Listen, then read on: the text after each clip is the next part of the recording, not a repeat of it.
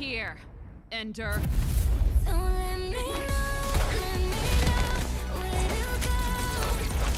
Don't let me know where to go. I wanna find you. I wanna find you. I wanna find you. I wanna find you.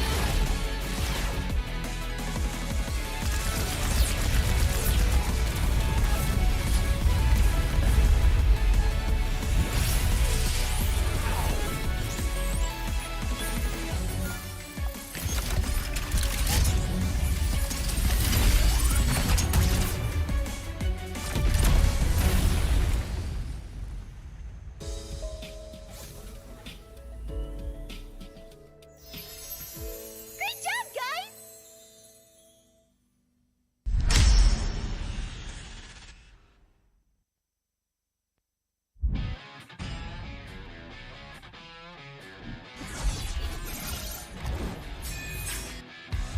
Versus satu Scalar can you do it? Dan Albert di sana ternyata harus hilang. Avalanche fight as Long gets instantly shot down by the Blazing Duet, as well as the Electro final blow. This is going to be easy cleanup for Todak as most of the Apat yun, pero nasipa din siya. Yung ninakaw na sipa, buhay pa rin. Ang buhay! Backline already, and they're running for the lives, gunning it. David trying to drag him under the bars. He's right underneath the turret. It's not enough though. Gray coming all the way, and he cleans it all the way up. Just nowhere for him to run. It's just Kita kata ada satu buah weapon deploy yang membuat pergerakan dari Mika ke lalu benar-benar slow. Rasanya sudah tumpah.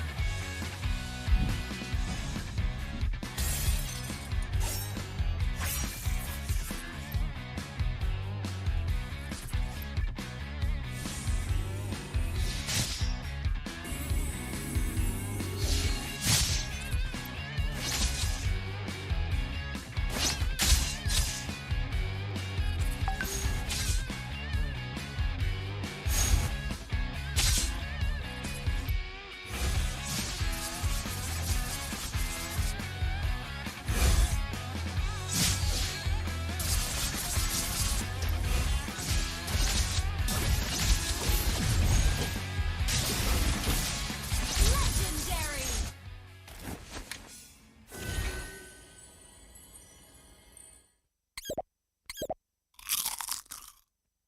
Well, I'm me, and there's no one I'd rather be. You can sit around and wait and see. For a moment, I'll be standing free. So hurry up and wait for me.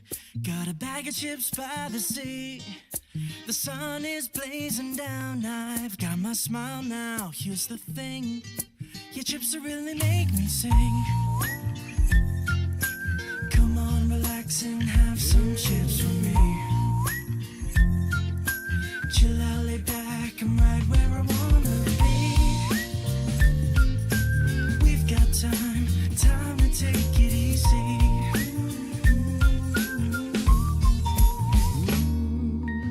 You always tell me to speed up, but slow down.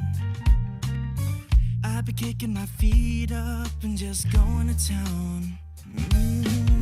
A bag of chips in hand, I got nothing planned, yeah. Good treats by the sand, you know I wanna chow down. Oh yeah. So when you ask me if I'm gonna stay, I'm promising you I will. 'Cause there's one thing we gotta do.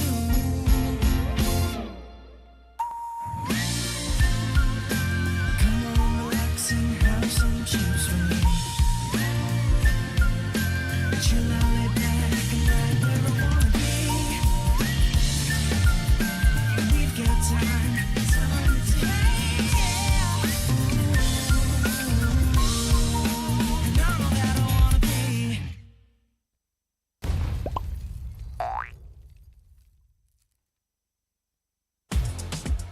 Hotlink Prepaid 5G serba baharu. Nikmati jago 5G untukmu. Dengan kelajuan internet 5G tanpa batas. Layan gaming sepantas kilat. Dan stream video paling lancar. Nikmati juga lebih nilai dengan 20% cashback. Hanya RM32 sebulan. Dapatkan sekarang.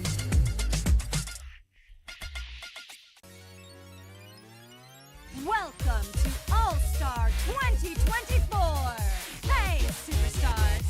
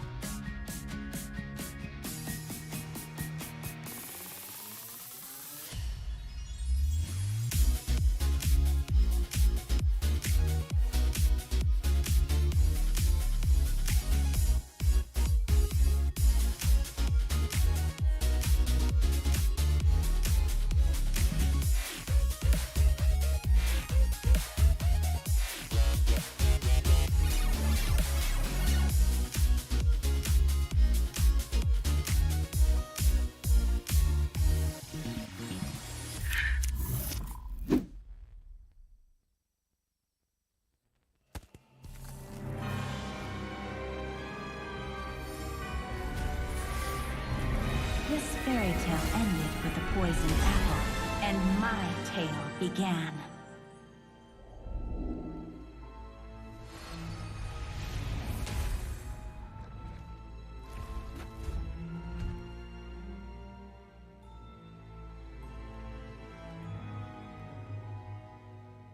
A princess in a tower is just a bird in a cage.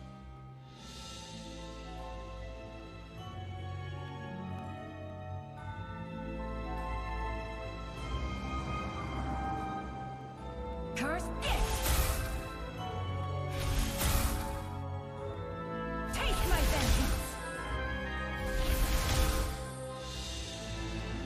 Protect your queen!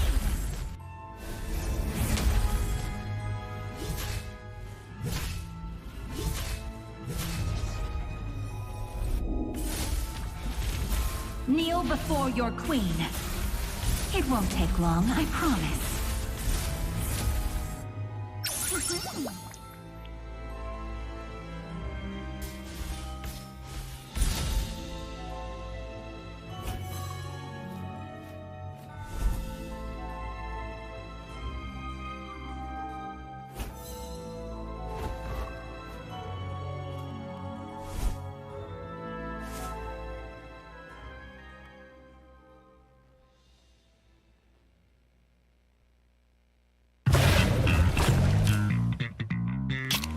Confirm mantap, confirm lah Nescafe. Pelbagai kejayaan dapat dikecapi. Sejarah baharu telah tercipta. Namun, setakat itu sahajakah kemampuan kita? Setiap kali ke pentas dunia, pasti kecewa. Sampai bila kita nak kalah? Ditundukkan serendah-rendahnya. Sampai bila kita nak dihina? Tiap musim harapan peminat gugur. Sampai bila nak kalah? Sampai bila nak kecewa? Setiap rakyat pasti akan melaungkan semangat ingin mempertahankan rumah mereka. Jika patah sayap Raja Wali, bertongkat jua kita kemari. Tahun ini pastinya kemenangan semakin dicita demi menjulang nama Malaysia di pesada dunia. Di mana bumi dipijak, di situ itulah langit dijunjung. Stadium MBSJ Serdang Jaya secara rasminya menjadi rumah MPL MY pada tahun ini.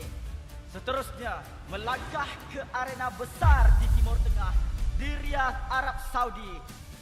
Juara kita bangkit menghadapi cabaran, bersedia mencipta sejarah. Utara, Timur, Barat dan Selatan, kita semua MPL MY Playoff musim ke-14 akan berhijrah ke Johor, mendekatkan lagi silaturahim MPL MY bersama. Hasrat kita semua bersatu dan bangkit dengan satu tujuan yang sama.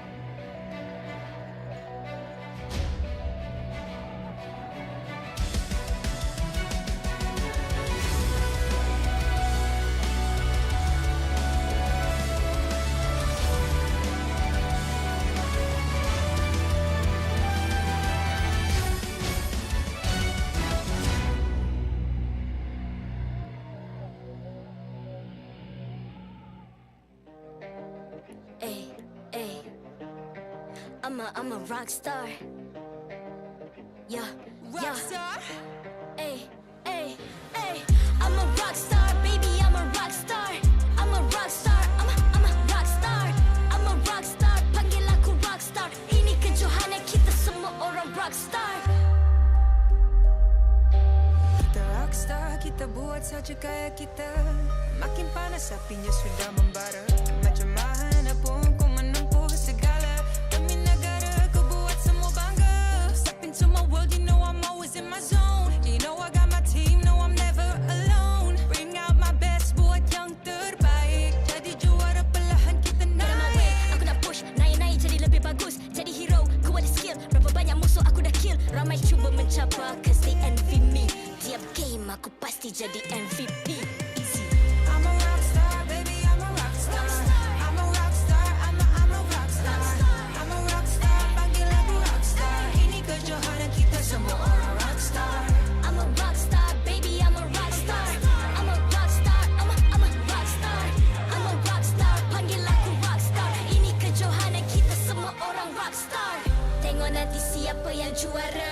Ni peluang kita bawa pulang piala. This is my game, this is my time. Menang semua, everything will be mine. Kalau jatuh kau pasti kembali. Bangun balik ku tegak berdiri. Kuatkanlah tenaga, ganjaran diperoleh. Ni kejohanan kita, Malaysia memang boleh. Rise up to the top, kita buat bersama. Semangat kita kuat di bawah satu bendera. I'ma go hard for the win. Win, win. On the battlefield till the end. I'm trying to beat the greatest anyone has ever seen. Stand by, I'm coming in for the win.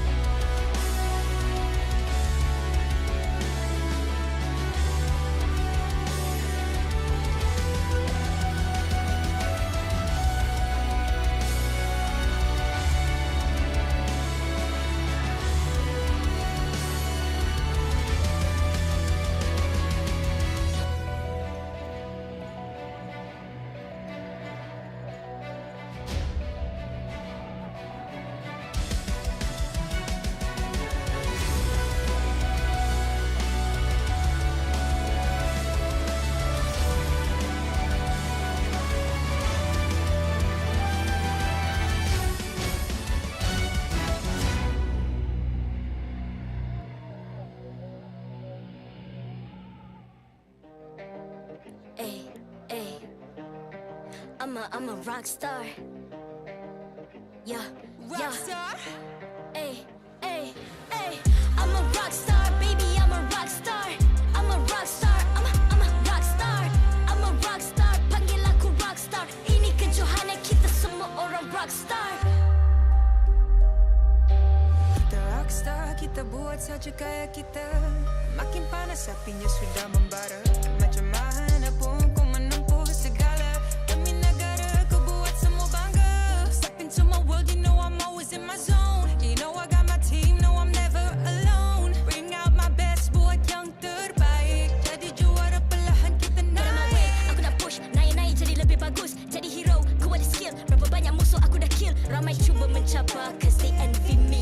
Tiap game aku pasti jadi MVP. Easy. I'm a rockstar, baby, I'm a rockstar. I'm a rockstar, I'm a rockstar.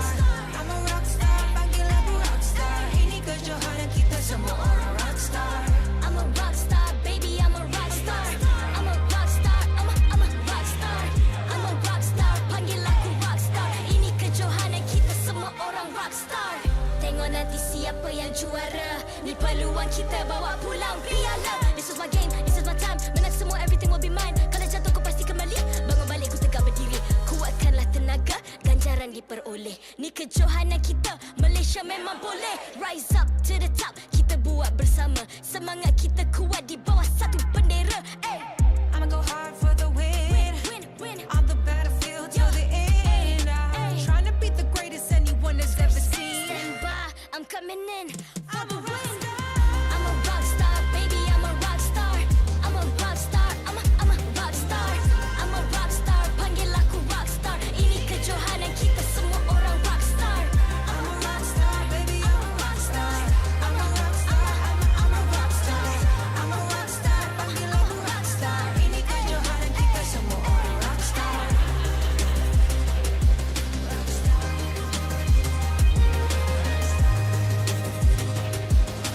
Ini kejohanan kita semua orang rockstar. I'm a rockstar, baby, I'm a rockstar. I'm a rockstar, I'm a rockstar. I'm a rockstar, panggil aku rockstar. Ini kejohanan kita semua orang rockstar.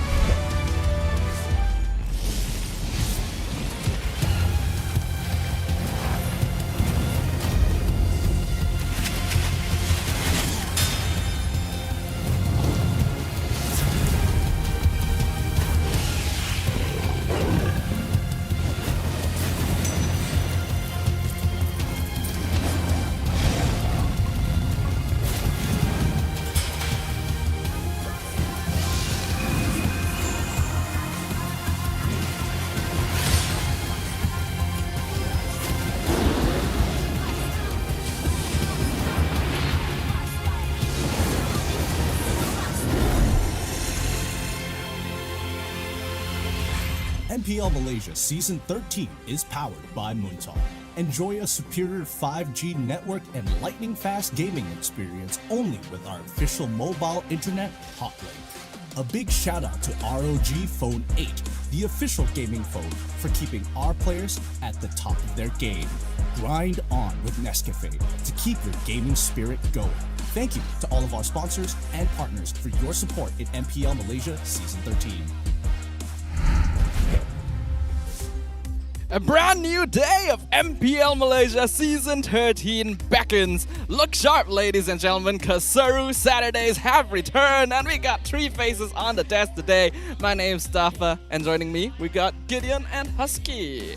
What an exciting day to be alive. Yesterday we had one of the best openings to the season, and today we continue that tradition with even more blockbuster matchups. I mean, the most exciting part is the fact that we're going to be seeing some of the new lineups of the teams that have been announced previously prior to the MPL itself. And I mean, KGE, the fact that Barracuda's in the new Todak lineup as well. Tons of things to be excited for. There is a reason why the tagline of New Era has been associated here with Season 13. There's so many new lineups, there's new faces, new teams, while some of them may be familiar players with brand new compositions. We're already seeing just how exactly it's affecting the gameplay here in the tournament. Yeah, speaking about brand new compositions, you always have to go back to the topic of imports, right? What other talents have we brought in from different regions? Yesterday we saw a couple of those examples: Cram, Innocent, Nets, Udil, Saken. Today, there's going to be even more of them. Of course, this is still week number 1. We don't expect them to be at their tip-top shape or their peak just yet, but some teams definitely are doing better than others. SRG yesterday was looking finally so good. Almost peak performance, as we may have heard. But even today, we're hoping to see somewhat of a similar performance, if not some former shape of it. Yep, I imagine that a lot of the teams here at MPL are going to want to show what they truly have stored here, considering that this year we are going to be the hosts of M Series again. So all stakes on the line. Without further ado, let's talk about the matches that are going to be happening here for week 1, day 2. Kick us off, Husky. I mean, we have Todak and Barracuda, the Ocean Derby, as we call it. 2 different ocean giants going up against each other. New lineup for Todak. Ciku is not starting for today, so keep your eyes out for that. Then we have MV against RSG. And then to end the day is Niners against King Empire. Boys, I'm most excited for MV versus RSG. I mean, we saw last season, the regular season, RSG absolutely dominated the regular season, and MV, of course, dominating the Tier 2s prior to Season 13. That is definitely an exciting matchup, but I personally have my eyes a bit on Niners versus King Empire as well. Obviously, King Empire being a new name with old faces, with a brand new experimental lineup, has a lot to prove, whereas Niners really came in strong last season, and I'm looking forward to seeing what kind of growth they have this season. Yeah, I have to agree with you on this, Adrian. I personally want to see KG against Niners simply because I look at King Empire as a superstar-studded lineup. But whether they gel together is a different thing. I know we have the Kage Sasa on that team. I know Smooth is on that team. Sutsujin is also in that roster. But individual players don't make good teams. I want to see a good team, and that's what KG has to prove today. I mean, teams that have multiple different pillars that are able to kind of hold their own always sounds like a good idea, but they lack personality. I want to see something a little bit more playmaking, something a little bit more exciting, somewhere they can say, yes, this is our playstyle, rather than, yeah, we play good.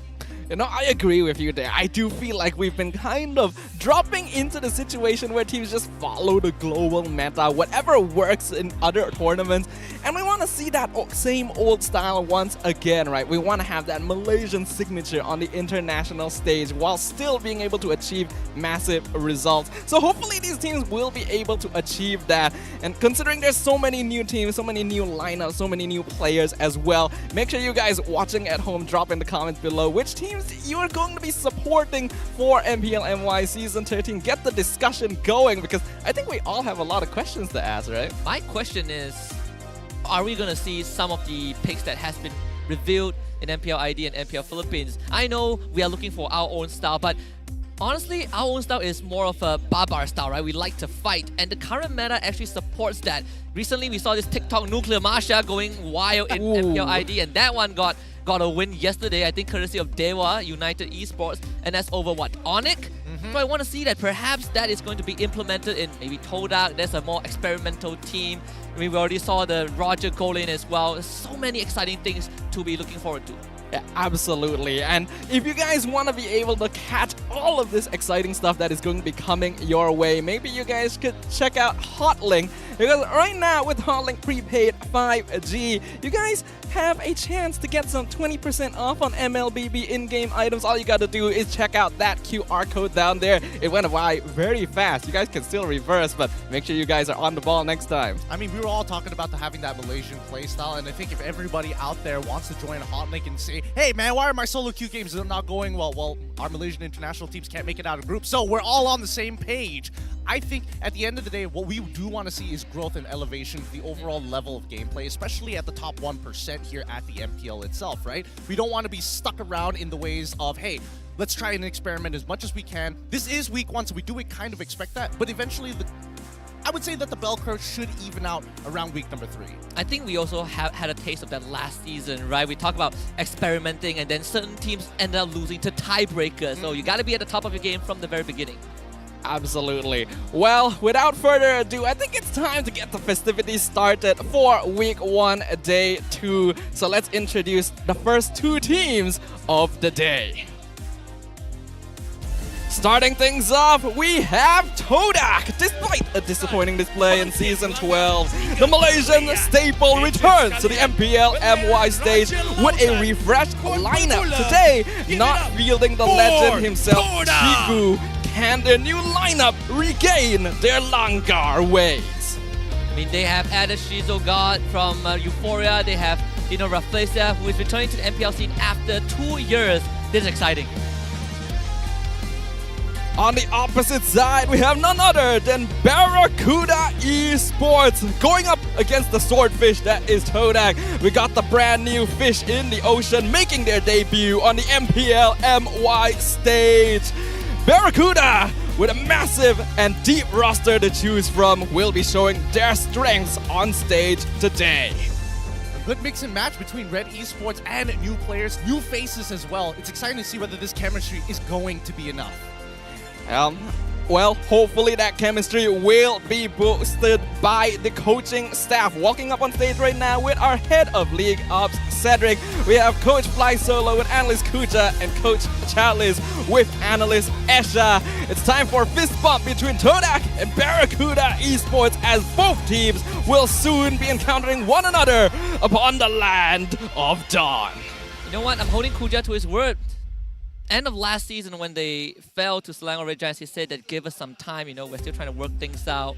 And now time has passed, and Kuja is now back with Fly Solo by his side, the guy that led Deus Vote to a 4th place finish on the M5 World Stage, the best result that ECA has ever gotten in MLBB competitive history. This is, I would say, an exciting era for Todak, but again, can they gel together? I think the real question is whether or not they have reset it back down to 0. A new lineup, a new roster, a new coach even. Yes, there are some familiar faces, and obviously people who are going to be mainstays for Todak, but that doesn't really change the fact that they might just be starting from the ground up all over again. It's a very scary situation to be in, but I'm really glad that Todak has decided to take this step forward. They had been a little bit too reliant on their legendary lineup for many, many seasons, and a lot of the newer, fresher talents that they brought into MPL haven't had a lot of chance to shine. So with a brand new era of Todak Langar here, what are you expecting to see? In fact, I would say, is this brand new era still Todak Langar? I know it's their motto, but is this team going to be the same erratic team that we've seen, the team that likes to experiment, the team that likes to go in your face? Changes are always the hardest to make, right? And I'm happy Todak is taking this step. They've dabbled with imports a couple of seasons ago, and then they decided that, nah, it's not working out. Let's go back to a full local team. That didn't go well either. Now they're taking that step. I would say moving forward, even though they're reverting some of those decisions they've made, in this case, I would say, even if it's not Todak Langar anymore, I'm all for it. Well, I mean, if not, the fans are still going to be the same, right? Here in the stage, we've got the entire party crew just not too far away from us, watching from the stands with 2 sets of drums, 3 sets of flags, everybody with headbands to show the Todak Langar spirit is still alive. And not to forget, Abba Lord is there. Yeah, we do see him. He's leading the orchestra. He's right in front, banging on those drums right now. He's looking straight at us. He's feeling himself right now. He knows it. He knows it. I mean, keep in mind, this is the excitement that Todak is able to bring. A namesay here at the MPL for a reason. But their opponents, Barracudas, a good mix and match of what used to be members of SRG as well as members of Red Esports, kind of combined into one. Yeah, and I think in this case, Red Esports, we talk about when we look at the history, right, in the last season, it was quite a run for this team. Not really, I would say not even acceptable to certain levels, right? They had certain games that it did not make sense for Red Esports in Season 10, in Season 11, which performed pretty well to kind of have this drop-off in Season 12. So this is also a revitalization for some of these players. They were given a second chance, and now it's for them to prove to Barracuda that they still deserve to stay here. I think that's the best way to put it. Or just worth their paycheck overall, Yeah. man. I think a lot of people have been like kind of wondering whether or not, hey, maybe they should start off in the MAL first. Oh, yes. Ooh, that's definitely something to keep in mind here. But something else we want to remind you guys about is that the aspirant skins of Leslie and Chang'e are hot on sale right now. All you guys got to do is come on and enjoy the bonuses of first 10 times draw, 50% off, and daily first draw, 50% off. Because a guaranteed epic skin is going to be in your first 10 draws. So make sure you guys log in, go check out the aspirants banner, because there's a lot of cool skins there. Yeah. Oh, I want to share my first, the guaranteed epic skin that I got. Not sure if that's even epic tier, but I got Lightborn Fanny. I don't. Is that epic? Does that count as epic? Perhaps beyond epic, but I'm just gonna put it out there. I got Lightborn Fanny with my first 10 draw, so Yeah, lucky you, because what I'm looking out for, and keep in mind that the event exclusive item pack, the Sacred Statue recall effect, and the killing notifications are also available in the shop. Now, I'm a Sacred Statue hunter. I am looking for all the portraits, all the Sacred Statues, as many as I can get. So you're the guy who reveals your position on the map unintentionally by putting a Sacred Statue on turrets. Exactly, and sometimes I even take a rival so I can go down to the gold lane, drop down my EXP statue, and then just hop back over to the top side of the map. Now we need a score to keep track of in Gideon's game. Not towers taken, but towers turned into Sacred Statues. Towers hijacked. Hey, towers hijacked, it's not sending a message. I don't know what message you're sending, but I really would not want to receive it. He has full pockets. I believe that's the message. Exactly. So when they check my profile, they're like, oh my god, this guy's got the achievement for Sacred Statue. Look at the gallery. He has the Starlight slot, and it's all Sacred Statue. That's the dream. That's the dream to be had here. But I'm curious about what you guys think. Since we got a minute to talk about this, a particular matchup, right? Are there any first picks that we're looking out for? Ooh, I mean, I will go a bit safe. I'll play it a bit safe. I think Barrage is still going to be highly contested. Oh, Barrage. I mean, you can't argue that it works, right? In the end, what works does work. But I do think that we're in a meta right now where there's a lot of flexibility in that first pick. And as you can see up on screen right now, this very first match is going to be the Ocean Derby between Todak and Barracuda. Now, if we study biology, Barracuda by nature is the stronger fish. So what are your thoughts here, Gideon? Look, I mean, everybody is going to say, hey, Todak is going to be strong no matter what. For the namesake, they have a legacy behind them. They have some rookies of the season on their side as well. Gary, one of the bigger pickups of this team overall, and quite a shocking revelation to most after his time with Team Hawk and now over to Todak's side, but supplemented with a potential MPL PH Hall of Famer, Ref Malaysia as well. Shizo got as well, who's been dominating games in his time with Game Lab. So, I don't know about you guys, it's an exciting time to be a Todak fan. Yeah, when Shizuka was with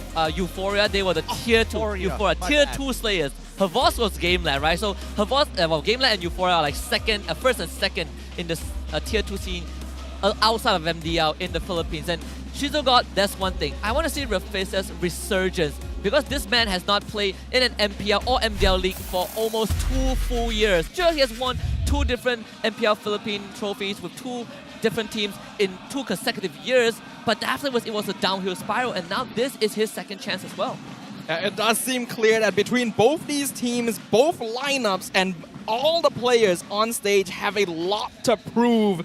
Immense legacies, but poor performance in recent years. We'll see what happens as we jump into the draft here for game number 1. A couple of bans already taken out of the pool. Now, my first question to you, Gideon, is what do you think about the Arlet pick recently? I do feel like teams that prioritize it early leave themselves not a lot of room. Well, true, because most of the time, they are either A, unwilling to throw him back into the EXP lane where he honestly deserves to belong to, and most of the time, if you are going to supplement him into the support position, you have an all-in style of composition. You need ways to get mobility, ways to disengage other than just the Arlet for those hard big plays, right? Things like Ruby, for an example, which has also been banned out. But thankfully, the Nolan is now left open. And we saw that example yesterday, what SRG did against Homeboys. We leave the Nolan open and we pick a lineup that the Nolan has trouble snowballing against.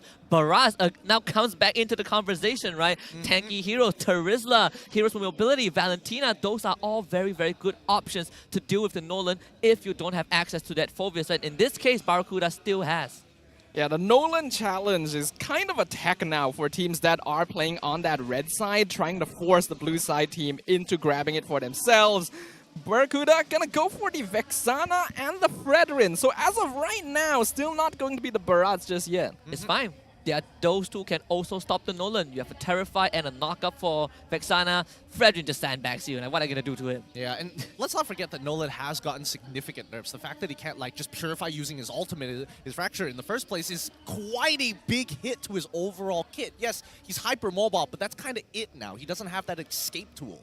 It means it's that much more important to be able to build a lineup that can secure these kills and the snowball that Nolan really needs to be able to become a threat towards that early and mid game. We've seen mistakes in the past where teams with the Nolan didn't quite have enough solid crowd control to set up for these kills safely. So hopefully Todak will be able to learn from those past mistakes here. We see the Lilia and the Barats being locked in. Alright, this Barats is 100% XP lane Barats. So Todak, they are not playing any flex pick games. They're just letting you know that we have this Nolan and now we have the Barats, which I think is a great idea because we've seen what Barats can do. This, whether it's XP lane or in the jungle, he is good at helping your team secure objectives. And you have a Nolan that wants to play fast, you need an insurance policy to fight objectives, Barats is the way to go. I mean, at the end of the day, they were looking for something that can force out some kind of ability, some sort of reaction from the side of Barracuda, whether it be the energy eruption, whether it be just the fear from Vexana itself. Barats is just a great way of doing so. He can kind of sit right on top, and if he is able to pick up on that Fredrin with the Daytona's welcome, it's just going to make Barracuda say, hey, you have to kind of go in. With that being said, Todak's response with the Lilia as a means to say, hey, yes, we are going to look to get your Fredrin. We are looking for an opportunity to lock you down, but we can also kind of take the space while we're doing so. I think Lily has a great pickup here because Todak understands that Barracuda is going to want to have a tanky lineup now, and Lily has one of the best early game mages for dealing with these big, bulky frontliners. The Barats as well, from what we saw in yesterday's games, is very good as an EXP laner for dealing against Fredrin jungles because he just jumps in, he eats him up, and you can't retreat the objective. And I think you look at Barracuda, they actually respond for Grok. Now, on paper, Grok into Lilia is an abhorrent matchup. You have nothing to do. You can't deal with the Lilia in any way.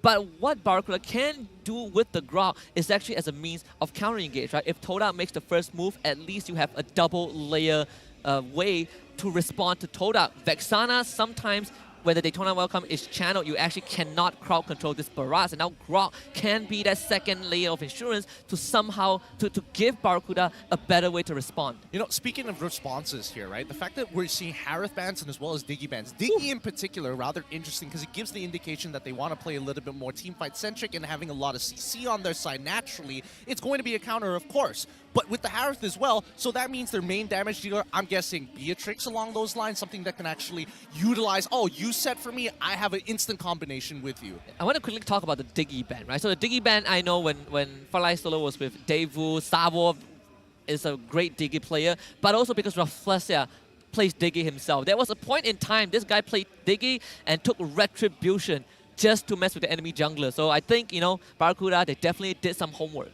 Not only that, but Diggy as a roamer is just really difficult for Grok to deal with because usually he wants to be able to walk into these brushes to scout things out, but if an auto alarm bomb trap is being set down, we already know that Grok is naturally weaker to magic damage. With the ban of both Diggy and Harith, I get the feeling there is a bit more focus towards that gold lane at this stage because Barracuda want to make sure that they can safely farm considering that there already is the Nolan threat.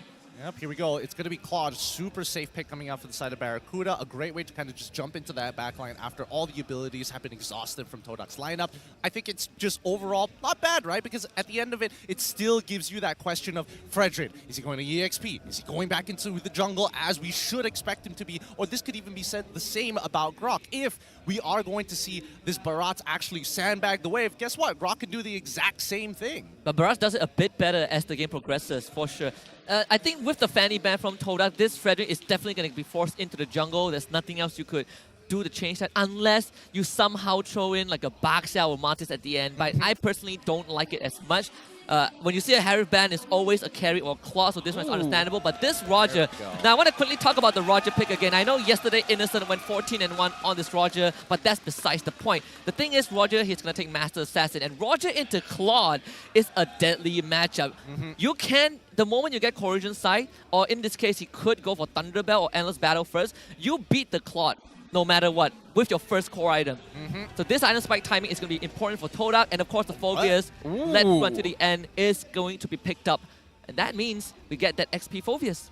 Interesting. Interesting. Okay, so with Barracuda, we do notice that, hey, we are going to be a little bit late on these fights, but we have a lot of mid lane priority, right? We can actually start spilling our leads from the mid lane into the side lanes as much as we can, make sure that Claude is able to get to his item power spikes. Phobias, we can leave him on his own for the majority of the game. It's not like Barat is going to do too much to him at that point of time. And even so, right, at the end of it, we're looking at Malaysia to make that big play for the team to initiate the fight.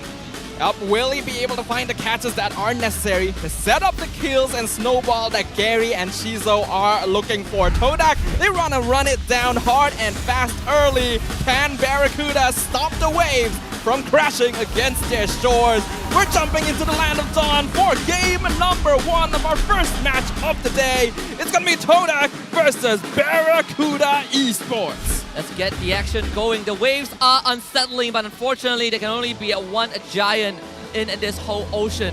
And I would say, in extended fights, I'm looking at Barracuda to have the upper hand as the game progresses. This Phobias will be kind of the pillar that holds BRD together in that mid to late game phase. But for Todak, we know Gary, he loves Assassin, he loves to play fast, he has the tools given to him, and now we have to look at the side lanes and how they supplement Gary in the endeavor. Yep, a lot of things could go wrong for Todak here. A lot of volatile lanes, in a matter of fact, right? Especially since Zyme Senpai, he is going to be the crux of this mid lane. He needs to make sure that AJ doesn't get to walk out for free, or at the very least, force him to use a lot of mana before he leaves that lane. Absolutely. We've already seen how well teams are able to balance around resource management. Basically, deciding when is the right timing to take fights is very important in this current meta because of how valuable crowd control as well as utility tools are going to be. Therefore, if Todak wants to be aggressive here, Barracuda needs to know their timings very well. We talked about the snowball effect yesterday with the Roger, and we've seen an exact example of that. So it's very important for Barracuda to understand that you do not necessarily need to kill the Roger, but you have to prevent the Roger from getting this insane lead, because your tanks are not going to survive against him if he starts hitting those big island spikes. I am looking at Shizo. He has the Quantum Charge. Probably will go for the Thunderbell Endless Battle build again, and that makes it even harder for tanks to stand against it because those true damage are going to hurt. Jesus spot out Gary walking into the lane there. I felt like that one minion that was pushed past the middle point of that lane probably gave away his position. Esu and Amal got to take their time overall, but yes, I'm expecting not much interaction from Barracuda towards Todak's side. It's kind of on Todak to make this big play, or at least find that first blood. The momentum will be towards the team that is able to more effectively respond here. As of right now, Amal is going to be the first one on the turtle, but Rafflesia going to be able to scout things out instantly. Even though he's not level 4, Amal understands this risk. This is an important objective if they want to keep a certain degree of advantage against Todak's early game lineup. The threat of Momo's Barras as well, when you have an export or Barras on the enemy side, you can't just brute force your way through objectives, and Momo is forcing these resets, which actually benefits Todak in the long run. Now they allow Gary to have a bit more time to gain that level advantage. He is level 5 compared to Amal's 4, and now here comes the fight. And Praetor's Grab actually secures the turtle for Barracuda, and the Phobias comes in for a double kill. Both Gary and Momo go down. Barracuda off to a great start. Now, We didn't get to talk too much about Grace, but that was a great wild charge. Well timed, using the Nature's Barrier and timing it to make sure that it supplements alongside with Amal's Retribution, manages to catch Gary in the wild charge itself, and then locking him down just enough for Barracuda to clean up that fight. That's a very good start for this rookie. Yeah, a really good eye for opportunity as well. Understanding that Todak's positioning is very aggressive because they, of course, want to be the ones controlling tempo in this game. But all it takes is a single moment to reverse things. And Barracuda now are in a pretty solid position. If they're able to continue making plays like this, then Todak's timing is going to slip away from them. The best part is that you alleviate pressure from that goal lane. Now Claude feels a lot less pressure to make something happen. He can focus on farming. If Shizo is doing the same, it's completely fine. My side lanes are gaining something for my team. And AJ also understands that, hey, as long as Trap is able to get us to his power spikes, we have a very good chance. My job is to be utility right now. I don't need to be the hyper carry just yet. And if Trap gets 3 items, then I can start thinking about taking resources off the map. So, taking double waves here for the side of Barracuda, they can play this for at least 9 more minutes until we start to see Barracuda really start to push their advantages. So considering that is going to be the win condition that Barracuda Esports are going for here, I do want to ask again, Gideon, what does Todak need to do? Well, if they're looking for anywhere to punish, a good way to actually find an opportunity to do so is mid-rotation. Wait, hold on, no. They still are too clumped together here. Barracuda understanding that that is a potential way of losing. And you can notice, Gary, he's looking for opportunities to ambush targets who are either by themselves, isolated from the rest of the team. But unfortunately, Grace isn't that target. We talked about this. If you can survive that burst, it doesn't matter if the Nolan is strong early on. And in this case, Barracuda, I think the next challenge, aside from taking objectives, is how do you break tier 1s? Yeah, that's going to be a big question here. 5 minutes in, second turtle is coming out here. Ooh, Todak trying to contest. Will they be able to get this one? Turtle is going to be low. Amal, just quick trigger finger to scare Momo. Even missing the Daytona's welcome, that is not good because Jesus now finds the way in. Momo completely trapped. And then blazing duet from this Claude should get the finisher is Jesus on the killing spree. And at least Shizo gets one back. That one onto AJ, but now he needs to get away with the flicker, and he will be successful in doing so. Okay, not too bad for Shizo. It doesn't mean that Barracuda... it looks like they didn't want to go for the instant invade this time around, because they should have noticed that, at least for Zyme's standpoint, he is running out of mana. He cannot sustain this lane for too long until he gets his Enchanted Talisman. In the meantime, though, I like the game plan from Barracuda's side, right? Consistently grouping together, making sure that they scratch each other's backs, and more importantly, just supplementing Trap, making sure that he gets as much gold as possible.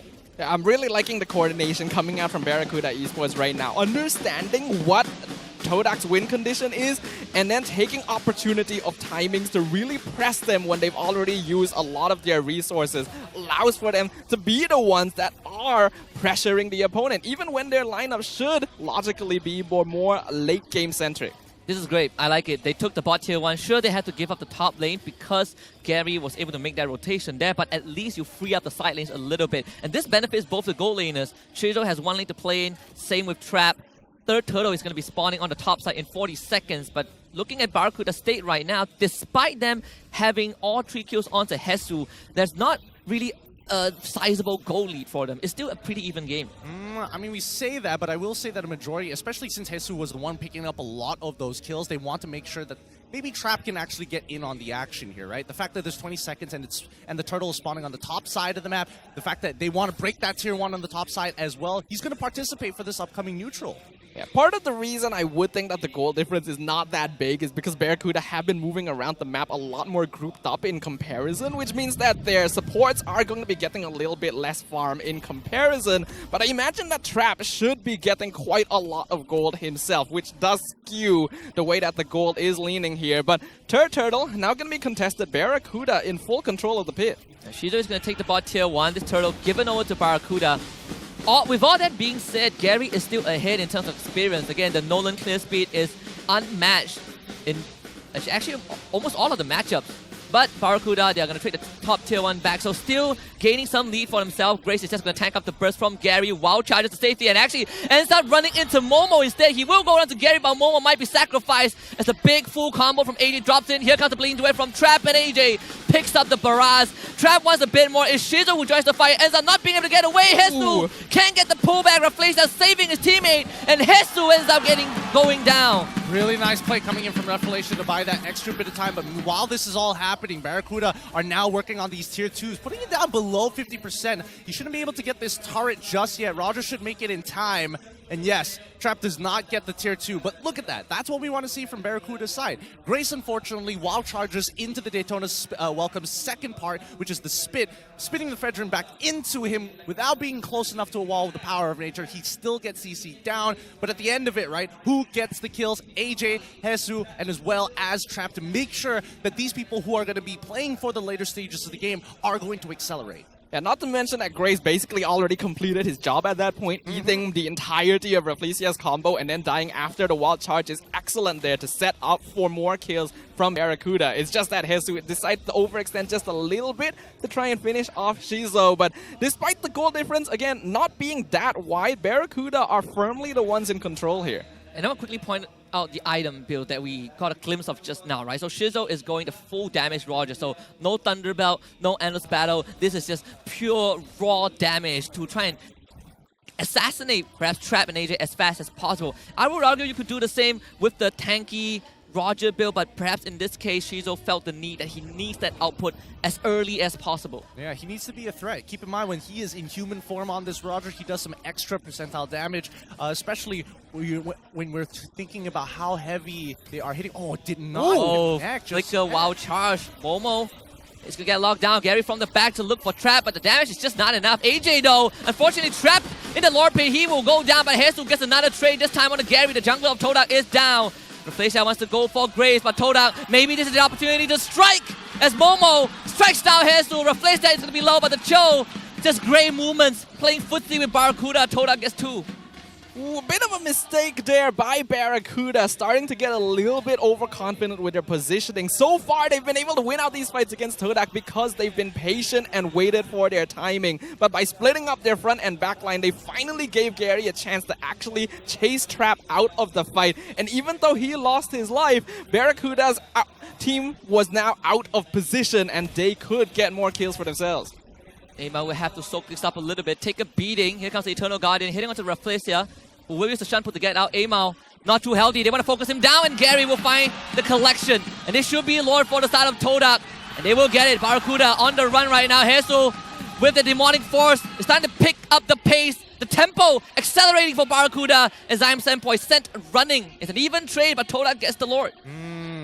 Okay, and now the gold swings into Todak's favor. And now Barracuda, they're trying to play a man-to-man defense here, and now that we're going straight away from mid in towards the later stages of the game, making that transition, that's not necessarily going to work. Zaim Senpai is a legitimate threat now. He's got the Enchanted Talisman, and he's also got the Necklace of Durance to make sure people like Imal, he can't just keep on taking these hits. He's not going to regenerate as much health as he'd like to. Yeah, it's very effective against Barracuda's lineup because we can see that Fredrin, Phoveus are going to be pretty heavily affected by that anti-heal overall. And honestly, Barracuda, if they had played this just a little bit smarter and more patient, if they had kept the mindset that they had earlier in the game, they wouldn't have found themselves in this situation. Todak have regained a grasp over this mid-game, and with the Lord now, are going to do some pretty notable structural damage. Taking down that bottom tier 2, it's time to open up the map. If you are Todak. And all 3 waves are synced up. Todak can do some massive damage to that outer line of defense. The conceal will expire. Reflecia can't find an angle right now, but Amal this time is an even more important component for Barracuda's front line. You cannot let him get isolated in these potential team fights. Lord will be taken care of in the bottom lane as Barracuda keeps all the inhibitors intact. Good stuff coming in from Todak at the very least. They understand the item power spikes, they understand this current situation, they're very attentive and very present in this game. Unlike Barracuda, right? They need to kind of keep up with the times. At what stage of the game are you going to be strong, and how far can you push your lead? And I think as of right now, this 3,000 gold lead on Todak's side, mainly coming in from Zaim Senpai's overall zoning, is a bit of a problem for Barracuda. So they need to start shifting their attention. Continue playing the front to front, but keep their eyes on the target. Grace should still keep Momo in check. Look to body block look to body block the Daytona's welcome. Maybe even Hesu, or considering Trap, could try and force out the black shoes from Zyme Senpai early on to make a significant play 30 seconds later. Yeah, they gotta slow down the fights. Good shot calling is going to be key here as we approach into the next few minutes of the game, as it's clear that Todak now actually has enough damage to threaten Barracuda's lineup and make it very difficult for them to actually want to play the game they're looking for.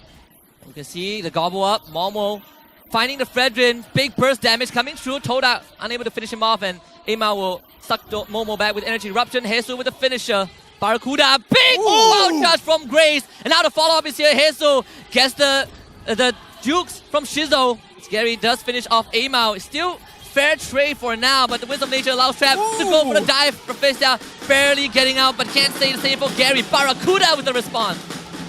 Beautifully done there. Double kill for Trap, and well deserved. This is what we were talking about. These teams need to be more careful. The shot calling needs to be on point. Momo really did not need to jump that far in to get the catch onto Amal when the rest of his team was all there. Again, utility trading, making sure that cooldowns are being used effectively is how these teams are going to come out on top here. And because Todak jumped the gun in that fight in a disadvantageous landscape, Barracuda were able to take control, and now they get the Lord. I got to give props to Grace here. Oh, yeah. Coming in as a rookie, playing Grok of all things. I thought the age of Grok has already passed. Most people don't even know how to go for the Wild Charge Flicker at the right time. But Grace, I'm thinking that he made the call saying we can actually chase this down. They're about to walk into a trifecta of areas where I can hit multiple people with the Wild Charge, and he finds 3. Yeah, 3 on the edge of the ability. That is not easy to land at all. You gotta love the aggression as well. The flicker into the Wild Charge to catch out Shizo much earlier in that fight as well is kind of proof that there's a big confidence from this player, even though he doesn't have that much experience on the MPL stage. We do call him a rookie, but technically he has played a season before, just not very much. He did go by a different alias back then as Emirul, now joining Barracuda as Grace. It's good to see that he has a chance to shine once again. What I do like is also kind of the synergy between Grace and Hesu, which you don't really get to see kind of in plain sight. Every time a fight starts, Hesu already has his ult, but he's waiting for Grace to set up so he can ult in and start really falling out in terms of the damage, and that's really what happened in that mid lane fight. Barracuda using this Lord to finally crack that mid tier 1 open.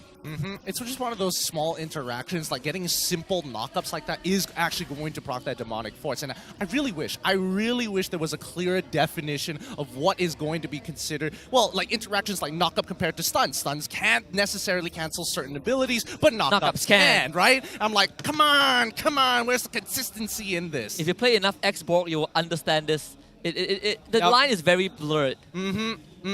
Wow, 2,000 gold coming in from this quad so far, and we're looking for a crit build coming in for Shizo. Yeah, crit build is pretty...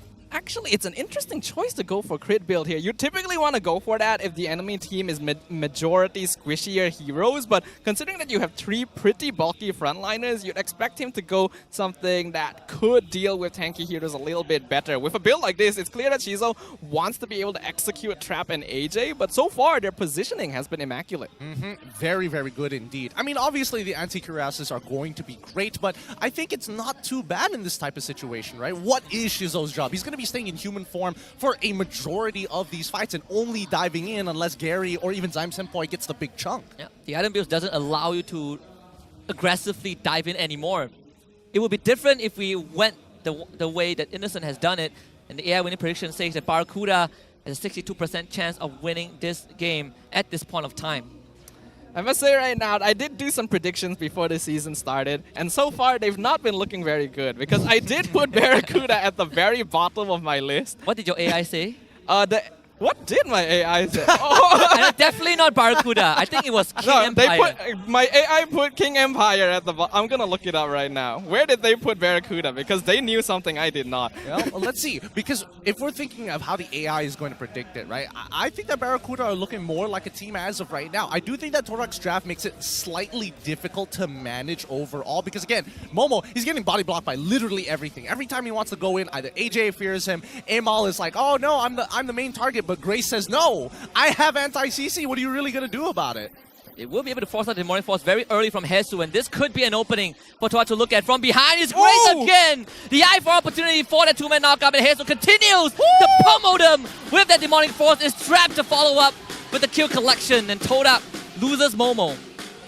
We are seeing the impacts of playing an aggressive snowball type comp here. Todak is very pressured to make something happen, and all Barracuda needs to do is make sure that they respond appropriately. Hesu surviving the engage, and then Grace coming from behind. Oh, he will eventually die to Zyme Senpoi, but Trap, it is your time to shine. He's in the middle of the firefight.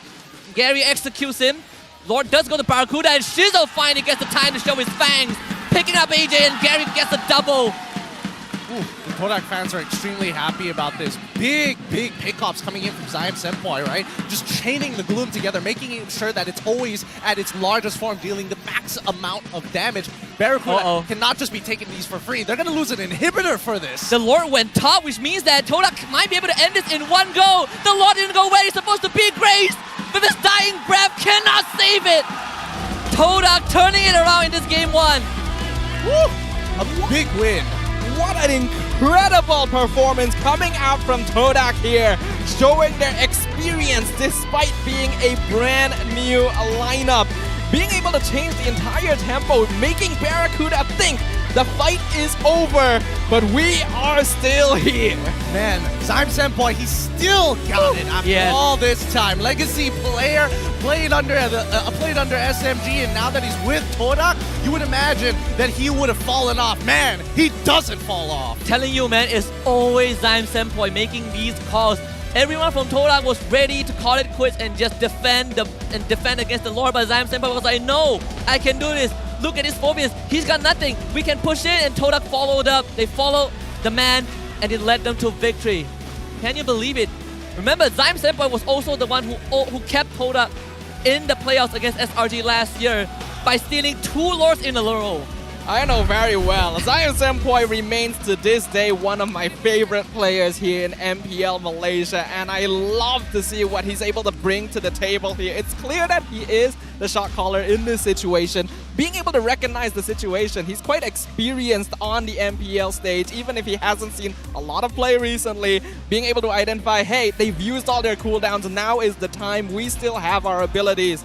Let's contest this, even though they have the Lord. And they're able to push in, win the game in one fell swoop. Man, with a nice Queen's Wand, this man is dangerous, running down his targets one by one. The fact that he's been playing all the way since Season 2 of the MPL's initial inception, it's great to see that experienced players like this bring that type of value. And we were talking a lot about pillars yesterday in day number 1 of the MPL. That right there is the definition of a pillar for Todak. The man that keeps everything together even though the world seems to be crumbling around him. I would say, it's not very often you see the Lord betray a team. Lord was like, man, I don't want to do anything with this base defense. It's all you, Grace. It was 50-50, man. Both sides also had the fact that there was 2 turrets still available. It's like, roll the dice, see what happens. Lord is like, I'm just doing my job, you know? It was literally I'm a head out situation here from the Lord. That's how the game was coded, you know? You can't blame him. Unlucky. Let's have a look what's going on backstage here. Man, this has been brutal because so far... It better be Zyme. It better be Zyme here coming in for the MVP at the end of it. Yup! That's just a preview. That's my boy. That's Zyme. Giving you guys a sneak peek. But of course, MVP of the game, Zyme Senpoi. His experience really defies his age here. This is a player that really knows what is happening with a bird's eye view of the situation and understanding that there is no situation that cannot be salvaged. I mean, you say experience defies age. Man is only 22, so that's what I mean. You gotta cut him some slack. Cut the guy some slack. He is young, of course. He is still considerably young, but the amount of experience that he brings really makes him feel like he's centuries ahead of his time. Overall, I do think that Todak, a couple of things that, again, we need to start nitpicking on is that early game. What exactly happened there? They had the right tools, but then eventually they need to recognize when they can scale and when they can really start pushing advantages here. I think one of the questions I actually had in mind that we didn't get to talk about was Shizo as a player. Now, Shizo played with Euphoria, right? We all have established that at this point. Euphoria is a very, very aggressive team. It's all about diving your towers, reconning in front of your crystal, giving no care about what the opponents can do. It's all about themselves. And I was slightly concerned how Shizo is going to fit in with this new version of Todak. It's not like Todak from multiple seasons ago where they can supplement that we dive you and we win. This version of Todak feels a bit more control, and a part of it was also because of Zyme Senpoi, right? He's a more controlled, reserved player. And I was worried, how is Shizo going to fit in? He's winning full damage on the Roger. It's very, very risky at this stage of the game, and it only worked out because they made the right call at the end. Yeah, honestly, I do still feel like Todak did end up making a lot of mistakes throughout the early to mid phase of that game. They wanted to apply pressure, they wanted to be able to snowball, because on Nolan and Roger, if you're not able to keep an advantage, they do fall off quite a bit. But in this case, by making sure that they were still able to keep a somewhat even net worth difference, they never fell too far behind and remained relevant the entire time. All right, we got to give it up to our MVP of this match. Our official 5G mobile internet hotlink has given it over to Zyme Senpai on his man. I mean, what can I say more about him? He's just an absolute monster here, right? He's milking the praises, man. He's milking it, just milking it, right? But at the same time, being a pillar can only go so far. We've seen it last season. There's only so many times you can steal the Lord before your team eventually falls here. And I'd like the point that you brought up, Husky, about the fact that Shizo did play extremely aggressively, extremely selfishly with an entire 5-man roster on Euphoria, but that's supplemented with chemistry. There's a lot of trust going in between the players. Somebody's gonna tank that tower, and somebody might even die tanking that tower. It ain't gonna be Shizo. Nope, definitely not him. I think in this case, when you look at Zyme Senpoi, last season was kind of like the second coming for this man, right? We've seen him in SMG and didn't really get too much play time. Some people might even say that, oh, he's just a bench warmer. This man is washed up at 21. And then during the transfer window, Todak brought him in, and guess what happened? Shot all the way to playoffs and almost made history happen again. But I would say for this year, Zyme Senpoi is even also important because we're not only bringing M6 back to Malaysia, the first M series Todak made top 3. Maybe Zyme could be part of that history. That's making a big some call. big statements here, straight up. But I would be glad to see it. Again, a little bit of bias for Zyme here, but I think this is a player that deserves it overall. Looking at the match statistics for game number 1, it did definitely go a little bit longer than expected with that 18-minute-and-a-half timer. You typically expect that once you reach this stage of the game, Barracuda with the Phoveus and the Claude should be able to output more than enough late game damage, but Todak were able to scatter that final fight. And when Barracuda is not able to play their front to back like they want to, it becomes easy pickings for the members of Todak. Yeah, I don't really have much to highlight in terms of items, but keep in mind here, I think that Barracuda, it's just a lack of experience in this types of push and pull, right? Because atypically, if we are saying Todak is going to play a team fight oriented composition instead of the way that they played it here, which again, it's very much looking to actually dive certain targets and pull out resources from Barracuda before committing to the all-in, while Barracuda is again going to be playing very atypically a team fight composition. Grace did a really good job, but you can notice that certain positions on the map, they're kind of uncomfortable here, especially when it's closer towards their side of the jungle. And I think there are two very obvious instances. The first one was on the top side of the jungle, right, where they were scattered and they got picked up. Second one was the final Lord fight, where AJ was on one end, trapped, somehow ended up in the middle. I assume he tried to BMI and ult or something and got caught. But at the end of the day, I also want to kind of follow up with your point, Gideon. How can Barracuda recover from this mentally? Because when the game ended, I actually saw it was either AJ or Hesu talking to Grace, and I don't think any of them looked content with the result of that game. I don't think anybody would be content with it because they had such a good early to mid. It's just closing it out and find that win con. They end up losing the initial Lord. It's like, okay, sure, we'll play for the next one, right? That's atypical. We want to scale anyways, right? We've got a Phoveus. We've also got a Claude. Claude's already finished 3 items. Let's give him a Winds of Nature to guarantee to have that insurance policy, and that still wasn't enough. Yeah, there were definitely some positioning errors during some of these team fights where if Barracuda Esports were able to win out throughout the game a little more cleanly, Todak would probably have had no chance to be able to make that return play even with the opportunity that was granted to them. But either way, I don't think Barracuda Esports should beat themselves up too much about this, because their gameplay was still very clean. Their execution was great. It was just a few blunders here and there that got taken over by experience from Zion Senpoi's decision making here. So going into game number 2, start with a fresh mindset once again, understand what went wrong here, because they had a very genuine chance. They did. Yeah, they did. I mean, we're seeing some fragments of maybe Lunatics or Red Esports, where back then they would get decent leads and not able to close out the game. And I'm not saying that as a blanket statement to be like, oh, Barracuda is going to have this problem for this entire series, but this first game, the glimpses of it are being shown, right? I mean, don't get me wrong, I think Amal played as good as a Fredin as he possibly could, but that late game management is where it makes or breaks you. That's where when you go up against a team like Todak, if you can't keep it together, Todak will run over you. Yeah, I don't know. I feel like Amal still has this issue from the previous season where he gets a little impatient, especially if he's in an oppressive early to mid game, right? If he starts falling behind early to mid game and then he's like, okay, a little bit annoying. Once you see the mid game, he gets hyper aggressive. He goes too far forward almost and needs to get bailed out by one of the members from the side of Barracuda, right? I think that still persists even here. I just think that as of right now, Barracuda, they need to be able to adapt alongside with their opponents. Because Todak, we saw in the early stages of the game, Grace was doing a phenomenal job pretty much putting Momo out of these fights. Like, Momo was not doing anything from early to mid. Only when we saw that transition from mid to late, we did see the adjustments from the flanking angles of Revelation and as well as Gary to kind of cause that break in the front to back.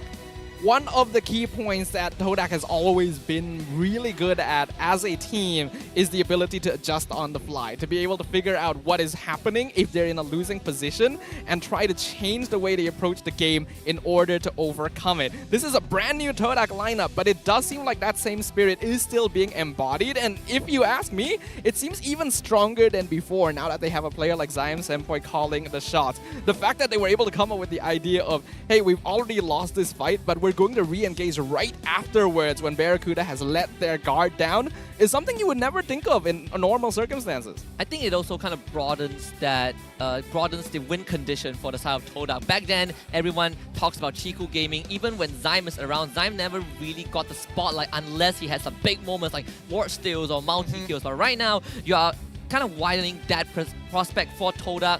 Fly solo as well. He's bringing his experience. I think we're seeing some parts of it in Game 1. Even in this Hall of Fame, every single category is given to members from BRE except for the carry is Dime Senpai again. Yep, he's just doing a great job. I'm very impressed so far with Grace's performance on this Grok. I would like to see it continue to go through. I think a lot of this game is going to come down to the draft itself, and then we'll see whether or not Barracuda can keep up with Todak on the fly when it comes down to adaptation. Because they come in with solid game plans, a very decent draft. They kind of cover all of their sectors, right? What's the early game going to look like? How do we start scaling for the later stages of the game? And then finally, it comes down to the execution and dealing with the adaptations.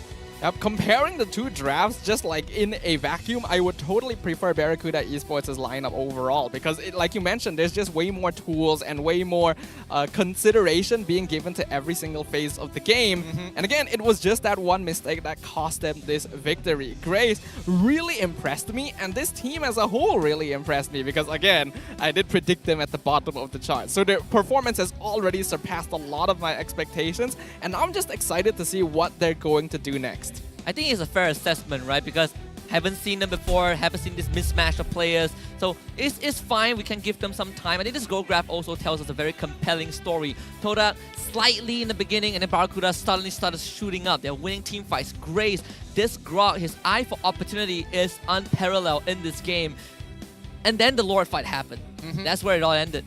I think it all comes down to impatience, right? Impatience is also capitalization on certain moments. Because keep in mind, from 3 minutes onwards, we're seeing a good domination from the side of Barracuda when it comes down to team fights, but we're not seeing them actually really extend this gold lead and pushing it in towards the jungle. Like, I'm expecting Gary to never have his purple buff ever again, but it's towards the EXP side of the map. Yeah. And that's why it's like, man, if it's a 4v4 and it's like, we got a Phoveus and they've got a Barats. I don't really kind of want to deal with the 20-stack Barats. That's why around, around the second turtle, the gold difference was just like, what, 500-600. You would expect it to be at least 2,000. Yeah. Basically, I think what happened to Barracuda Esports in this game is what happens to couples who are in relationships too long. They got too comfortable. They got too used to the situation and figured we don't need the pressure too hard. We are winning these fights. We just play like we always do. I'm telling you, there's actually a dark history behind that analogy. For Red Esports in particular, last season they also were way too comfortable with one another. They were no longer hungry for a win. So every time they lost, it's like, backstage, I guess we lost. You know, let's just do better. And Amal was part of that equation. I'm not saying he's the instigator. I'm just saying that he was in that group as well. So hopefully this new environment is going to bring upon new changes, reignite that hunger within him, because clearly Todak is very, very hungry. Yeah, and I think, you know, Barracuda has a lot to prove. A new fresh organization as well. I mean, getting a win is going to be huge for the organization in terms of just publicity, right? Yeah. And I think that when we start looking at these games, you see these really good moments, but you can definitely see the impatience in some of their players. They're more rookie players, in a matter of fact, and even some of their veterans, like Amal, for an example, getting caught here probably wasn't the play, and Grace tried to save and gets punished regardless, right? And even after that, Hesu, he is just going in on these targets. As soon as it procs, he wants to start following up. He wants to get more resources out of Todak when he pops the demonic force. Yeah, and I think Hesu and Grace are just trying to keep Todak back. But of course, some unfortunate areas in terms of positioning in the fight. There was that Lord fight we saw just now. AJ, Gary was trying to one-shot him, but Gary didn't have enough damage. He blew his combo, and AJ just walked into the Lord pit and gave his life up. So that was also a bit of an, I hope it was an unforced error, but this one was kind of the nail in the coffin. Traps getting caught, and at that point, it was all over. AJ got isolated by Shizo, and Shizo completely assassinated him in the back. Always be wary of the big bad wolf here, and AJ, unfortunately, on the receiving end of a very painful wolf bite here, and a very painful loss as well for Barracuda Esports. They did do a good job in a lot of these fights of salvaging their mistakes, but you could tell that in comparison, Todak's mistakes were a bit more controlled and a bit more experimental. They were willing to take those risks, knowing that they had the team composition that needed to make things happen, and they would keep shifting around the way they would try while making sure not to give too much advantage away. Yeah, it's just a lot of footsies in this game, right? As much as we would like to believe that it's more of a push and pull and just, you know, poking the bear and hopefully the bear does something, I think that overall, not bad from Todak's side. I hope to see a different style of composition, something like, I mean, it could be even a little bit more reserved. They could go into the same direction, or at the very least, something more aggressive from Barracuda's side, because I want to see them forcefully going for plays. If they are feeling a little impatient because this is the very first game of the season, they might as well show off what they have to its fullest extent. Yeah, at least for the first day, you can kind of chalk it up to just stage fright, jitters, whatever, right? Just kind of get your engines warmed up. I would say at least in that game one, at least that previous game was the closest we've had compared to yesterday. Yesterday's games were all sort of a wash, right? Yeah. Even the second Team Hug against Bounty was also pretty one-sided, but this one, at least we see kind of the tug of war between two teams, and it only just really came down to one macro decision at the end. Yeah, it did. And I think, you know, at the end of the day, right, they need to start showing off what they have, so at least fans have a good idea of what they can expect, the potential ceiling of these teams throughout the weeks of the season. Yeah. But what I am liking here is that we are seeing these teams improve in real time. I am seeing the competition grow and these players improve and evolve as players on the MPL MY stage in comparison to last season as well. So you can tell there's a hunger. They want to prove themselves. They want to go to international stages like MSC. They want to be able to do the country proud as the hosts of M6 at the end of this year. And I am so excited for what is going to be coming next. But what's going to be happening before all of that is game 2 of this match. Gideon, you mentioned that you want to see something a little bit more aggressive from Barracuda Esports. Maybe any examples you can think of? Well, I'm looking for something along the lines of maybe getting that Arla through. I don't know whether Todak is going to allow it or so. I would like to see Grace in particular have a playmaking sort of roamer. The Grok already looks great. Put him on something like Cho. Put him on something like Arla. I want to see the big sets. Even a Kufra wouldn't be too bad. Kufra, Tigreal, Minotaur, both were untouched in game 1. The Guinevere as well.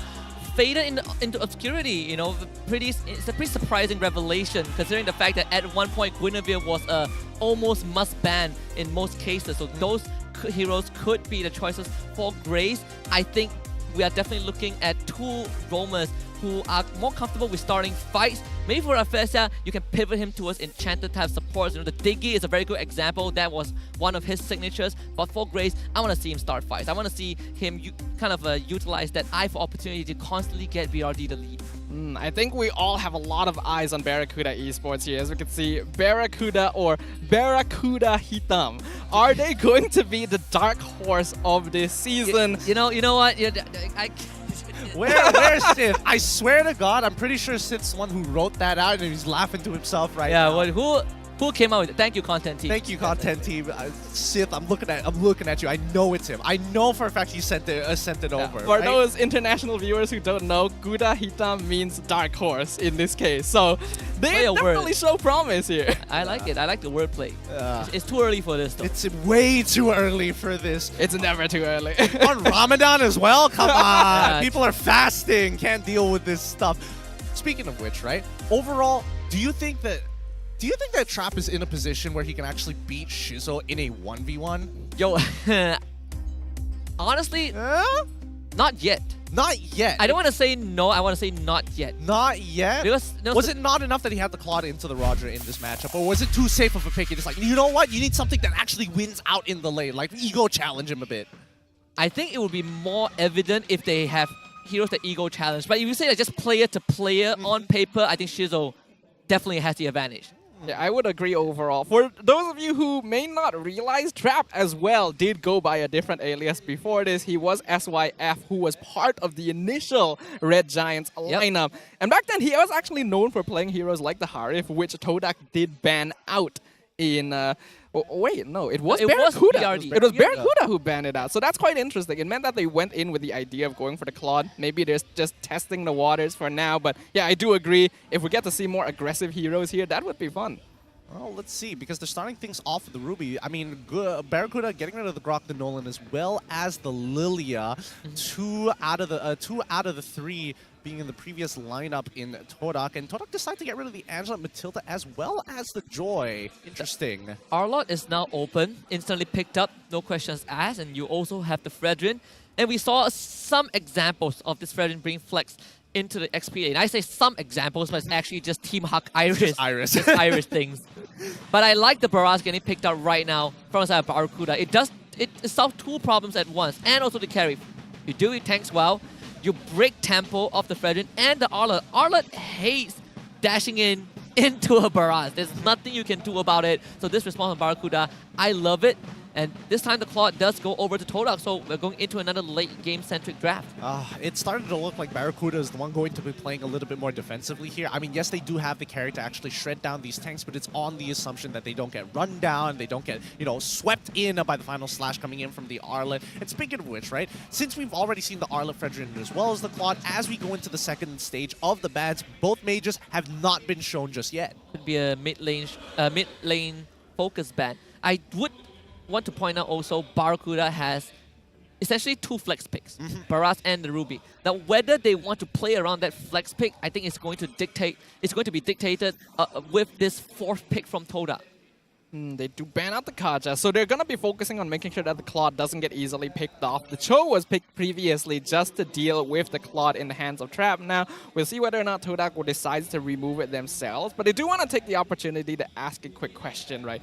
We know that Fredrin and Barrage sort of fulfill similar niches in terms of that tanky jungler, but Barrage also has the value of having really hard CC. I'm kind of wondering, why do teams like to pick the Fredrin priority over Barrage? Well, that's because Fredrin just has a lot more CC in comparison to the Barrage. Barrage is a little bit more snowball heavy. Fredrin is going to be relevant throughout the game, from beginning all the way to the end in terms of just raw scaling, right? The items that he builds makes him extremely tanky. The fact that he can use the energy eruption basically gives him 2 knockups and 2 dashes in a short span of time. It's frustrating to deal with compared to Barrage, where it's like, oh no, I used my ult, I'm dead in the water. It's either we all fight right now or you leave me to die. The frequency of being able to crowd control enemies definitely favors the Fredrin without a shadow of doubt. But in terms of damage, obviously you would look at the Barrage a lot more. I think it also comes down to what objectives you want to fulfill. If you want to straight up control objectives, you want to constantly break the tempo of your enemies, both Fredrin and Barrage do the same thing, but Barracuda does it so much better because he gets to focus down on one person. Let's not even forget about the zone control, the fact that he can push people back in or away from them depending on the situation, right? With the next couple of bans, we see the Kajo, we see the Diggy, we see the Export, we see the Loyi, and Loyi is very specific to AJ. It's not like it's a weird ban or anything, but we do see the Novaria get locked in for Todak.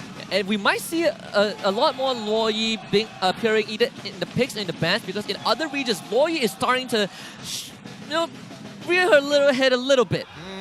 Yeah, a lot of damage in these big team fight situations is very effective in this current meta where fighting is honestly promoted and teams want to be able to secure that. Ooh, that's an interesting factor. Yes, I like this Nana pick. Yep. We saw that exact as Zangpo yesterday. Nana Barats, there's no running away. SRG gave us a demo of how this is supposed to be played out. They know that Todak wants to be the one to make the plays. They are going to go slightly more defensive, and this time around, especially for AJ, hey, I don't mind. I can play a little bit more aggressive. As soon as I have my passive up, there's a lot less fear to be going into these big fights. Now, Todak, on the other hand, the fact that it's going to be Zyme Senpai playing this Novaria, information is power. And when they have that type of information, could they look to make plays across the map in terms of smaller skirmishes? Which begs the question, is Arlott really going to be the EXP laner, or most likely going to be the roam in this case? We'll find out right now. Well, Arlott XP, we get the Tigreal. A great way to kind of hit that backline. A couple of things, a couple of caveats you need to watch out for. Obviously, Ruby is enemy number 1, Nana is enemy number 2, and then you have Barrage. But if you can put all of that aside, then I think Tigreal has a great chance to make a play. Your only target is the carry. Catch the carry, the game is done. Yeah, I do feel kind of curious about going for the Tigreal here, because I actually feel like keeping the Arlott as the roam and then going for the Phobias again would not be bad this game with Hammers, Carry, and Ruby. But looks like Todak going for a slightly different approach now that they know Barracuda Esports wants the team fight. Yeah, I suppose. I think they could be thinking along the lines of Arlott is going to really struggle to get out of these fights, especially if he gets rotated on. Look at the amount of CC that they've got, especially when you have to deal with the polymorph coming in from Nana. It's like, I'd rather not deal with it. Just throw me into the EXP. It's going to be exciting to watch what happens here as the Ocean Derby continues in game number 2 between Todak and Barracuda Esports. Todak currently 1 game up. Will the brand new fishes in the MPL Ocean be able to show us something new and exciting today? I bet you Poseidon is watching this series. Needs to find out who is going to be ruling the seas for quite a while. Though we had this conversation yesterday, Gideon, about this Arlott, right? You say that Arlott should be in the XP lane where he deserves to be, and Arlott also, as a roamer, is a very conditional roamer. You need a catalyst, and he is not that catalyst. Fredrin is. Middle lane, both mid laners receiving some assistance from the roamers to clear out the wave so they can start moving. Yeah, speaking of which, it looks like it's going to be very EXP-centric for the side of Barracuda, right? You have the Thamos. It's going to be extremely powerful in the earlier stages of the game, so they need to abuse the fact that he has a lot of lane priority here. Walk into enemy jungles, take Litho Wanderer, fight for neutral objectives as much as they can. I am definitely noticing nowadays in the meta, the gold lane is getting a lot less early game rotation attention. And teams who do go for that early gold lane gank are considered, even to a certain extent, cheesing here. Obviously, they want to play around the EXP lane to get the first turtle, but when you have a hero like Claude, do you think it's a good idea to put more pressure in the gold lane instead? Well, I mean, even if you do put pressure in the gold lane, right, the Thamos should do okay on his own. But if you are just a regular Thamos player, you understand that you're going to start falling off, right? Yeah. So you want your team to actually push the advantage towards your side while you are still relevant. And I think that he's more than happy to be like, okay, you can try to dive me, you can try to get ahead. I have a BMI to get myself out of there. And I think Thamos' role as the game kind of advances into the mid to late stage, he's just going to have this Berserk button. Press my ultimate, jump into you, press Vengeance, pray for the best. Eventually, I'm going to fall, but I need to get something out of it for my team. And in this case, I need to sandbag this Claude, which is not an easy job. And if the Tamas is very fed, it's not going to be him who's praying in that situation. As of right now, first turtle going to be contested, both teams in the area. Daytona's welcome, following up a target first. It might be first blood going through. Turtle secured by Todak, and first blood going over to the side of Barracuda. Getting 2 in a row. Actually, objective also secured by them. Another great start for them. Yeah, really messy fight here from Todak's side. Not 100% sure what they were trying to go for. At the end of it, at least for Barracuda, Amal was like, I'm not going to let anybody get hit by an implosion. I might as well just take Refelatio with me. Compared to the previous game where Barracuda was playing more of a front-to-back, this time it is Todak that wants to be able to maintain how their team fight is formatted in terms of positioning. Whereas Barracuda has a lot of heroes that are quite capable of skirmishing on their own, which is why you could see how Jesus and Grace were just focused on making sure that Gary could never approach the turtle, and they could get that objective for free. I mean, Amal likes to be ahead, right? When he's the coolest, he's the calmest when he has the lead. And Baraz as a hero does supplement that, trying to go for a invade on that orange buff, but Gary secures it just a fraction of a second before he arrives. As Amal want more though, Todak posturing with 3 members up top. Amal gets that small beetle. And that's what you want to see coming in from Amal, right? Just be aggressive, start stealing away camps, start sandbagging Gary and slow his farm down as much as you can. Because again, you're going to start falling off eventually. So in the meantime, you might as well put in the hurt in the economic sector for Todak. We can see that the gold lead very much leaning towards Barracuda right now. Every single lane has a bit of a goal advantage against their opponent. Todak, they're still going to be quite okay with this because with a Claude and a Novaria, their team fight is going to be leaning much more towards that late game. So again, the shoe is on the other foot. Barracuda are the team that want to be able to create pressure and try and end the game early. Cooldowns are going to be very, very important for Todak. Without big cooldowns, you can't really do much. And unfortunately for Zyme Senpoi, somehow got caught, I believe, by the full AJ combo. I don't see any flickers being utilized by AJ, which is even better. Fact, right? It looks like he caught him mid-rotation as well. Wait, hold on. And here it comes for a face stab, the counter implosion. The Appraisal's grab does no damage. Jesus just eats it all up. Final slash, not enough. Grace happy to stay in the battle and play that push and pull. Jesus now needs to run away. Leaps to safety in time. Replacer catches up, and now Zyme Senpoi returns to the fight with that ultimate. Turtle goes over to Amal once more, and Barracuda is getting a retreat.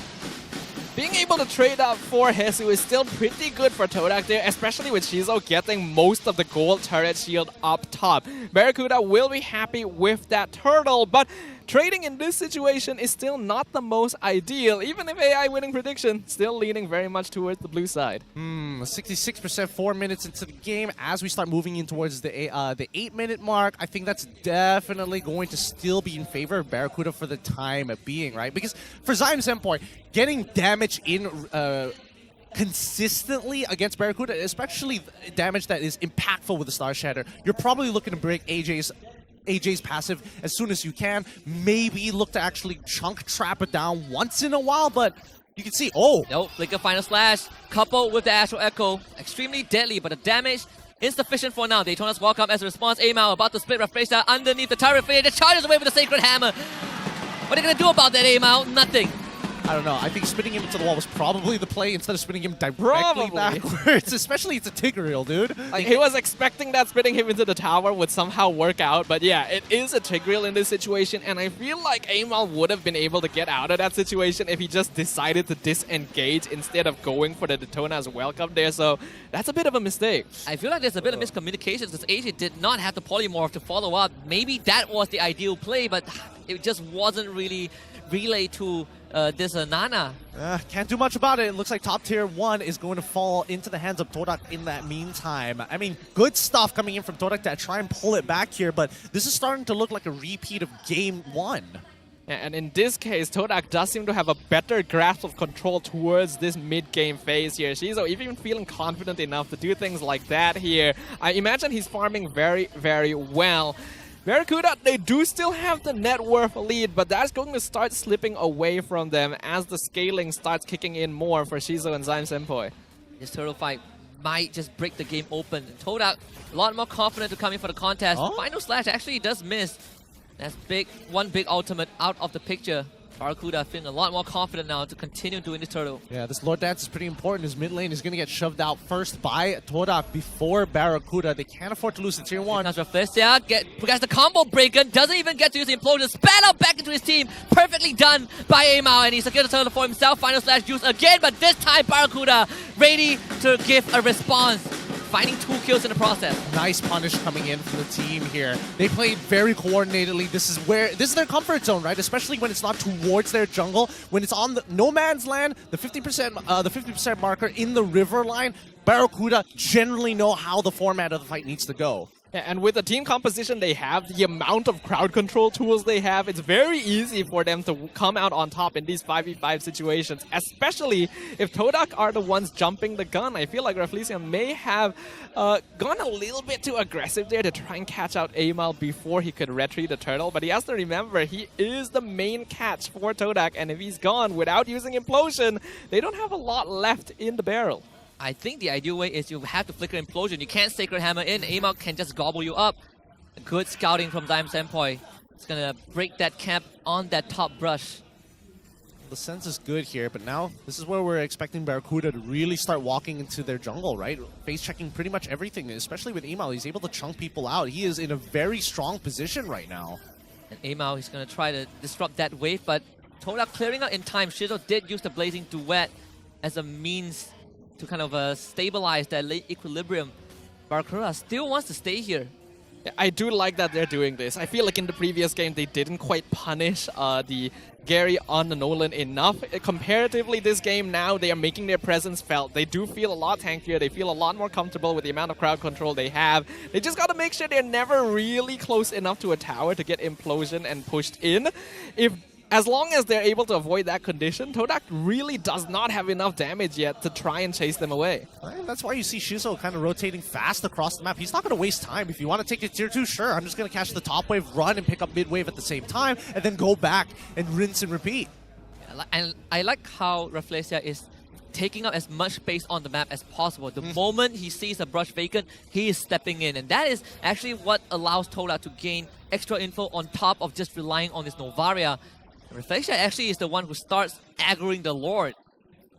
Yeah, making sure that they are at least able to buy some time here. Even if Todak doesn't want to actually take the Lord, if Rafflesia is able to pull them towards his side, it makes it difficult for Barracuda to get started here. Hesu getting pushed back. No Implosion just yet, but Dime Senpoi has already used the Astro Echo. Hesu also popping that ultimate. Now sticking on to Gary. That's going to be a bit hard for the jungler of Todak. That means no chance to steal this Lord. It's aim out to secure it. Interesting. They had all the information there, right? They used the Astral Echoes to make sure that they spot out 4 members from mid-brush all the way up till the initial neutral objective. But more importantly so, I feel like Todak probably could have purposely wasted resources just to kind of buy a little bit of extra time for Claude to actually push open and crack open the tier 2 down on the bot side of the map. Yeah, I agree with you there. I actually really thought Rafflesia was prepared to flicker Implosion into the Lord Pit, even if it didn't necessarily result in any kills, because if Shizo was able to get bot tier 2 and even threaten the inhibitor, it would have been actually pretty worth it for Todak overall. And it's just a worry of expanding these resources, right? Because BRE, they do have the lead, and this Lord is not going to make it any easy for them. Thankfully, it's just Lord number 1. You don't have that crazy charge that breaks turrets yet. But with the Lord coming in on the bottom lane, BRE, they not only will get the top tier 2, but they also finally get to try and crack this mid tier 1. Ooh. Gideon, I want to ask you, look at Grace's item builds, right? Those are all mid-tier items. Yeah, it looks like he hasn't really committed to anything just yet, right? I mean, he's only got a majority components. Wait, Final Slash. Very confused. Gary, though, he's going to get go. Oh! He's going to flicker Implosion only onto 1, though, but is it the target that you're looking for? Apparently, it's just Grace, and that's not good enough. Momo finds the backline, gets pulled back by Amal. And welcome to the belly of the beast, Barracuda with another 2. Ooh, really good ideas there from the side of both Barracuda and as well as Todak's side. Momo saw an interesting angle there. I just think that Amal, he played it. One button outplay. Daytona's welcome is like, try and do that again, Rafflesia. Go for the Implosion. Try it. I mean, he did do it, but he got only Grace, which is not the guy you want, unfortunately. Yeah, and they weren't even able to kill off Grace in that situation as well. That was probably the best catch they could have gotten. And still, Barracuda expanding their net worth lead now. Todak in a very difficult situation. It's team fights like that that did make me doubt a little bit the choice to go for that final pick on Tigreal. It's very difficult to actually catch out Barracuda's lineup, even if they do like to group together. I mean, even if they do want to go for the catch, like Trap and AJ are not going to reveal themselves, and they're not going to walk up like that, especially when you're that visible as well. So that's one thing to consider. But to answer your question from earlier, Grace, considering that he has a bunch of half components already built, he's trying to be cost efficient with his items overall, right? Because the major damage dealers, there's just too many items that you need to get. You might as well start spreading it out. First, he focused on getting armor. Now he's going in for that magic resist because he can only tank. He can't really tank that many shots from Dime Senpoi. Speaking of which, Zyme Senpai with these Astral Shatters are really starting to add up. Like, it's really starting to scale to a point where it could potentially break open AJ's Nana's passive pretty early on. We're waiting for the glowing one, which he hasn't purchased yet, but that glowing one could be the difference maker, right? To start shredding down these tanks to really threaten the squishies. Yeah, the late game poke potential from Novaria is very scary. Again, especially against a lineup like Barracuda, you would think that, oh, they have Barats, they have Tamas, taking poke damage shouldn't matter to them too much. But once Zyme Senpai gets full up on items, even a single Star Shatter is going to hurt quite a bit. Good ping with the Astral Echo. That's 4. Unfortunately, Gary's going to be sped up, finished off with the help of the Lord. Not even close. 4-man final slash, but no follow while Momo runs away, but gets just bursted down by this carry. Reflesia follows him to the grave. Barracuda have taken control of this game. Bad timing coming in from Todak. The idea was there, but everybody came in half a second late. The implosion was too late, and unfortunately for Gary, he is just caught out of position, and Shizzle already took his BMI backwards after the fight even began. So really, it's just uncoordinated. Zyme, you pinged out the entire team of Barracuda, but can you keep this game within your control? AJ certainly has to run away thanks to the Astral Spear, so Zyme Senpai alongside Shizo keeps this base alive. But Barracuda, now they're going to reset. Lord has just spawned bot. How long will they be able to keep alive? Barracuda makes the smart choice this time. Not going to stay and try to push their advantage. They're going to regroup, heal back up, and make sure they have all their resources ready for the actual fight with the Lord here. A 10k net worth lead. Will Todak be able to overcome this challenge in order to get that clean sweep? Or will Barracuda show us what they're truly capable of? They have to take their time here. This inhibitor is pretty much going to be lost on that next wave, but so far, Barracuda really just taking their time. They don't mind absorbing a couple of ults here. They want to be able to get the resources out of Todak's side before really committing to an all-in, but that's only if and only if Todak walk out of position. Very, very good attempt from Momo. Final Slash is back up.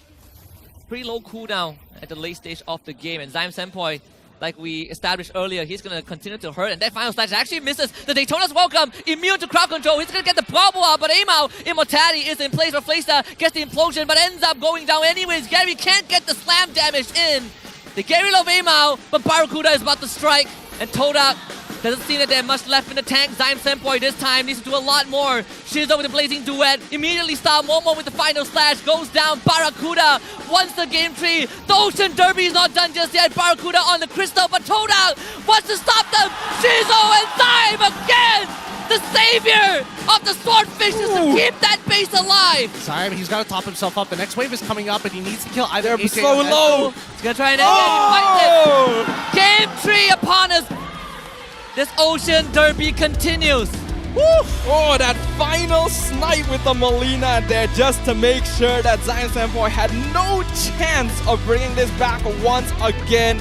Beautiful gameplay, beautiful adjustments, and a much cleaner game from Barracuda brings us to a 1-1 score.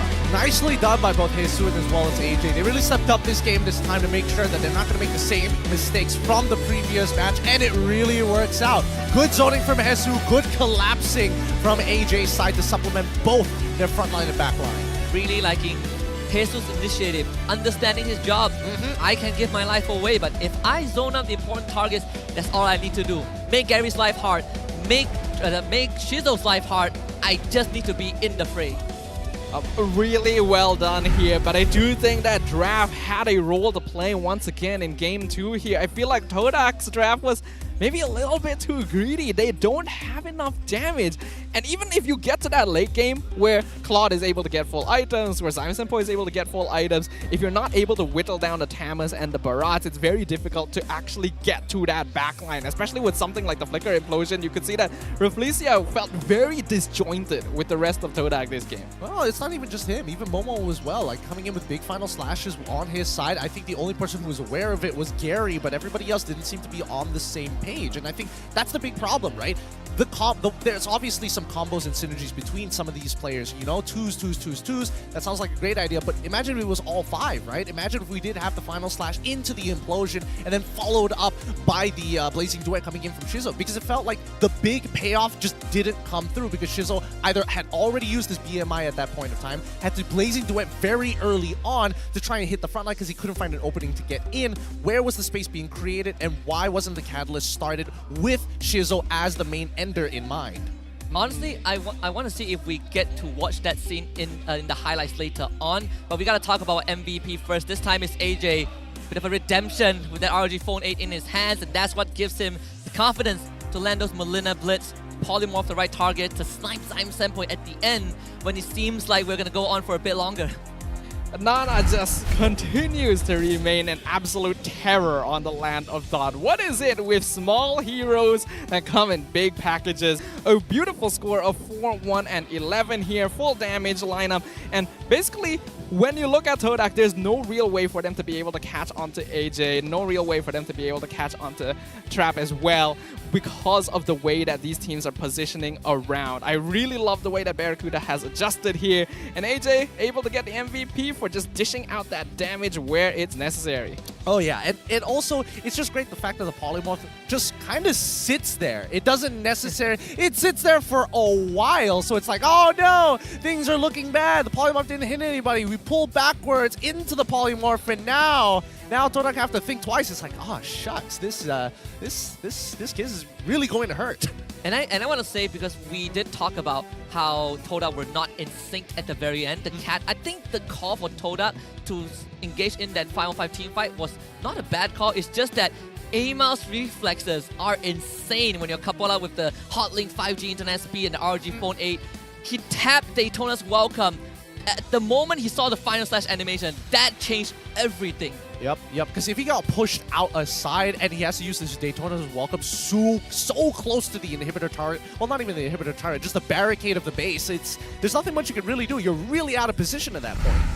Barats as a hero is just really good at dealing with these frontline tanky engagers like the Fredrin, which is usually he's picked to counter that, but against the Tigreal as well, he wants to come in with the implosion. You really gotta be able to flicker the implosion. If you start with the Sacred Hammer, it's so obvious where you're going to come from. Amal really just needs to gobble you up. You're just doing all the delivery for him. Yeah. Best part about Barats right now is that he only needs 10 stacks. It's so much easier to stack, yeah. And if you have if you max out your Daytona's welcome, every time you respawn with max stacks. Don't need to go through the effort of getting your passive. It's very straightforward. Look, he's just a big guy, one big guy. But notice how a lot of these teams, and especially when we're looking at these emblems, most are actually going to receive some extra mana and health whenever they kill a minion this time around, because they're realizing it's not about how fast I rotate out of the lane. The Wilderness Blessing, it sounds like a good idea, but that's only if you want to reach to a target location fast and as quick as possible, point A to point B. But if you are missing out minions, if you're missing out resources in your lane because of that, oh no, I don't have enough mana to actually do anything in these types of lanes. Yeah, I do like the adjustment of using that basic emblem here, because it basically allows you to increase the frequency of your ganks while also clearing waves a bit more effectively. In that sense, you can see how the game is really accelerating and why mid laners, junglers, roamers are starting to take emblems like that to make sure that they can stay on the map longer rather than having to recall and heal up. Yeah. It's a big adjustment, right? It just shows the meta of the mid lane as of right now. Everybody can clear the wave quick, like decently quick. The question is, how much health are you walking out of that lane? How much mana, more importantly, are you walking out of that lane with? Even more important for heroes that don't really want to buy the talisman, right? You want to straight go into a lightning truncheon, just on raw damage. I believe it's called Life Dream Emblem. Yes. Yeah, Life Dream Emblem just makes it so much more convenient for you. Though I would say I do not think that Arlott has won any games. No. Nope. It has not gone well for Arlott this time around. In both roles. In both roles. It just seems to not have... I think it's not that it's not effective. It's more so teams are very familiar with dealing with it. There are a lot more conditions to make an Arlott work. It's not like, oh, flicker ultimate, right? Implosion, you know, if this one is... Okay, final slash, that's great, but if I start it off, which means I'm committing, and you guys are committing. If I don't start it off, someone has to do it. In this case, Rafflesia and Gary has to be kind of the catalyst to rile Barracuda up, but as the game went late, Momo felt like he needed to do something, and Reflecia became the one that follows up with Momo, and even that wasn't really done well. I disagree with that. I think it's more so the miscommunication with Shizo, because at the end of the day, who has the reliable damage to make it happen? It's definitely Shizo. Because Zyme Senpai, it's like, yes, you can put him in a position where you can land the Star Shatter at max range, but that doesn't necessarily guarantee a kill. Someone could potentially block it, right? You want Shizo, who's able to auto-attack the right targets and more so hit multiple targets at once. I think when you're talking about reliable damage though, therein comes a really big problem with Todak's lineup, in that Shizo is basically the only reliable damage they have. Zyme Senpoi's damage is very burst-based and very conditional, and while Arla can do some DPS here and there, Momo's real job is to set things up, especially since Reflecia couldn't really do it this game. In comparison, Trap can do damage, AJ can do damage, Amal and Hesu both can do a good amount of damage themselves while staying strong in the fight. Once you got to that late game phase where normally Claude should take over the game, he can't do it because he's the only one that can on the side of Todak. I think this is also a good time to bring up an item that AJ actually bought, and it's an item that we don't see as often, the Genius Wand. I believe that was the first core item he bought on this Nana. And it's deceptively powerful. As if you are on Todak's, if you are Todak, you don't really realize the effects of it until it was too late. Your front lines are essentially melting before you realize that, oh goodness, he actually has a Genius Wand, and by that point, you've already died once, suddenly BRD snowballs the lead, and there's nothing you can do about it. Your item timings are delayed. And it's great because it synergizes really, really well with Nana specifically, because a lot of her abilities have multiple hit effects. The Boomerang guarantees 2 hits, the Polymorph is another one, so that's 3 already stacked if you just go for first and second ability. Let's not even forget, you can just ult out of nowhere and still get multiple stacks going on for you. Absolutely. There were just so many tools from Barracuda this game, so I really love how they drafted. It's very smart. It's not just the fact that they have a lot of crowd control, it's the fact that their damage comes from multiple sources and in multiple different forms, making it difficult for Todak to itemize, especially when they're behind, right? Their tanks want to be roaming around supporting the game, which means that they're not going to be getting a lot of money, and all that time you have to build anti-heal for Amal, Hesu, and Grace, you have to build a Tina shield for AJ, you have to build some anti-cuirass for Trap. It's really effective. Let's look at our Hall of Famous. Of course, Trap, our rich guy Zyme Senpoi, the one that does the most damage. As always, Amal with as the sandbag and AJ as the best wingman.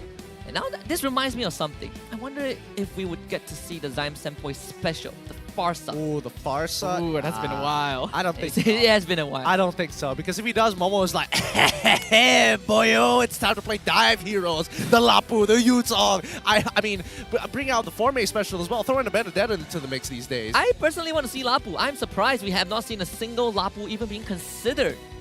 I think teams are really not giving these dive EXP laners a lot of opportunity to shine nowadays, even though we have a big team fight meta where like having a dive composition would be really handy. We've already seen the effects of it when I believe Selangor Red Giants drafted the Yuzong along with their front to back. Why don't we see more of that? Well, I think a lot of these laners need to, especially specifically in this game, both these EXP laners don't mind leaving pressure, giving pressure away, right? I mean, we can see it in the match highlights itself. It's okay. Oh, sure, Arla gets shoved in. That's not a big deal. At the end of it, what is his purpose? His purpose is to look for a big set. He's not looking to dominate here. Unlike Hesu, who is playing the Thamos and is like, I need to dominate. If not, I'm going to scale off and not have relevance. Then he's like an attack dog. He's like, wow, go, go, go, go, go. And then he was also the reason I think Barracuda secured 2 lords in a row. Yes. Because he's just looking for Gary. The moment he's Gary, he's like, boy, come, taste my ultimate. And Gary can't do anything about it. He just gets melted down slowly, right? And Gary can, yes, he does have like somewhat of a way to kind of deal with the Thamos, and it's not like Thamos is going to put him down to 10% HP, but considering how long these Lord fights actually go, it starts to build up. It is pretty funny as well, because Gary on the Fredrin, his job is to taunt enemies to attack him, but Hesu basically is self-taunting himself the whole time. It's like, fight me, bro, fight me. Fredrin is like, all of you, but not you. Not you. Stay away. Anyone but you. Yes, anybody else. But overall, that's what we're seeing in this game, right? I think Barracuda are in a more comfortable position in these types of fights where there are simple protocols to follow and nothing too flashy coming out or to expect from Todak's side. And plus, Todak has a very honest composition, not looking to go for these ultra ultra big flanks, and especially with the way the early game actually went, playing towards the EXP side of the map, you definitely saw it, right? EXP side, hey, I'm willing to give up this entire lane just so that our carry is able to actually accelerate into this game. Did it get to the place that they wanted to? Yes, but how often did you see that damage in comparison to people who could stand really far away and start dishing it out, like AJ, who was our MVP of the game? Yeah, even the roles of the players change depending on what heroes they're given, right? Look at Gary, from Nolan to Fredrin, but Zyme Senpoi in particular, from Lilia, someone that can constantly apply pressure, to Novaria, who can apply pressure every once in a while, and that pressure can easily be absorbed if his team doesn't react to it. Barracuda was like, alright, now you don't have an ultimate, you're gonna snipe me, Barat, you're gonna eat that up, and I don't have a problem. Yeah, I'm someone who personally likes to look at drafts a lot of the time on paper, just without considering the players and stuff. And within a meta like right now, where it's very active, it's very aggressive, there's a lot of fighting, I don't personally mind giving up pressure in your lane, even something like EXP lane. But you gotta make sure you have pressure in the other lanes. If Momo is giving up pressure as the Arlet, neither Novaria or Claude have a lot of pressure in their lanes either. So you're just losing control over the entire map. Well, that's true, but that's also dependent on what the game plan is. And the game plan was like, hey, we're going to be playing around Shizo at the end of the day. You can even see that Zyme Senpai is not taking the initiative to make like super aggressive plays. Like, oh, I'm going to check every single buff every single time, because it doesn't matter if he does. The more important thing is, where exactly are their roamers, which is being literally man-to-man bodied from both sides. We saw even Refalacia was trying to mirror him throughout the map just to have a heads up on where they're going to be. I think it reached a point where Todak was always trying to look for an opportunity, right? Refalacia and Momo, they are always kind of leaning towards the objectives. Yeah. Right? They follow Barracuda to objectives, even though there's a very small chance that they will get it. Most of the time they will lose a body or two, but they're always trying. Reflexia in particular, always trying to find Sacred Hammer, Implosion. That didn't work out. Flicker Implosion was the next course of action. That also didn't work out. And then he's like, alright, maybe I can't do this. Momo has to start something. And Momo and Zyme Senpai started working together in tandem. Astro Echo, you increase the hitbox, Final Slash to displace your enemies. And unfortunately that didn't work out. Not because it was a bad combo, but it was because they were so far behind they didn't have the items to do the damage. I think, if they were able to find, like, there's a lot of fights where the idea is, like, it's really good, it's just that the execution didn't come out in time. It's like, oh, the Blazing Duet came out at, like, a full second late. The Implosion came after a bad timing of, oh, we already saw him going for the Daytona's Welcome. Why still commit? Maybe look for the backline, or at least try to zone backline in that side of the map and take this space afterwards. But the push and pull, the communication clearly just wasn't there for Todak in game number 2, and that's probably going to get fixed towards game number 3. Yeah, I just have a very simple take about this here. Basically, if your team's damage is entirely reliant on being set up by combos, you don't have a good team composition. You need tools this meta. You need to have heroes that are able to stand on their own individually, at least 1 or 2 each game, so that you can at least expand your presence, so that you can pressure the enemy team, so that you have things to work with. Because in this game, Todak relying on combos means that they cannot afford to use any of their utility for anything else.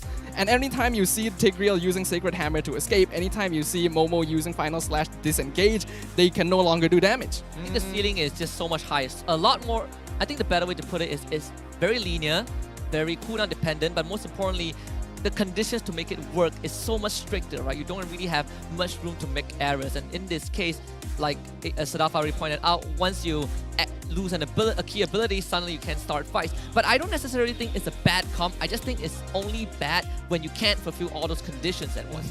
Yeah, no, I agree with that. I think, at the end of the day, if it was, let's say everybody was executing perfectly every single time, the whole team wasn't missing a beat on any single one of these moments, this would be a lot more even than we would have liked to imagine. But yes, they were behind in terms of overall goal and a couple of bad interactions, but I do think that draft is going to be pretty significant in the upcoming game, but more so in terms of like having control over it than having a overall better team fight composition, for an example, right? Because a lot of the time the mid lane was getting shoved out a lot faster from Barracuda's side. They did it in game number 1. We've seen how they've abused that, and I think Todak really needs to, put the hammer on it just a little bit harder. We only saw towards the second half of the ban phase that we do see, hey, we're locking out AJ, but we still left open Nana, and we know that Grace is going to be consistently either trying to help him take some pressure to get him outside of that lane. Maybe that could be a potential way to punish them.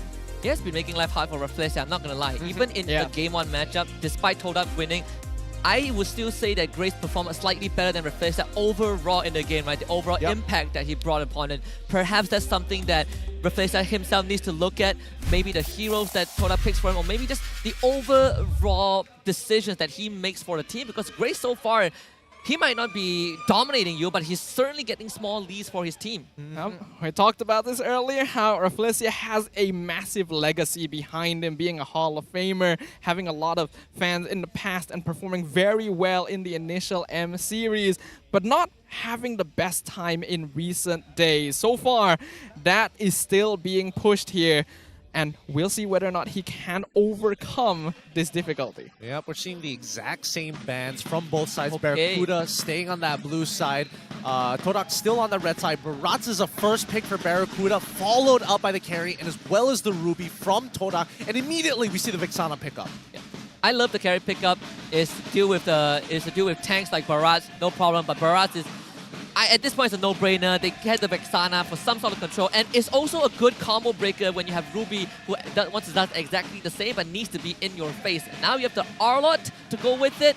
I think Barracuda has some good cash potentials to get to this carry, who naturally has shorter range. We got to think about this for a second, and I think even Todak are on the same mindset here, right? Because Lilia. now, I mean, oh wait, it's banned now. It's banned now. Lilia would have been so good. Would have been so good in these types of situations. But Barracuda's like, nah. We saw Zyme Senpai destroy us in game number 1. We're not letting him touch that ever again. Because I would much rather, hey, if I'm Barracuda, take the Novaria, please take it. Yeah. It's a very smart choice by Barracuda here. I have to give props to Coach Ellis here. Taking out the Lilia straight away and then going for the Barats is an excellent choice because it does deny a lot of mid lane control from Todak. But this is a hero you mentioned earlier, Husky, the Guinevere, now getting to show up. It's a double flex though for Todak, so still unsure where this Guinevere is going to head towards.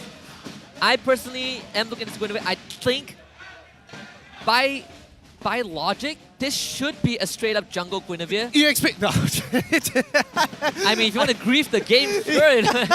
I mean, why not? It could work. It would be wild. No. But I would much prefer it in the jungle just because you have the Ruby in play already. And better yet, let's not forget the interaction. When you leave a doppelganger mirror image of yourself, it can actually block the Daytona's welcome. Yeah. So that's another small interaction they could abuse. Another Diggy ban. Just respect to Rafflesia. He's not touching the Diggy anytime soon. Oh no, there's no way he's going to be able to touch that. Now, looking at the composition so far, like Todak, it seems like a good idea to have a little bit more CC, but it's so hard to get in on Barracuda, right?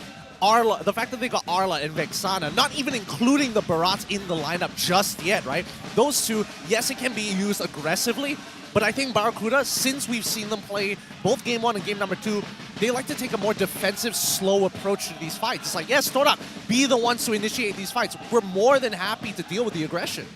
You talk about the decoy, the doppelganger of Guinevere blocking the Daytona's welcome, but that is under the pretenses that the doppelganger is already out. If you are actively jumping into the Barats, you don't get time to use doppelganger. You get gobbled up before the second part of Spice Migration gets. All right. With that being said, Prod, get the hand cams ready. All get right. the hand cams ready. We gotta see who's quicker. What the ROG hand cam? Look, they're playing on 165 hertz as well, so there is no excuse of, oh, I didn't see the animation in time. Judging by Amos' reflexes in the previous game, I'd say he's doing pretty I think well. it's a lot easier for him too, because he just has to press the button, whereas the Guinevere has to actually choose which direction to dash away from. Just tap it twice. It doesn't matter what direction, just get me out of there. If you tap it twice, you're dashing into the Daytona's welcome. I mean, you gotta try, right? You gotta try something. Oh, the Oh, I like this. I like this so much. Dude, the tank melters on the side of Todak is actually disgusting. It's just obscene, right? I mean, Gord, carry, they both have the same hairstyle, I guess. But the true damage is what makes life for Barats hard. And then here comes the Yuzong. We talked about dive. It's an auto support for BRD. I was wondering. Ooh! Ah, yes. We get the C-Trap on that Harif here. That's going to be very effective against the carry as well. There is a reason the Harif is so frequently banned. He just has a good early lane matchup into almost any marksman in the game. But ooh! What? Wow. Wow. Dang. Sitar. Holy cow. Dang. All right, Momo. Woo! That's some spicy stuff right there. Mincetar into the Yutong lane. I have to think about this. I'm telling you, it ain't Todak without these picks, you know. It's not like it's a completely new team. I know Ciku isn't around, but Momo is still there. You know, Zyme is still there. Momo has been around since like what, the M3 era onwards? Yeah, it's been a while. Been a while. What I will say is that Mincetar here will lose to Yuzong in lane, but his value comes in the team fights. Not only does he stop Harif and Arlet from dashing, he denies the Daytona's welcome. That is also true. Interesting. So it looks like these neutral objectives are going to be a lot more highly contested, especially if Mincetar gets into the middle of those fights. But overall, I mean, the lane dominance, I feel like Barracuda, they might want to change up the strat. Let's not team fight. Let's just focus on these lanes and we can win. Well, we'll find out whether or not that focus will get them the victory that they're looking for in their debut match of the season. Todak versus Barracuda Esports. The score is tied. A best of one will determine victory. I'm just going to say I called it. I called a 2-1, but I'm not sure which team is going to get the 2 points at this stage. It's as even as it could get. Early on in the backstage, we did discuss with our colleagues from the Basel side, like, oh wow, if Todak gets game 1, will it still be a 2-1? And I was like, yeah, I think it will be a 2-1. I think that's the ideal situation. The focus did shift a little bit, at least for Grace, putting the attention onto the Yuzong lane, that something that Sadafa mentioned. You will beat the Mincetar in lane. Grace understands that.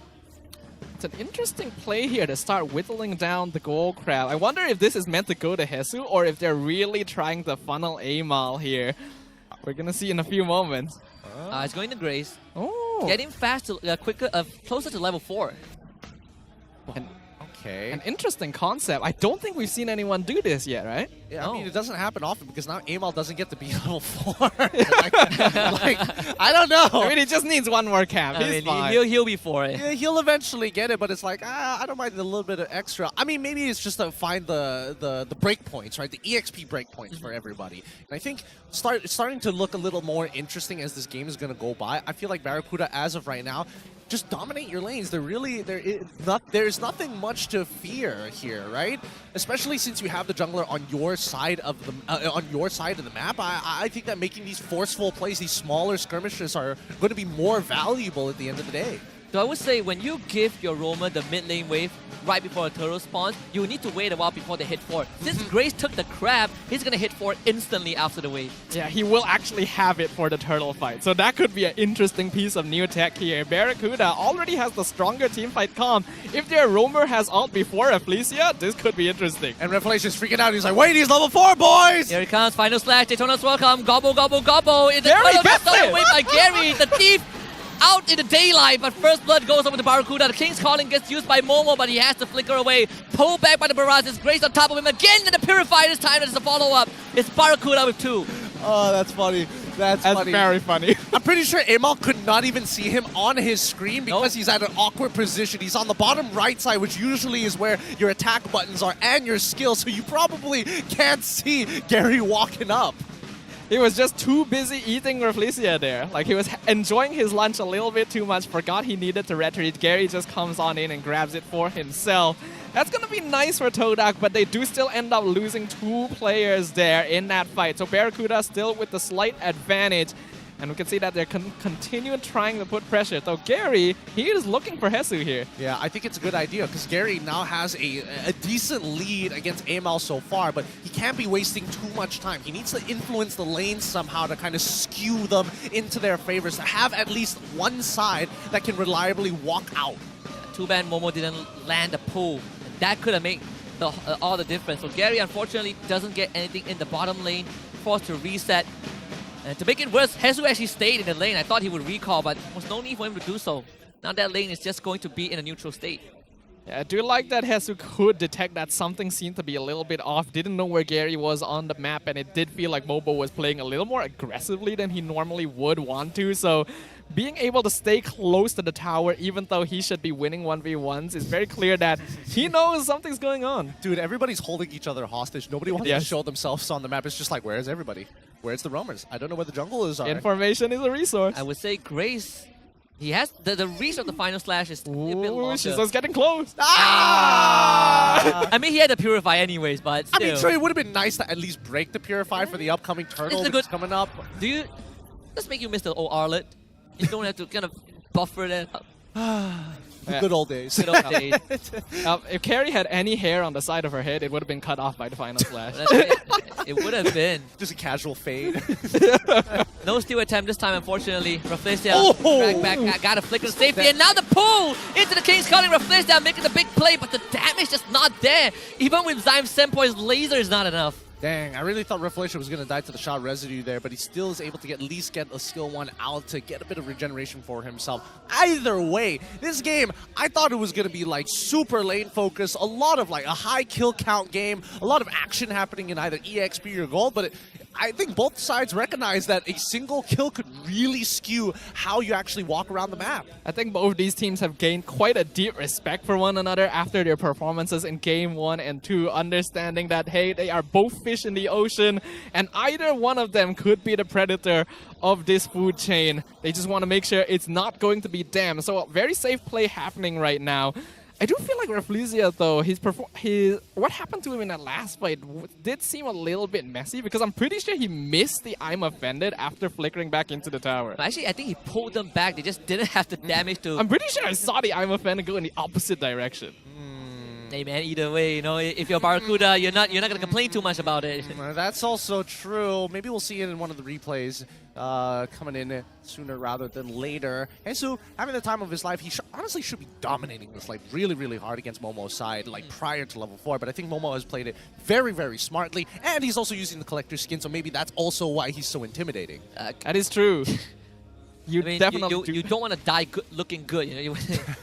Nor do you want to die to someone who is looking good. It just makes them look better. Yeah, bury me in my casket with my Gucci shoes, right? My Gucci bags, bro. Speaking of that, Hesu is using the base skin for Yuzong, right? Oh, wait, yeah! Wait, not even an M5 it's Prime. not even, yeah, it's not even a Prime Yuzong. It's not even the collector Is as well. Actually? I think so. I haven't been paying attention the whole the time. I've dragon- been blinded by the collector. Dragon was kind of dark toned, so I believe it is. It should be, it should be. Now, next turtle is coming up, and it looks like Barracuda is going to start this lore dance first on their side of the map. Okay, maybe I was wrong. No, he has the... Oh, he has it. Oh, yeah, he has the... what was it called? Oh, wait, hold on. Let's see this fight first. All right, we get a cash on the top side. This time onto Grace. King's Calling also used Grace. The Petrify still comes alive. out from this Yuzong, buying enough time for the turtle to be secure, and Trap just gets a solo kill on the Momo. There's nothing you can do about it. Gary ends up falling as well, and still Barracuda getting the better end of that trade. It's the Exorcist skin. That's the Exorcist, one. yes. That's what it is. It took me a while to get to it, but now the tier 1 has already fallen from the side of Todak's top side, and Barracuda, they're in good position. While this has all been happening, Shizuo's like, hey, I'm going to get a free wave down on that bot side. I'm going to be able to trade the turret back on as well. Looks like he's having the time of his life.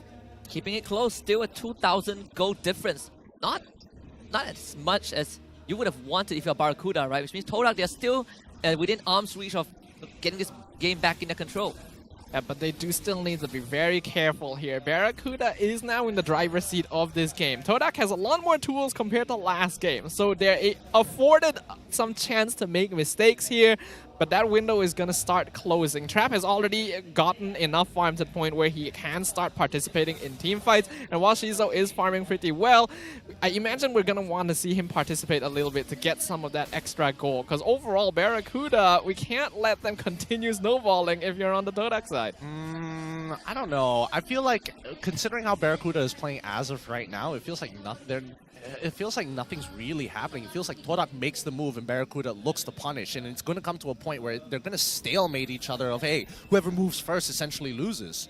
At one point, you also have to take initiative. I think being a responsive team, being someone a reactive team, isn't necessarily a bad thing, but at one point, that has to change. When you get the lead, that's where you need to try and push it. There are plenty of examples from previous seasons where teams with big leads just end up losing the game because they didn't utilize it as well enough. I mean, that's the risky thing about Mobile Legends in this current meta. Just the comeback mechanics, it's so easily achieved. You could have like the worst early game in the world, but if you're mid and late game, one fight is all it takes to turn these big leads around, and eventually it's as if the entire early game didn't even matter.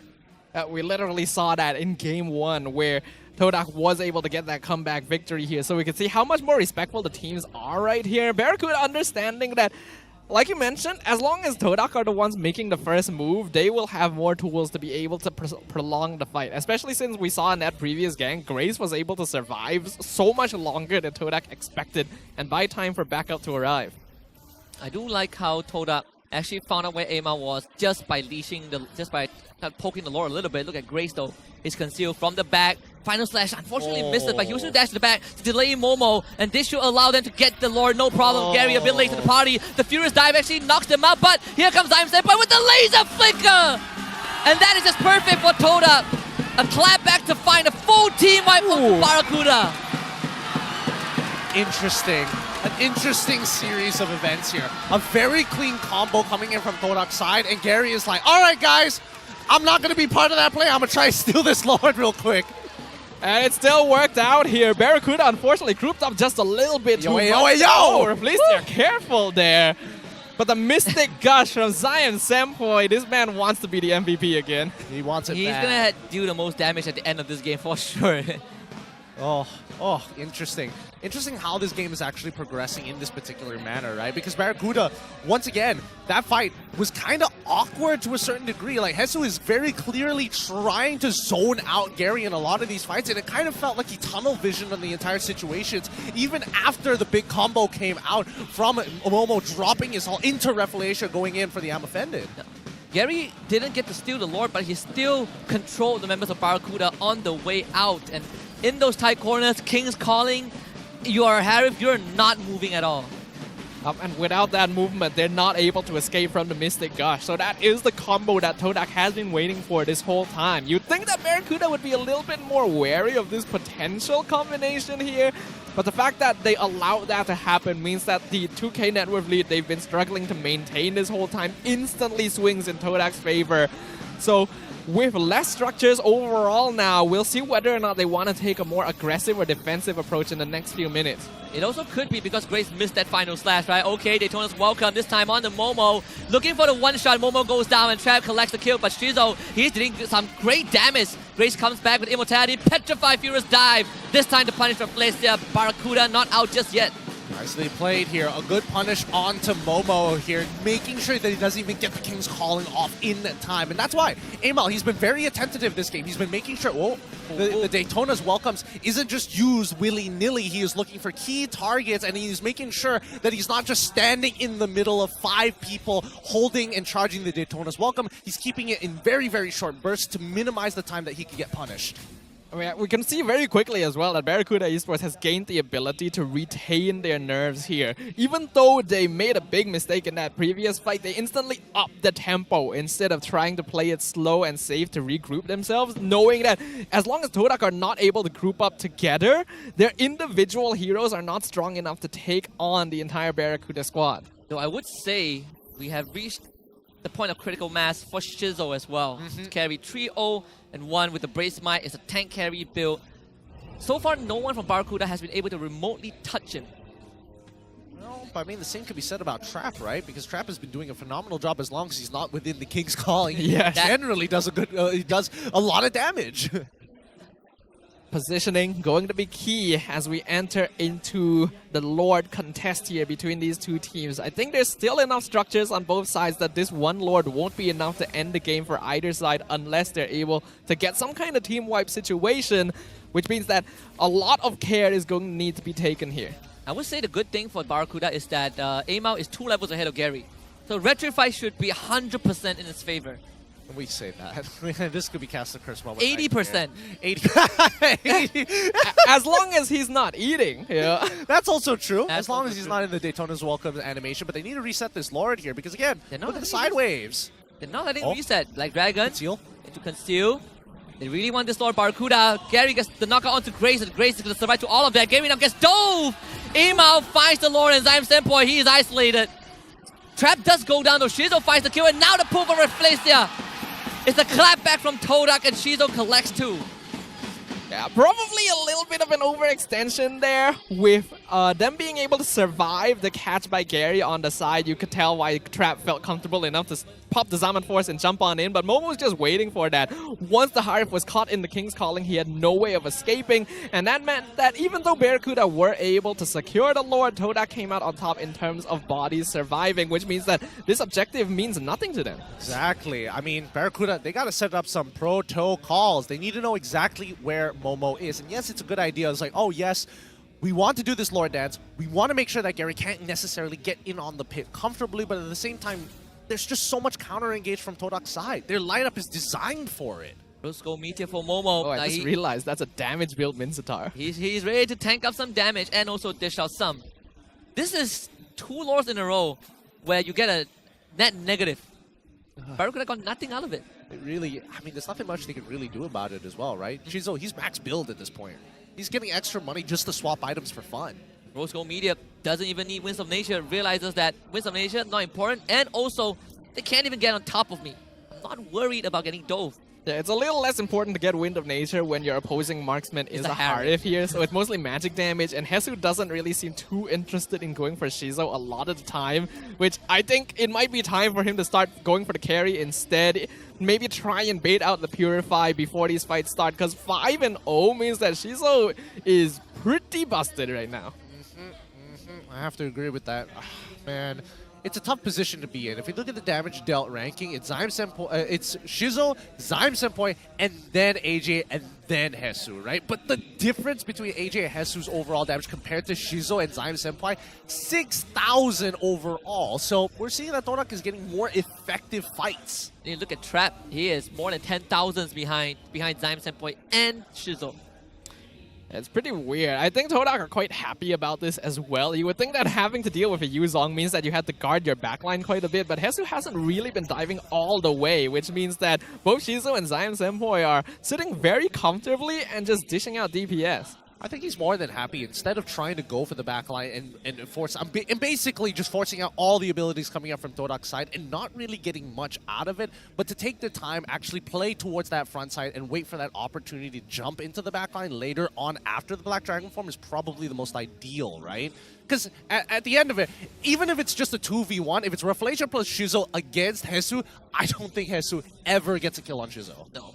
But at the very least, he can buy some space right now, right? I feel like that's what Barracuda is missing a little bit. They're jumping the gun in these fights. They're trying to be a bit too aggressive the moment that Todak engages on them, and it did work for them before, but it's clear that Todak has adjusted once again. So Barracuda needs to up their adaptability game. I'd say that Hesu at this point in time has been relegated to more of a utility zoning role, right? Yudo does fall off as the game goes on. Rafflesia with the concealed, scout out the map, doesn't see anyone. Grace coming from the bottom end of the map. They're still going to just dance here. I have an even simpler solution to this. It's not just Hesu, it's just we need Grace to hit a final slash. Oh, yes. Just he needs to hit something now. Missing some crucial ones. Maybe expand that flicker, right? You gotta reach the back, find the gourd, find the carry. Yes. Yeah, and not just their hair. Not just their hair. Look, clean fades are nice, but like eventually we gotta call it quits here. I prefer clean kills. That's true. I want clean plays. No clean fades, just clean fades. I will say the Lord is really hurting and is benefiting Amao because he has Guardian's helmet and Gary does not.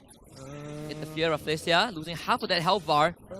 I'm offended used already. They want to commit Amao now. They told us committed everything. They get rid of Gary. This is a good start by Amao. He's low as well. The Lord gets reset. Do you really want to continue doing it? I don't think that's wise. Flesia goes down. That's 2 from Todak, not in the fight. But Barracuda not in a condition to really go on to this full-on brawl. They will still try to leash this though. Big damage from AJ to zone out the rest of Todak. Zyme Senpoi and Shizo, they're walking up. Grace, now flicker final slash, only has a moment. Pull back, but the Barrage finished off. Now the Lord is low. Gets reset at the last second. Zyme Senpoi, the only one left alive, unfortunately, for Todak. Barracuda outlasting the Swordfishes. Oof. Oh. I mean, this is sweaty. This is a very sweaty game. Are they still? Okay, they're not. They're not going. I mean, if he steals it, can you imagine? That would be too hilarious, too funny, in a matter of fact. I think this is just, you got to give it to Amal, right? That wasn't even his team. That was Amal's overall game sense. He just knew, hey, if Ruby is going to attempt to stun me, to lock me down even for a second, Gary is going to jump on me, and then the whole team is going to jump on me, right? That was a very risky call to go for a 50-50 Daytona's welcome. It could have been a delayed attempt even from Ref Malaysia to bait out his ult, but Amal, he got the call right. It's not often that you take advantage of the CC immunity from Daytona's welcome in this way. It's usually more of a bonus for you to catch on to someone, but by using it preemptively to avoid being caught by Todak, Amal was able to keep himself alive in that fight, even at a tiny sliver of HP to secure the Lord, which unfortunately has been taken out quite quickly here by Todak. I love it when a composition has 2 true damage dealers. And that was the first death for Shizzle. Oh, that is 18 minutes. After all, I mean, considering everything that has happened so far, I was hoping that this game would end up being similar to how Friday was in day 1, just because we're the most entertaining region. I haven't seen like a hard throw just yet. You want to see a hard throw? Hey man, that's what we're known for. We were on the desk for one of those games. No, I will confidently say no. Come on. God, somebody's gonna get impatient here. Now, I know that we want to have a Malaysian signature on the international stage, but I don't want throwing to be it. Okay, fine. We just won't get out of groups again. All right, then let's start throwing. All right. Go back to throwing. I feel like that's the same thing. No, I'll take it back. I want to go down looking good. Yeah, man. Put on those Gucci slides while I'm in my casket, bro. It's like if I get eliminated from groups because I dove the fountain, so be it. At this point, I'm just gonna accept the recall spam. Hey man, we gotta get known for something, dude. That's why we're the most entertaining region. We're 12 and 10, 20 minutes into this game. What are we, MPL PH or something? Come on, let's double the score. We are 30 minutes away from that, but we're getting there. We're getting there. We're getting there. Okay. We gotta break the MAL record first. That's 47 minutes. Oh, dude, no way. No way. Yeah. On the second day of the first week. On the second day as Believe well. it? Yeah, that was crazy. That actually is crazy. 30 seconds to the upcoming Lord, and so far, both Todak and Barracuda in a stalemate. It's like, as much as Barracuda want to go for this hard engage, Todak just has too much disengage and too much counter engage to actually make it worthwhile. 40% win rate prediction for Barracuda with 60. Both roamers with the conceal. Oh! What did I tell you? What did I tell you? It's the ROG phone. It's A-Mouse, and this man is awake. I can't wait. I can't wait for the interview. Is like, how did you have that reaction time? 164 hertz? 65. Sorry, 65 hertz. 65. You're missing 1 hertz there. Well, we'll get this full-blown combo. Okay, Grace, he's gone. Jesus tries to die, but Shizo, he's going to force the dragon to back off, and Todak, well, finding an opening. Let's go, Lord. Let's go, Lord. Todak's already just going to move their way over. I mean, luckily, they're still following their fundamentals. They're sending Zion Senpai to deal with the top wave in the meantime, but this should fall into the hands of Todak pretty easily. Yeah, the goal of Barracuda here is to try and slow this down, get a reset if possible, but Grace down for 30 seconds, I think it's kind of unlikely. Todak in full control over the Lord Pit. Just gonna force Hesu away. He doesn't have the back dragon form. Reflexia, he knows what's up. Just pull him back. The Eternal Guardian is not gonna do enough. Immortality has been popped. Hesu ends up going down, and the patience game has paid off for Todak, and now it is truly Lord time. Yeah, Barracuda side getting a little impatient as well. Like, I mean, but the fact that Hesu already used the Black Dragon form, and as well as the Petrify, why go for an aggressive angle like that, right? You're probably waiting for Grace to be the person to do so, but he just spawned as well, and Amal should have been probably in that front to tank it first. Ooh, we are definitely seeing some very calculated plays though from Todak, taking every single Lord fight slowly, making sure that even though the Lord is lost, they're gonna try and transition into a fight win so that they can clear it up, and then finally, now that they're able to get a couple of pickoffs, they go for the Lord, and this could be a chance for them to get that victory. 15 seconds for Jesus to come back, and Todak, they can feel the tide shifting. Amal with his body to try to keep this game within control, but Zion Senpai straight up flickers to the back, and Todak, they want the juggler. Swordfishers will not be denied. Ocean Derby claim, and the sea will be ruled by Todak to start off their debut. Ooh, the legends of MPL MY make a glorious return in their debut match of MPL Malaysia Season 13, proving that they are the top of this food chain, and they are the biggest predator in the sea. Oh man, that's got to be frustrating for Barracuda, right? A grueling 20-minute game, looking for the opportunity to engage, not given that chance as soon as the 15-minute mark occurred. I think the craziest thing was that, okay, so the first two Lord didn't do much. Third Lord, unfortunately, also got melted, but the last one, oh, Grace, he was mirroring Reflecia the entire game. When Reflecia used Conceal, he did the same. He was trying to find an opportunity, but that pixel of a face spatial migration into Violet Requiem was what sealed the fate of Barracuda, the most minuscule of differences. And Abang Lord rejoicing. You can hear the crowd pumped up. The Todak fans very happy with this result, and I imagine Todak themselves are going to be very satisfied with what they've done here. Their plays were very precise, very well coordinated. They didn't get a lot of Lords, but the ones they did get, they made them count. Yeah, definitely a difference in terms of overall experience coming in from Todak's side. Not the most polished gameplay we've seen thus far, but definitely moving in the right direction. And the Patriots, just let them have their moment. A symphony of cheers. Well, we're going to pass it to Rose to talk to Todak about this 2-1 win. Rose, take it away. And there you have it, kemenangan pertama untuk pasukan Todak. 2-1 lawan Barracuda. Alright guys, hello, how are you feeling? Semua okay ke tak? Okay, cuba first game. First game, nervous sikit? Nervous. Okay, since the mic is with Gary. Gary, new player untuk Todak musim ini. How are you feeling? How's Todak? Okay ke tak environment kat Todak? So far, so good. Alhamdulillah, saya dapat teammate saya cepat adapt lah. Cuma untuk first game ni kita orang still baru permulaan kan. Gary nampak menggigil.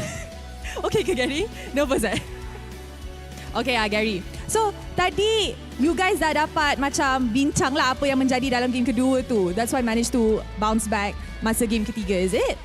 Game kedua tu sebenarnya otak kita orang loading sebenarnya. Macam nge-lag sikit tadi. Oh, nge-lag sikit. Game ketiga betul-betul lah main. Okay, awal lagi kan. Okay, my next question will go to, let me see. Okay, kita bagi dekat Rafelsia. Okay? Kita bagi dekat Rafelsia. Hi, how are you? I'm good. You're good. Okay guys, mesti ramai kenal Rafelsia kan? He's one of the OG players dekat Philippines dulu dan sekarang dia dah masuk Todak. So Rafelsia, how is Todak treating you? How is it like inside? Are you having fun? Are the boys nice to you? Yeah, it's so fun. They teach me a lot of things, especially the good things. Oh wow, wait. That's a bit sus. Why did he have to say especially the good things? What have they been teaching you? How to fasting like that. So I usually eat with them, but I cannot do it really like Wait, that. you puasa? Yeah, we eat with them. Oh, Usually. you buka with them? Yeah. I see. Have you tried fasting the whole day? We tried but cannot. That's fine. So how do you feel about the atmosphere in MPL Malaysia? Is it fun? I think it's so fun, like the hype and the excitement like that. It's there, right? It's there. Okay, next, coach. Let's pass it over to the coach. Fly solo. Fly solo. Ramai nak tahu pasal fly solo ni. Okay, hi coach. How are you? I'm good. You're good. Okay, coach. What are your difficulties currently in coaching Todak? What are your difficulties in coaching Todak? Like, is there any communication issue, any language barrier? How is it like currently? I think only the language barrier, but my experience a lot already, so I don't have any difficulties aside from language. Aside from the language, are you learning Malay or are they speaking in English? Still learning Malay. Can you say something in Malay that you know? Dingin banget. That's not Malay. That's Indonesian. Okay guys, it's fine. It's all right. Okay guys, agak-agaknya siapa yang MVP game ni? Zaim. Alright guys, mari kita tengok MVP in 3, 2, 1. Zaim Sepoy. Hi Zaim. Hi. Hi, okay. How are you feeling? MVP first match korang? I'm good. Happy lah sebab MVP. Tapi MVP sebab team jugalah. Wow. So, you rasa Todak kali ni rasa macam lain tak? Sebab line up ni tak ada Ciku. So, is it like macam different? Apa yang beza dan macam mana in-game punya communication actually? Mungkin yang ni first game, so kita orang tak panas lagi lah. So mungkin ada banyak mistake daripada decision dan banyak miscom lah.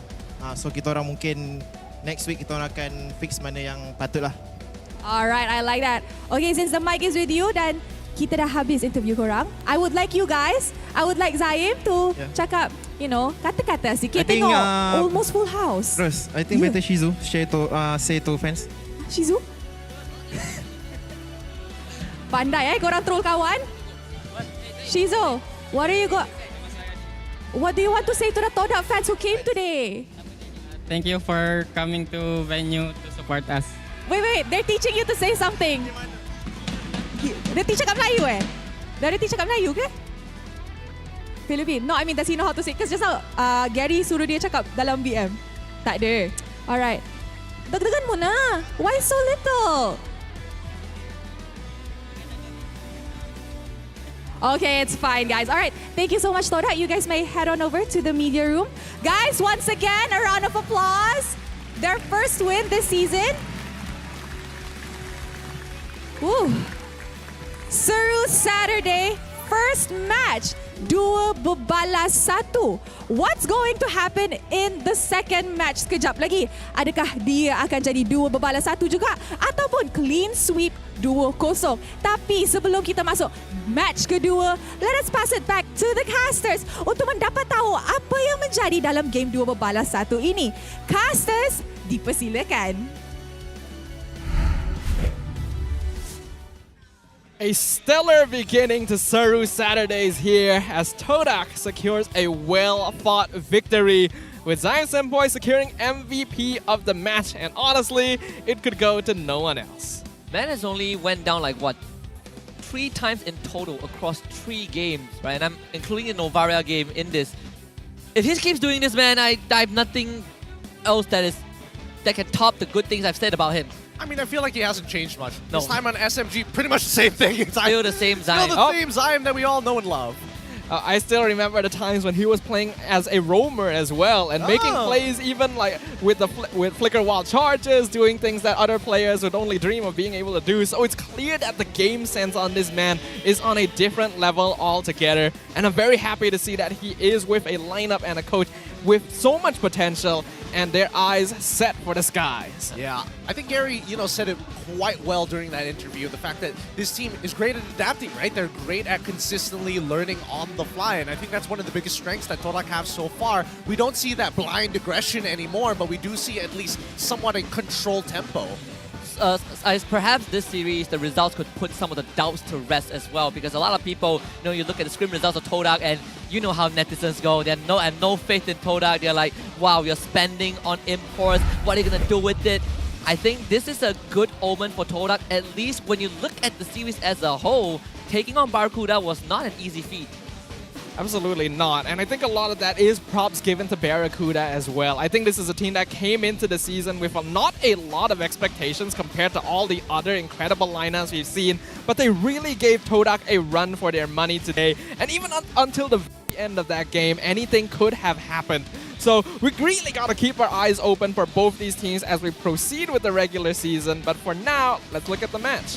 Yep, I mean, based off the items so far, you can see that everybody was looking to somewhat have some kind of defensive utility against their opponents. They didn't want Ford to get caught here. Even Emal himself is like, you know what? I'm taking a Winter Trunchet just so that I can dodge one more extra ability if necessary. And I think at the end of the day, it really came down to just who makes the first mistake or who takes the first initiative, right? I think Barracuda and Todak, they both have their fair share of errors, but it was Todak's willingness to look for opportunities that really garnered them that lead that broke open the entire game. And when you look at Barracuda roster as a whole, they're not the most hype roster coming into this season. They're definitely the more low-key one, aside from their very colorful thematic on their social media. But aside from that, I think expectations aren't really set for this team. They themselves have set it high. Yeah, I would agree with that statement as well. I think that, especially in a match like this, right? Yes, they are actively trying to look for these types of pickoffs here, but I think a lot of the onus, I would say, is due to the experience from Todak. The fact that when they are looking for picks, the timings of when the waves are about to crash and when they are about to spawn are very, very precise, in a matter of fact. They know that a rotation is expected to be made, and that's why they're looking for those picks in the first place. Unlike Barracuda, we don't see that exact type of precision. Yeah, I think experience speaks volumes when it comes down to macro decision making like this. It just takes a lot more time on the stage to be able to understand timings based on minion waves, based on the flow of the game. And I think Barracuda Esports did do a good job overall. I think a lot of their decisions, a lot of the team fights that they did take were made on the fly, but they were still able to take control of most of this game until Todak decided it's time to slow things down, wait for Shizo to get full build, and then just run over the game with it. I think a stalemate is actually the scariest state of the game, right? Because that really comes down to how much control do you have over the state of the game? How do you start manipulating the micros, like your lane equilibrium, your map control? I think that's what Todak has been doing very well. They are fine playing a slow and quiet game, but Barracuda, you can feel the nerves settling in. They're like, oh well, we don't see anything. We gotta get something done. And that's where Todak is good at responding with their own pounce. Yep, the impatience that started to build up here. And I feel after two really decent games coming in from Grace, Game 3 is where he actually played by far the worst on this Arlet, where it's so all in. These final slashes were not making the impact we were hoping to see. The impatience, right? It's like you are jittering a little bit, you are making the calls, and he's still actively trying to find an opportunity, but he's starting to miss the beat a little bit. Yes.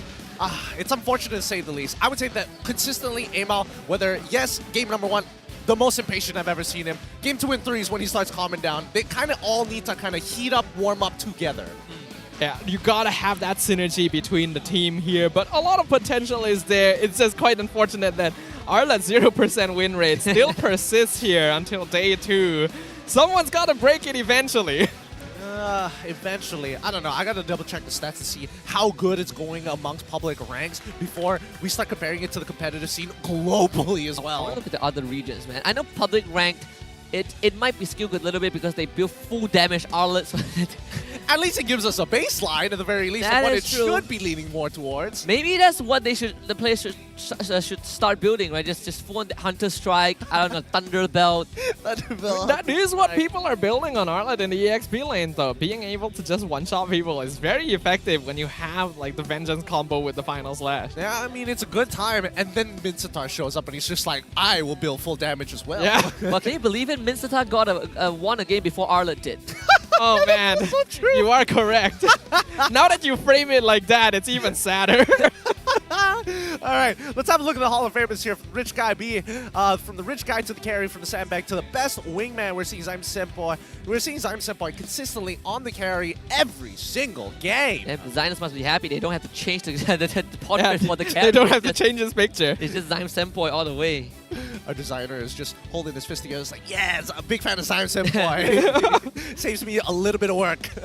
Now he just needs to be able to secure his spot on the other roles as well. Like one of these days, all 4 is just gonna be Zyme Senpai. It's gonna be a sandbag. I'm gonna have a problem if he is the sandbag, unless he plays like Terizla mid, but that is highly unlikely. Hey, who knows, man? Todak, with Todak, you know, never Todak is know. You could see like the Phobius mid. You can see if you still want the old meta, you got the Grok mid. You know. Zyme is his own person. He's not gonna be influenced by all these shenanigans. You know. That's why he's the pillar of the team. Let's have a look at specifically the gold graph here, because I think this tells quite an interesting story here, because it's, I wouldn't even say it's a back and forth. It really is, when do people start hitting their power spikes and when do you see the adaptation begin for a team? For Todak, it starts at the 10-minute mark. Prior to that, Barracuda, again, we are seeing them go in, but this time with a very good reason of why they can actually capitalize and multiply that goal by 2x or even a 5x this time around to break it into at least a 5,000. They hardly even broke 3,000. I think it's very smart what Todak did do here, because now that they're under the tutelage of Coach Fly Solo, it does seem that they're a much more controlled team, right? We're not really seeing the same Langar style, where we've seen this gold graph earlier in the series as well, and it never really leaned too far in either direction. Todak seems to be very good at maintaining the net worth at a manageable level. They still really like going for that late game. but they adjust their draft and their gameplay to make sure they never fall too behind until that power spike comes. Yeah, when you look at the first two lords, despite Barracuda getting the Lord, Todak is the one that has the goal advantage, right? It's not a big goal advantage, as not after the first one, but the second one is where they started getting all the kills onto Barracuda. They took care of the Lord, and that is also, I think, a big factor of why Barracuda's goal lead never really got increased, because Todak was just stopping them, was just throwing a wrench in their plans, even though the plan sort of worked out. Yeah, I mean, you can see even in the highlights, right? The general idea is to play around these neutral objectives and get these either a pick or a really, really big fight. And that's the biggest problem, because there's so many ults that disrupt the entire composition from the side of Barracuda, especially that King's Call-in. It's obnoxious to deal with. And if not, you still have to worry about the Mystic Gush at the very end as a big nuclear option. This one was kind of what really started the comeback for Todak, at least keeping them in the game, right? Barracuda got the dive and just ended up in a what do you call it, in a kill box. And Todak never fully invests either in these team fights, right? You can see that they're not really going for these team fights with the purpose of taking the objective. They're going in with the purpose of picking off members of Barracuda who go too far, because they know with Shizo around and Zaim Senpoi, Lord defense is not going to be much of an issue for them. I mean, it's tough. It's tough to see because there's so many annoying things to deal with. And I think it's something to keep in mind that maybe Mincetar might be coming up back in popularity here in your public games for Malaysian solo queue. Todak, they shoot right back up. It's not a 2-0, but at least a 2-1, sitting underneath both Team Hawk and as well as Langor Red Giants. I think that's good enough of a start for Todak. I don't expect them to shoot to the top at least in the first 2 to 3 weeks, and this is a team that needs time to adjust. We saw that with the transfer window last season where Zaim Senpoi joined in. They had some adjustment. Rough at that point, at one point, was playing in the marksman role, and then Ciku went to jungle. We even saw Rival in the jungle at one point. But both of them are right now, at least for Rival, he's back. He's down in MAL with Todak Legion. So I think, you know, Todak, these adjustments are good. This is not the explosive start, but it's a good enough start. Yeah, and for Barracuda Esports as well, because they were able to put up such a tight fight here, they're not going to be joining Bounty and Homeboys at the bottom of the table. They're going to be sitting comfortably around the middle right now as we wait for the remaining MPL teams to play their first matches of the season. Yeah, we're going to be seeing a lot more of that here, but a very good way to kind of start today on Saru Saturdays, especially getting a good look at both Barracuda and as well as Todak. We can kind of roughly tell the potential power that they could be having when they reach their peak later down the line. Yeah, the best part has just begun, right? We had the Ocean Derby, or as our friend Renma likes to call it, the fish fight. The fish fight. The fish fight. Now we have Monster Vicious against RGMY coming up. Ooh, that's an interesting one. We have a team that was one of the favorites to become champion last season against a team that has been dominating the Tier 2 scene before coming into MPL MY with some familiar faces as well. I'm so excited to see Nova and Fakers playing with their original lineup. Yeah, not being loaned out to anybody this time round. It's like, finally, we got the OGs in the OG squad playing for the MPL. Yeah, Subway, Ames, you know, so this is kind of like a throwback, right? A run it back to a lot of these players coming together. I mean, you can say the same about Bounty Esports, but I think MV hits closer to home. Absolutely. And let's not forget, RSGMY, this is a team that, again, a very disappointing run last season, even after dominating everybody else, with a couple of tweaks and changes to the roster. Could this be now the perfect concoction? Without Demon Kai, and now Ripple might be taking the backseat as well. We see Kaiser being brought back in. That this man has raised a lot of questions in the community. And this, I think, would be a very good litmus test to see how they fare up against MV. And I'm expecting, if you're an RSG fan, you're expecting a clean 2-0. But if MV makes a dent, ooh, there'll be more questions to be asked. Ooh, it's gonna be such an exciting match to watch here. Just like every other squad here in Season 13 of MPL MY, both these teams have a lot to prove in their very first match. So once again, we're gonna remind you guys of what is coming up next for Day 2 of the first week of Season 13. We just watched Todak's secure victory against Barracuda Esports. We're already talking about it. Monster Vicious versus RSGMY is going to be next. And we'll top off the day with Niners versus King Empire. Yeah, another matchup that's going to be interesting to see. People want to kind of judge where King Empire is going to be amongst the power rankings of everybody else. And the Niners keeping the majority of their roster, a couple of tweaks here and there, but so far, kind of looking good. I mean, the return of Moon. He has been down for quite a while, right? The legacy of Todak, the one that even back in the M1 days, he was a crucial player to bring Todak to stardom, the one who popularized zero cooldown for meteor shower Chang'e, wind talker Chang'e, and all of that good stuff. And now finally, after a break, he joins the Niners, finally kind of leaving Todak. Perhaps a new start. Well, I mean, the Moonatics are definitely going to be happy here for him. At least we're getting to see his style of play all over again. I don't know whether it's going to force him to adapt to the team or whether he's going to stay true to himself with the way that he plays the game. Hopefully he comes back to that form. Hey man, guerrilla tactics. You never know when he's going to start showing up from a bush, blow you up with a Kadena or stealing away your buffs with a on-hit Chang'e. It does seem like we're seeing a lot of returns of legacy mid laners, right? We got Moon coming in, we had Dominus already with Bounty, Zion Sempoi showing up today with Todak. A lot of old players wanting to regain their place in the MPL, even with all the new talent coming in. I'm very excited to see what happens in the next game, but we're going to go on a short break before that. Any final thoughts on this first series of the day? I have a quick conspiracy. The reason we're seeing so many legacy plays is because this year M Series is in Malaysia, so gotta come out of retirement. Time to bring the trophy back home. Maybe. I don't know. MSC is like 3 million prize pool. Oh, 3 million sounds like a lot of money. Not a big deal. Not a big deal. Not a big deal at all. The M Series. It's always about the M Series. Every international is going to be important, but I am excited to see Kaiser play all over again. We're excited to see so many players play all over again. Lots of surprises this season. Lots of unexpected situations have already occurred.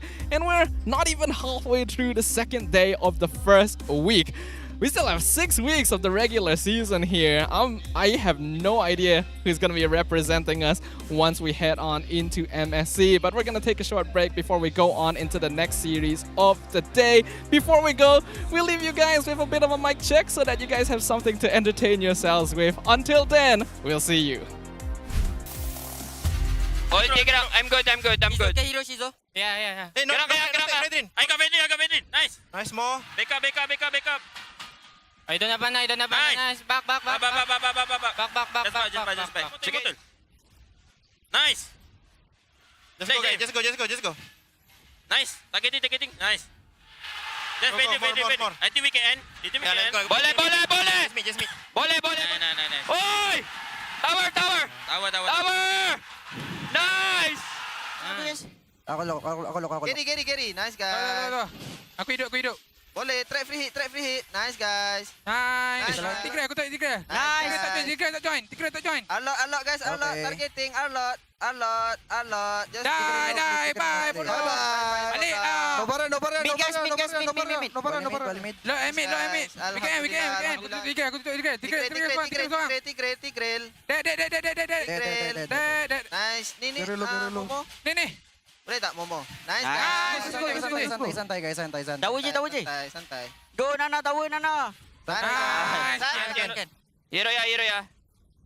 I just hati here.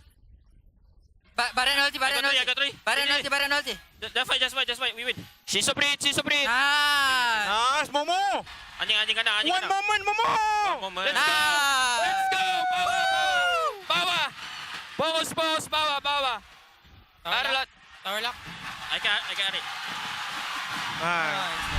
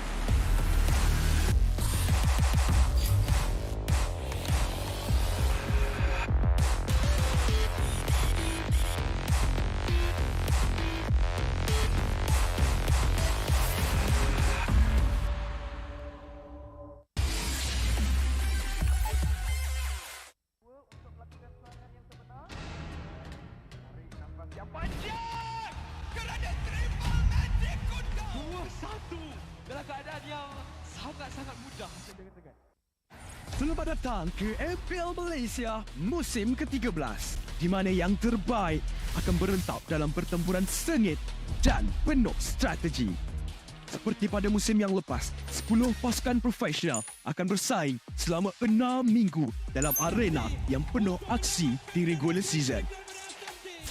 Namun, bermula pada musim ini, cuma 6 pasukan akan layak ke play-off dan pasukan di tempat ke-7 dan ke-8 hanya dapat stay untuk musim seterusnya. Tapi sayang sekali, tiada slot ke play-off buat mereka pada musim ini.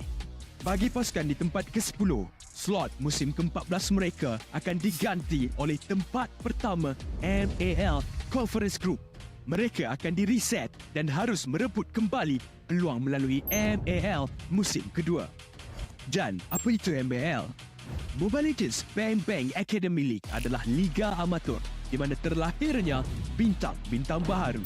15 pasukan akan bersaing untuk meraih kejuaraan dan 2 pasukan MPL Conference Group teratas akan berpeluang merebut slot ke MPL Malaysia musim seterusnya.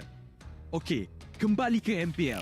Pasukan MPL Malaysia tempat ke-9 akan berentap dengan pasukan tempat kedua dari MPL Conference Group dalam pusingan MPL Malaysia Challenger Stage bersama format Best of 5 semasa Grand Final MPL musim yang pertama, di mana pemenang akan menentukan slot terakhir MPL Malaysia musim ke-14. 6 pasukan yang layak ke play-off akan berentap untuk meneruskan jalan ke Grand Final MPL Malaysia musim ke-13 dan merebut peluang untuk ke MSC 2024. Jadi, bersiap sedia. Persiapkan strategi anda. Bersedia untuk aksi profesional di pentas MPL Malaysia musim ke-13.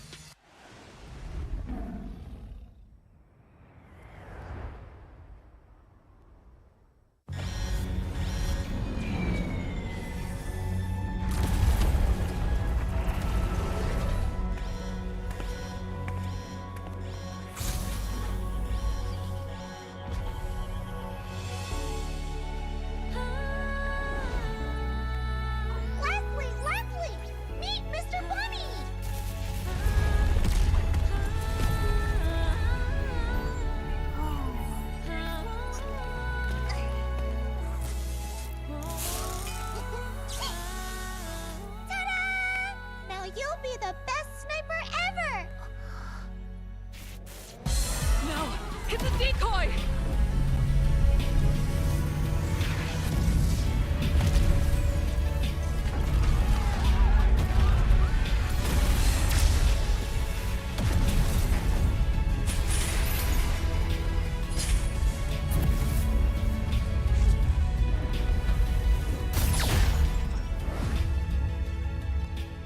I'm sorry.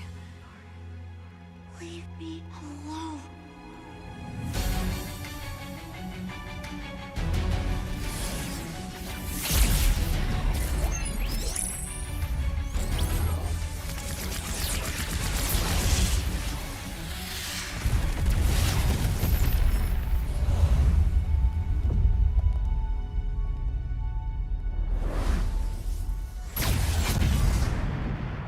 Over here, Ender.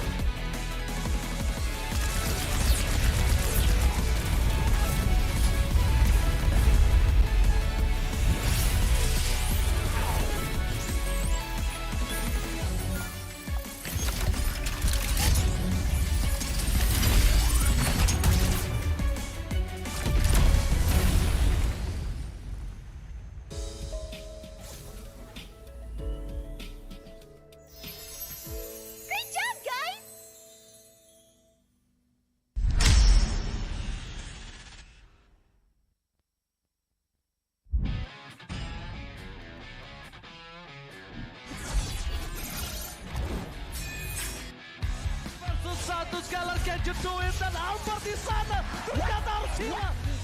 Avalanche fight as Long gets instantly shot down by the Blazing Duet, as well as the Electo final blow. This is going to be easy cleanup for Todak as most of the... Apat yun, pero nasipa din siya. Yung ninakaw na sipa. Buhay pa rin. Ang buhay! Backline already, and you're running for the lives. Gunning it. David trying to drag the members of RG right underneath the turret. It's not enough though. Gray coming all the way, and he cleats it all the way up. Just nowhere for him to run. Just... Kita akan ada satu warrior weapon deploy yang membuat pergerakan dari Minion langsung benar-benar slow. Rafanya sudah tumbang.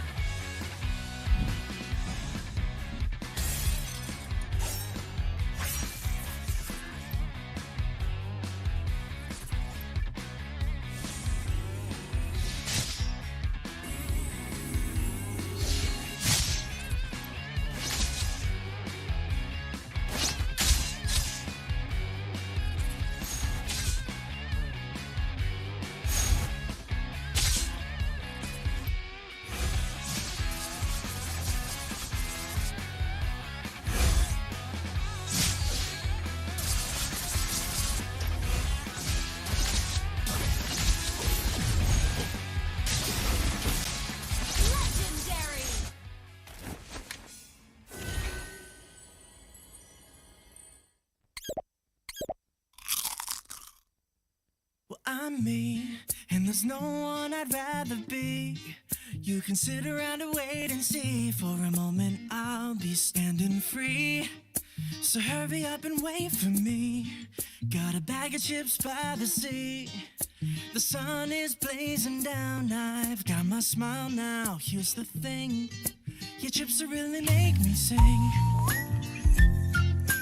Come on, relax and have some chips with me. Chill out, lay back, I'm right where I wanna be.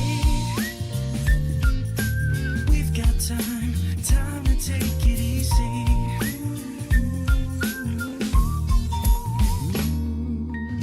You always tell me to speed up, but slow down. I've been kicking my feet up and just going to town. A bag of chips in hand, I got nothing planned, yeah. Good treats by the sand, you know I wanna chow down. Oh yeah. So when you ask me if I'm gonna stay, I'm promising you I will. 'Cause there's one thing we gotta do.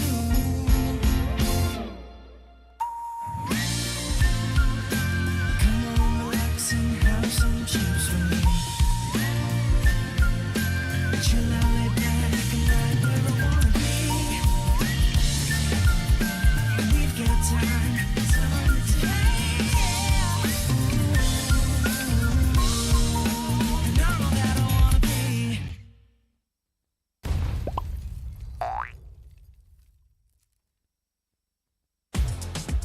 Hotlink Prepaid 5G serba baharu. Nikmati jago 5G untukmu. Dengan kelajuan internet 5G tanpa batas. Layan gaming sepantas kilat. Dan stream video paling lancar.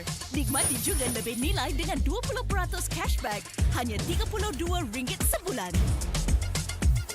Dapatkan sekarang.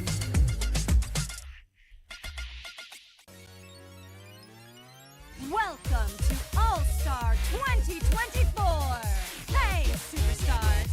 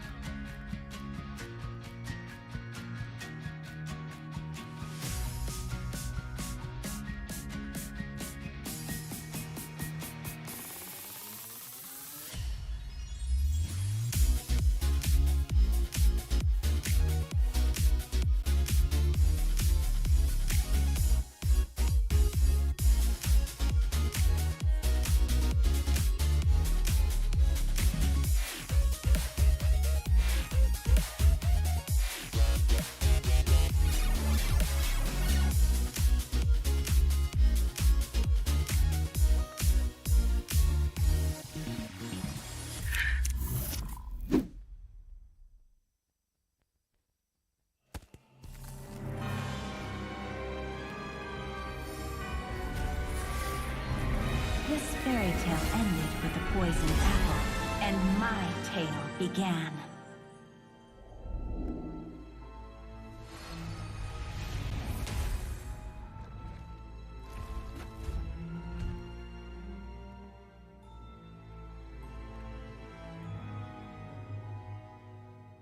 A princess in a tower is just a bird in a cage.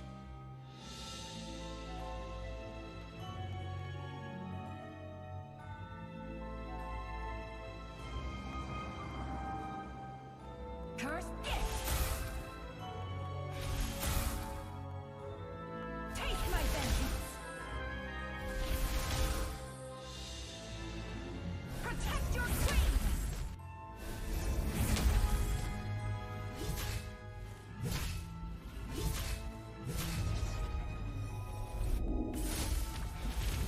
Kneel before your queen.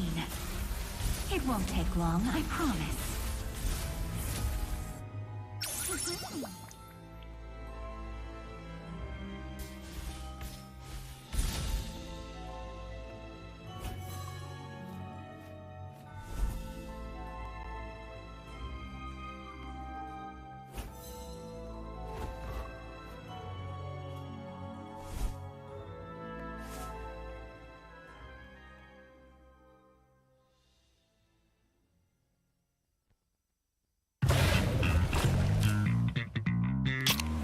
Confirm mantap, confirm lah Nescafe. Pelbagai kejayaan dapat dikecapi. Sejarah baharu telah tercipta. Namun, setakat itu sahajakah kemampuan kita? Setiap kali ke pentas dunia, pasti kecewa. Sampai bila kita nak kalah? Ditundukkan serendah-rendahnya. Sampai bila kita nak dihina? Tiap musim harapan peminat gugur. Sampai bila nak kalah? Sampai bila nak kecewa? Setiap rakyat pasti akan melaungkan semangat ingin mempertahankan rumah mereka. Jika patah sayap Raja Wali, bertongkat jua kita kemari. Tahun ini pastinya kemenangan semakin dicita demi menjulang nama Malaysia di pesada dunia. Di mana bumi dipijak, disitulah langit dijunjung. Stadium MBSJ Serdang Jaya secara rasminya menjadi rumah MPL MY pada tahun ini. Seterusnya, melangkah ke arena besar di Timur Tengah, di Riyadh, Arab Saudi.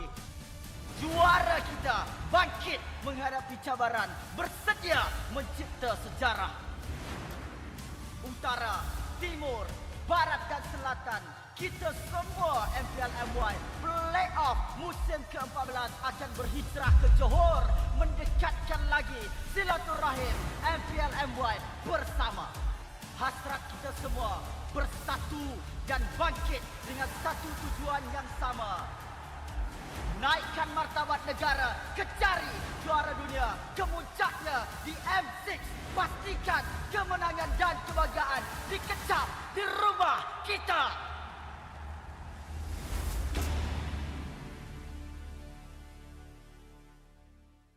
Oh, okay, get out. I'm good. Okay, hero Shizo. Yeah. Hey, no, Gerak. I got Vedrin. Nice. Nice, more. Back up. I don't have mana. Nice. Back. Back. Just back. It's okay, immortal. Nice. Just go. Nice. Targeting. Nice. Just wait. I think we can end. Boleh. Just me. Boleh. Nice. Oi! Tower! Nice! Tengah aku guys. Aku lock. Gary. Nice guys. Aku hidup. Boleh, track free hit. Nice guys. Nice. Tigra. Aku tak Tigra. Nice. Tigra tak join. Alot guys, alot. Targeting, alot. Just Die. Bye. Balik. No barang. Mid guys. Mid. Low emit. We can. Aku tutup Tigra. Tigra seorang. Tigrel. Dead. Nice. Ni. Momo. Ni. Boleh tak Momo? Nice. Santai guys. Tahu je. Santai. Go Nana, tahu Nana. Santai. Hati. Hero ya. I just hati here. Baran ulti. I got three. Baran ulti. Just fight. We win. She's so pretty. Nice. Momo. Anjing kena. One moment. Let's go. Bawah. Bawah. Tower lock. I got it.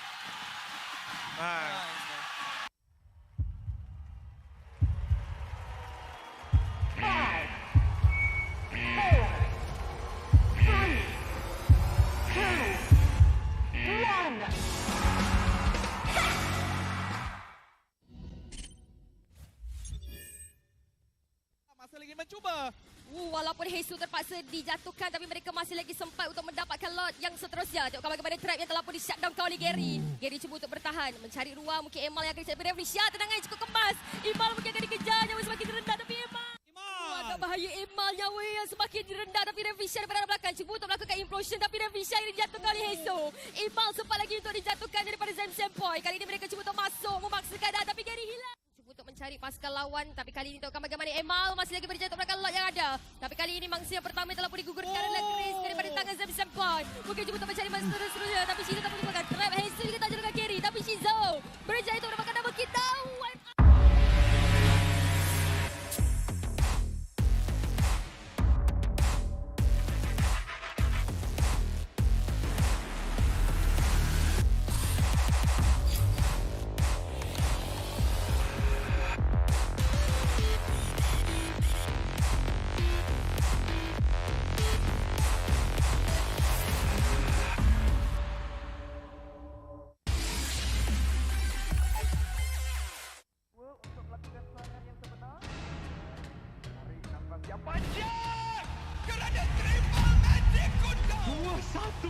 Dalam keadaan yang sangat-sangat mudah. Selamat datang ke MPL Malaysia musim ke-13, di mana yang terbaik akan berentap dalam pertempuran sengit dan penuh strategi. Seperti pada musim yang lepas, 10 pasukan profesional akan bersaing selama 6 minggu dalam arena yang penuh aksi di regular season. Namun, bermula pada musim ini, cuma 6 pasukan akan layak ke play-off dan pasukan di tempat ke-7 dan ke-8 hanya dapat stay untuk musim seterusnya. Tapi sayang sekali, tiada slot ke play-off buat mereka pada musim ini. Bagi pasukan di tempat ke-10, slot musim ke-14 mereka akan diganti oleh tempat pertama MPL Conference Group. Mereka akan di-reset dan harus merebut kembali peluang melalui MPL musim kedua. Dan apa itu MPL? Mobile Legends Bang Bang Academy League adalah liga amatur di mana terlahirnya bintang-bintang baharu. 15 pasukan akan bersaing untuk meraih kejuaraan dan 2 pasukan MPL Conference Group teratas akan berpeluang merebut slot ke MPL Malaysia musim seterusnya. Okey, kembali ke MPL. Pasukan MPL Malaysia tempat ke-9 akan berentap dengan pasukan tempat kedua dari MPL Conference Group dalam pusingan MPL Malaysia Challenger Stage bersama format Best of 5 semasa Grand Final MPL musim yang pertama, di mana pemenang akan menentukan slot terakhir MPL Malaysia musim ke-14. 6 pasukan yang layak ke play-off akan berentap untuk meneruskan jalan ke Grand Final MPL Malaysia musim ke-13 dan merebut peluang untuk ke MSC 2024. Jadi, bersiap sedia. Persiapkan strategi anda. Bersedia untuk aksi profesional di pentas MPL Malaysia musim ke-13.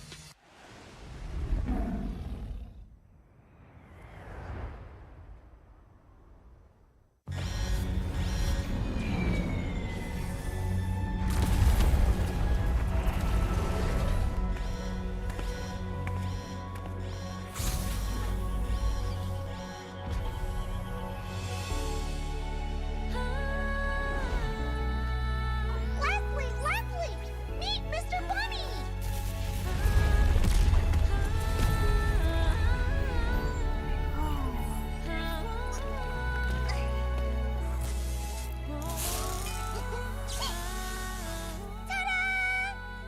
I'll be the best sniper ever! No! Hit the decoy!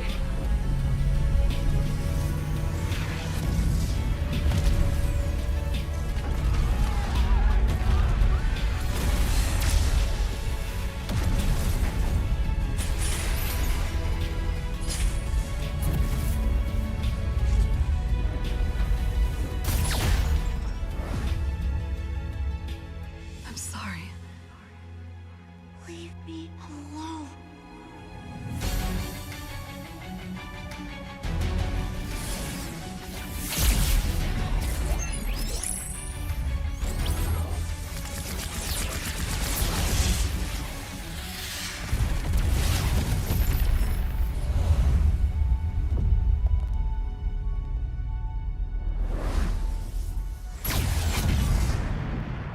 Over here, Ender.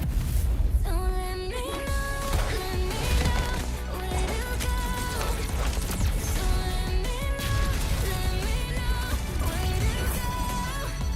I wanna find you. I wanna find you. I wanna find you. I wanna find you.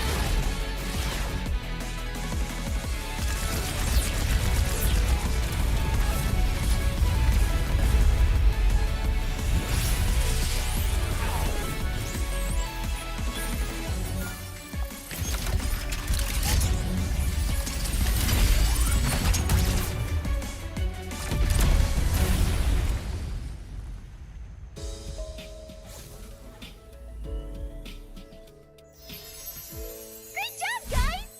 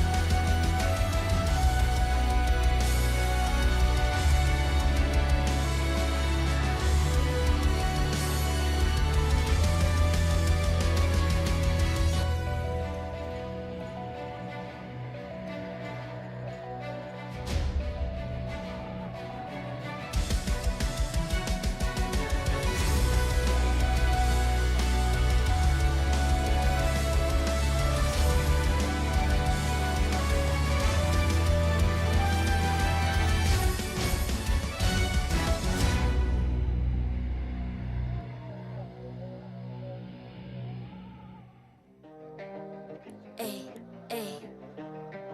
I'm a rock star. Yeah, rock star. Ay, ay, ay. I'm a rock star, baby. I'm a rock star. I'm a rock star. I'm a rock star. I'm a rock star. Panggil aku rock star. Ini kejohanan kita semua orang rock star. Kita rockstar, kita buat saja gaya kita. Makin panas apinya sudah membara. Macam mana pun ku menempuh segala. Demi negara ku buat semua bangga. Step into my world, you know I'm always in my zone. You know I got my team, no I'm never alone. Bring out my best, buat yang terbaik. Jadi juara perlahan kita naik. Aku nak push, naik-naik jadi lebih bagus. Jadi hero, ku ada skill. Berapa banyak musuh aku dah kill. Ramai cuba mencapai, cause they envy me. Tiap game aku pasti jadi MVP. Easy. I'm a rockstar, baby, I'm a rockstar. I'm a rockstar, I'm a rockstar. I'm a rockstar, panggil aku rockstar. Ini kejohanan kita semua orang rockstar. I'm a rockstar, baby, I'm a rockstar. I'm a rockstar, I'm a rockstar. I'm a rockstar, panggil aku rockstar. Ini kejohanan kita semua orang rockstar. Tengok nanti siapa yang juara. Ni peluang kita bawa pulang piala. This is my game, this is my time. Menang semua, everything will be mine. Kalau jatuh kau pasti kembali. Bangun balik ku tegak berdiri. Kuatkanlah tenaga. Ganjaran memang diperoleh. Ni kejohanan kita, Malaysia memang boleh. Rise up to the top, kita buat bersama. Semangat kita kuat di bawah satu bendera. I'ma go hard for the win.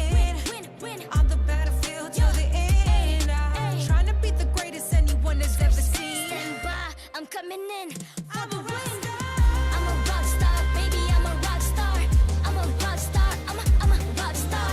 I'm a rock star, panggil aku rock star. Ini kejohanan kita semua orang rock star.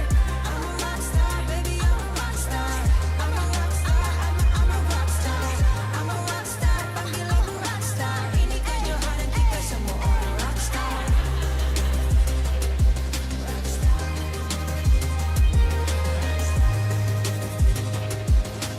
Ini kejohanan kita semua orang rock star. I'm a rock star, baby, I'm a rock star. I'm a rock star, I'm a rock star.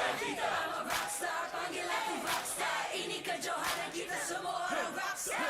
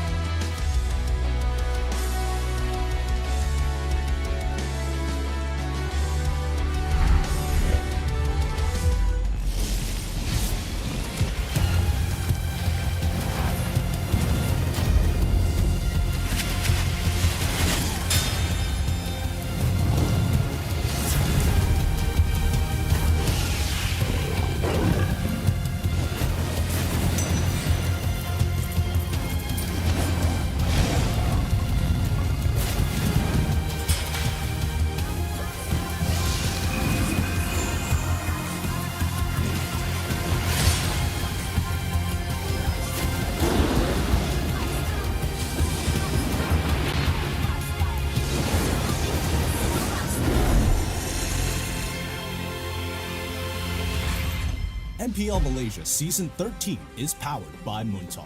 Enjoy a superior 5G network and lightning-fast gaming experience only with our official mobile internet hotlink. A big shout out to ROG Phone 8, the official gaming phone, for keeping our players at the top of their game. Grind on with Nescafe to keep your gaming spirit going. Thank you to all of our sponsors and partners for your support in MPL Malaysia Season 13. Selamat kembali ke Seru Saturday MPL Malaysia musim ke-13 bersiaran langsung dari Dewan MBSJ Serdang Jaya. Nama saya Rose, host anda sepanjang musim ini. Dan tadi kita dapat saksikan perlawanan di antara dua pasukan ikan yang agak sengit sebab korang kena ingat perlawanan tadi habis dengan 2-1. RSG untuk season ni, untuk game ni pula, match ni kita akan saksikan perlawanan Monster Vicious yang akan menentang RSG MY. Now, I rasa match up ni agak interesting sebab for the side of Monster Vicious kan, dorang adalah satu team dalam MPL Malaysia musim ini yang menggunakan full local lineup. And of course, for the side of RSG pula, dorang kata season ni ialah season prime dorang. So like, you know, agak-agak siapa akan top regular season ni? Fans RSG dah cakap RSG dah. But you know, we'll only find out later. Tapi, sebelum kita mulakan match kedua kita actually ada satu award khas nak sampaikan, iaitu Anugerah Fan Club of the Season. Kepada para peminat dan penyokong, ketahuilah bahawa pasukan anda amat menghargai dan bangga melihat sokongan yang diberikan. Di sebalik jeritan, kegembiraan dan tangisan yang anda berikan, anda telah memberi satu semangat kepada pemain untuk bangkit tak kala mereka kecewa, sedih dan ingin berputus asa. Bagi menyampaikan anugerah fans ini, saya ingin menjemput Encik Fikri Rizal Mahrudin, Marketing and Business Development Lead of Moonton Malaysia, untuk menyampaikan anugerah ini kepada wakil pasukan RSG Malaysia, the one and only Ripo dan juga representative community RSG.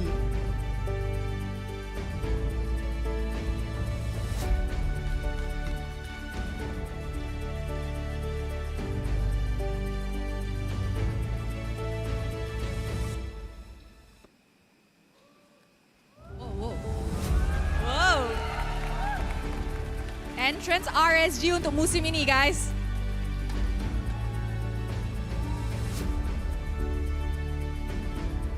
Wow. Hi, guys. Okay, actually, can we have a mic for Ripo, please? Mic for Ripo. Yes. There we go.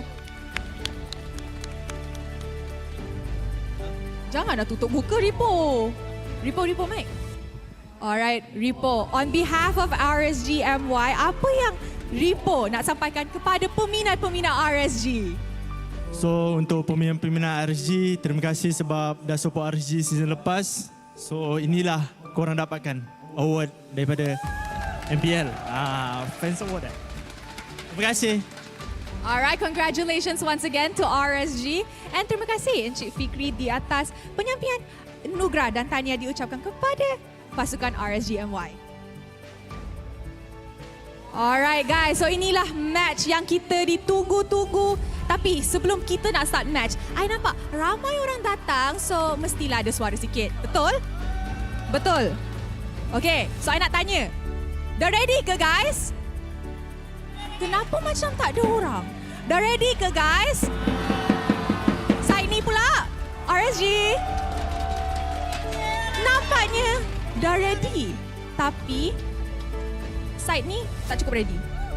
Okay ya? Sekali lagi ya. Sekali je. Alright, sekali je bagi Monster Vicious, are you guys ready? RSG. Diorang dah kalahkan dah. Sekali bagi sekali. RSGMY, are you ready?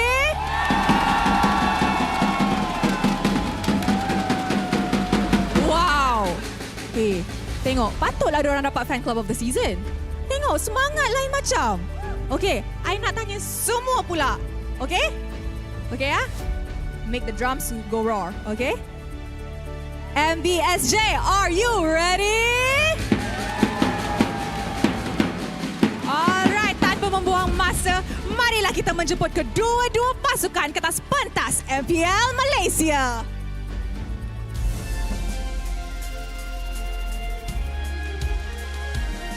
Dibarisi beberapa pemain berpengalaman di pentas MPL. Selamat datang diucapkan kepada pasukan baru yang berjaya mendominasi Tier 2. Tuan-tuan dan puan-puan, Monster Vicious!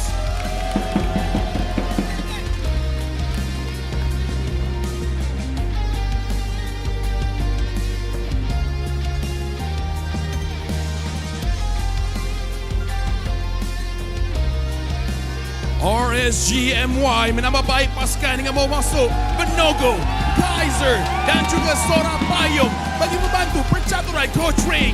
Ladies and gentlemen, the regular season monster RSGMY.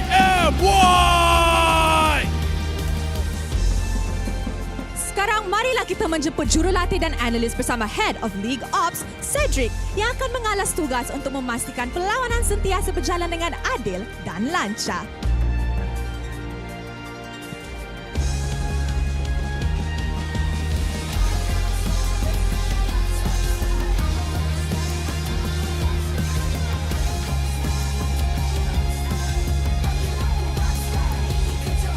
Alright guys. The team dah nampak ready. Semua fans dah nampak ready. Are you all ready to start the second match of the day?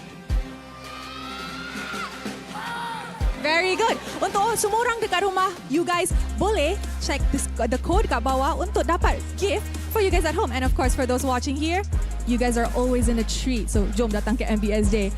And with that, I think sekarang dah masa untuk start our second match, Game 1. With that, Seems this is your moment. Game on.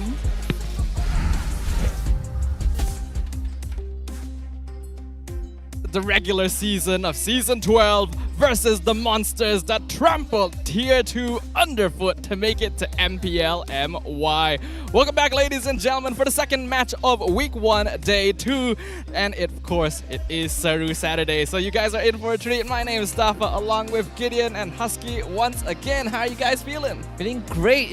Yesterday we saw Bounty make their debut, and now we get to see the second team, which is Monster Vicious, a collection of a lot of veterans, a lot of old guards now coming together to realize one single vision to bring that Tier 2 ferocity to Tier 1. Look, the crazy part about it all is a lot of the players from MV get loaned out to MPL teams time and time again, whether it be one of them, whether it be two of them, sometimes from different teams as well. But they're going to be facing off against potential giants here. RSG absolutely crushed the regular season in Season 12. Hopefully, they're going to repeat this overall incredible performance now with Venogod and the coming of Kaiser. Venogod, not Venogod. Venogod Man, he's not Venogod yet. Not Venogod yet. I can't take away his name, man. It's too good. It was such a good IGN. I get you, but before we move on into the game itself, we gotta tell you about the devices these players are playing on to reach their maximum potential, none other than the ROG Phone 8. You guys can dominate with spectacular gameplay with the king of performance itself, your ultimate gaming phone right here, ROG Phone 8, our official phone partner here for MPL MY. I would say, since we're already talking about the jungler of RSGMY, he has some big shoes to fill. Demon Kite left a void when he went back to MPL Philippines and proceeded to win tournaments with them. And right now, and I think he got the best jungler of Season 12. Yep. Venogo stepping in. There's not only a big shoe to fill, but also a lot of expectations to be made. Hopefully it's going to be a repeat of that process itself, right? We saw the debut of Demon Kite, and it was outstanding, right? Nobody stood a chance against the man when he is on form. Vinoba, on the other hand, the question still remains, does he really jive with this team, or is it one of those situations where you get a Filipino jungler, you kind of do the regular team stuff, let the jungler do his thing, don't need too much communication, he'll naturally find those kills. Well, a little while ago, that would have been enough just from the sheer performance of a lot of Filipino players, but gameplay really has leveled up here in MPL Malaysia, where coordination, communication, team synergy has become that much more important. In the meta where team fighting and being able to use your resources and timings correctly makes all the difference. So we'll find out whether or not that difference is going to be made here for RSGMY. I'm sure they're eager to make up for their poor performance in the playoffs. Yeah, I think that's definitely kind of an objective that RSGMY is looking for. The coach Rain said that he feels like the team is at its prime now. He sort of said that last season, but I hope now he has kind of surpassed that. Right now, they're truly in their prime, but not without certain changes, right? Venogo is one of them. I know we brought this up a couple of times already. Kaiser is now back. Used to play with, I think, Karakao back in Season 9, and now taking over kind of the state that Ripple left behind. And I don't know whether or not it's going to be the correct decision or not. It's been a while since Kaiser has actually played him. When he did play, he was very much a pillar style of EXP laner. He gets the job done, he does it very efficiently, and if you decide to invest even just a little bit of time and gold into his lane, he can really stretch that lead. Yeah, compared to Rippo, not just in-game but outside of game, Kaiser is a much more reserved player. He prefers those tanky, bulky utility EXP laners rather than going for flashy dive plays. So we'll see whether or not that is sufficient for the meta, or maybe his hero pool, you never know, could have undergone some evolution since the last time we saw him. It has been a long time since he's come back onto the stage, but I believe Coach Sora already mentioned to us that his mechanics are still there. Still got the moves to go with it, right? I mean, even Coach Sora Payong last season was with Red Esports, and now taking over the role that Skadaga left behind. Skadaga, led RSGMY to a championship trophy back in Season 7, and now Sora Payong coming in, filling in that role, but he has Coach Rain beside him, so this is going to be an interesting dynamic behind the scenes. To be fair, we did have a bit of a conversation, or at least seen his overall personality in the talent room itself, and for the first time, I haven't seen this man falling asleep. It looks like he's got plenty of sleep. He doesn't look as stressed out compared to when he was with Red Esports. Constant eye bags, and now he looks like he's energized and honestly very motivated this season. I mean, you would get eye bags if you're like losing almost every game. Yeah, that would definitely affect his sleep quite a bit. But it's good to see that he's back in action. He's energized once again. Of course, we do expect everyone to be energized at the start of the season. We'll see what happens by the end of the season, depending on how RSG NY performs. But this is a team with a lot of promise and a team that a lot of people are going to be watching because of how dominating they were last season. Speaking about a team that has a lot of promise, MV, right? Monster Vicious, a team with players that have finally found a home. Ruff now also a part of that team, and last season when he was brought in to play with Todak as sort of like not the replacement in that goal lane, he had certain moments of brilliance, and he was put in one of the toughest series of all time against SRG, and he didn't win that series, but he definitely cemented himself as a rising star. And right now with Monster Vicious, at least in the tier 2 scene through the MPL qualifiers, he looked flawless. It was a rough spot for Ruff.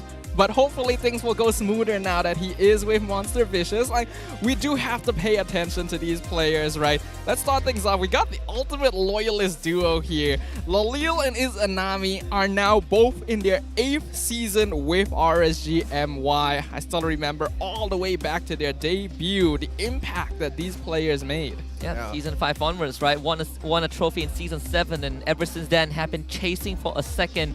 Came as close as they could be last season, finishing 4th, unfortunately. Actually, no, finishing 4th.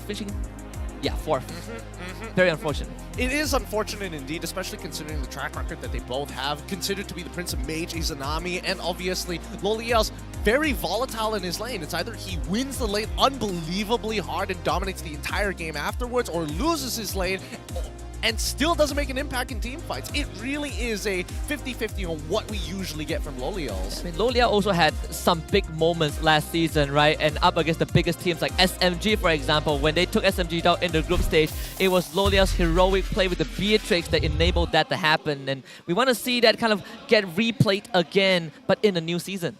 All right, here we go. Looks like the draft has already begun, starting off with RSG on the blue side, up against MV on the red side. We are seeing the Rubian as well as the Angela immediately banned out. Not to forget, the Matilda straight away from MV. Now, last season, part of what made RSG MY such a dominating team was their effectiveness towards the early stages of the game. They were easily the masters of the early game phase, being able to invade, being able to pressure, gank, get kills, and snowball very easily against almost every team they came across. The question now is, will they retain that same sort of gameplay now that they've switched up their roster a little bit? That is where we need to look at the dynamic between the roamer and the jungle plus XP lane, right? Back then it was Storm and Demon Kite, you just leave them to do what they like to do. Objectives, Demon Kite will secure it, and Storm is always setting things up for the team. But that is because you have someone who can play as fast as Demon Kite. He's always following up, he's always on the ball. But in this case, if Vanguard can't keep up with it, we might see a change in that rhythm. Same for Kaiser. Does he have the guts that Ripple has to go in and just start a fight without thinking too much about whether he goes down or not? If he does not, then I think Storm's role might change a bit. Well, I do think that Kaiser is the type of player, the last time we saw him, he's willing to sacrifice a lot for his lane, right? Especially for his team, for neutral objectives. He's willing to miss 2 waves, even sacrifice his entire gold plating just to make sure that they secure a turtle or even a lord in these cases. But jumping back over to Venogo in this specific, he hasn't proven himself to be a god just yet. Soon it will happen. I will call him by his moniker when the time comes, but he used to be the shot caller. Yeah. And that's kind of interesting here, because how does that kind of apply to the rest of the team? Who is that main shot caller to keep everyone in check? I would imagine that Stoem was similar to last season, but that could be a 50-50 distribution between the two of them. Yeah, the shot caller for RSG MY has switched around from here to there. Previously, it was Storm. Izanami has taken up the mantle at times when necessary. We'll see how Venogo will perform, especially now that RSG MY has decided to go for that Nolan being left open by Monster Vicious. We've been talking about RSG MY this whole time. Let's give Monster Vicious some love. These are faces we recognize, and there is a reason why MPL teams would loan them out sometimes. I mean, you look at Nova Escobar, right? Last season, Supernova, the season before that, Nova Escobar, whatever name you know him as, he he has proven himself to be a very, very proficient roamer. He's always looking for openings, and he's also not afraid to take initiative for the team. And with a team like Monster Vicious, I think Nova Escobar now has a lot more space to kind of move around. I would imagine similar to what Grace is doing currently for his team in Barracuda. But the opening picks that Valentina, a very stable opener. Yeah, the Valentina to make sure that Izanami won't be able to grab one of his signature hero picks. I am a little surprised they wouldn't go for Barats at this point as an easy answer flex pick into the Nolan and also to deny it from Kaiser. I still remember back then when Kaiser was active, Barats was one of his favorite heroes. So I feel like RSG may want to home in on that. Well, we'll see in a little bit whether or not that's going to be the case, right? RSG needs to finish up the first half of the drafting phase. They're going to get the Minotaur. It looks like it's going to be team fight oriented, paired up with the Harith, very much within the style that Loliels likes to play in lane. Yeah, and just in the era of Harith gold lane being a thing again, right? So now there's even more incentive to pick it up. This Nolan pick, very telegraphed. You see that Phobia's ban, you know it's going to come. I think Monster Vicious, they are definitely ready for this. They can still go for the Barras if they want to. This is the last pick of the first phase. I imagine Barras will probably be banned out by RSG if MV doesn't take it. Yeah, this is going to be very solid right now for RSG. So one thing I do worry about is the fact that both Nolan and Harith are very speedy, multi-dashing, magic-type DPSs. Obviously, Phobius is already gone, but if you were to lock in something like the Kufra or the Minstar, which we saw earlier today, that could really deny a lot of RSG's damage potential. So we'll see whether Monster Vicious does go for that, but to finish off their first phase, Subway's signature Fredrin will be locked in. It doesn't matter what team he has given Fredrin, he's going to be able to make things actually happen in the game, but now we go move into the second phase of the picks and bans, and this is where it gets a little bit curious, right? Where does MV really want to lean into? Do they really want to abuse the fact that they have the Arla in that flex pick position and start targeting down EXP laners to kind of ease up that matchup to potentially throw in there? Or do they not mind, right? Do they focus straight away on these mid laners, like Nana, for an example? I imagine they would first focus on the mid lane bans, and the fourth pick is going to be that gold laner. You already saw the Harith, and you want to keep this Arla a secret, right? So you want to see what RSG is going to pick up to complete their composition first. Though an opening like what MV has shown us is what I personally consider a safer opening. You're not revealing big hitting heroes yet, but you're telling your opponents that I'm going to play a very, very stable game. We have multiple conditions to work with. We have a rock solid foundation. I just mainly want to make sure that Monster Vicious, their draft right now, is going to be lacking a little bit of that early game damage. Valentina needs time to scale up, and then Arlet and Fredrin will not do too much consistent DPS, so they need either their gold lane or their EXP lane, depending on whether Arlet will be flexed as such, to actually be able to put up a fight in the first few minutes of the game. Well, I mean, considering that RSG has already revealed their linchpins, like, yes, we can play around our gold lane. We expect this Harith to actually dominate in whatever matchup that gets shown, and it's going to be very centric around team fighting because of the Minotaur. I think at least with MV's side, they need to start making decisions now about, hey, it's not about the matchup in the gold lane. I think we could split up. We could split up into one mage in that Nana as well as one EXP laner and to still keep things up in the air, or really double down on those mages. And knowing Izanami, he can be a more supportive mid laner. I'm looking at the Faramis being a potential option, but then there's a Valentina on the other side, right? That could be a direct answer to that potential Faramis pick. This glue ban from MV is very interesting, but I can understand where they're coming from. You do have bulky frontliners that just don't want to be stuck, don't want to have something sticking on them. Yeah, back when Kaiser was active, his signature heroes were basically Barats, Glue, and then sometimes Esme and Uranus, right? So this is a very focused sort of ban phase towards Kaiser there. It's interesting that they would go for Glue compared to like Barats, who is much more popular right now, but I suppose that having a hero that could very easily pull the Fredrin away from the turtle pit is what they want to avoid. Or they could just first pick it for themselves, am I right? You know, pick up the Barats on the side of MV that's true. and say, hey, you got to figure it out yourself now. Yeah, he made it through to the second pick phase, and there's still an opportunity. But if you pick the Barats right now, you are essentially revealing this Arla to be in the roam, right? And now it's just up to either Barats or Fredrin, but knowing Subway, this is a Barats XP. I think by process of elimination, I prefer if they go for the gold laner right now. You don't really have anything that you need to worry too much about, or at least you've already seen a Harith and the Nolan. So carry is going to be the option. Want to make sure that they can get rid of some of these tanks. They're expecting Kaiser to also play a tank. They know that Nolan is definitely going into the jungle. So therefore, what is the mid lane going to be for RSGMY? I think that's going to be the big question here. Nana and Vixana are already out, so Lilia doesn't seem too bad of an option overall. Lilia, Novaria. If you want more consistent damage and zoning, there's always the Lilia. But if you want utility, then there's always the Novaria. Kaiser on that Yuzong, some dive potential. I wonder if they want something different, because if they pick a regular mage now, most of their damage is magic. So it wouldn't be too difficult for Monster Vicious to itemize with the Athinas into the Radiant here. Yuzong does put a bit of a stop to that plan, but the Black Dragon form being stealable now for Monster Vicious could be something to worry about. Let's see, final pick. It is a Faramis. What do I say? Nicely done, nicely done. Again, RSG just sticking very true to their core. Once the linchpins are already shown, they're just really leaning in towards their direction. Good call there. But now with the Yuzong in lane, MV, they've got plenty of options to actually try and deal with this. They could get another tanky frontliner themselves, or do they want to supplement it with some more dive damage, something that has a little bit more AoE to try and crack open and force Farmis to use his Netherrealm early on. Lapu, Barat. I'm still looking at the Lapu as a very good option. I think Midzita looks a bit juicy, but I feel like that's more of a Todak thing. They probably practice with it. For MV, just stick with what you're good at. I think the Lapu now feels very, very juicy. But they go for the Paquito instead, so opting to play a more side lane-oriented XP lane.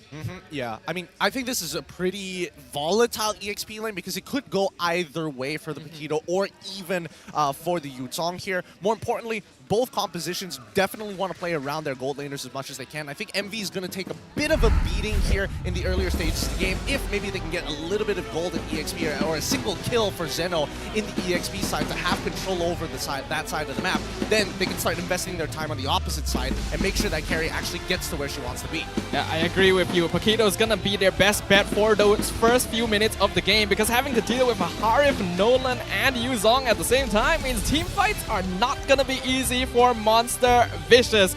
We're going to be jumping into game 1 of our second match of the day.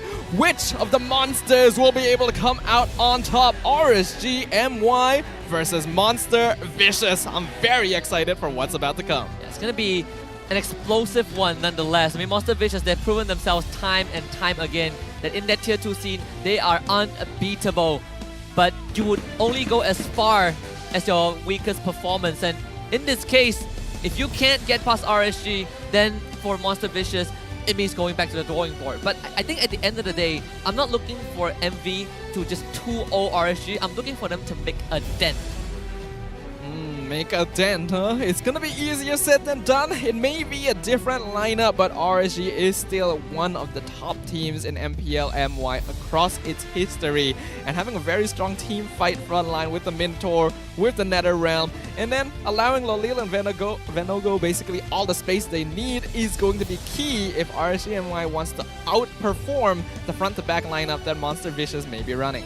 I mean, RSG's MY's composition is just a lot easier to execute in comparison to MV, right? Because a lot of MV's abilities, you got to really have some precision in where you are throwing them out. The final slash or even the knockup strikes coming in from Paquito. They all need to have an intense purpose, whether to push it back into your team to separate them from the rest of the group, or just to peel back and create space for Ruff. And I think even for Ruff, right? He walks up, there's a lot of things that outrange him. Yep, you have the dive, the instant petrify Furious dive from Yuzong.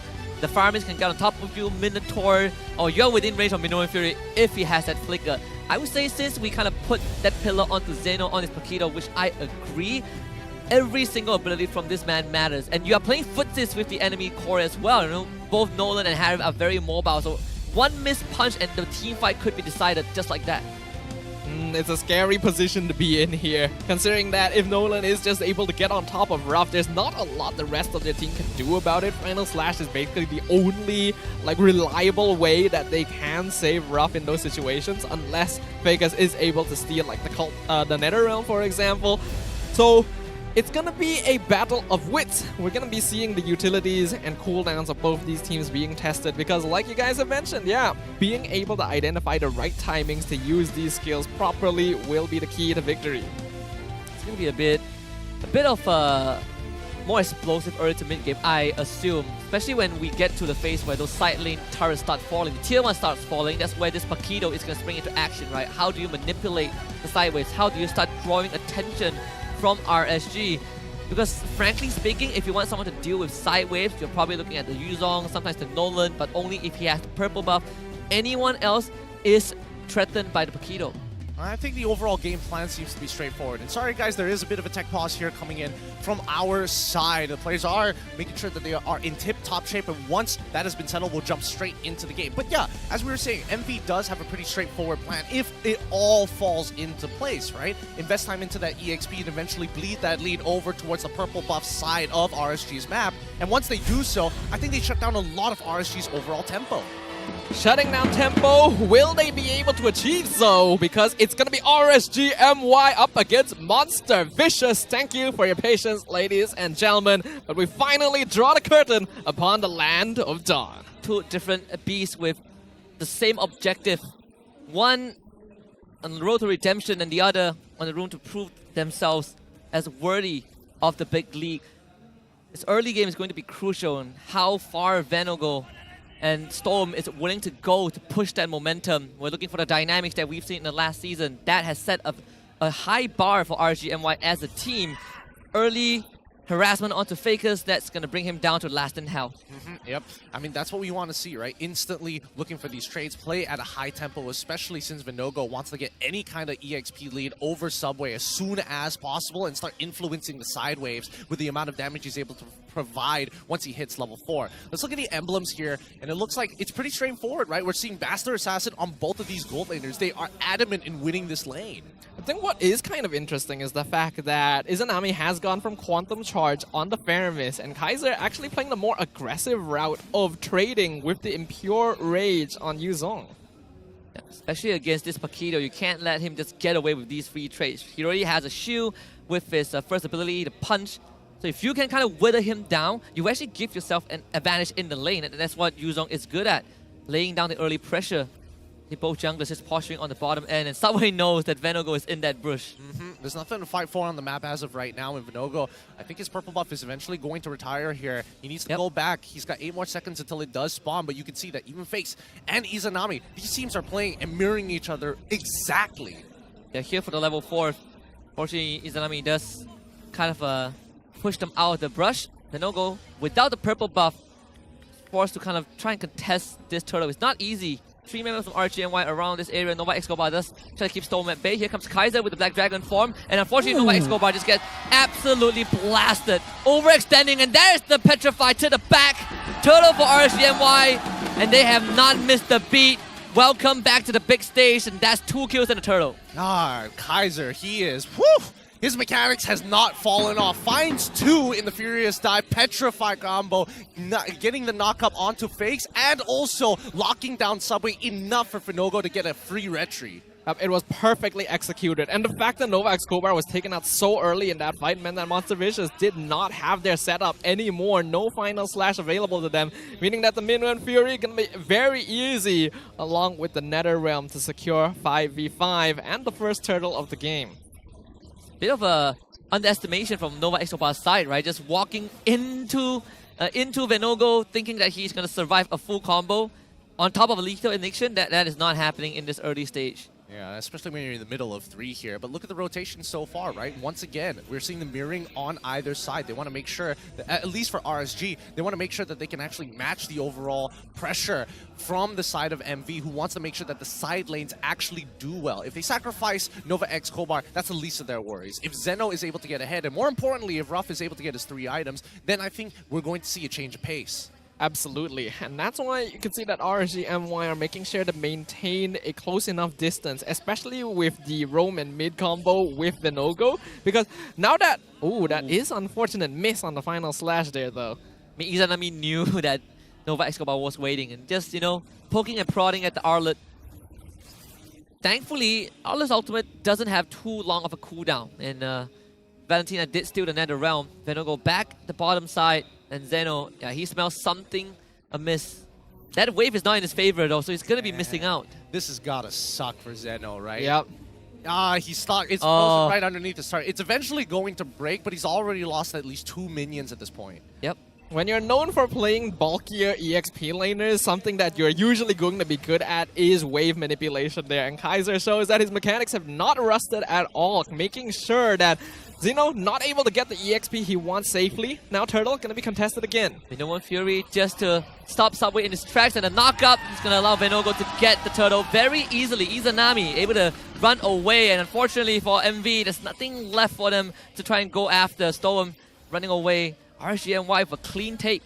MV a lot more prepared for Kaiser actually going for this engage, and Kaiser whiffing the Furious Dive into the Petrify, hitting no one this time round. I think for Monster Vicious, it's like, all right, you take the turtle. It's not like you have that much of a lead. 2,000, it's still manageable. At the end of the day, we got to make sure that the side lanes are A-OK. RSG looking for a potential punish on Nova. They know he's going to be here. It's going to be pulled back. It's going to use the Vengeance to dash around, get some HP back. Izanami swipe to the side with the final slash. They get the Purify onto Lolia, who has to blow his own Purify. The Terrify, unfortunately, bringing him down low, and Subway also joins the fight to keep Izanami locked down. Here comes the Appraiser's Wrath, but only tickling him a little bit. Surprisingly enough, no casualties from either team in that matchup there. Nova doing a good job of keeping himself topped up. I feel like RSG could have pursued the issue a little bit more, but they were more concerned with dealing with the pressure that Monster Vicious was responding with. The fact that they're able to keep Lolil alive because Subway didn't quite have enough damage to finish him off is very valuable, because a kill there would have really affected their early game momentum. And Nova Escobar again feeling the wrath of Venogo down to just the critical HP has to reset, unfortunately, and that means RGMY they get more map control. Yeah, but with all this map control, however, I will say that at least for the side of RSG, it feels like they're not getting much done at this point of time. And even for MV, right, they don't mind waiting and scaling into this game. Let's look at the items to see what the priorities are. And it's first item, Necklace of Durant's coming in from Fakes, knowing that he has to deal with the motivational roar coming out from Stone to keep the team topped up. And even for Kaiser when he procs the Shah Residue. What is interesting is that we have two... Oh, hold on, Ruff. For Ruff, forcing the flicker out. Storm following up. Very, very straightforward. Fake is going to show up to the top lane alongside Subway. We're going to go for Loliao. The ideal target is going to dash around, try to buy as much time as possible once this tier 1. But I think he's going to get it at the very end. Finished off by Monster Vicious. See the Fredrin getting the kill. But at the end of the day, that tier 1 still fell to the Catapult. And the Turtle goes over to Venogo. Good macro coming in from RSGMY. Yes, it's unfortunate that Lolios ends up dying and Stone was the one who actually takes that kill. But at the end of the day, right, it was an off-tempo play set up by Lolios and as well as Stone. And they even committed the flicker to it as well. They do get the turtle and the trade on the top side of the map. But even Subway, he's not going to walk away letting them get this gold for free. They're trying to keep the gold as even as possible. Not letting it go beyond 3K, keeping it at 1.5.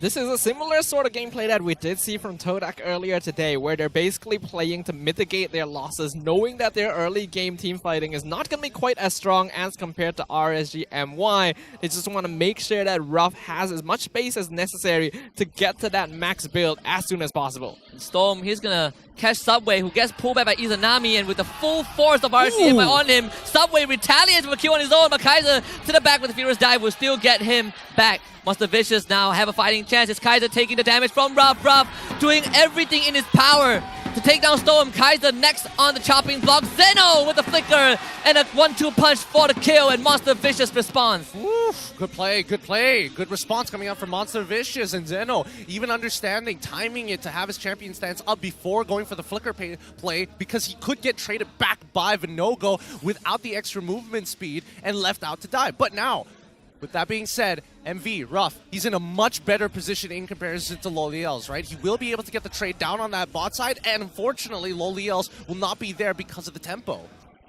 What RSGMY does next will determine whether or not they'll be stuck in a similar situation to Barracuda Esports earlier in the day. They've unfortunately given up a fight that they should have had advantage in, and that has allowed Monster Vicious to regain a lot of this net worth difference because they have been maintaining it this whole time.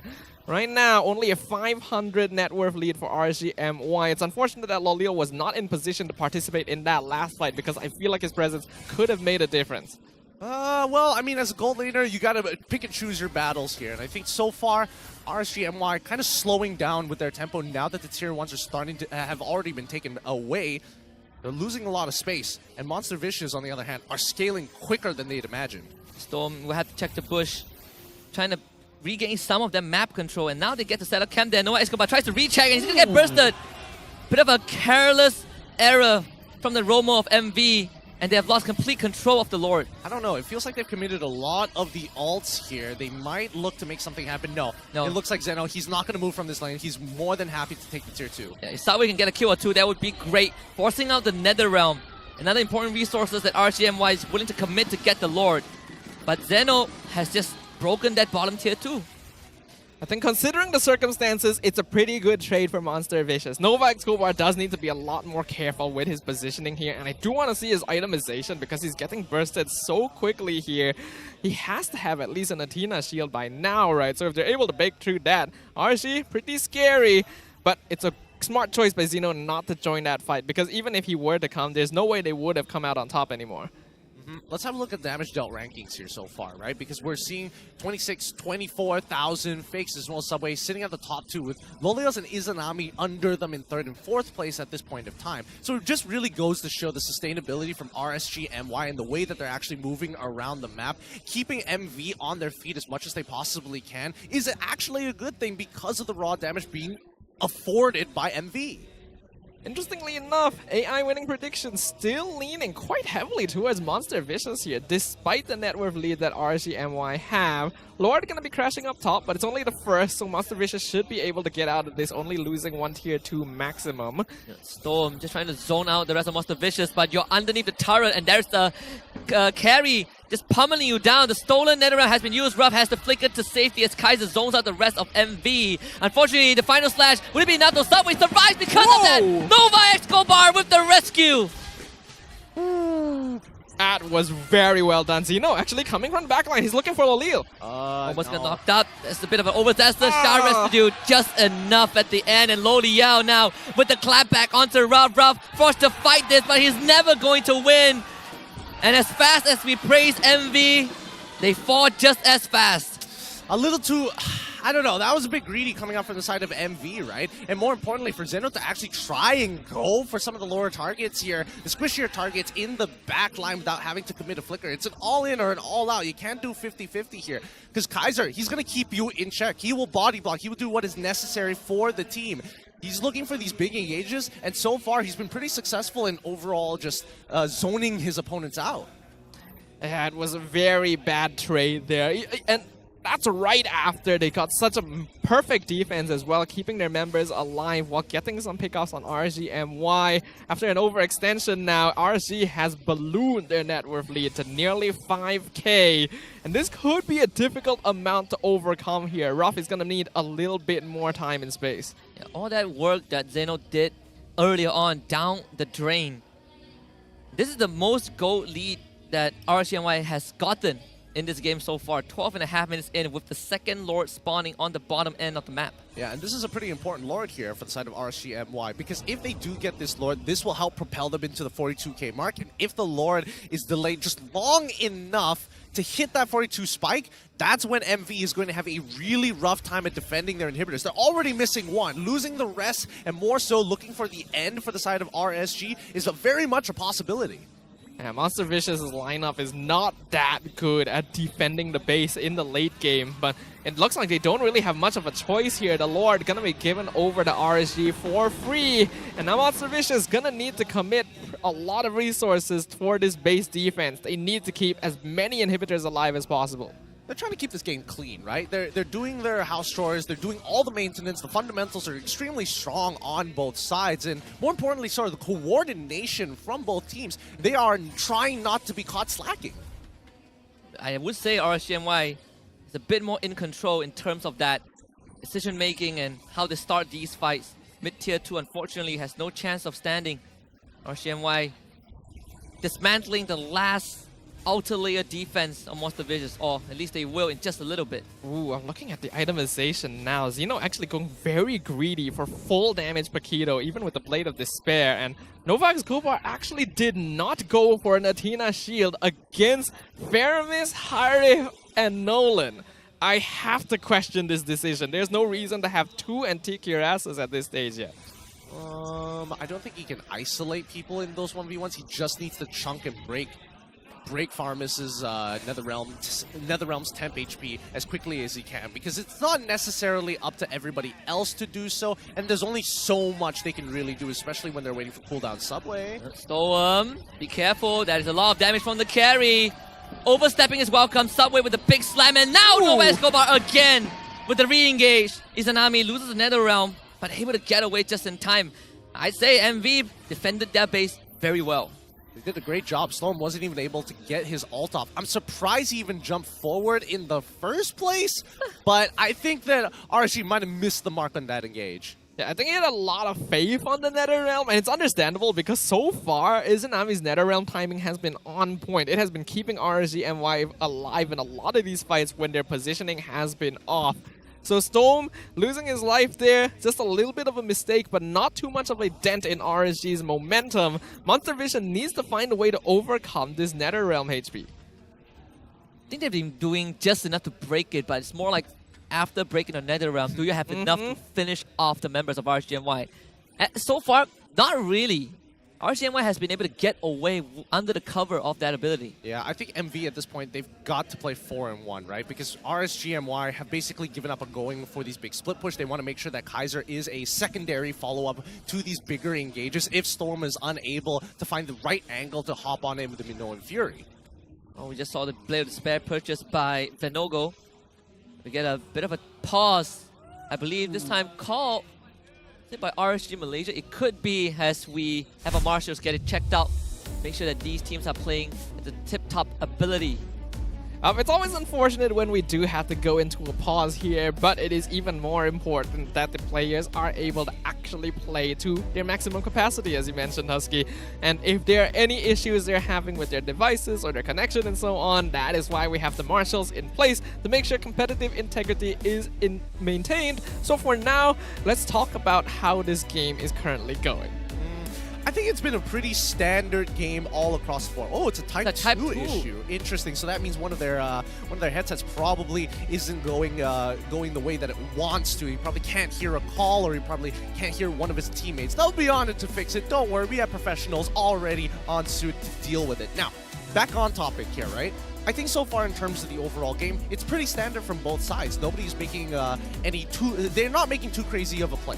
The most that we've seen so far is an off-tempo play by RSG, which was immediately traded back from the side of MV with the loss of an extra turret plus 1 kill in that sense, which is not much goal to really work with considering it hasn't even broken 3,000. They brought it back over from 2,000 back to 1.5, and then from then on, it's just man-to-man defense the whole way through. And I think if you're in a position like MV is... he's got roll. Wait, we gotta watch this. All right. Head roll, let's Head go. Roll. What you gonna get? All right. Can we get an aspirant on screen right now? What is this? All right. Ooh, that's a nice skin. Wait. He's not done. He's not the best, just the first. Oh, never mind. He's done. He did a 10 roll, right? Nothing else. That was the only new skin he got. You rolled a coin or something, right? The pinball thing. Yeah, that's what I was hoping for. Maybe he had like a pinball, like a three strike ready to go, or a 2 strike. I'm gonna assume no, which is unfortunate. It's not bad. You still got a Eudora skin, some duplicates. I think 30 shards equals to 1 roll for the Aspirant series. So if you get 30 shards from duplicates, you get to roll 1 more time.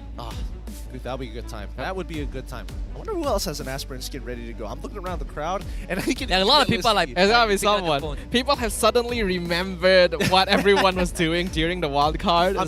Dude, I'm telling you, whenever the first person does it, everybody double checks their phone. It's like, oh, do I got a 10 roll ready to go right here, right now? Like, I want to be on camera.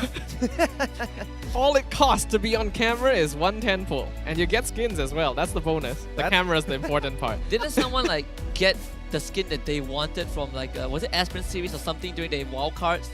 Yes, they actually did. Some legendary draw. Oh, that was quite a celebration. I think one person got like a collector skin. They did.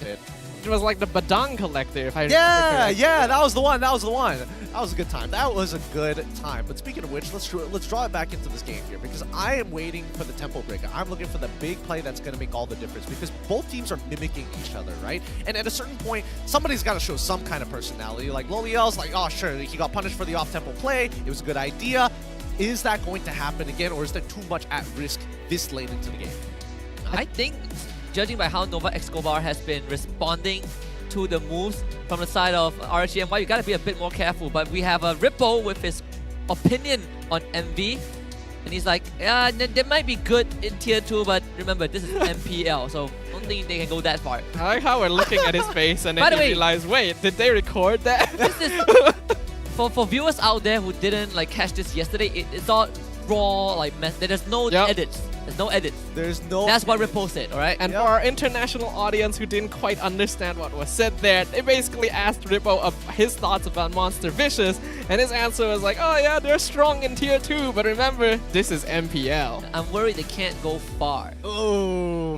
Oh, Ripple being concerned for other teams. The question is, I'm curious to see what Zeno had to say about it, right? Because usually it's like, oh, they do the EXP laner, therefore it's the opposing EXP laner who gets to say something back. It'd be curious to see what Zeno had to say about that. But first, let's finish up game 1. We can hear what they have to say about it in game. Okay. So, right onto Subway, actually catching Zeno also. Zeno still hiding, but now has to show himself, misses the jab, and this is not good for Zeno. Subway already lost the immortality, following with his life. Nova Escobar trying to keep it together with the final slash, but RSGMY found the juggler in the blink of an eye to take down 3 from Monster Vicious. And they might have just broken the game wide open. What a call coming in from RSGMY. I'm pretty sure they had a rough idea where the Paquito was going to be in that bush, but now they're going straight for the end. And I don't think there's anything Zeno can do. Oh! KO punch to push them away, but the minion waves still not clear. Lo Liao, he knows his duty. It's RSGMY to take game 1. Good, clean fight coming in from RSG. Honestly, a decisive swing for the neck, instantly closing out the game. Man, getting caught out like that, you would not expect this to be the result, right? Stoem or whoever it was on the side of RSG to make that call to instantly go on Subway, genius. Yeah, I don't think we've given enough praise to Stone for this game because we've been focusing on a lot of the other players, but there's a reason why this man has stuck around since last season. He was part of the winning recipe that brought RSG all the way to regular season dominance. His roam is scary, and although we've praised Nova Escobar a lot, it seems like Storm still comes out a little bit on top. Yeah, no, I think, Nova Escobar, unfortunately, in this particular game, had a much more difficult job, and so far, Arlet has not been doing very well here at MPL MY. No, definitely not. Still 0. You are correct, still 0. Even Minotaur got his first win. I mean, that's not as surprising as Mincetar, though. That is completely different. I would say Roger still has a 100% win rate, so that is something to take note of as well. And then you look back at the draft of MV. Now that I think about it, they actually only have one consistent damage source, which is Ruff's carry, right? Everyone else, you are either dealing burst like the Paquito, or you are Valentina, who is more of a utility hero. Of course, Game 1 MVP is not Ruff, it's his opponent, it's Lo Liao. Well, Leo definitely did a good job there. It's nice to see that he is able to bring Harif in once again, because remember, Harif and Alice were the heroes that got him regular season MVP all the way back in Season 7. And since then, Harif has just kind of fallen off the map. But now, he's back, and he is a terror in the right hands. Yep, just dominant all across the board, right? He wants to be able to trade out aggressively in his lane, give him enough time, and he eventually carry as well. That's what you want to have as a dependable gold laner, and I think he played it very well, especially with the amount of blitzkrieg tactics we've seen from the side of RSG instantly. As soon as we engage, we're looking to pick somebody off straight away. Let's not hesitate on it. Yeah, it's a playstyle that enables Lo Liao to play confidently and aggressively, right? If he wants to be in your face, he will do that with whatever hero you give him. And of course, not long ago, we had the changes to concentrated energy, right? Now it gives you hybrid lifesteal. Yes. So for Harif, it makes it even better. He gets the best of both worlds. I do slightly disagree with the MVP rank. I feel like Izanami deserves a little bit more of a shout out because his NetherRealm timings were really what allowed RSGMY to just run at Monster Vicious. Even though Vegas, who is known for being a good Vermis, stole the NetherRealm a lot of the time, he just couldn't quite match up. And I do think, again, the itemization plays into it a little bit because I thought you have 3 sources of magic damage, build some Matinas, build some Radiance, you should be fine. Why did Nova Escobar not build any magic defense? Well, I guess he was being very confident in terms of the way he wants to manage the team. He thinks that he's able to kind of like regenerate enough health off of the vengeances more times, and he's also running the Brave Smite as well. So I would have imagined that eventually he would have gotten the MR. I'm surprised it just took him this long to get to that point. Yeah, I think also because for Monster Vicious, we talked about this a little bit where Izanami, every time he uses the Nether Realm, it is more than enough to bail everyone out because there's not enough follow-up damage from MV. It's always rough. Sure, I mean, Zeno comes in, drops his full combo, breaks the Nether Realm, and now he has to wait for cooldowns, right? No one else on the side of MV have enough damage to finish off the stragglers aside from Ruff, and he cannot be in the fight all the time, especially when his team is not ready to respond. Well, let's also not forget that from the side of RSG, their lineup and their two magic damage dealers both have AoE. It's not just the Chrono Dash you have to worry about, it's the Synchro Fissure as well. If you're right in the middle of it, you lose pretty much 80% of the temp HP almost instantaneously, and once you have full build, for some of the squishies, you instantly break it. And you have to worry about both Lolil and Venogu at the same time. And Kaiser, gotta give him the shout out once again. It's been so long since he's been on the MPL stage, but the way that he split up these team fights and caused complete chaos by making sure that his tempo to enter the fight was a little bit slower than Storm, so that Monster Vicious would already have full committed and be grouping together. Yeah. It feels like he never really left. No, it kind of you also see how RSG they stretched out their abilities, right? Your crowd control, and like Sadafa pointed out, Storm starts the fight first, and then Kaiser shows up. So MV, you thought that you've gone through everything? No, there is still Kaiser disrupting your backline. And at one point, if you are forcing MV to fight 5v5, Zeno does not get to unleash this Paquito. And the way that Monster Vicious's lineup works is that their heroes just generally have similar ranges of attack, right? You don't really have anyone that's able to stand far in the backline. And Zeno, unfortunately, building full damage, still wasn't able to execute RSGMY's backline because of the Nether Realm constantly. So MV just ends up looking like a bit of a ball most of the time, which is exactly how RSG wants to fight. Well, I mean, I don't think there's anything wrong with being in that ball formation in the first place, right? It was going well from early to mid. They were trading pretty much equally throughout the map, and eventually RSG just really took it away once they got that, once they got the Lord in place and also an inhibitor on the top side of the map. So it really came down to very few fights in the overall matchup. It's not as chaotic as we expected it to be. It was pretty cool, calm, and collected, and more so precision in the fight was more important than the timing. And some off-tempo plays led by Storm as well, right? This random gang onto the top side that completely caught Ruff off guard. And sure, you're giving up your support, but while that was happening, they also got the turtle. Venogo just soloed the turtle without any contest, and that's these incremental things that RSG was able to get for themselves that eventually allowed them to just outskill MV. Certain mistakes, I mean, again, Nova Escobar just seeing 4 members of RSG enter a brush and still decides to face check it, that one was a bit of an error. Without magic resist, mind you. Yeah. Just deciding, I'm gonna tank through this by sheer force of will alone. Belief. Believe. He manifested it all together. I mean, there's nothing much I can really say more than that at this point, right? We're looking at these stats and it continues telling us the exact same thing. The fact that, well, actually, let's have a look at the rich. Oh, rich guy this time going to be in Venogo. Rather surprising. I would have thought that this time it would have been Loliel's, but he's going to be the carry. I mean, Venogo, he is the Nolan after all. Uncontested 3-0, I think, at the end of the game. So he's farming everything from heroes to turrets to objectives. A sandbag is Storm on this Minotaur, 124,000 total damage tanked. And of course, Loliel is his own best wingman. he is his own best wingman. Why do you need a wingman when you can be the best one there for yourself? Have some self-confidence, everyone. This is one of your high-five yourself kind of moments.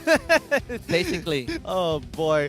This is, I mean, I think that we didn't really get to see enough of MV in terms of just overall playmaking capabilities just yet, right? We didn't get to see the crazy Nova X Kobar moment, but I definitely think it's something that MV needs to start considering for the next upcoming draft, because it feels like RSG has clearly practiced the composition of this sort multiple times. They're very clean with it. They're very together with their decisions. I'd say that the draft that MV picked in Game 1 isn't really vicious enough. You're not playing at a fast enough tempo to match up with RSG MY. And again, I don't think the draft itself is inherently poor. It's more like when you start losing tempo, your win conditions shrink. But if you kind of broaden those aspects, you have the Paquito on one side, and perhaps your mid laner is a Lilia or Nana that is dealing damage, then perhaps you have more ways to kind of play around your composition, even though you might be behind. Yeah, I agree with you. I think it's a very similar situation to what we saw from match 1 today as well. Making sure that your lineup has a good balance of damage, bulkiness, and crowd control is important. Not to mention keeping track of what phases of the game your team composition is going to be the strongest here. And RGMY clearly had a better idea of this. There were times when they were able to trade somewhat during these team fights, but it's clear that they held most of the advantage throughout the game. A lot of that attributing to Stone being very willing to use his Minwen Fury even on individual targets because he knows the value they represent. Yeah, absolutely. And I think, it's those decisions that really make the difference here. Unfortunate for Monster Vicious, we need to see them be a little bit more to their namesake, a little bit more vicious in the way that they actually play. Because if we are going to go for a full damage Paquito, I would have expected at least some struggle for lane priority, right? Try to wrestle it away from Kaiser, even if he does have to take a bad trade, just to escape the lane first and then try to make a play somewhere mid-rotation or even push into enemy jungle. And I think this is what separates a good team and a great team, right? Perhaps at tier 2, you can get away with making certain mistakes, sometimes major errors like, overheating, chasing for kills and losing more members than you should have. But like Ripple said, this is the MPL stage. It's a different playing field. These minor mistakes can cost you the game, and that's kind of what happened to MV. Yeah, one mistake can cost you everything, but one pull only costs you some currency, and you could get a chance for the Vexana Zenith skin Twisted Fairy Tale, currently available from the 25th of March to the 30th of April. You guys can participate in the draw event to enjoy 30% off on your first 10 times draw and 50% off on your daily first one-time draw. Not to mention, you have a chance to win emotes like I'm the Queen, we have elimination effects, we have even other amazing skins that you guys can get as well, so make sure to jump on that if you've been missing out. I got the emote already. Ooh, it's a cute emote. I like the emote. Man, you already got the emote. I haven't hit any of these things, and I've been abusing the 50% off the daily first draws, man. Overall, I think that during this duration of time, I hope people really take into account the discount, because those who can throw money at this kid, it's a diamond sink. It's a one of a kind Zenith. Have you ever heard anything that's of Zenith quality? I don't think so. No. It is the first. I must admit, when I heard about the new quality, I was like, how much better could it be? But when I looked at the model, I was like, Dang. oh. I was telling Gideon, I was like, this could be a Farsa skin and it would still look good. Yeah, it's got the bird, it's got the color. Oh, man. I could talk about it for days, especially the splash art for it when you're loading it. I know, right? Ooh, there is such a difference here. But now, coming in towards game number 2, MV, with Haru at the helm and AIM as their analyst, they have to recalculate things, right? It looks like their gameplay so far in terms of dragging it out to the late stages seems all right, but what can they do to go above and beyond? I think we really do need to revisit the draft, because even if it does sound like it would work on paper, like we've already explained, a lot of their tools didn't quite work out against what RSGMY brought to the table. So I do think that play a lineup that allows them to respond a little bit more effectively towards that early to mid game. We've already seen how teams can struggle if they're relying on 1 or 2 late game damage sources. Rather than that, just go all in from the beginning, right? There's a reason you're here. Let's just test that metal. Let's just go for big team fights. It's not because I want to see big team fights or anything. No, that's not the reason, but yeah. I actually want to kind of bring us back to the past a little bit. We want to talk about Haru as the coach for MV. Because you look at when during Haru's time with Team SMG is your staple, by the book, sometimes boring but very stable team. And now you're looking at a team like Monster Vicious, who generally plays a bit faster, sometimes a bit more ruthless and erratic. I wonder how this dynamic is going to work out, right? Between a coach that has been with a team that is by the book and right now a team that generally wants to go a bit more often. Well, I definitely think you can see his teachings in the game itself. Oh, whoa, I didn't realize Coach Rain is coming in with a full-on blazer and matching pants as well. Look at clean standing up there. But I think Sora too, actually. I mean, so of course, Sora that goes without saying. He was on the BM broadcast just now with LaFell. They all having a bit of a chat about the team. But I definitely think in Haru in these cases is probably looking at Zeno as like, man, I wish you played Benedetta.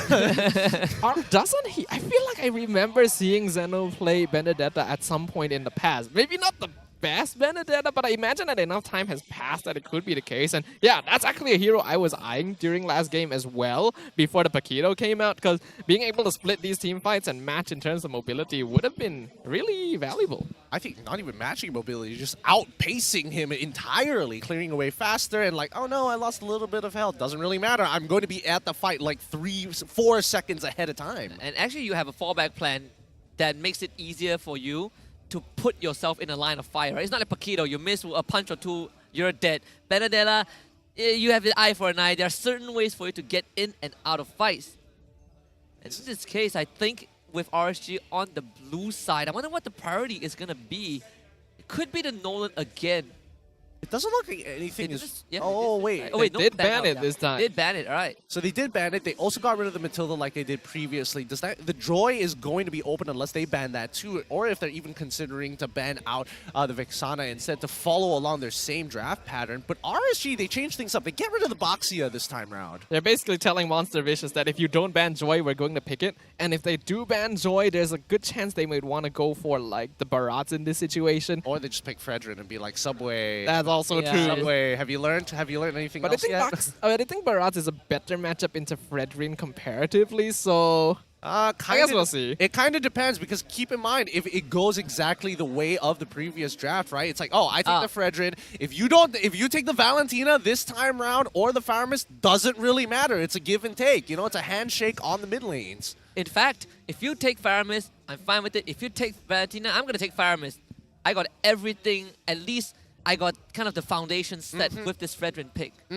Unless they change it up, because Vexana is open. And I mean, if MV thinks that Vexana deserves to be banned, it might be worth picking up. I think you go for it in this first pick. You could go for that or your classic carry Minotaur, right? That has always been a prominent duo pick when you're on that red side. But showing the carry so early on is so many teams have been punished by it. So very many teams. No matter how good a hero pick is going to be, there's still plenty of counters or even an entire composition that forces you to play very awkwardly. But it's cool. Ooh, Cece as well as Minotaur? But Cece has gone missing for a while. We did talk about how Cece, as good as you can make her out to be, she has very glaring weaknesses, especially when she plays from behind. Yeah, she's very clearly designed to be best at 1v1 duel sort of situations where she has more mobility than her opponent. In a big team fight, she can't really contribute very much unless she's already quite far ahead. Then she can actually do quite a bit of damage with her ultimate on two people. But otherwise, it can be kind of a risky hero to show this early on, especially considering how volatile EXP lane matchups can be. Export. I'm looking at export like right now. You have a CC, you have a Minotaur. If Barrage can be a consideration, I think export is not too bad of a response, but carry also does the job. Yeah, I think so far so good. Doesn't really change too much here, and I think that RSG is going to take the safer route of I'm not 100% sure what you want your comp to be, other than the fact that you want a team fight, which is totally fine. So I'm going to take the Valentina the onus on Valentina on myself in case you want to double down on that Farmist, but instead MV are going to take the Vexana, which I think is great because now it's going to be a little scary for, well, at the very least, Izanami to walk out of his lane. He might have to take a more safe route because Vexana is always going to be able to clear faster if it's just both the mid laners. I'm surprised that Vexana hasn't won a single game. I thought it was just an Arlet syndrome, but Vexana also has been kind of taking a beating. I think she has, from what I can remember seeing, is she's only actually been picked once this season, so 0%. 4 times, actually. 4 times? Was that the ban or the pick? Picked. Really? Oh, yeah. No wins in 4 games. Okay, that is surprising. I mean, look at Arla, right? And no wins in I don't know how many games. About to reach his 10th feels bad. I mean, you can't have them all right? Now, MV, they're going to be banning out the Yuzong this time round to make sure that Kaiser doesn't exactly get his more comfortable picks. And if we're following based on previous draft patterns, they're probably also going to get rid of Glue as well. You still get rid of Glue in this scenario? Well, I mean, it's not like CC can do much against Glue, to be fair. That is true. Like, what are you gonna do? What are you gonna do to me? Oh no, CC, please stop! I'm just gonna regenerate underneath my turret if I have to. I think if you are CC, you generally don't really like smash your lane. You at best you keep them away, but you will never really dominate them. Ooh, they banned the Tigreal instead. So that's going to be interesting. They're basically trying to deny RSGMY easy ways to set up big teamfight ultimates in the similar way that Minnow and Fury would be able to bring to the table.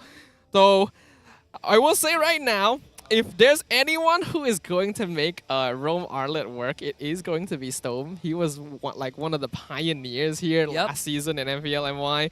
So considering that the hero is still left open, I think it's not a bad idea for RSG. I don't know about that. I feel like any hero that is looking to try to go for an all-in here is going to get punished very heavily by this Vexana, right? Or anything that kind of pairs up with the Vexana, whether it be Minotaur. We might even see another tank jungler for the side of Envy to kind of supplement that as well. Yeah, we see no more Guinevere, no more Ruby. The tank pool is definitely dwindling a little bit. I mean, we still have the Kufra in play. I'm not sure if you want to revisit Edith, so maybe Kufra and Arlott could be the best option. Xeno given a second chance to play the Paquito. Jungle Paquito. No, Jungle Paquito. Wait, Yeah. You're correct. Subway Paquito. Interesting. This might be a really difficult. Yes, the early game is much better for Paquito nowadays, but he eventually falls off pretty hard. So again, it's pretty dependent for MV to have a dominating gold lane in this type of situation now. I mean, they've gotten rid of that. They've gotten rid of so many picks already. Harith is still generally available here, and now they have a much better distribution of overall damage. Let's see how RSG responds. If you pick Harry for Monster Vicious, you essentially only have one true front line, which is the Minotaur, right? Yeah. CC is more like a disruption. If this was like CC on release, I would just say that maybe it's a CC jungle. But, oh, here we go. Storm, the Arlott, and the Kaja. So this is an Arlott exchange. And Whoa, hold on. Range, okay. All right. What? Wait. Hey, man. What? Tier 2 technology. CC gold lane. This is the CC, no, the tier 2 technology. So it's a Granger jungle. Yo, Gideon. What? I mean, I'm happy with a Granger jungle. Like that sounds like what a fun year time. is it? Hey, going back to the hyper marksman. That's what I'm talking about. Dude, what is this comp What right is now? going on? What is this comp right now? I would have been happy with the Roger, but I think that RSG has replied very, very well in this sense. Yes, they have the Valentina to make sure that team fights is going to fall in their favor by stealing the Minnow and Fury. But keep in mind, if you have a hard engage and it's a really good engage, Kaja, go for the Divine Judgment to kick things off, right? And they even have the final slash as a double insurance policy. Yeah, but that's going to be very interesting here. Kaja as well is a hero that hasn't seen a lot of play recently, but Stome also very confident with it. The Divine Judgment could catch members of Monster Vicious off guard, but now that they are fielding the double fighter side lane marksman jungle combination that we have not seen in years, I'm very curious and excited about what kind of game is in store for us. That's why we're the most entertaining region to watch. We got all these picks. I mean, Roger, completely understand. Vincenta, all right, we're doing something different. But Granger is like, back to what, years ago, I believe. I don't know. What are we, Latam right now? It's I don't crazy, know. dude. Whoa, It's crazy. If Granger jungle wins before Arlott does, I'm telling you, if Granger jungle wins, that means Vexana also gets her first win. Hey, that's true, yes. true. Oh, that's the trade-off now. But look at the way that this game is going to be played, right? This early game especially. Because prior to these level 4s, it's going to be interesting to see how this actually plays out. Ruff, especially on this CC, up against Loliels. Like, Loliels, yeah, he get a couple of good trades, but Ruff is going to generally have a slight advantage here every single time. yeah, at the very least, until Loliel gets like a second or third item, Ruff is going to be ahead of him every time. One of the few EXP laners that can match up in terms of consistent damage and durability. Meanwhile, we could see that things are going to be slowing down here overall. The worry for RSGMY this game is that they are now playing the composition that's quite reliant on the late game scaling of Loliel and Izanami, while Monster Vicious, they want to play for early. Right, Loliel, there's no getting out from this. Only gotta purify. No first blood, you kidding me? Never mind, Subway. Of course with the snipe. That's what we want to see. Gotta trust in the Granger, right? If you don't go down to the burn from the wait, hold on, Zeno playing a dangerous game, but Kaiser spots Outface walking into the lane by doing so. Turtle now gonna be contested. Venogo, the only person here, but Subway will join very, very soon. Comparatively, Nova gonna have a lot more setup potential, but if it's a 1v1, 2v2 situation, Divine Judgment could make a difference if they can find Subway. Oh! Didn't even need to try. You know what? It's like, well, I blew my ultimate, and now I'm left out to dry. Fakes trying to save him, and actually does. Kaiser tried to flicker, but can't even get in range for the ult, and well, a bit of a blunder from RSG. Ah, nicely done. I mean, Nova forces out Venogo's retribution pretty early on. As soon as he saw that jump, Venogo was like, I got a retry here, right? I don't have much of a choice. If I don't, it's pretty much gone, so I have to risk the 50-50. Just well-timed by MV. This does seem to be a composition that Monster Vicious is much more comfortable with playing. Knowing the tier 2 scene, a lot more builds are viable.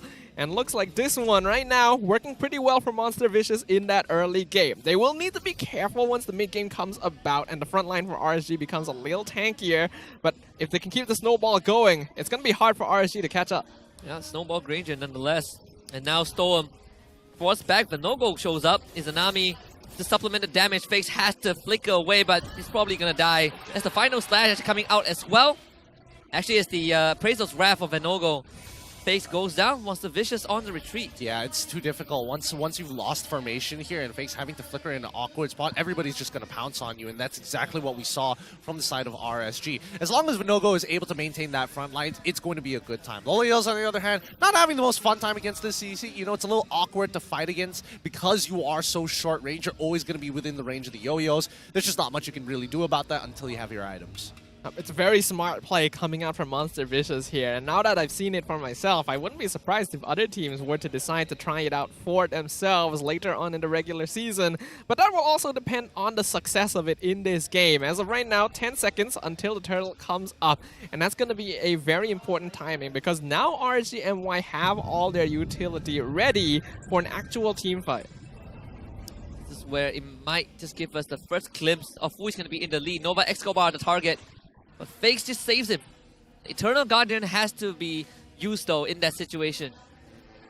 Okay, let's see whether or not this turtle is going to fall into the hands of MV, right? Because the last time this happened, it was just, you know, Venogo being forced to use his retreat just slightly earlier than he needed to be. But now that Fakes doesn't actually have the Eternal Guardian, this is a significant disadvantage in a full 5v5.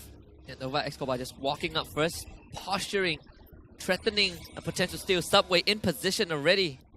This is a 4v5 situation. Kaiser is here, as you know. Oh, just Venogo quicker on the trigger finger, but the AoE damage from Monster Vicious proving to be a threat. Nova Escobar first to go down, and Fakes is going to get dragged back by Storm, and that's 2 for RSG. Dang, Kaiser nearly trolled there for a second, but Subway going to get chased down. Retribution has been used to slow down Venogo so he can't keep up with it, but man, that was close. Kaiser nearly throwing it. The extra healing from that last Vengeance was just enough to keep him alive against that Death Sonata here. Ruff starting to reach the point where it's actually quite difficult for him to trade against Lolil, and now Venogo is here to finish things off potentially. Nova Escobar is going to be that motivational raw to keep him topped up just enough to prevent a potential dive. Take their time now. Back to square one here. But look, Veno, he is not going to leave that lane anytime soon, focusing purely on getting this push, knowing that Kaiser is willing to sacrifice for the team. I do feel like in game 1, Xeno did end up making a mistake when he left his lane to try and get a backline gank up top, and then resulted in losing his team a pretty notable team fight. So looks like he's going to be focusing more on macro this game, but still, ooh. Wow. Nice flicker from Fakers. Yeah, he got nervous. He got nervous that Storm might have actually gone for the Divine Judgment on him. But now, back to the stalemates, back to just hovering around no man's land for as much as they can. Subway trying to take some space. Izanami actually don't have to be worried about too much. Monster Vicious trying to get some push going, but bottom lane handled by Kaiser. Top side, CC not the best hero in terms of pushing. Monster Vicious posturing towards this top side of the map. Oh. Playing it slow. Looks like they're going to focus on getting this top tier 1. Lolil actually dashing forward. Eternal Guardian even used as well. Storm though, don't think he can continue this pursuit. Venogo gets the energy eruption. Nova Escobar forced back, terrified. The stolen Eternal Guardian dropped by Izanami. This is not a good place for Ruff. He's so far forward, had to pop the Vengeance, and Subway with the long-range snipe to get rid of Storm. Man, I'm surprised that Ruff actually survives there. Couldn't sneak in another auto attack, couldn't sneak in another ability, and Storm ends up dying, still holding on to his Divine Judgment. But now it's going to be a quick rush from the side of RSG. Subway has arrived, and he does have the 2-level advantage, but in terms of numbers, he doesn't have it. Kaiser just flicker Vengeance, okay, no follow-up, didn't need to. And Zeno is going to take that bot tier 2. We do see this as the reason why tank junglers are so prevalent nowadays. If a single member of the opposite team is able to zone you out from the objective, it's usually not ideal. But Monster Fish is still in a very comfortable position, and a lot of the fights they've taken have been at a disadvantage since Zeno has been focusing on pushing down that tier 2, which he did successfully take earlier now. We do see a lane swap here from RSG, allowing Lolil some space to maybe farm now that their bottom tier 2 is gone. Subway just lost his purple, had to use the ultimate to back off from Storm as well. Bringing Nova Escobar to the mid lane, the Retribution used, and unfortunately they get the pull. Zeno again, just found out by RSG. Positioning there. Zeno again getting caught out the moment he decides to leave his lane. RSG definitely putting a fear in him to not leave his house. I mean, for as long as he can, I think it's totally fine. Ruff, on the other hand, I don't know how long this is going to start working for, right? Like, how does he really scale into the rest of his game? I mean, yes, they're going to have a lot of ways to actually deal with that front line, especially with Subway, but eventually even he's going to start falling off. Lolil being given a lot of space. He'll be able to get his own tier 2 now, being finished off by the minion wave, which means that all the effort Zeno has been putting into that bottom lane has just been rendered nil by a very effective catch by Storm in the mid lane. Speaking of that, they are setting up shop in this brush again. Zeno finally going to the top side, which I feel like should have been done quite a while ago. Would have prevented his death earlier on, but you look at the net worth for both teams, it's dead even. Pretty low kill count game as well, 4-2. I would have expected them to fight more often than not, but it feels like, you know, the teachings from Coach Haru on MV, you gotta fight with some kind of purpose, some way to kind of convert that advantage into something more tangible rather than just gold from kills. But I do wonder if advice like that maybe... Oh, hold on. Okay, another pull, Nova Escobar. Again as a backup, Storm this time is punting Zeno. Finishes his Loliao with the flicker, and that is what you want to see from Monster Vicious. Very nice response there. Now understanding that they gotta keep an eye out for that Divine Judgment. And being able to so quickly respond there, Nova Escobar, this is much more akin to the usual player we expect there. Getting 2 kills and now a free Lord means that Monster Vicious will regain control over this game. And now, more importantly, a successful way to force a lead. If this tier 1 falls, yep, now they're in so much trouble. Oh, rough. Might have overstepped. No final slash. The RCNY not going to commit to it. And I mean, it's good enough. Monster Vicious finally getting a bit of a lead for themselves. It's 2.3k. And that looking to balloon it very, very soon as we check out the hand cam for Subway jungler for Monster Vicious, brought to you by our official gaming phone, ROG Phone 8. It's very interesting to see this side of Subway as well, since we're very used to him playing these tanky junglers. We've seen him try assassins in the past to not the best track record, but a marksman jungle, that's a new one here. 3-0-1, very strong debut for Granger in MPL Season 13. Might just get his first win before Arlet at this point. Oh boy. The Lord will be taken care of. I mean, there is a carry on the other side after all, so Monster Vicious not able to crack any inhibitors. That's good news number 1. Good news number 2, RGMY should be able to defend this mid-tier 2. As Izanami will steal the Eternal Guardian from Fix again. Monster Vicious will try to push though. In fact, might even attempt to get it. In fact, they will. RCMY losing their last outer tier defense. I do wonder if the choice to steal Eternal Guard instead of something like Minwen Fury is the right choice here, because I'm not too sure how much that really contributes in the grand scheme of things. Looking at the item builds overall, Lolil is going for Trinity. He did start with Thunderbelt, so at the very least the carry is a little bit on the tankier side. But the Sea Halberd coming out from Ruff gonna make that quite difficult for him. I mean, I was thinking whether or not he wanted to consider building into Dominance Ice instead of going for something like the Sea Halberd in these types of situations. But, I mean, he's already got the Vengeance, I suppose, so you might as well apply and get the extra damage. Actually, having the extra attack speed might actually keep you alive a little bit longer or finish off those kills. But at the end of it all, right, majority of the gold is coming from both Zeno as well as Subway on this Granger. The question is, RSGMY, at this point in time, with no out-of-tier turrets to really work with and only with these inhibitors, right? They probably just want to drag out this game, which is why you're seeing this position of MV just freezing as many of these lanes as possible to try and get some information on whether RSGMY is going to walk out. And if they do, they might actually forcefully start a fight. And also to minimize as much resources as possible for RSGMY, right? Like, if they can't enter the lane, they're getting less. And that actually helps Monster Vicious not only get control of the map, but also allow them to set up shop in the jungle if they need to kind of get a lot more resources into their own pockets. And like how Nova Escobar is constantly walking together with Ruff. If they see RSGMY, at least there's someone there to respond. Yeah, RSG's movements across the map right now are very risky because Zeno is still going for full damage per kilo, but now without the Nether Realm to protect them, the backline for RSG is much more vulnerable, especially when Subway is also going full DPS. Both just finished their Blade of Despairs a moment ago. So the DPS potential from Monster Vicious is massive, and RSGMY needs a very good pickoff if they want any hope of winning these teamfights. No, Kaiser kind of taste the rainbow from Ruff. Did force the ultimate out of the CC, but brings Kaiser down 60% HP. Lord gets resetted as RSGMY takes that opportunity to break that mid-tier 1. Whether or not they're going to get is a different story, though. RSG now have full position over this Lord. I'm not seeing a split push being done by Zeno just yet. He wants to be nearby enough to actually commit to this fight, but I don't know. It's 15 to 14. I would have expected MV to try and get something done here, but they're nervous. And so far, they haven't spotted out where this Kaja is going to be just yet. They see him out mid. They see that Lolios is going to take a tier 2 for free if MV does nothing. Nova Escobar, here we go. Flicker, Izanami dashes away. They still want to chase. The Flicker terrifies enough to get rid of Izanami. Final slash from Kaiser from the back. But RSGMY, can they keep up? Ruff, isolated, finished off by Kaiser. The 1-for-1 so far. Monster Vicious still keeping that health bar.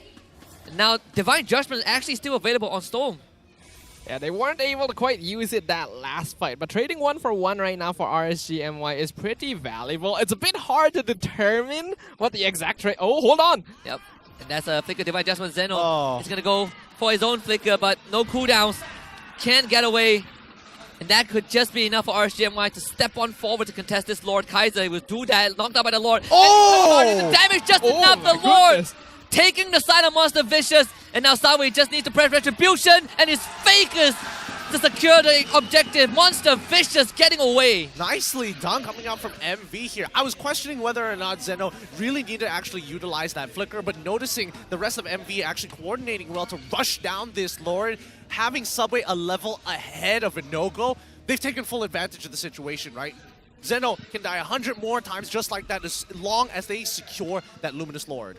A very good eye for opportunity there from Monster Vicious, understanding that, hey, Storm and Lolil are not here. There's no way RSG can actually contest. Let's blitz the Lord here. You're going to be able to use it to start pushing down the top lane. Subway 4-0-1. Full build on the Granger. He is scary.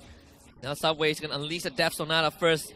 Chip away the health bars of RSGMY. RSGMY trying to hold this Lord at their gates. Kaiser with the final slash to bring Ruff back down underneath the inhibitor, but it's not enough. Nova Escobar with them in no inferior to keep RSGMY away, but at the end of the day, they defended that top inhibitor.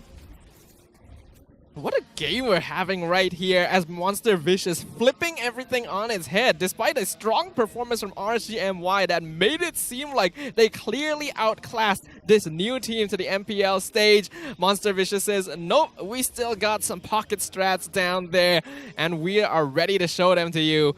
This is an incredible performance right now. In a very unexpected way, RSGMY, while they do still have some late game scaling here, their team fight definitely does not quite match up to what Monster Vicious has. So the approach to how they get kills and extend their influence across the map needs to be very meticulous. I don't know. It's a low kill count game. We're pushing in towards the 17th minute as well. I feel like Monster Vicious is going to start hitting a brick wall sooner rather than later against RSGMY, who are eventually getting their level 15s pretty soon as well. So with no inhibitors missing, it really comes down to how do you actually play this Lord dance. And let's look at the in-game equipment to see whether or not there's anything out of the ordinary. Looks like pretty standard builds all across the board. And it looks like, oh, we're also not seeing any... no winds of nature coming up from the carry at all. It's just brute force breastplate. I just want a kite. Yeah, and also, and in place of that, she also has a thunder belt, right? So a bit more durability. Yeah, this is a much more popular carry build nowadays, where you do build the hero a bit of a semi-tank because she already has inbuilt true a max HP damage in her passive. So if you're able to make sure that she's able to stay alive a little bit longer in team fights, it's actually very good for them. RGMY doing a good job of matching rotations across the map, but Lolly and Storm here, they're waiting for someone to walk into their trap. Oh, good game sense here. Good game sense from the side of MV. If you're going to move, you got to move together. No, Escobar is going to check this. And that means that no pull yet. I mean, Monster Vicious, they haven't been handling this top wave for quite a while, and that eventually allowed RGMY to get the tier 1. Now they're going to be on the Lord. I mean, they're okay with that, right? It's better than sending Subway up and being like, hey, could you clear... Oh, they're looking for Zeno! Oh? Oh? Did they find it? Yep, Zeno, he's going to go down. Unfortunately, Monster Vicious a bit late to respond. That's what, 40 plus seconds. Yeah, caught with his pants down there. I mean, I don't know. Probably should have communicated with the rest of the team, and now RCMY, I mean, they can force this. They definitely can. Look at Kaiser's position. This could be deadly. Monster Vicious, they do not know this. Izanami happy to put himself in the line of fire. Subway can't get the snipe. Ruff wants to follow up, but also cannot get that done. Nova Escobar pushed away by Lo Liao. And Ruff also not in a healthy state. They have to give this up. Yep, they have to give this up. Nothing they can really do about this. They have to wait for the full 5v5 rather than just try to man fight it 4v5 and almost guaranteed to lose the game off of that one push. Yep, an incredibly clean sequence of events coming out from RGMY here, slowly picking off the members of Monster Vicious one by one because they understand that they're not going to be able to win these big 5v5 team fights. Unfortunately, Zeno very much experiencing the reason why a lot of Paquito players do not go for that full damage build. You just end up melting so quickly, especially in situations like this.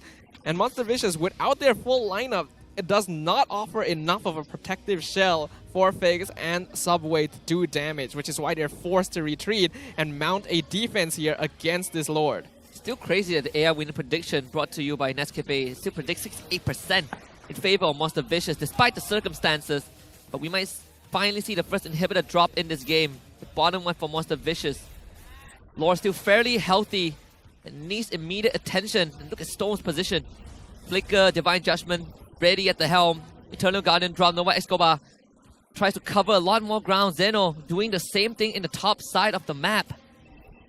What we're seeing here is akin to a very quick reversal. We are seeing this a lot more often in recent late game matches where a single mistake costs you the entirety of your control over the map. There's still another 100 seconds or so until the next Lord. So until then, Monster Vicious can play just a little bit more aggressively, but they gotta avoid being picked off here. This Divine Judgment now having a lot of utility to Monster Vicious, who wants to split up to try and macro the map. I don't know. I just think it's a little obnoxious here, right? Like, RSGMY has been losing from early to mid off of small interactions against MV, and now that we're coming to this point with this overall even-scored game, the fact is, it's difficult to get in on their composition, because if they make that first move, Nova Escobar has an easy way to counter-engage, and the same can be said even for Zeno. If he has to give up his life, that's totally fine. He just needs to combo with fakes. It's the Twilight Armor for Venogo already. Going for the Immortality next. The thing is, I feel like if Zeno was on a slightly more defensive build, if he had things like Dominance Ice and Bloodlust Axe, it would be a lot easier for him to actually like push out and try and set up slow pushes. Instead, he's gonna be forced to wait with his team because he technically acts as another source of DPS, and they cannot afford to lose him before RSG fully commits to the fight. Oh man, this is a painful 21-minute game. Both sides really don't want to lose, especially when they're so deep in there. But look at that damage. Ooh, this I is mean, rough. both junglers still have perfect KD so far. I mean, talk about not wanting to die in this game and understanding their importance, right? The objectives are getting more and more important by every single passing minute. And Zeno, I feel like he was thinking about it, but realizes he can't one-shot Lo Liao, not at this point. What is the play right now for Monster Vicious? RSGMY, they can basically just keep doing what they're doing. Eventually, they're going to catch a straggler because the way that they've been pushing out the lanes has been very clean. But for Monster Vicious, is there any clear example of something they need to make happen in the next couple of minutes? Well, I think number one, they need to find a pick on either Loliels or Izanami. I feel like Vinogo, Storm, and even Kaiser probably isn't going to find as much value without their big if they're trying to enable someone without damage, right? And all three of them at this point have pretty much are just giant meat shields with CC. Look at where Zeno has been waiting in the top brush for a long time and now decides to reset. I thought at least he would try to get some map control and maybe get a flank, or at least push out the wave on the top side. He's not getting anything done. That means RSGMY, they might just get a free Lord. Get the pull onto the White Escobar, Subway, trying to support his support as much as he can. The White Escobar gets knocked out by the stolen Eternal Guardian. Immortality is going to pop. Flickers to safety with the heal. And that's crucial resources expended from the side of Monster Vicious. But the same can be said for RSGMY. They actually committed quite a lot there, and the only thing they got was the immortality from the Minotaur here. So I actually think that Monster Vicious is in a pretty solid position here to contest this Lord, especially now that Divine Judgment is gone for a while. Yes, it is, but the Lord Dance is going to be difficult to play, right? 2 flickers are already gone. Fakes, though, doesn't have his flicker. Same goes for Nova Escobar. And RSG, considering how they like to actually play these Lord Dances, just drag it out until you have your resources back, right? It wouldn't take too long. Yep, Storm already with the Divine Judgment ready to go. Kaiser, he is fine standing in that position. Seems like it's towards RSGMY. Another pull this time. It's rough for 4 people. I mean, if you're only onto one person, it might not be enough. Vinogo is going to slam that giant blade down, and Nova Escobar removed from the fight. And RSGMY not overstepping their boundaries as well. Kaiser does lose immortality here, drops low. Subway couldn't finish him off, but is it enough to push RSGMY back? Storm just popped it concealed just in case. It might just come down to a miraculous steal from Subway. Minion wave up top, actually nearly taking the inhibitor here. I think Kaiser will be just in time to stop it, but that could have been a free tower for Monster Vicious. Oh, again, this time the Terrify fakes. He was ready to respond. Subway with the Death Sonata. They get the pick onto Izanami.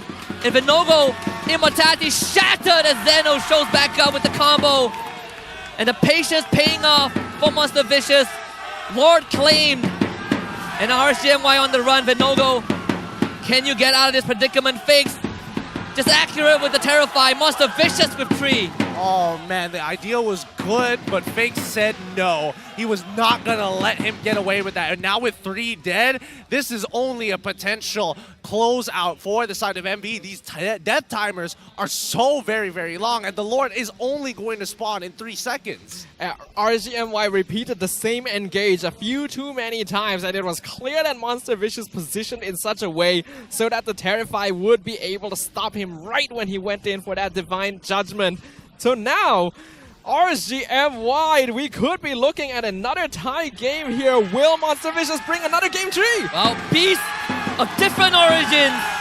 Monster Vicious bringing some new technology to the big stage.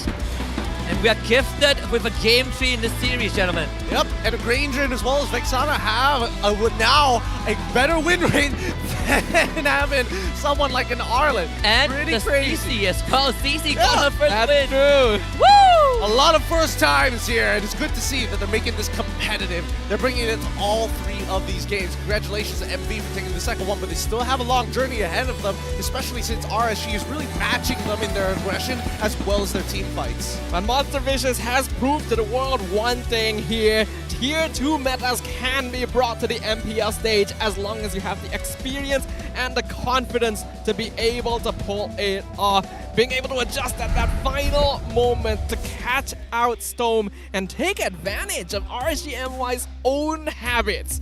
Excellently done. Combo breaker, right? Fakes the Vexana Terrify. That was all that it took. And Zeno with kind of criticized him here and there, game 1 and game 2, and finally when the most important moment, that man showed up, took out Lo Liao, and that was all that was needed. Daddy came back with milk now. Finally came back after so long.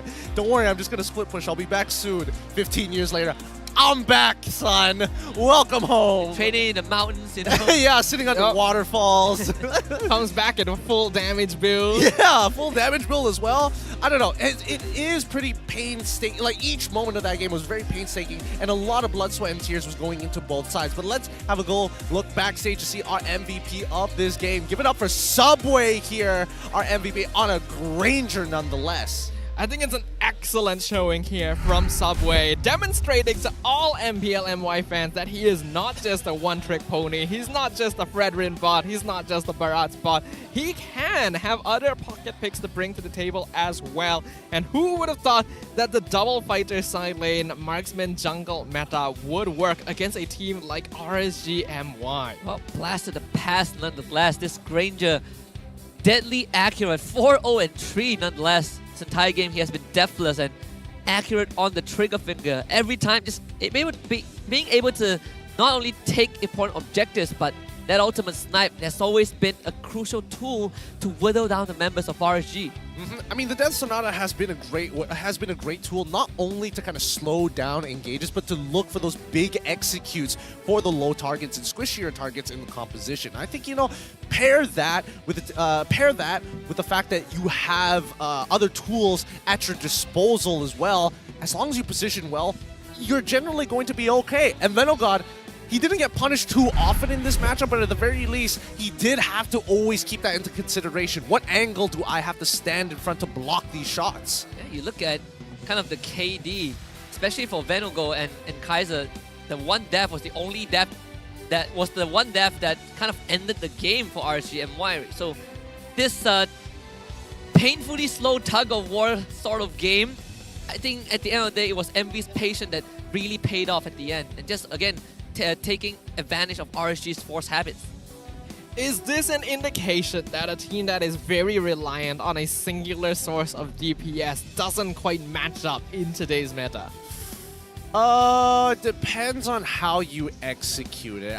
You can see a lot of times that when RSG does find the actual good engage, it really didn't matter how much quote-unquote damage you actually had. It's just very quick, clean, and when you execute it well, you never stood a chance to begin with. And I think that goes for both teams here, whether it be MV or even RSG. A one clean engage, that's all you need, and basically you win the fight before it even starts. I think the numbers here can kind of reinforce that, right? Lo Liao and Izanami, they both deal the most damage on their team, and honestly on the side of MV, it was Fake's majority of the time because he's a Vexana. But then you look at Subway as this Granger jungler, didn't do as much as the carry nor the Valentina, but it's the fight that matters for MV. Every time these damage are being pumped up, they're getting something in return. It goes to show, right? Execution is extremely key. Having some strong fundamentals, and more importantly, just the macro here has been setting the difference, and has been the overall theme for these past two best of threes. And it does feel bad for RSGMY. They were doing such a good job of keeping the lanes pushed up and separating Monster Vicious so that they could take advantage of catches with the Divine Judgment. But it turns out that their gameplay, all it took was that one push for the House of Cards to just come toppling down when there's so much DPS coming out of Monster Vicious. And Subway positioning excellently behind all of the bulk of his team. It's very difficult for RSG to actually jump in and dive that backline. Kaiser, that's kind of his job, but Arlet's just not having a good time this season. Yeah, I want to give a quick shout out to Nova Escobar. His response on Minotaur towards every RSG move has been impeccable. His counter engages, his awareness to identify which targets to protect, and the craziest thing was, prior to that last team fight, he was ganged out by multiple RSG members. Not for a second he thought of unleashing that ultimate as a means of escape. He let the immortality tank that revive, and afterwards he had the tool to respond to RSG. Hey man, suppressions are difficult to get rid of, and I think that, yes, he could have preemptively forced it out, but at the end of it, I think it's all about finding those right moments. And for RSG, it felt like they got into a pattern towards the end, especially once you've dragged it on for at least 20 minutes into these games, where each and every one of these kills is going to be very valuable with, what, 40 to 50 second death timers here. That's when it becomes very punishing, and that's when Storm can really say, hey, I pick one person, that person needs to die. That's kind of what like you guys pointed out early on, where it's a actually very smart move for MV to move together as a unit. He also understood what RSG was thinking. I mean, to a certain extent, it's two sides of the exact same coin. They play very, very similarly, and I think the only real difference is the EXP laners and how they manage their waves and how they actually have the outlook on the game of, oh, do I want to scrape up gold, or do I want to kind of group up together to make sure we win every single neutral? And a direct comparison, Paquito is definitely always going to be better at split pushing as compared to Arlet. And I think that's one of the weaknesses that you see in Arlet as a hero, as an EXP laner. It's a very important job, especially in these really back-to-forth situations, to be able to force someone away by pushing the other side of the map. Instead, that job had to be relegated to other members of RSG MY, and although they did do a good job of that, not having as many tools to split up the fight and having very orchestrated styles of engagement depending on their divine judgment allowed Monster Vicious all the time they needed to fine-tune their strategy. This is probably the first and the last time we'd see a gold laner taking the most damage in a single game. Oh boy, I don't know. I still don't know how to feel about this CC in the gold lane just yet. Obviously, it does have its own benefits, and I think, you know, having the Vengeance as an insurance policy that you don't actually die in that 1v1 is kind of nice to have. But is this going to be the direction of where the meta is going to lean to? Hey, you want to play a more dominant gold laner? Sure, I'm just going to play a fighter to kind of find the counter. Well, it's always been a valid option, but CC would normally not be the hero you go for in that situation because you'd want something that pressures more heavily, like Paquito or Yuzong, right? CC just so happens to match very well into the carry, so whether or not more teams will pick up this hero in the gold lane, well, we'll just have to see. Okay, we're late enough into the day. I've silenced the desk. It's a 20-minute game, man. Come on. We just got out of... We're not even done with the series, man. That one deserves the death timer. That one deserves the death timer. I'm calling it for 50 seconds. I'm out of here. I mean, if I could take a break from casting for a while, I don't mind. Oh, boy. I think it's rough, but overall, I do think that both of these teams seem to be like... I wish they wouldn't play as defensively as we see them so far, right? It feels like they're very macro-heavy, and they understand what it's like to get consistently punished. But when you get punished, you are obviously looking for trades and timings, both of which aren't abused as often as I would like it as often. Oh, even my words are coming all together and repeating themselves. As often as you would like it. Exactly, because we keep seeing the exact same patterns happen over and over again, not in just team fights, but even off-tempo plays from both sides. The target priorities at the same time is still the same. Nothing much has changed from game 1 to game number 2. You would think game 2 was scripted by how they moved in the last like 8 to 10 minutes. Exactly. But it's also pretty rare to see RSG Malaysia be so passive. It feels a bit odd, considering that they generally like to play a bit, you know, aggressive, right? They like to push the tempo. But perhaps it's a sign of respect towards MV, considering that MV has been putting up a pretty good fight with a unconventional lineup. I mean, I would blame MV in a matter of fact, because why do you have such strong counter engage? And maybe that's something that you should consider getting rid of. Like, I don't know. This Minotaur has been a big nuance here at MPL MY of whoever has a Minotaur, I guess we just have to wait for them to engage first, right? It forces you to play defensively because the counter engage is just that devastating.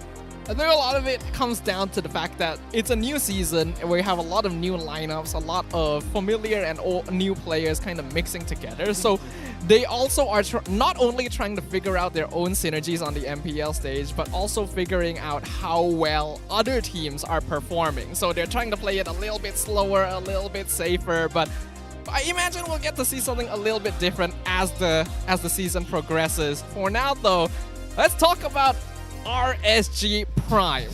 Hey man, I know we are following like the M series Prime edition, but I'm not convinced just yet. This is definitely not RSG at their prime. If it is RSG Prime, then fans have to be very worried. They are. They would be. I mean, especially with the hashtag, right? Especially, no, sorry, not the hashtag, but after the quote down at the bottom. Second trophy after 3 years. That's a long time. That's a long time since they haven't reached that stage just yet. Yeah. So if it is prime time, please tell me it's not now, right? Like, let it be the playoffs. Let it be the playoffs, and then I think we can settle in a bit more comfortably. Well, we can't exactly just afford to wait until the playoffs to bring out prime time anymore, though. Considering the new format of the playoffs this season, only 6 teams will actually get to make it into the next stage. And not only that, the bottom team just immediately loses their slot and falls to MAL. So competition is fierce. Only one of them will directly fall to ML. Yeah, one of them. The 9th place will fight with the 2nd place ML team after the regular season from the Challenger Conference. Ooh, that's a mouthful, but a literal it's a best of 5 that's going to be happening during the MAL playoffs, I believe. So that's going to be very interesting as well. Very much a literal death sentence. A literal death sentence. One of them has a fighting chance, the other one sent to the gulag instantly. It's one way of putting it here, but now that Coach Rain is going to have a conversation with the rest of the players, definitely you can see that there is a lack of confidence in the way that they're maintaining these team fights and why it was dragged for so long, when honestly, they should be consistently making proactive plays whenever Storm has his ultimate. Something which wasn't abused as often as I would like to have seen, and I think that's what Coach Rain is going to be addressing here. Build that confidence back up, keep communications sound and clear, and more importantly, really take advantage of the heroes that are given to you. Yeah, a natural born charismatic leader, right? Coach Rain is not like your militaristic style coach or analyst. He's a more calm person. You know, he kind of talks you out of your delusions. Delusions. Talks you out of a bad time. I think that's a better way to put it. He washes away all your doubts like the rain itself. He is a calming presence that is omnipresent, especially in the humid season. I can imagine his conversations with Loliel's just like, it's not your fault. CC is just an annoying hero, man. And then Loliel's just like, give me CC! Lock me in, coach! No, Loliel, we can't do that. Please, coach, lock me in! We have Harif, you know, we have... No, Loliel, you haven't finished your yo-yo training yet. Yeah, look, you just lost to CC and you think CC is gonna win the game? That's not how it works. It's a meta pick. I lost on carry, sir. I can't imagine Loliel fighting back, so I think it's all good. It probably is all good here, but let's see whether they're gonna come back to form so far. Because right now, the fact that it dragged on for 20 minutes and the fact that, like, it's understandable that MV has to wait for the engagement from the side of RSG, but it doesn't excuse the fact that RSG were playing very passively despite having a divine judgment. Speaking of that, I remember. So last season we also talked about how Izanami actually, since his debut, he has always been more of a utility type mid laner, right? So your Valentina, Faramis, Novaria once in a while. I wonder if kind of this new era is going to see a shift in him and how he plays as well. Like maybe Lilia, something that maybe has a lot more offensive capabilities. I know it's not Izanami style, but that's also one thing that has held RSG back during certain times. Well, actually, to be honest, the fact that Izanami plays utility mid laners is more of a personal choice rather than a hero pool issue, because there have been many examples in history where RSGMY has been behind or having some trouble and Izanami just decides, okay boys, I'm the carry now. He's fully capable of that. He just chooses not to. I agree with the statement, and I think that sometimes the draft isn't going to be designed around him sometimes, and I think that's totally fine. We've seen a lot of these similar examples in other MPLs across the world, right? We're seeing people like, oh no, I guess you have to play Angela in the mid lane and not a Lilia Novaria, even though you've been hitting every single skill shot since the beginning of time. He doesn't pick on he doesn't like kind of dust off the rust, you know, put on some gloves until the team really needs it. Possibly. Playoff seasons, I guess. It's the only time we might be able to see it. He takes off the training weights during playoffs. Finally, guys. Rock Lee moment. The Rock Lee moment, actually. Let's see what they're going to go for this time. And it looks like Ruby, Angela for the side of RSG on the blue side. MV get rid of the Vexana and as well as the Matilda on red side. Like, my biggest question right now, right? Yeah. is going to be, do you still contest the Arlet? Stats say no. I say you Stats just say no, let it right? through. Just let it through, you know, let nature take its course. I feel like it's like a cursed gift, you know, like, you take Arlet, good luck. But the take Phobia's Arlet. ban means that we might be going back to the Nolan for RSG. I think MV, it's going to be a bit of a problem, right? Wow, Joy. Oh, they're Okay. just going to open up everything. Right, let's do it. Let's do that matchup again. Yeah, we saw they're- that yesterday. They're forcing the matchup between Nolan and Joy in this situation. They can't afford to ban either one. Looks like RSG does prefer the Nolan in this particular situation. So Joy should be the obvious pickup here, but they could also lean towards the Barats just to have someone that just never dies to the Nolan. I suppose, but come on, let's make it interesting here. Okay, now they got the Arlet. Oh, I guess that's one way of making it interesting here. Still 0% win rate. I 6 don't total know picks. about this, total game. man. I really don't like when teams open as safely as this. And I don't even consider Arlet a safe pick anymore. That's why Guinevere is not prioritized as much. That could be one of the examples in terms of how these flex picks are shifting. And maybe Ruby is the only viable one in the forefront of the draft. It's Minotaur picked up by Storm again. We've seen him in game 1. This guy's lethal. Pretty deadly overall. You would think a Minotaur would be a little more heavily contested considering he's been on the winning team both times this game. The carry gonna be locked in as well. So clearly neither coach cares too much about statistics.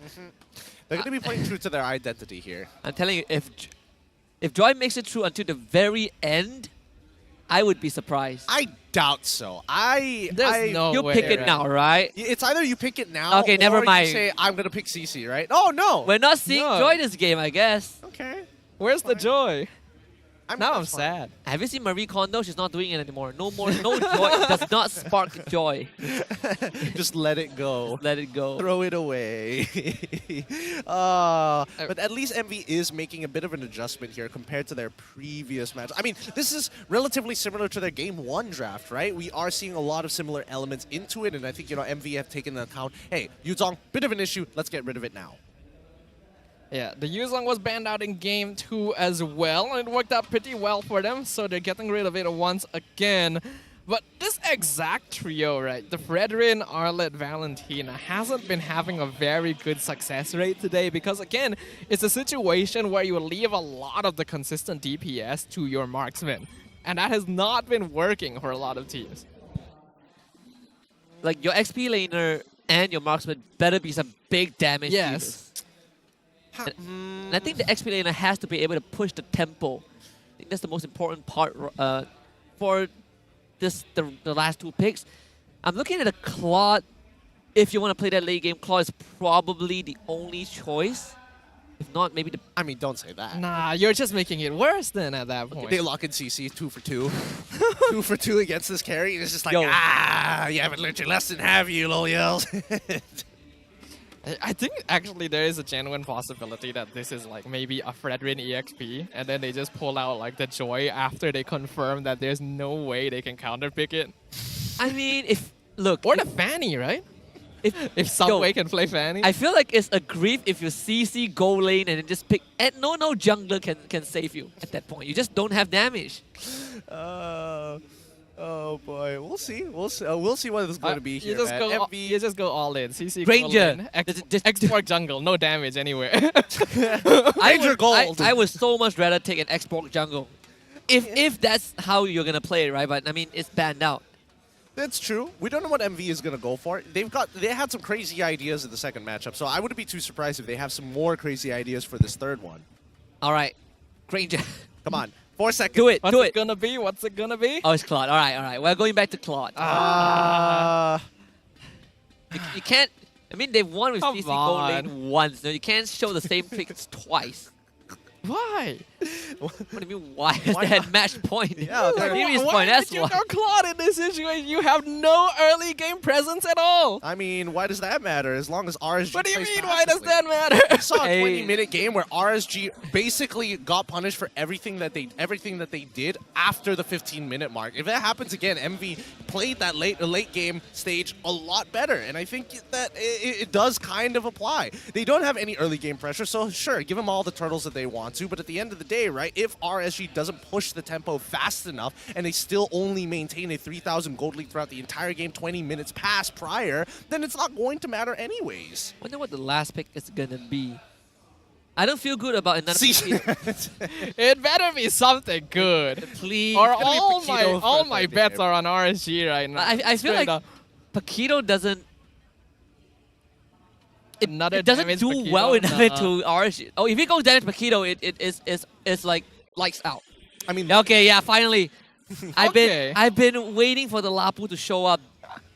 It's something at least. Oh, it's way better than Paquito in the situation. Way better. Is it gonna be full damage, Lapu? Yo, don't give him ideas. hey man, let's calm down here for a second. Like, See Hunter Halberd. Strike, Bloodlust, and straight out like, what's it? BOD. I mean, he could actually. I mean, it's still a viable build. Don't It get me is. wrong here, but I think overall, it's still looking like a pretty similar composition at the end of the day, right? Like MV still want to have some sort of side lane pressure, but they do want to contest for turtles pretty hard with the Lapu because it is going to be the EXP who makes that difference during these first 3 turtle fights. RSGMY, if they're able to split up the fight efficiently, it's going to be difficult for Lapu to really place pressure on more than one person. So there's going to be a lot of pressure onto Xeno this game. It is the decider game between RSGMY and Monster Vicious. Our second match of the day. How will it conclude? Monster Vicious already made a dent in RSGMY, and now it's to deal the finishing blow through that vulnerability. I agree with you, Sadafa. Honestly, I looked at RG draft, and I do like it a bit more, but this Lapu, Zeno again, has a lot of responsibilities on his shoulders. This time it's not like being a Paquito split pushing side lanes. This time you gotta reach the back, and sandbag by a Barraz is kind of the first obstacle you need to overcome. I mean, that's not the only obstacle that you need to overcome. You still have to deal with specifically Nana. It's like, yes, you deal all the damage. Ah, she has her passive. Ah, I've already used my anti-CC, so there's nothing I can do about it but accept the damage and my fate. Yeah. I'm the bravest fighter. Turns into a plushie. I'm the bravest fighter. Oh boy. But I think for the most part here, it's going to be important for Claude to also access the backline alongside Zeno, right? I think that is the only way I can see if this game does stretch out to 20 minutes for them to have a legitimate win condition. Whoa, rough. Not really quite the best aggressive. of trades. But I guess he understands that neither of them are really going to be killing each other yet at this point, so why not go for a slightly aggressive trade, especially since his team is nearby. Ooh. Oh, wow. So smart, just purposely taking the damage for that ult. Well done, well done. That's what you want to see here. And now all these moves start to make sense. The team is moving together. And they're even calling up Kaiser down towards that mid lane to see whether or not, if things do escalate out of control, they need the extra bit of backup. Yeah, I had no idea that Subway served the minced beef. So that's just a really rough situation for Stome here. He's going to be very late to hit that level 4 timing, which means that Monster Vicious actually have a good spot to try and contest this turtle, but they still have to be wary of Venogo. Uh-oh, speaking of that, Zeno losing majority of his health. Subway, the only man alone on this turtle. He has no Escobar with him. As we look at the hand cam from the side of Venogo, here comes Kaiser with the gobble up. It's Venogo with the turtle. Izanami forced away by the Lapu, but unfortunately for the side of RCMY, they're going to lose a lot more. It's Kaiser to go down. I think Kaiser did a really good job though, being able to identify the perfect timing to go for the flicker Daytona's welcome so that Subway could not contest. That's going to be the minimum fury this time. Oh, Subway getting away. Oh, so very close, so very close. And now they're even going to find the trade? No, Izanami doesn't even lose out too much there. Okay, so considering how things are going, 2 kills falling into the hands of Monster Vicious so far, with RSG still being able to trade over the turtle here. Oh, he resets it. Yeah. And even get some health back, so dude, calculated. He's One more still time. going back. He's like, wait, one more time. This time it'll be different. And Venogo has no purple buff, so this is not going to be easy. Nova Escobar, either Cyclone, Oh, maybe he's might not dropping need low. it. Zeno's Dude! going up. Oh! Venogo! Watch out, Zeno! With the collection at the bottom lane. Well played here for the side of MV. Really abusing the micro here. Arlet has had enough. Yeah. I will not have a 0% win rate. And not this time. Not Nova this time. Finally showing what he's capable of with the hero. I'm actually very interested to see what his build is there, because that was quite a bit of damage. So Probably just full tank build, just Arlot things.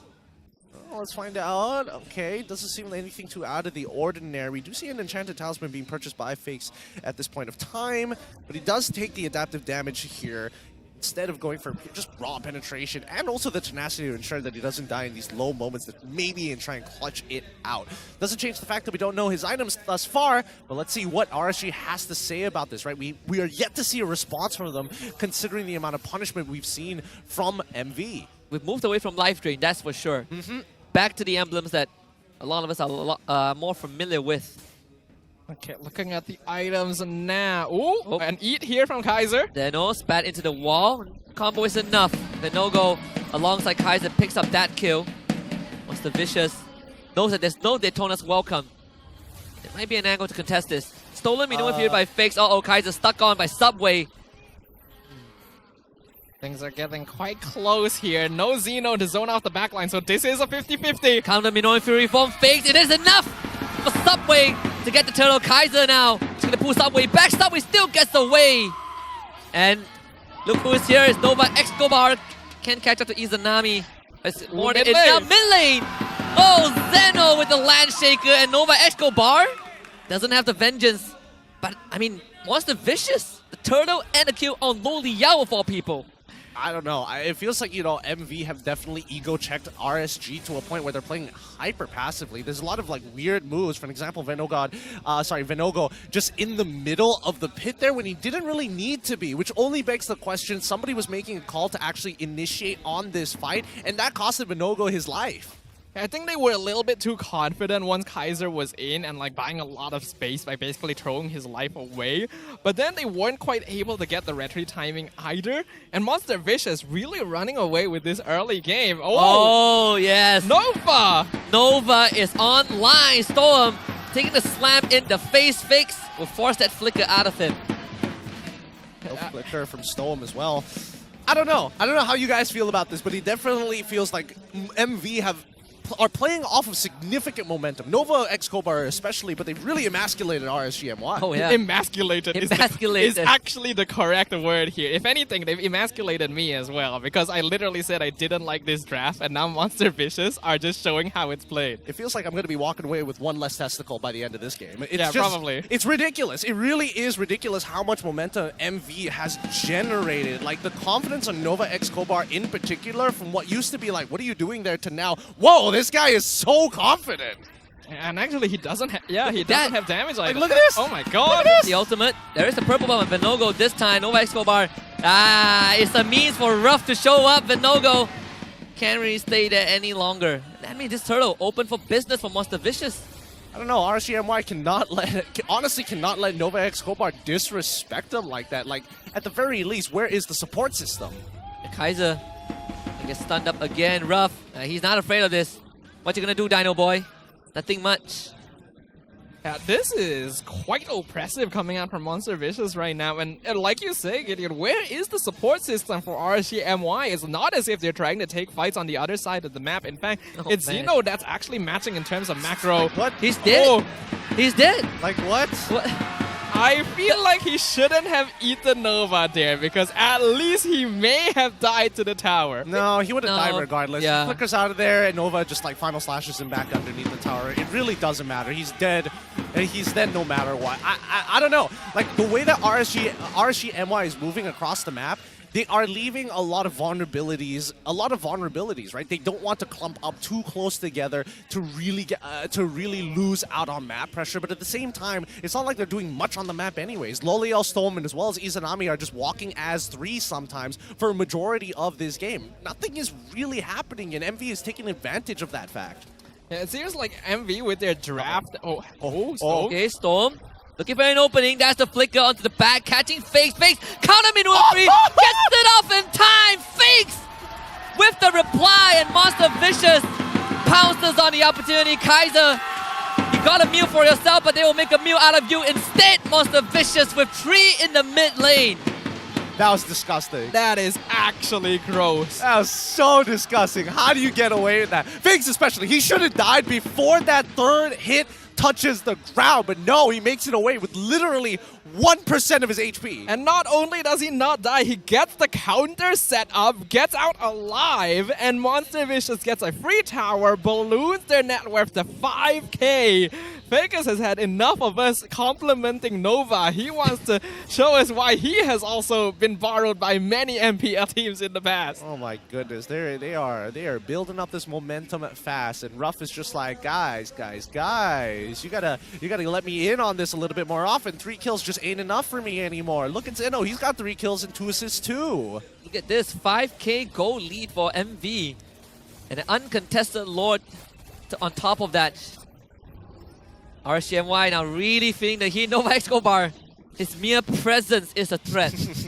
I gotta say, I did not see this coming, especially with how against this draft I was at the beginning. Monster Vicious, they definitely seem to have baited RSGMY into a similar mindset to... Whoa, Ruff! Wow! Okay, Trace is live, but now Lo Liao is in the fray. Subway is taking his mark. Nova Escobar again! Oh, the final slash into the Appraisal Scrap. Nova Escobar just doing everything correct. They will lose Fakes. Monster Vicious with their own respawn to even it up. Apparently this man can get away with the cruelest of sins ever. It's what is this?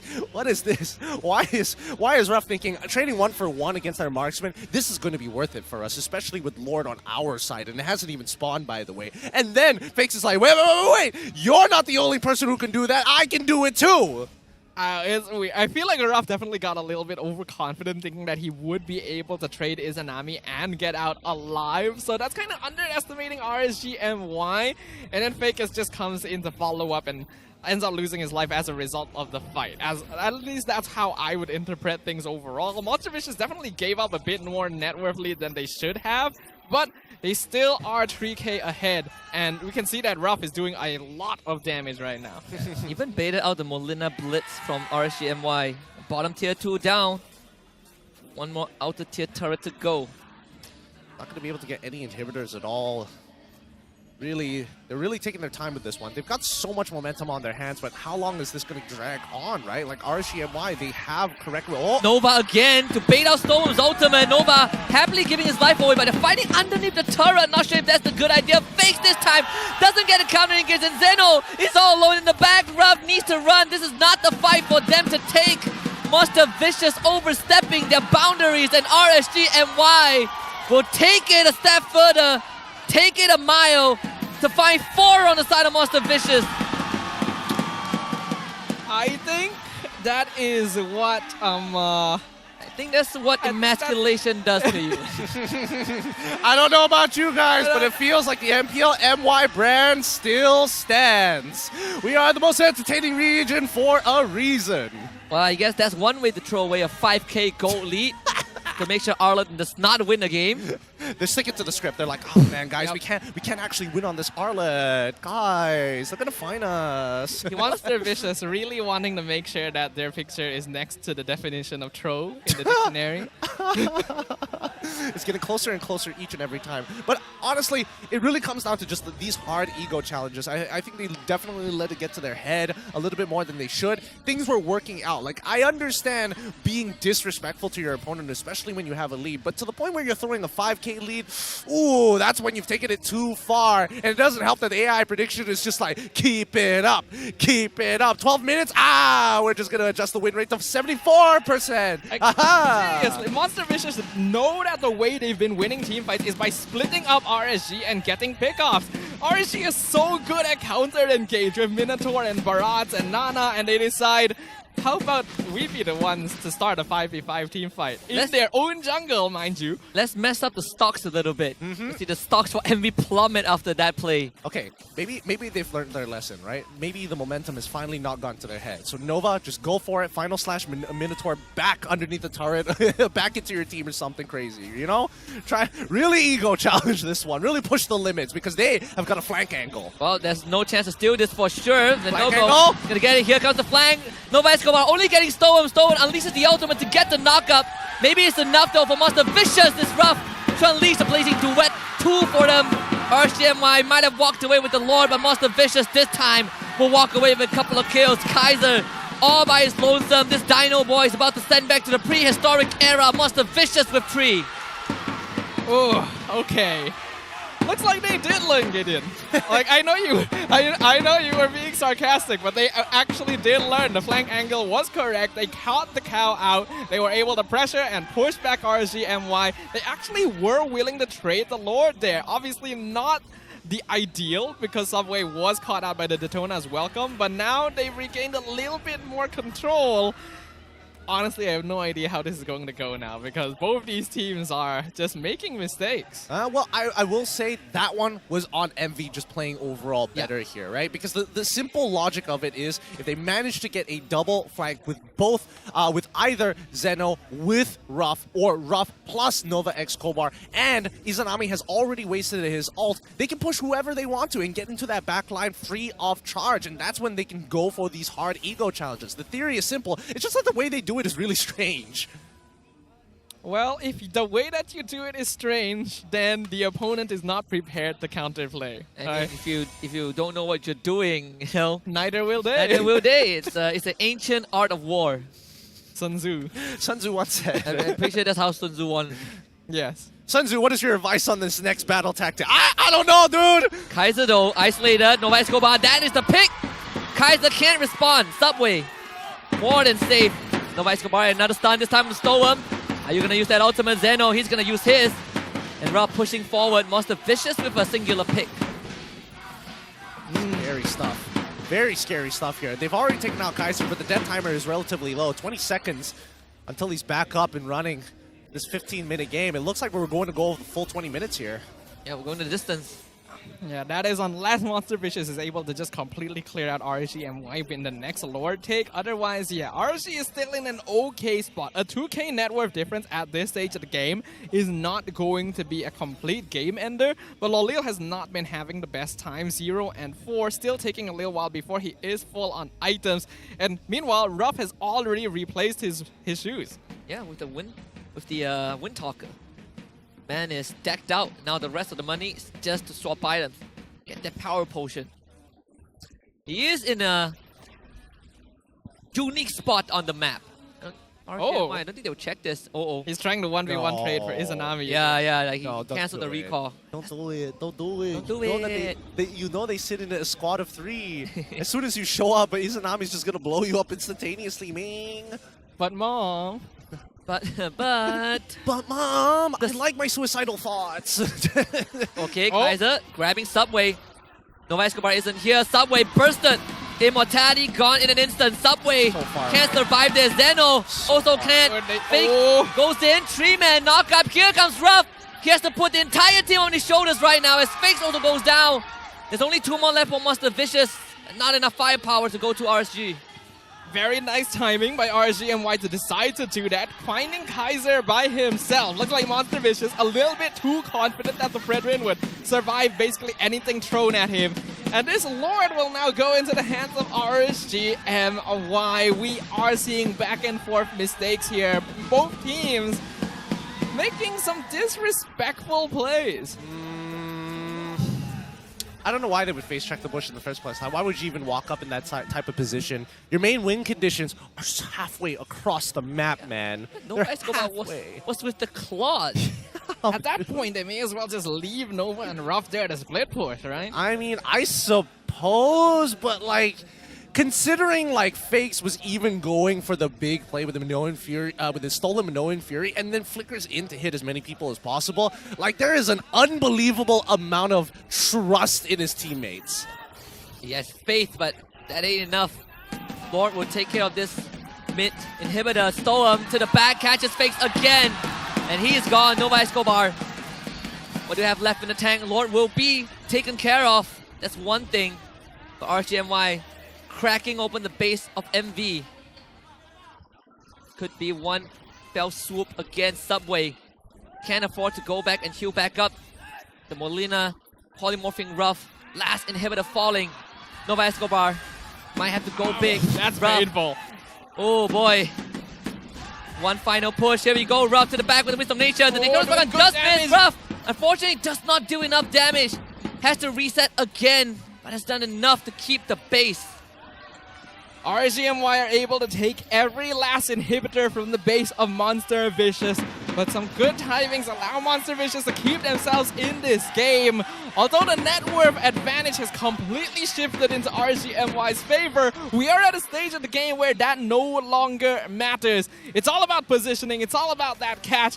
We can no longer afford from either of these teams to disrespect the potential damage of their opponents. I mean, we say that now, but they're like, death timer's 40 to 50 seconds long. That's just the incentive to put my enemies in the dirt, you know? I feel like at this stage of the game, right, we're looking at the damage dealt numbers overall. RGMY have a very clear condition, right? Find a single pickoff, find a front line. It doesn't even matter at this point who they find. Get the initial 1v1 and make sure that they win it out. They can burst anybody down with Bolios alone. They don't even need to start considering Izanami. They can even save his ultimate for later on. I have no idea I what mean, the play is here. We're reaching that point in the game again. Surely with all inhibitors down on MV, RGMY have a clearer road taking the game away. Yes, normally that would be the case, but I feel like neither of these teams are performing quite normally. If you know what I mean. I mean, that's a bit of an understatement. we've been through worse, people. We've been through worse. We have been through worse, but I was hoping we wouldn't have to, you know? At least not with the names It's on a the new screen. season. I mean, more so, it's only the second day. It's the second day of the MPL MY. I thought this was like kind of like week 5, week 6 shenanigans, you know? Not week 1. Well, at least we can be sure that this is definitely not RC at their prime yet. Oh, wait. Nova on Kaiser. Okay, isolate him. Kaiser, he's gonna go down. Nope. Cinder Red. Gonna immediately reset. The Minion is pushing towards MV's base. It's only so long they can stay here. And this was the type of gameplay I was expecting in game number 1, right? Proactively using your abilities to make plays happen across the map and then look to recall once it doesn't work out. Wait for the cooldowns to come back up and rinse and repeat, because now, especially for MV, Nova, he's got the ult back. Okay, they want to look for Izanami. Storm just instantly use a Minoan Fury, and now all the combos are gonna layer from RGMY. Monster Vicious at the 11th hour to come out on top with a double for Ruff. That was disgusting. Nova X Kobar just pushing all of RGMY into one tiny spot. And then the Blazing Duet comes out and the damage is all popped out. I actually thought that RGMY had the good response. Storm got such a nice Minwin Fury. He did. It's just unfortunate, right? There's just so many things that could have happened to really turn that around, but it just didn't happen. Nova honestly standing up really big in this game. Like Zeno even jumping into that fight was able to tank a good amount of the damage and making sure that the polymorph is not on primary targets like Ruff or even Fakes in those types of situations. It's shocking, really. Now the question comes, we have another Lord pushing down the top lane. In comparison, RGMY still has all of their inhibitors standing. Monster Vicious doing their best to try and sync up the waves, but I don't think it's going to quite match up. Are they able to end the game with this? It would be crazy for Monster Vicious. They can kind of see the light, but closing it up is not going to be easy when all of your inhibitors are down. And you only have Zeno to escort that Lord on the top side. We have to remember, even in this position, if Monster Vicious loses too many bodies, RGMY can instantly just turn around, walk into their base, and end the game. See the final push. Nova Escobar again with the conceal. Not finding any target Ruff. now, but Ruff taking in just so much damage. The Lord will take out the top inhibitor, middle one. Also destroyed. RSGMY managing to keep the bottom inhibitor at least. We got a long one here, folks. Wait for the second wave here. Wait for the second wave, because right now Ruff, he's gonna top himself up, right? And maybe MV is going to get a little bit more, arrogant here once that bot wave starts to push in, right? Because it's the last inhibitor. Might as well try and contest for it, right? Maybe. Nova's got flicker. I'm just saying. They've done it once Nova. before. There is Izanami. The passive instantly goes off. Storm manages to unleash his ult, but it's rough in the back. Kaiser shows up with the Daytona's welcome. Only stalling up. Fredwin fakes. It's gone. Subway healing up with the ultimate. But Zeno, can he get out in time? Yes, he can. What did I tell you, boys? What did I tell you? You did tell us, all right. I mean, Izanami had the cheat code, man. Got a passive. He had the passive. He still at least has his flicker up and available, right? At the very least, that's what we are trying to play around. And I think the RSGMY are starting to figure out very slowly and unfortunately not fast enough that Nova Escobar off a cooldown, he is just going to force these plays every single time. That way, I think you got to run. Don't do it, boy. Don't do it. 25 seconds. Can they hold on? I was just watching Nova Escobar play the Arlet here, and I'm thinking, like, what was everyone else on the Arlet doing up until now? It's as if the hero hasn't been played correctly this entire time. They didn't have Nova Escobar's charisma. But Nova played him in game 1. He needed a bit of a warm-up. Maybe if you play like 2 games, then something changes, right? Yeah. A lot of the Arlet game we've seen is like one Arlet game, and then the next game they don't pick it anymore. Nova Escobar, he had faith. He had raw faith, and he has a lot of momentum coming off of game 2. So basically what you need is a lot of faith. Oh, yeah. Yeah. And you play... A lot of faith. In any god out there. I hate you. We're 24 minutes into this game. I think it's fair. I think it's fair to start whipping some of these out. They're eyeing any opportunity they can find here. Monster Vicious is split up right now. They were hoping to see if they could get a pick off while that was happening, but unfortunately, they did get scouted out. So Monster Vicious will be given a little bit more time to regroup and deal with the waves that RSG have set up to push. Oh, they're looking for Nova. Nova, can they get this? This is a fight set. I think they have just found him. Managing to get out in time. No immortality. No flicker at the very least as well from Nova Escobar to get out of there. So this might just be an honest fight for the side of RSGMY unless we see another flank through the mid lane with the conceal, with Ruff. This should be predictable for the side of RSGMY because they've done it so many times, right? They wouldn't do it on an honest front to back, right? Izanami just tossed out that ultimate. Watch out this bush. Ruff. It's not where you want to be. Stone shows out to the back is Zeno, throwing every single one of his abilities. Immortality is going to pop. Kaiser, he stays alive. Winter Truncheon, actually enough to get Zeno out. Now the re-engage! Fakes! To allow the opening for Monster Vicious, and Nova Escobar replies with the follow-up. But is it enough though? They still lose Subway. Ruff needs to go off. Ruff onto Vinogo, but Vinogo survives. Kaiser, Storm, they're all low, but Ruff just cannot follow up. Yep, Ruff is just too far away. It's very difficult to get into these types of fights, and unfortunately, they weren't able to kill off the key targets. Everybody survives from the side of RSGMY, and with huge death timers from the side of Monster Vicious, this should be a free Lord. I just can't believe that RSGMY actually comes out on top in that situation. That was a beautiful stolen Minuan Fury into the Blazing Duet, but maybe Ruff just a little bit too far back here. RGMY, they'll get the Lord, and now Monster Vicious don't have any inhibitors to be able to try and delay this.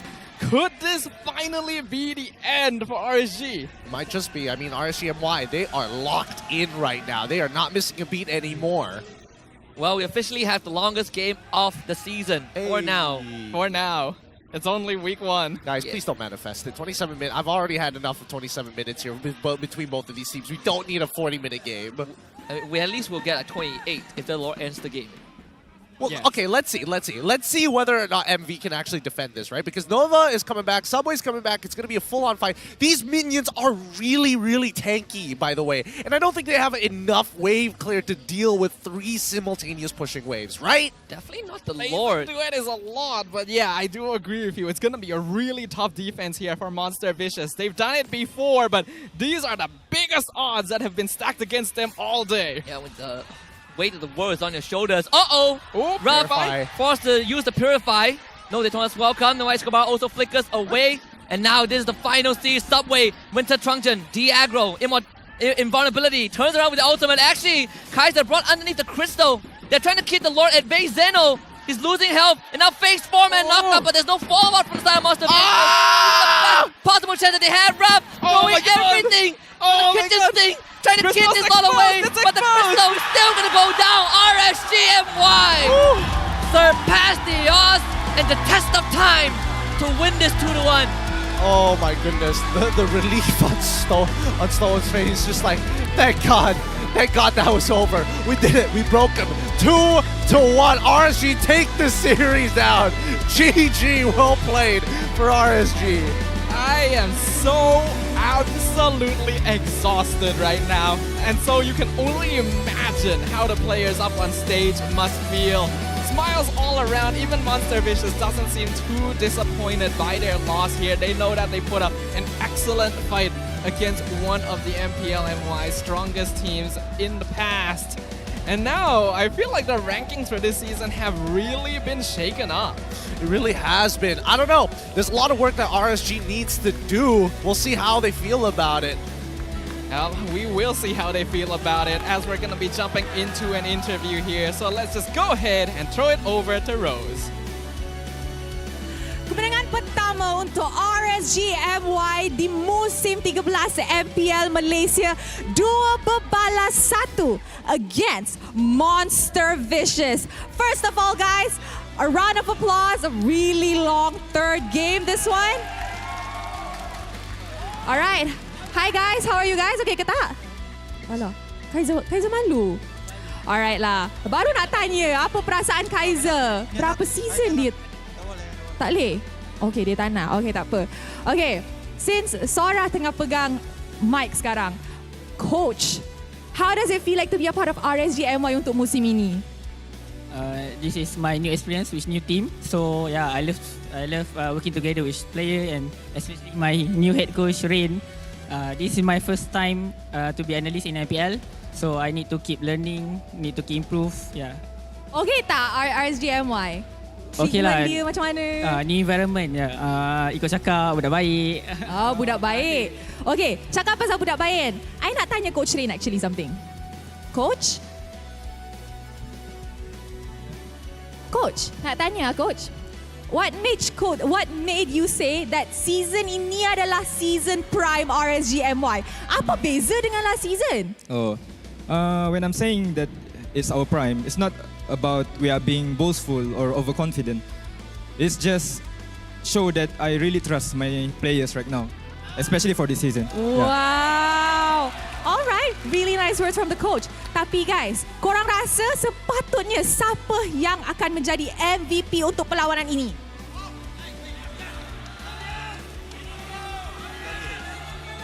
Alright, MVP in 3, 2, 1. Stone! Hi Stone! Kamusta ka? Ayos lang. You're good? Okay, Tama. so, kamusta ang RSG MY this season? Anong pinagkaiba compared to last season? Mas gigil English. I sige. think right now we are very determined to win because we all of us were really disappointed in our playoffs performance last season, and I think this will be our redemption season. Wow, you guys heard it from the man himself. This will be the redemption season. Okay guys, before we end the interview, just a quick one. Can you please pass the mic to Vinogo? Vinogo. Because I heard from someone that the reason kenapa RSG MY sangat-sangat nak menang sebab Vinogo cakap dekat mic check, nak menang sebab nak kena interview dengan Rose. So, Vinogo. What do you want to say? Why do you want to win so badly? That was not me. That was not you. We have the photo. We have the clip too. What do you want to say? Are you a fan or what's going on? No, I'm just impressed by your what's it called? Bilingual. Wow, thank you so much. All right, maraming salamat. Also, all my girlfriend's crush on. Oh, your girlfriend likes me. Now that's cute. Hi to Vinoko's girlfriend. All right, thank you so much. Congratulations on your win. You guys may now head over to the media room for your interview. All right, guys, thank you so much. Thank you so much. Once again, congratulations to RSGMY for that 2-1 win. Guys, sekali lagi, a round of applause. Alright, now, untuk mendapat tahu apa yang jadi dalam game 2-1 ini, mari let's show it back to the casters for them to dissect this game. Casters, dipersilakan.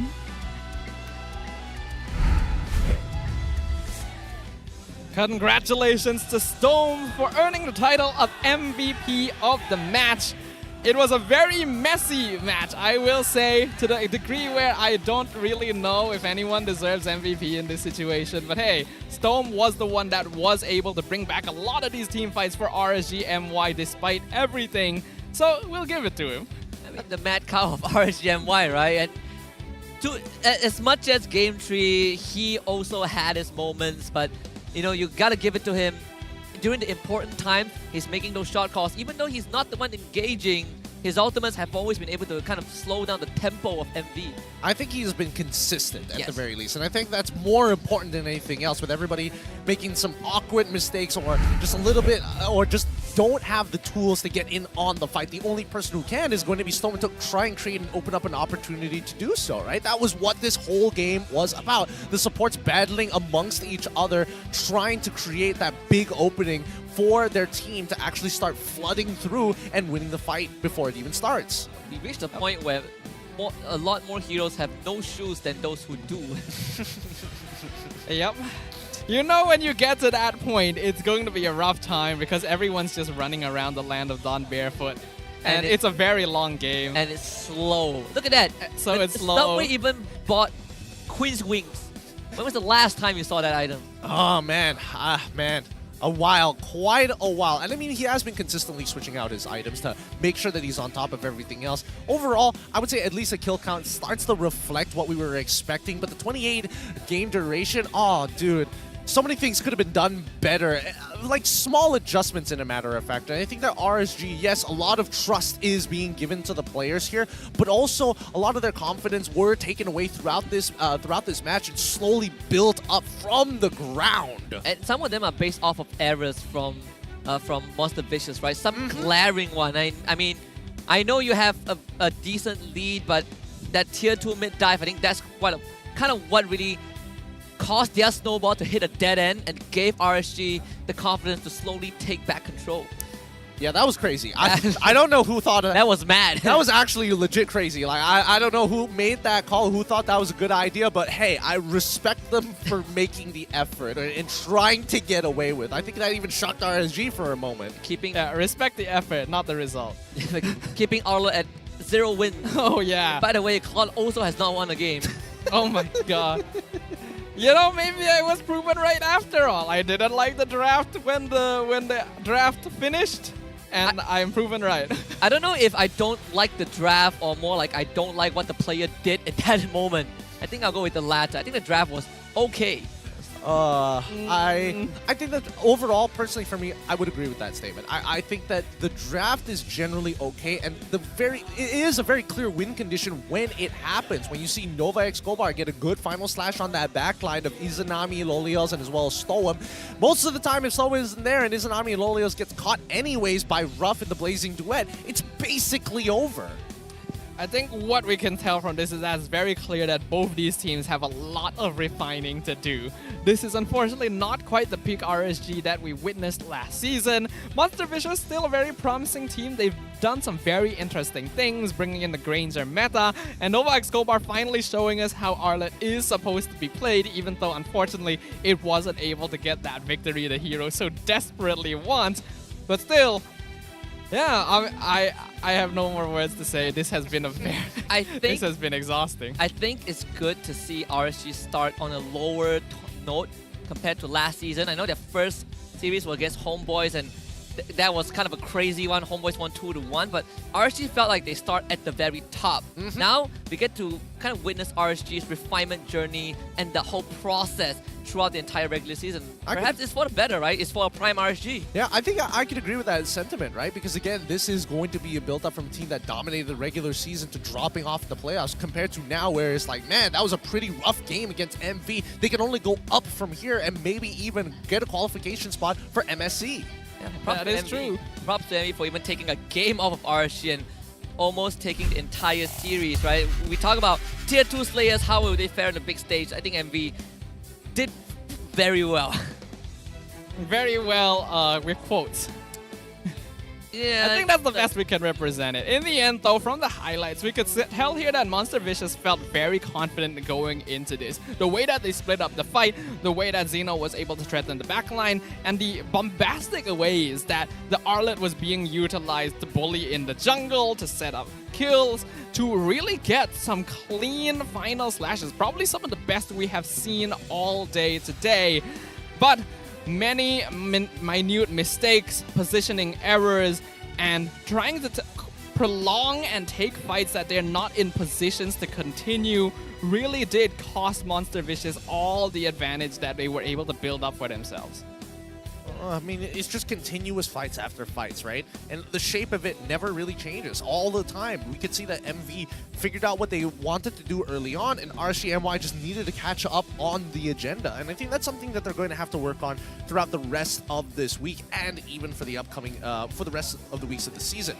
At the end of the day, I think that at least for MV, I like to see that sort of confidence, right? Obviously, there are a couple of like a little trolly, a little throwable plays, of course, but the fact that they are willing to pull it off at this level of competition, especially when each one of these points matter, it's only 6 weeks worth of a league. It's not exactly the longest in the world and definitely short of the MPL ID and even PH as well. So again, there's a lot of potential for MV to actually be a top tier team with a lot of refinement. Yeah, it starts with the intention and then you put that into action. And unfortunately, even though they don't get a rematch against RSGMY until we see them in playoffs, the rest of the leagues, this has set a standard for the rest of the league stage, right? Now MV can only go up from here as well to secure the top 6 slots, hopefully at the end of the regular season. It is only the first week, so it's understandable that there'd be a little bit of rust on these teams to shake off, and especially for Monster Vicious, they're new to the stage as well. So they got a lot of proving to do, and they've already done a pretty good job so far. With the results of that game, RSGMY will be taking that 3rd spot right under the Selangor Red Giants and Team Huck, with Monster Vicious positioning themselves at the bottom of the top. I don't really know how to describe it. It's basically the bottom of the middle section. They're tied with Barracuda. I believe that's what you're getting at. Yeah, they are both currently in that fourth and fifth spot, and that's definitely going to change throughout these weeks. And I don't know. I think that at the very least, we haven't really found a team that feels like they are at the bottom of the barrel just yet. There's definitely a lot of refinement that needs to be done for these teams. Even in their 2-0 losses yesterday, I do think there is quite the potential for this season, especially from week 3 onwards, if everybody kind of like power spikes at the same time. This could be an exciting year from MLBB in Malaysia. Well, when we look at the standings just now, 2 teams still have not played their game, but that's going to change because coming up is King Empire versus Niners, the return of Moon, and of course, we're going to see them play against a new entry into the competitive scene. A new entry, but some old faces, Sasa and Smooth, after the disbandment, I got tongue-tied there, of Team SMG, now going to be joining some new faces to see what kind of path they can pave in the land of Dawn. And, well, Niners did really well last season against all odds, so I'm interested to see how much they've grown. I mean, I'm curious to see how much they've grown too, but the question is how far can they actually go? Because it felt like they hit a ceiling the last time. Have they broken the ceiling? Have they hit a new plateau? That's what I'm curious about. And I think King Empire is here to test that, right? They have a star-studded lineup, a Sutsujin, X-Win, names that you wouldn't fathom be in the same roster in the alternate universe, and yet here they are to make a name for themselves. making a name for themselves is going to be what everyone has on their minds here. We're gonna drop into a break for a short moment. When we come back, it's going to be Niners versus King Empire. Right before that, we'll give you guys a mic check as well, just to see what these teams were up to during that game. And we'll see you right after this. Carry no, I can go. No, please, go. Come on, L. Come on. Nice one. Click. I'm alive. Carry out of position. Yeah, go. Carry. Dead. Nice. Double dash. Fight to behind. I still have Ingen stop. Tower. Two catapults. AV mo. Nice. Nice. Go. Nice team. Nice. Boleh lah. Ready. Mati. Panas. Bosnya. Ingat. Depan. Nice one. Nice. Mana. Kasih tahu Tam. Nice. Mati. Go. Menang. Nice. Mampus. Ready. Kejar Tam. Boleh embawa. Go. Nice. Macam tu lah. Balik. Dah. Lapu. Push. Go lapu. Heal. I have. We have flash. Fredrin can chase. Chase. I still have ulti. I go mid. Black is jump. Nice one. Nice. Lord still full HP. Cloud no behind. Cloud low. Tower.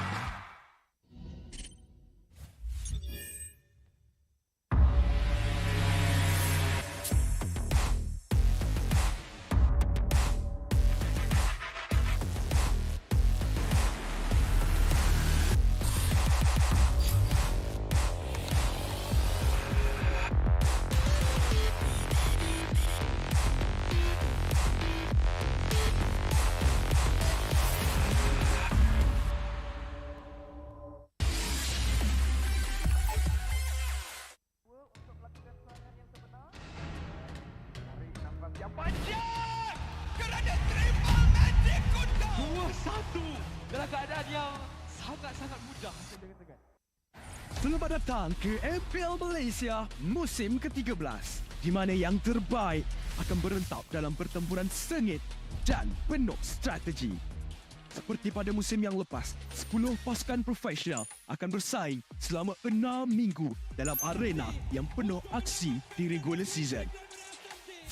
Namun, bermula pada musim ini, cuma 6 pasukan akan layak ke play-off dan pasukan di tempat ke-7 dan ke-8 hanya dapat stay untuk musim seterusnya.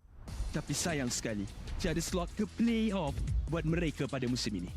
Bagi pasukan di tempat ke-10, slot musim ke-14 mereka akan diganti oleh tempat pertama MPL Conference Group.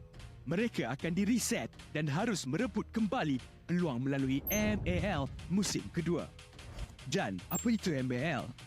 Mobile Legends Bang Bang Academy League adalah liga amatur di mana terlahirnya bintang-bintang baharu. 15 pasukan akan bersaing untuk meraih kejuaraan dan 2 pasukan MPL Conference Group teratas akan berpeluang merebut slot ke MPL Malaysia musim seterusnya. Okey, kembali ke MPL. Pasukan MPL Malaysia tempat ke-9 akan berentap dengan pasukan tempat kedua dari MPL Conference Group dalam pusingan MPL Malaysia Challenger Stage bersama format Best of 5 semasa Grand Final MPL musim yang pertama, di mana pemenang akan menentukan slot terakhir MPL Malaysia musim ke-14. 6 pasukan yang layak ke play-off akan berentap untuk meneruskan jalan ke Grand Final MPL Malaysia musim ke-13. dan merebut peluang untuk ke MSC 2024. Jadi, bersiap sedia. Persiapkan strategi anda. Bersedia untuk aksi profesional di pentas MPL Malaysia musim ke-13.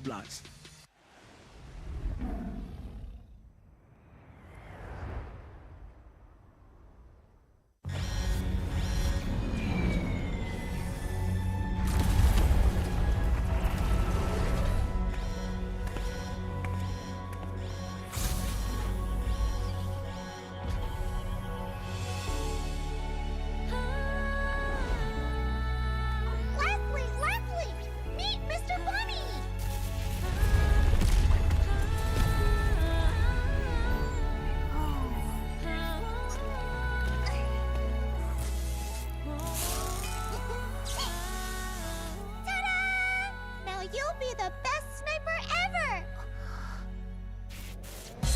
No! Hit the decoy!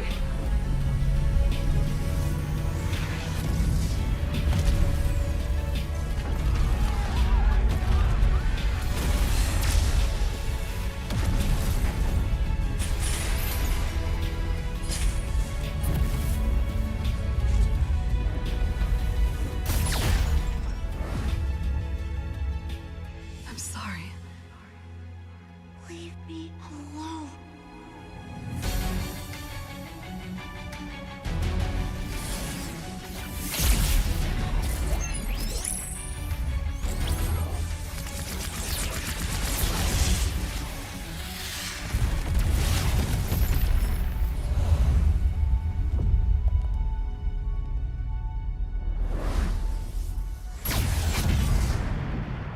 Over here, Ender.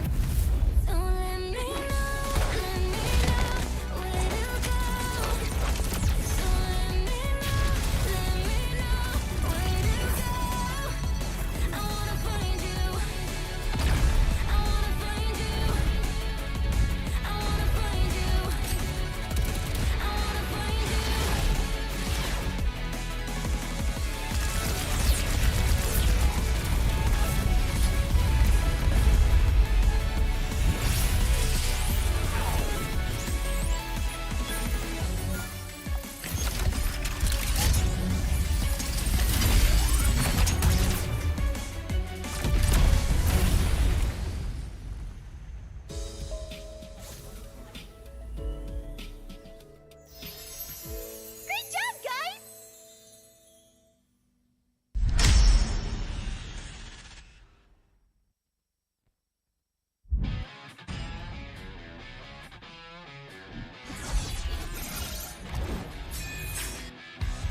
Versus satu Scalar can you do it? Dan Albert di sana ternyata harus hilang. Ledge fight as Lone gets instantly shot down by the Blazing Duet, as well as the Electro final blow. This is going to be easy cleanup for Todak as most of the...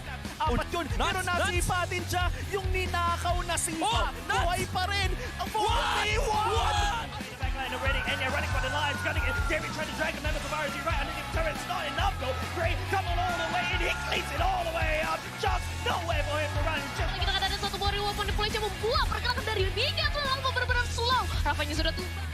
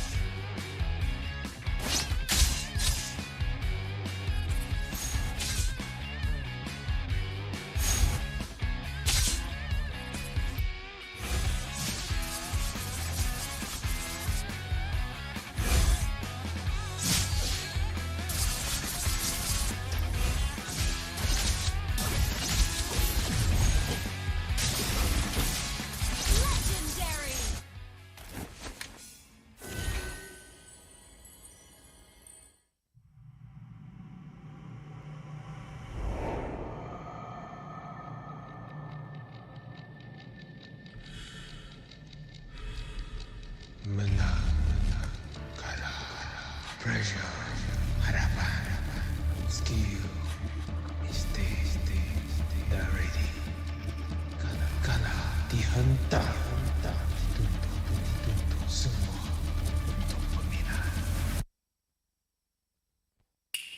spotlight melambangkan satu sosok tumpuan.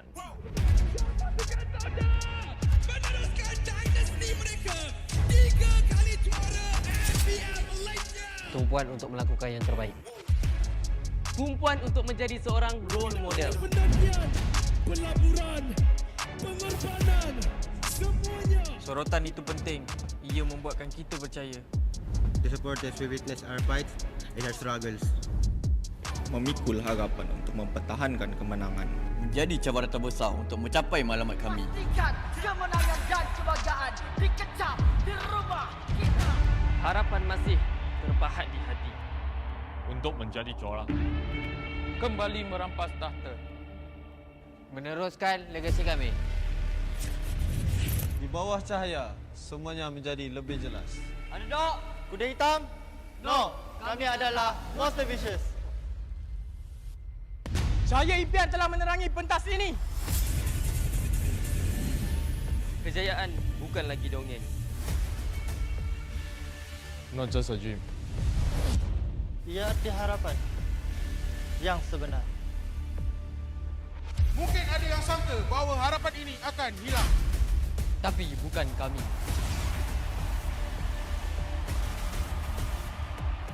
Ini harapan kami. Ini semangat kami. Bersama kami, mencapai satu tujuan. Menjadi sinar yang paling terang.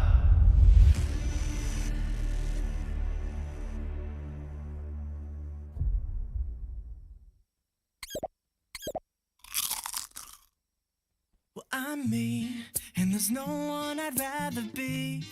You can sit around and wait and see. For a moment I'll be standing free. So hurry up and wait for me. Got a bag of chips by the sea. The sun is blazing down. I've got my smile now. Here's the thing, your chips will really make me sing. Come on, relax and have some chips with me. Chill out, lay back, I'm right where I wanna be. We've got time to take it easy.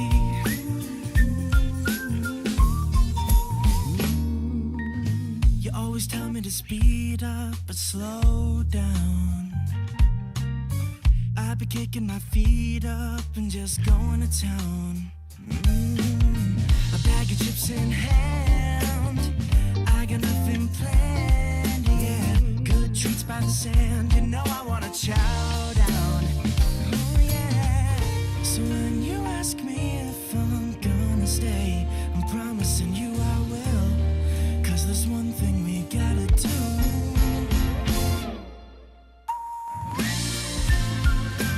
Come on, relax and have some chips with me.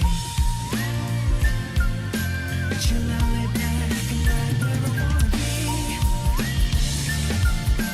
We've got time to take. And I'm all that I wanna be.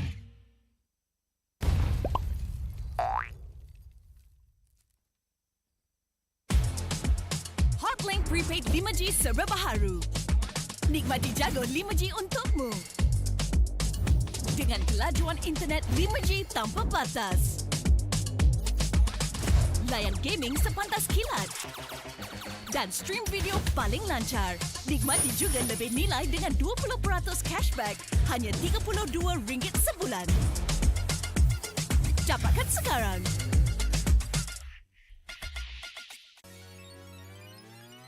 Welcome to All-Star 2024.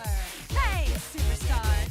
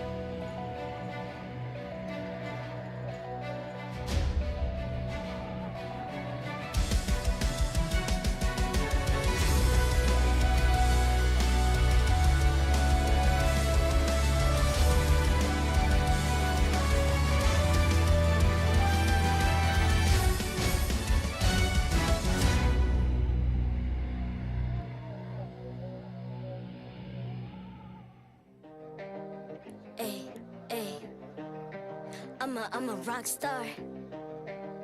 Yeah, rock star. Ay, ay, ay. I'm a rock star, baby. I'm a rock star. I'm a rock star. I'm a rock star. I'm a rock star. Panggil aku rock star. Ini kejohanan kita semua orang rock star. Kita rockstar, kita buat saja gaya kita. Makin panas apinya sudah membara. Macam mana pun ku menempuh segala. Demi negara ku buat semua bangga. Step into my world, you know I'm always in my zone. You know I got my team, no I'm never alone. Bring out my best, buat yang terbaik. Jadi juara perlahan kita naik. Aku nak push, naik-naik jadi lebih bagus. Jadi hero, ku ada skill. Berapa banyak musuh aku dah kill. Ramai cuba mencapai, cause they envy me. Tiap game aku pasti jadi MVP. Easy. I'm a rockstar, baby, I'm a rockstar. I'm a rockstar, I'm a rockstar. I'm a rockstar, panggil aku rockstar. Ini kejohanan kita semua orang rockstar. I'm a rockstar, baby, I'm a rockstar. I'm a rockstar, I'm a rockstar. I'm a rockstar, panggil aku rockstar. Ini kejohanan kita semua orang rockstar. Tengok nanti siapa yang juara. Ni peluang kita bawa pulang piala. This is my game, this is my time. Menang semua, everything will be mine. Kalau jatuh kau pasti kembali. Bangun balik ku tegak berdiri. Kuatkanlah tenaga, ganjaran diperoleh. Ni kejohanan kita, Malaysia memang boleh. Rise up to the top, kita buat bersama. Semangat kita kuat di bawah satu bendera. Ay. I'ma go hard for the win. Win. On the battlefield till the end. I'm trying to beat the greatest anyone has ever seen. Stand by, I'm coming in for the win. I'm a rock star, baby, I'm a rock star. I'm a rock star, I'm a rock star. I'm a rock star, panggil aku rock star. Ini kejohanan kita semua orang rock star. I'm a rockstar, baby, I'm a rockstar. I'm a rockstar, I'm a rockstar. I'm a rockstar, panggil aku rockstar. Ini kejohanan kita semua orang rockstar.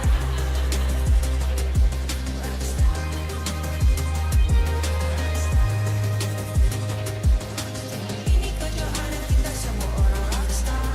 I'm a rockstar, baby, I'm a rockstar. I'm a rockstar, I'm a rockstar. I'm a rockstar, panggil aku rockstar. Ini kejohanan kita semua orang rockstar.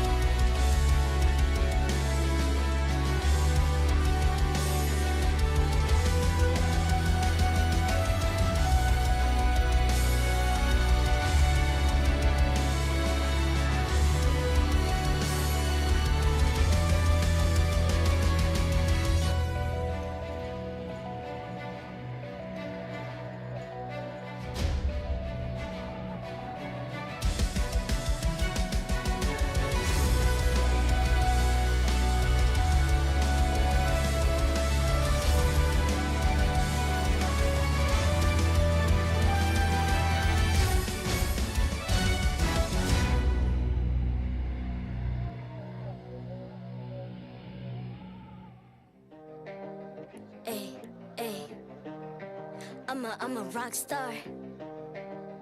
Yeah, rock star. Ay, ay, ay. I'm a rock star, baby. I'm a rock star. I'm a rock star. I'm a rock star. I'm a rock star. Panggil aku rock star. Ini kejohanan kita semua orang rock star. Kita rockstar, kita buat saja gaya kita. Makin panas apinya sudah membara. Macam mana pun ku menempuh segala. Demi negara ku buat semua bangga. Step into my world, you know I'm always in my zone. You know I got my team, no I'm never alone. Bring out my best, buat yang terbaik. Jadi juara perlahan kita naik. Aku nak push, naik-naik jadi lebih bagus. Jadi hero, ku ada skill. Berapa banyak musuh aku dah kill. Ramai cuba mencapai, cause they envy jadi MVP. Easy. I'm a rock star, baby, I'm a rock star. I'm a rock star, I'm a rock star. I'm a rock star, panggil aku rock star. Ini kejohanan kita semua orang rock star. I'm a rock star, baby, I'm a rock star. I'm a rock star, I'm a rock star. I'm a rock star, panggil aku rock star. Ini kejohanan kita semua orang rock star. Tengok nanti siapa yang juara. Ni peluang kita bawa pulang piala. This is my game, this is my time. Menang semua, everything will be mine. Kalau jatuh kau pasti kembali. Bangun balik ku tegak berdiri. Kuatkanlah tenaga, ganjaran diperoleh. Ni kejohanan kita, Malaysia memang boleh. Rise up to the top, kita buat bersama. Semangat kita kuat di bawah satu bendera. Hey. I'ma go hard for the win. On the battlefield till the end. I'm trying to beat the greatest anyone has ever seen. Stand by, I'm coming in for the win. I'm a rock star, baby, I'm a rock star. I'm a rock star, I'm a rock star. I'm a rock star, panggil aku rock star. Ini kejohanan kita semua orang rock star. I'm a rock star, baby, I'm a rock star. I'm a rock star, I'm a rock star. I'm a rock star, panggil aku rock star. Ini kejohanan kita semua orang rock star.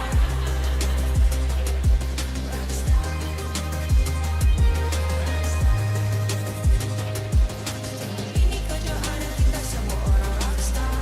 I'm a rock star, baby, I'm a rock star. I'm a rock star, I'm a rock star. I'm a rock star, panggil aku rock star. Ini kejohanan kita semua orang rock star.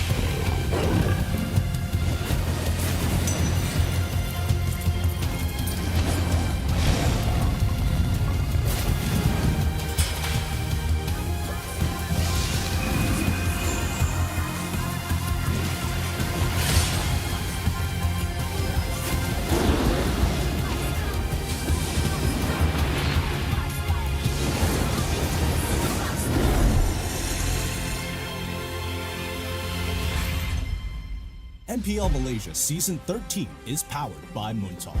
Enjoy a superior 5G network and lightning-fast gaming experience only with our official mobile internet hotlink. A big shout out to ROG Phone 8, the official gaming phone, for keeping our players at the top of their game. Grind on with Nescafe to keep your gaming spirit going. Thank you to all of our sponsors and partners for your support in MPL Malaysia Season 13. Look alive, ladies and gentlemen. We got one more match here for Seru Saturdays, and we welcome you all back to MPL MY Season 13, Week 1, Day 2. And we are welcomed back by a chorus of fan chants and loud drumming right behind us, because the last match is gonna be the Niners versus King Empire. My name's Stafa, along with Gideon and Husky once again. Niners brought their usual tour band. It's just week number 1, and I can feel the ground vibrating. My soul is being affected, and I'm already a Niner before the game even starts. Yeah, no, honestly, every single time this happens, even from last season, it feels like the English broadcast always has to have the biggest fan club right behind us. You can even see some of the Niners back here, and they're preparing to cheer their team on for the upcoming bout. And we always gotta love when the fans are here to provide all the support that their team needs, and maybe a little bit more as well. Because we have been through quite a long day of matches here. Some very interesting results and some very chaotic results as well, where we were able to witness 2 matches come to their conclusion, both times going to Game 3. What'll happen for our last series of the day? You know, if this goes to game 3, which I have a feeling it will, I want it to be at least a high quality game. None of the, RSG Monster Vicious, push and pull that someone is trolling the game every now and then. I want some high quality game because we have some high quality players on both teams. I have to agree here, and especially from King Empire, where, looking at some of the names in that roster alone is going to send shivers down a lot of people's spines here. But even for the Niners, right? Again, the big question, have they beaten their plateau from before? And having a couple of additional players, as well as coaches' analysis to really supplement this team, it looks very promising that the Niners might end up in the top 4 by the end of the season. I think a player that a lot of fans are going to have their eyes on as well is going to be none other than Moon. Now, Moon G, who just joined Niners not too long ago. Hopefully, he'll be back and ready and energized to take on a new season of MPL MY. Just like you guys can get energized if you recharge yourself with superior taste and quality Arabica beans by grinding on with Nescafe. If there's one thing that I've learned from Moonji streams, is the fact that, hey man, you're going to have to keep grinding on, and if you want to get that next level of competitive spirit, consider going for Nescafe. Plenty of flavors. I like mocha the best. Mocha keeps me awake. That's the go-to one. That's the go-to one, right? Latte is always like that. That is similar to how much I would chug water. And then if I want to feel fancy, I go for mocha. Yeah, I just like it because I like chocolate. Fair enough. Chocolate is very good. We're all fans of chocolate here. Just like we have a lot of fans of both these teams in the stadium right now. Like we mentioned, Moon gonna be attracting a lot of eyes, but King Empire as well. Don't let the new name fool you. This is full of some familiar faces. We got the triple S tier lineup from Team SMG. Previously, Sasa's move, they were with Stormy and Subway, but now they're gonna be combined with Sutsujin. What do you think about this? This is an interesting prospect, right? Sutsujin from the Indonesian region, a very aggressive assassin type, intuitive jungler, and everyone's wondering how is he gonna gel with the rest of King Empire? Are they going to be able to match up to his pace? I guess it's going to be interesting to keep an eye out. But without further ado, it's time for us to jump on into the match. But the match can't begin until the players are up on stage. So let's go ahead and welcome JP Niners and King Empire.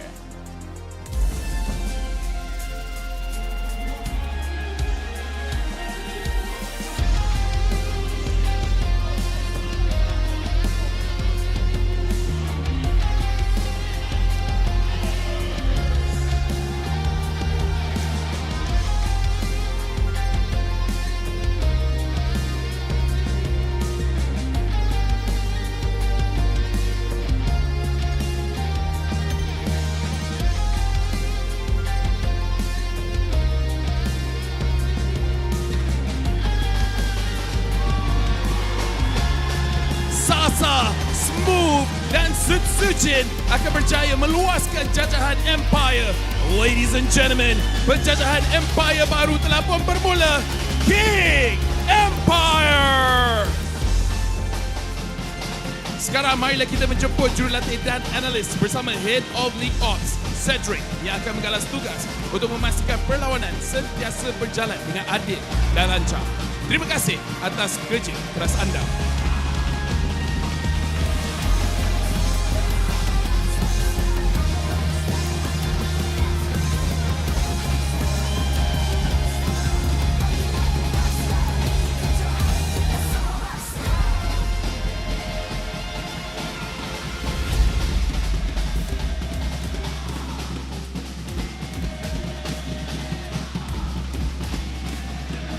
A team that has just been rebranded and a team trying to establish the brand of its own, King Empire against JP Niners, or formerly known as MPXNC. Both teams have some sort of adjustment to their roster. King Empire building it from scratch, sort of, while for JP Niners, they brought back the King of Mages. We talk about the Prince of Mage Izanami, and now it's time to meet his forefather, it's Moonji.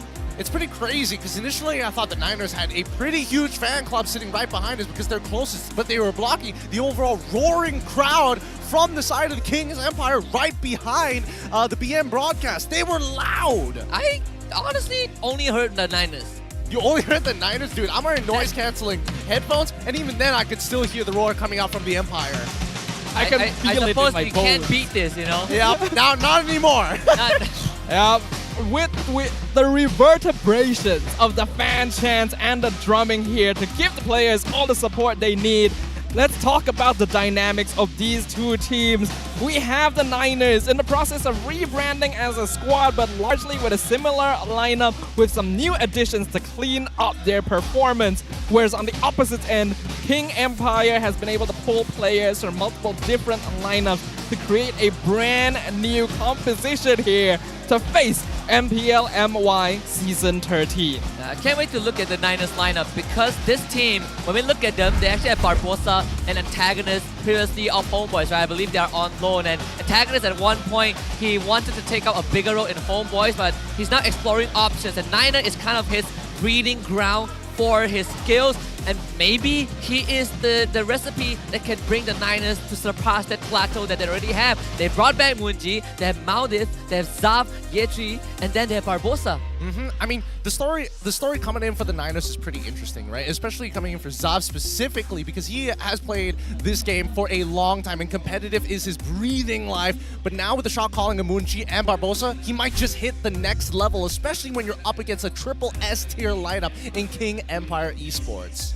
We already know them, Sasa and Smooth, previously part of the second place team SMG that recently disbanded, now joining the new roster of King Empire Esports. They're joined by Sutsujin and Xwin, along with Detto, a familiar face here in MPL MY. It's going to be a very interesting bout, I would say. If you want a more classic, traditional, a more familiar feeling, you're going to go with the Niners, but if you would like to be adventurous, I think King Empire Esports is the safe bet for a lot of fans out there. It's a pretty, well, I mean, safe bet is one thing mainly because of the namesake names, but it doesn't necessarily mean that they are a full-on team just yet, and that's what they're here to prove today, right? Yeah. Do they have that chemistry amongst their players? Do they have the communications down? And more importantly, the draft. The draft. The draft has been a point of contention the entire day today.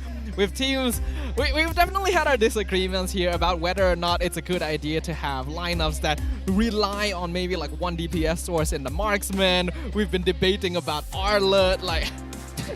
I think we have come to a conclusion that Arlet is just not winning games. Arlet sucks. The win rate is abysmal. It's terrible, apparently. I don't know. If there is, I mean, eventually we are going to be able to have access to the overall database of the competitive scene. And once we do have access to that, we're probably going to see a huge delta dip for Arlet overall. I think currently we are bringing down the overall CGPA of Arlet win rate.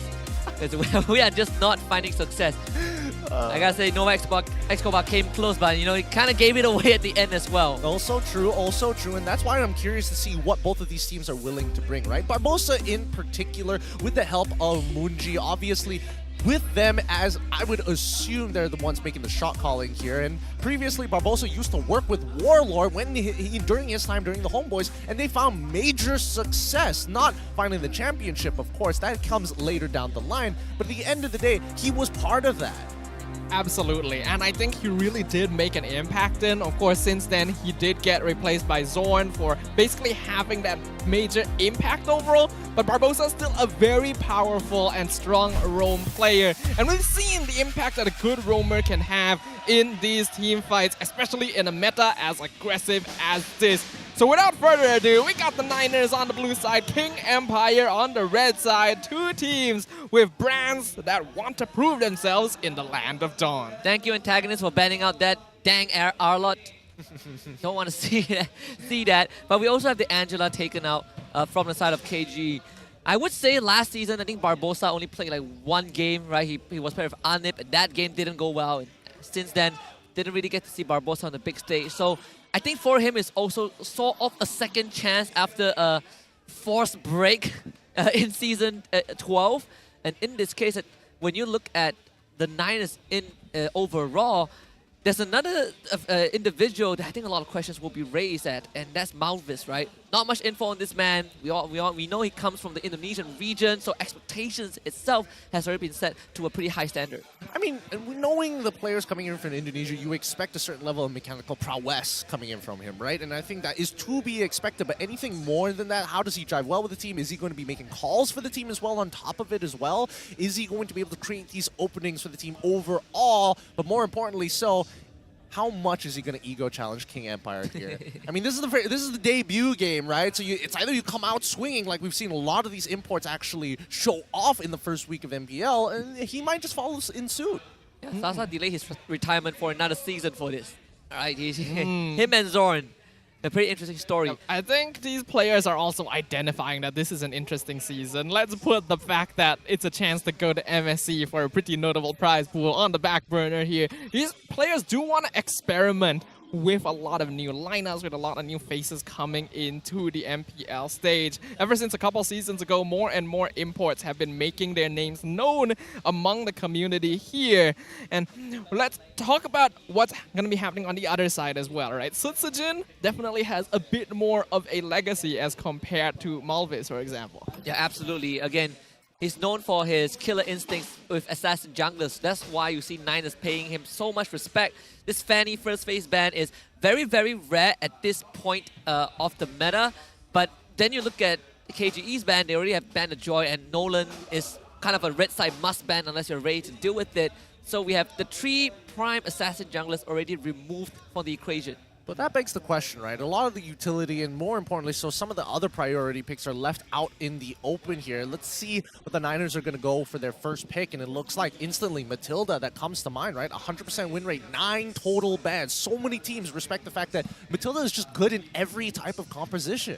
Yeah, we've seen that example. Yesterday, Matilda was left open once and never again. Yeah, absolutely. Besides that as well, heroes like Ruby have actually been led through the draft, so I wouldn't be surprised if King Empire were to lock it in here. Both these teams definitely opening up the draft a little bit more to these common meta bans because they are focusing a bit more on taking out comfort picks. So compared to what we've seen today, where teams play it very safe to try and suss out their opponents, Niners and King Empire are already coming out swinging. Oh, yeah. Boy, I like where King Empire is going in on this. They're going to get the Barats. They want to deny the combination with the Matilda, but also having a sustainable and, more importantly, a very stable gold lane in Claude. And speaking about gold lane, the Sasa, he has a lot of accolades under his belt. He won MPL Dream Team, MPL Legend Award, and the M5 Day 3 star last year back in 2023. So this man, he's a Kage for a reason, but kind of to carry on that legacy, he's no longer the only Kage in this region, right? Udil has just joined the ranks of Homeboys, and how far can you keep that to your namesake? I think that is also something that Sasa, to a certain extent, will have to prove once again. True. And more importantly, so we're waiting for the rest of the Kages to reunite here in Malaysia. Hey, Drayan, the invitation's open. I feel like we've said this before. I have. I mean, it never gets old. Drayan played in like Dewa United, went for like Nuclear Marsha and won. So come on. At this point, you may as well keep it up, right? Every day is like day 3 of asking Drian to come until he comes. Until he actually comes here. Going back into the draft, the Niners, we are seeing the export as well as the Fredrin get locked in pretty early on here with the instant response of the Minotaur for the side of KGE. Pretty fast drafting phase here. Yeah, Minotaur into Matilda, it's definitely Matilda favored. So I'm interested to see what's the thought process for KG, right? How are they going to execute this draft that just got a bit more technical because of the involvement of that Matilda? Not to mention that Ruby actually just completely allowed through the first phase of the picks here. Don't know whether teams will decide that it's priority enough to finally ban it in the second phase, but that's a hero that has been seeing first phase ban ever since the start of the season. So both sides taking very interesting and innovative approaches to how they want to take this draft. King Empire gonna be banning out the carry. Makes a lot of sense since they already have the Minotaur and Barats. The last time that Ruby was picked was actually earlier today, right, by Grace. And after that, it was permanently banned, essentially. There's another answer with true damage aside from the export with just the Gourd. That could be an option for the side of the Niners. You do have the Matilda. You kind of function like a Matilda Ixia combo where you can relocate with the Guiding Wind. I wonder if Moon wants to go for it. I mean, mid laner still has not been picked yet by the Niners. It kind of depends on what they want to go for here. I feel like even for KGE, they themselves don't mind actually picking the Gourd up for themselves or add on having a Lilia. It really depends on what this next upcoming ban is going to be. We see the Paquito get banned out for the side of the Niners. Kind of makes sense here. I think that Smooth overall, I think he's too flexible of a player to really pinch him for now. There's still the Benedetta in his arsenal, and we have not seen that if there's one player that is going to pull that hero, I think the first one is most likely going to be Smooth. I hope he uses the Quantum Edge skin as well. It's just so flavorful. Yeah, I got the skin myself. It's very nice. It's purple. So, yeah, obviously gonna have a bias to it overall. But we will see here. The Harif going to be focused now by King Empire. Makes sense. Basically the easiest choice if you want to go for a counter to Claude in that gold lane 1v1. As for Niners, they already focused on the EXP lane by taking out the Paquito. I wonder if they'll go for more. Wonder if we would go back to that Bruno pick in the gold lane again. We did not see Bruno at all, not touched in the bans, not picked the entire day. Yesterday was sort of a different story, but in this case, when you want to go up against the Claude and the two strongest picks have been kind of removed, I believe Bruno is the next on the list. Yeah, it could be a little tough to say here. Well, let's see, right? Let's see what the final bank from the Niners is going to be first, and maybe give us a little bit of an indication of what they want to actually provide. There it is. Respect. Heavy Smooth focus in the second phase of bans for Niners. Look at that smile. He knows. That's the most emotion you'll see out of him for a Yeah. long time. He's going to be like, just like the old days, Terizla. Nothing we has got to go changed. older, Esmeralda. Oh boy. I mean, it's not a bad idea. You do have Matilda, you do have That's Frederick, true. you know? It could work. I don't know. I don't know if he wants to play the Esmeralda into the X-Borg matchup here this Probably time around. not the best. No. idea. If you pick Esmeralda, you're basically telling Niners that the first 15 minutes is all yours, but from that point onwards, then it's us. Ruby actually is still open up until this point as well. They go for the Lilia. Again, makes a lot of sense. Very good against the Fredrin early on. All right, all right. Question being, do we see the Gord here? Do we see the Gord from Moonji? It might change a little bit with the Lilia on the side of KGE. But then again, you have the... You have the Matilda. Yeah, you have the Matilda. I think that's the beauty of it all, right? Because now, when you have the Matilda, for most heroes who are like, oh, I'm immobile, I wish I had Flicker, you don't need that anymore. It's actually quite optimal to go for the Purify just so that you can actually have access to the Guiding Winds later on. Common picks like the Vexana are still open as well. With enough zoning, that's a good amount of backline damage onto the side of King Empire. Seconds are ticking down. Niners, what are they going to be finishing off their draft with? It is the Gord. Good call. Oh, and the Natan. All right. I like this. I like this. I like this, yeah. Natan and the Claw is a very interesting matchup. In fact, I would argue in the ultra late game, Natan actually sort of beats Claude if you catches him first. Well, to a certain degree, right? Because it all comes down, it all really boils down with what is the purpose of this marksman in this matchup, right? And I think for Claude, it's super safe. It's not like he has a losing matchup, but neither does he have a hard winning matchup at the same time. It's very much a skill matchup against the Natan, and more importantly, so the extra mobility is always going to be super useful. Now, the Yuzong lock-in for the side of KGE is going to make Natan's life a little bit difficult, especially if he has to use his ult really early on prior to the build-up of the neutral objective. You do lock yourself in a certain range before the entropy eventually breaks, so that could be kind of the radius that KG can take advantage of. We've already seen the value of Yuzong as well, especially when fighting into these sort of front-to-back lineups here. If he's able to delay his timing to enter the fight a little bit later with the Black Dragon form, it doesn't matter even if you're able to get out with the Guiding Wind. Smooth will be able to find you. I'm very excited to see. These are two interesting lineups here. Let's jump right into it. It's going to be the Niners versus King Empire in the first game of our final match of the day. Let us welcome once again the Land of Dawn. You can already hear the crowd building up to a roar despite the game just only starting, but Niners waiting in anticipation. This is the road to redemption, and I wouldn't really say redemption, but it's more like the road to breaking the ceiling for them. I'm just glad that this is a standard draft. This is the most standard draft we've seen all day here, right? It's very clear what they want to actually do in these lanes. It's very clear how they want to start playing these lanes and what they are trying to achieve. And I think for the most part of it, King Empire, right? They don't have to be too aggressive about it all. They just want to fight purely around neutral objectives. They don't necessarily have to get hyper aggressive unless they find a mistake in the Niners before they start pushing their leads and bleeding it into the enemy jungle. Yeah, I agree here.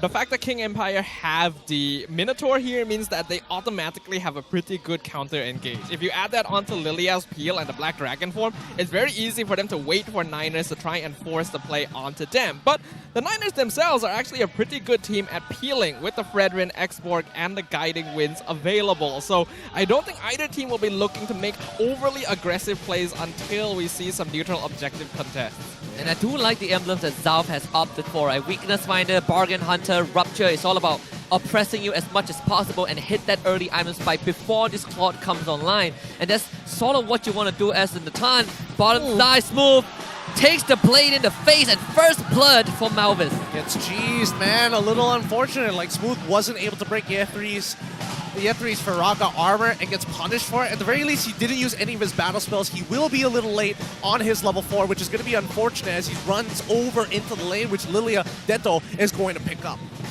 And they have just found another target. X-Win also denied entry to this turtle area. The first turtle now going to be firmly in control of the Niners since they were able to take out Smooth very early on. He has not hit his level 4 just yet. King Empire, will they give this up? Gobble up from Sutsujin. Trying to break the Faraga armor, but it's the last standing into a Princess Trap, into the Mystic Gush. As the Niners layer that true damage. They get the turtle, and now it's Barbosa with a circling Eagle for a 2-man knockup. Losing Yetri in the back. Niners, they get out with the objective. I mean, Niners, they come up actually even bigger because now, yes, Yetri died, but that means that he's just even with Smooth when he gets back into lane. More importantly so, Malvis has now developed a full level lead against Sutsujin, and that means that Niners have a new potential out to play against King Empire. Yeah, I think Sutsujin probably jumped the gun a little bit too much there. The fact that he used the Tona's Welcome onto Yetri doesn't really matter too much to the Exborg. And then he just turns around with the Faraga armor and gets the kill himself. King Empire Esports were clearly not in position to actually contest that yet, especially after the EXP lane gank. I feel like they should have been willing to give it up a little bit. This does make the life of Zav so much easier on the top side. As Smooth to be gone on again. Circling Eagle, the damage early is pretty deadly. Smooth needs to run away, but Malvis sticking onto him like glue. Malvis will get the kill and a quick trip out with the Guiding Wind. Really, really unfortunate. They catch him in the middle of the jungle as well, while Exborg is actually proxying that wave. This is going to be a huge lead advantage. Forcing out the flicker. This time, Sasa actually had to purify BMI. Sutsujin will get the gobble onto Malvis, and at least that is something for KGE. This is what we want to see. This is how we want to see opponents punish each other. Wait for these rotations. Look for opportunities to actually greed out in these lanes, and then the oppression starts to come in. It doesn't necessarily have to be the cleanest in the world, but the ideas in theory is there. Yeah, and I'm really liking the ideas of the Niners right now. They definitely didn't need to lose Malvis there, but their aggressive play so far does make up for it, considering that Sutsujin already died once earlier as well. The fact that they've been focusing so hard on this move is clearly because they understand that King Empire is depending on this Black Dragon form as a core aspect of their team fighting potential. Yetri just ate the whole plate. That whole energy shield in the bottom tier 1 as well. So this man is ahead in terms of economy. Second turtle is going to be up Barbosa to open up the map for the rest of his team. Sutsujin is going to hit 7, so at least in this retreat battle, it's going to be even. But they're going to go on to X-Win to try and force a reaction. Nothing yet so far. Yeah, King Empire Esports going to wisely take a step back here. I'm not too sure if they can contest this anymore. Barbosa is going to get gobbled up. In the meantime, Malvis gets the turtle for himself. Barbosa now needs to run away. Yetri in the forefront. Smooth coming in with the Black Dragon form, but it's a clean disengage for the Niners. Really nicely done from Barbosa, using that Purify to get on out of there, and he does bring along with him Yetri at the same time, so nobody gets picked off here. Really nicely done. Sasa uses the BMI, sidesteps, Mystic Projectile. Pressure from Niners on the bottom lane, and Malvis is not letting up as well. It's not going to be easy. Entropy is used preemptively. Zav taking this fight to his heart's content, chipping away at the tier 1, and at the end of the day, it's still Niners getting an advantage. I just like how proactive the Niners are right now. They know that King Empire have been kind of like, have been ankle broken after that turtle fight, and they want to just make sure that they're continuously off balance. Yeah, and in this game especially, we are really seeing the impact of the Matilda as a whole. Barbosa has been making full use of the utility of this support hero and basically allowing his teammates to play as aggressively as they want, because they know that there is always going to be a get out of jail free card, even using it aggressively to stick closely onto the members of King Empire. considering everything that has happened in the EXP lane, I'm surprised that Yeti only has a 474 gold lead against Smooth, considering that he's already died twice in coming back into lane and in lane itself. Smooth has been doing a good job of keeping up. Of course, part of this is because we can see that Yetri has been pulled into a lot of fights overall. Again, it's a situation where if you roam around the map very often, then your lane opponent will be able to catch up in terms of gold and EXP. But I think the value of it is very much there for the Niners. They've been able to build a 1.4k net worth lead now, 6 minutes in. Another turtle going to be up in 10 seconds. We'll see whether King Empire are ready to contest this one. Yeah, it's a small lead obtained off of minuscule decisions, minor movements from the Niners. Now they are going to congregate on this top side. Maovis to start it off against Sutsujin, barely keeping up in level, but Maovis is going to hit 10 in just a little bit. Detto is going to get stunned up, and Death Mystic Gush to force out the black shoes. Okay, doesn't break the Firaga armor, but he does end up losing the black shoes, which might just cost him here. Smooth, a lot of work for him to do here. Black Dragon form, Maovis just get pulled away. They even force out that Manu and Fury. Sure, King Empire, they get the turtle, and now 3-man energy eruption. Maovis, like Eagle, that knockout from Borsa is perfect. As Maovis gets the executing blow onto Detto. Sutsujin had to use the Daytona's Welcome just to escape. And X-Wing chased out of the jungle. The Niners still punishes KGE. Great decision making overall. They understand it's not that important if your opponents decide to take the turtle for themselves. Look at how many resources they expanded just to make it happen, and they are punishing them all across the map. It's just so oppressive now from the Niners. Just look at how aggressive, how confident they feel. Barbosa is an absolute menace to King Empire Esports because of how much he is enabling his team. And now that net worth lead is growing steady, but very much in the Niners' favor. How long can they actually hold this for? Detto, I mean, he needs to start scaling up, right? We're only going to start seeing his actual relevance in terms of like just raw power from the orbs only once he gets his Enchanted Talisman, which I'm pretty sure he's already finished. But more importantly, the Ice Queen's wand to start peeling away the Niners, and hopefully that's going to force the Niners to depend on Barbosa's guiding wind just a little bit more. But they already are depending on it quite a lot. I don't know if the slow is going to be enough to really deter the way that the Niners have been playing, but I suppose you are right, it would be something at least, because right now King Empire Esports are finding themselves in a situation where they really cannot position in any way aggressively. This is a team that does want to play for a slightly later phase of the game with the Claude and the Lilia, but things are already going out of control a little bit too quickly. Yeah, side lanes open up. Zav still continuing to get their resources in without much contention. He's a level ahead of Sasa at this point in time.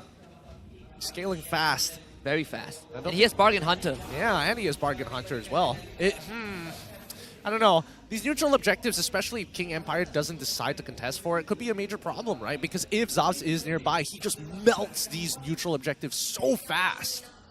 And Niners, decisive decision to go onto the Lord, started out first. Detto's Black Shoot forced out, and he still might go down. The Entropy Ricochet, and now a two-man taunt into a Appraiser's Wrath. Sutsujin forced away. Smooth gets to the back. They need to look for Zav, but can't find it. Sutsujin first to fall, and Smooth the second.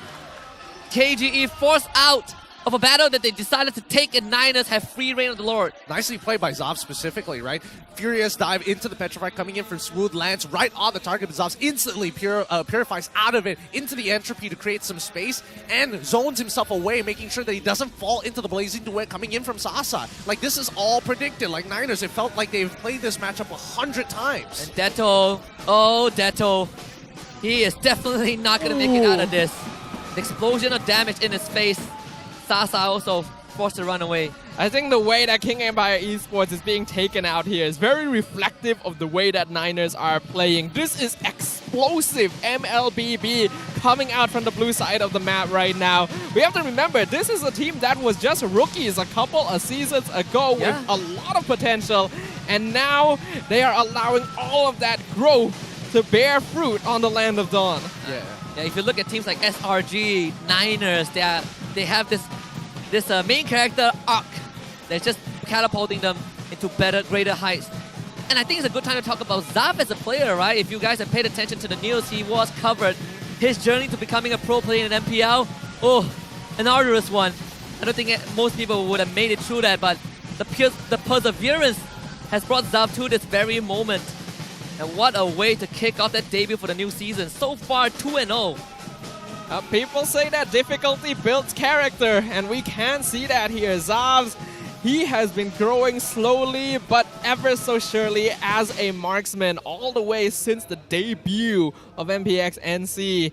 And now King Empire Esports are on the receiving end of that. A 7k net worth lead 11 minutes in. This is probably the most handy advantage we've had all day. Yeah, it's really forcing King Empire to be shoved right into their base, and now they're probably regretting giving Barbosa this build, and it's frustrating to deal with when you're about to kill somebody. Oh no, the flash kicks into place and saves their lives. Oh, the guiding wind is going to pull them back in. Oh no, what can you really do about it, right? Even opening the map is quite a frustration. Like how the hero is designed just changes the dynamic of how your team functions and how the enemy functions. Heroes without mobility now suddenly have mobility. One of the craziest part about this hero, in fact. I mean, just look at Zobs, right? He's disrespecting King Empire. He can drop down the entropy whenever he wants to, and if he procs even one time from the weakness finder, instantly he can 100-0 you if you stand too close. Yeah, that's what we saw from X-Win. This Minotaur just getting sliced through by this Natan. Time is running out right here for King Empire Esports. They want scaling, but they were also dependent on the Barat and the Yuzong to be able to delay that early game for them to get their itemization. Look at the Niners. Yeah, they're actually... KG gets nothing. They're controlling them so well as well. Can't do anything about this, right? Look at Zobs. Look at Zobs. So disrespectful. Even Moonji being part of the show as well, right? Freezing the lanes as much as they can. Oh, man. The Lord is about to show. They can start shoving now if they wanted to, but honestly, no real reason to. But let's go. Let's see them. 12 minutes, 13 minutes now. And the Niners, they just need the jungler and as well as Zobs to handle this Lord, while the rest of them just keeps them in check. KG feeling grateful to be even be able to get a couple of minutes, let alone walk out their base. Starvation tactics from the Niners. The encirclement outside of KG's base is a torturous for them. The most important thing for the Niners right now is to make sure they don't fall into the same trap a lot of teams have today of being way too confident of their advantage and then making mistakes that the enemy team can capitalize on. But so far, this has been the most effective performance we have seen all day, so I doubt that is going to happen. Looking at the itemization here, yeah, it's understandable that even Sutsujin would not be tanky enough to be able to survive Zavs at this point. There's not enough magic defense on that side. Yeah. I mean, the game plan coming in from the Niners was actually really good, right? They just leave Zavs by himself, make sure that they have an idea of where X-Win is going to be, and because he doesn't provide a lot of early game pressure, you can start abusing the fact that you can walk into the jungle, you can start cheesing out the EXP laner specifically because Smooth was supposed to carry them through early mid. And he was not able to do that because from minute 1 onward, they were already suppressing him. King Empire, can they mount this defense at least to give themselves a fighting chance? Last Insanity to the back, and that means X-Win has the flicker to get away. Lord should be okay. Take care of this. Move to the back. Team and petrified by Barbosa. He's the savior. Niners are just gliding through the wind like a pack of doves. And now they're going to jump back onto Smooth. Take him down first. Moonji with the ultimate, with the flicker in front of Sutsujin's face. The absolute disrespect from the Niners. And Zav collects the first one on the X-Men. Sutsujin can't stand no more. And Niners rejoice as they open this up with a win. Wow. The quickest and cleanest game we have had all week so far, as the Niners make their debut in Season 13 with an impact. They have heard the cheers, they have heard the support of the fans as it echoes across the entire hall, and they have responded in kind. That's got to be frustrating for King Empire. They've got to make a couple of adjustments, and I think with a few adjustments, they should be able to even out this score against the Niners. But great showing. As you mentioned, Staffa, this has been the cleanest game we've seen all week so far. I mean, what a blow it is to KGE. They say you take out enemies, death by 1,000 cut, but Niners, they go straight for the heart. Just goes to show, man, Matilda, that's why it's such a hot priority pick. You really cannot afford to let this hero through. In just the one moment you think, hey, maybe we can deal with the Matilda if we get some peel, we get some tanky options, we get some dives to follow if they run from us. But what if they don't run from you? Yeah, letting Matilda through is like the raw definition of mess around and find out. Yep. I think that's why we need to see a couple of adjustments from KG. Yes, they're pushing their limits. Yes, okay, Matilda did get through, and obviously you don't want those S-tier assassin junglers to also go through, but at a certain point, it's a give and take. It really is. Let's head back to the Niners camp. Yep. In this cacophony of celebration, it's Barbosa as our MVP. Oh, it's so good to see him back on the screen again after one full season. Of course it's going to be him. Literally the presence that allows Niners to play aggressively. The presence that is always pressuring King Empire. And the tool that makes it so that his team is never caught out while applying as much domination across the map as possible. Barbosa definitely deserves MVP for Game 1. I don't know what's giving him the power right now, the Matilda or the Dreads. Either or is really making the difference here. Why for not his both? team. Why not both? Oh, I mean, it's process of elimination, man. Let's say he doesn't get one or the other. He either cuts his hair or doesn't get the Matilda. Does his gameplay start dropping off, especially against the King Empire, right? Because the early game went very much in sorry, not in King Empire's, the Niners' favor. And I think if they can repeat that process again, it looks very prominent for the Niners, but it doesn't show us their full extent of their power. Can they play for the ultra late stages of the game? Yeah, and I think the Niners definitely showed a bit of their focus in Game 1. We target smooth, that part of it based on the draft, part of it based on their win condition, but now KG maybe have a better idea on how to handle that going into game number 2, right? Maybe for smooth, you just have to sandbag the lane a bit more and perhaps give him a pick that doesn't require him to be as aggressive. I want to see what the adjustment from KG is for next game, but for now, you look at the post-game stats, this is so clean that it is hard to look at Niners and be like, yeah, they did something wrong. I honestly cannot help but feel that the Niners went into this game completely planning from head to toe exactly what they wanted to do. They wanted to deny key picks from both Sutsujin and Smooth to force them to play into a certain way.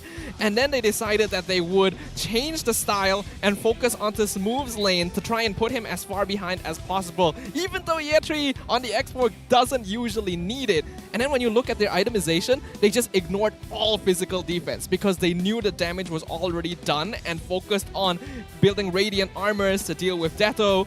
It's so smart the way that they approach this. Yep, I mean, it's purely calculated, right? Especially for a 14-minute and 53-second game. Let's look at some of the post-game stats. In terms of total damage, we are seeing, whoo! Oh my goodness. Zob's nearly doubling the damage of Sasa here. Moonji very much almost getting close to that Mark II against Detto. And even so, Malvis DR he is just dominating right now. Look, this Fredrin is a different beast. This Fredrin makes you feel like it has not been nerfed at all. Of course, having the Matilda there just to pull you in, keep you as sticky as possible to any member you decide is unlucky enough to be within your iron sights, does help the case a little bit here. Fredrin's always been weakest where he is a little bit slow, and if he wants to chase someone, it's not the best. If he wants to escape in a difficult situation, it's not the best, but Matilda just makes up for all of that. That means Sutsujin didn't even get a chance to really swallow the right target, right? He's either eating steel armor from Yetri, or he's accidentally gobbling up Barbosa, who is completely fine with it. And everything just going to Nine's plan. You look at the total damage taken. Sure, X-Win, he's the main tank, but look at Malvis on this Fredrin. Oh, I mean, there's nothing much I can really say about it, right?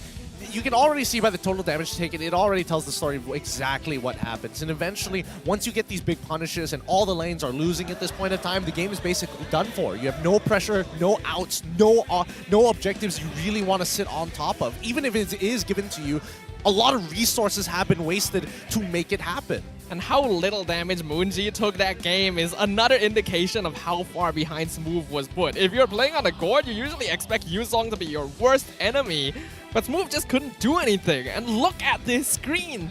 0 turret damage from King Empire, absolute control from start to finish. With a Claude, mind you. Usually, Claude will at least get a turret or two.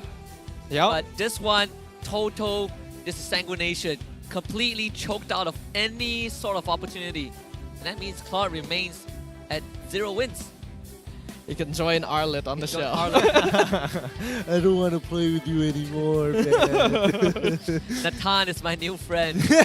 I'm surprised it took us so long to see Natan. Like, he is in such a strong position right now. I mean, we have seen it a couple of times in some other tournaments as well, but specifically for Malaysian players, I think definitely it has been lingering around more so before he ever got buffed in the first place, prior to the nerf. I think we treat it more as an afterthought. Right? We don't actively look at Natan and be like, this could be an option.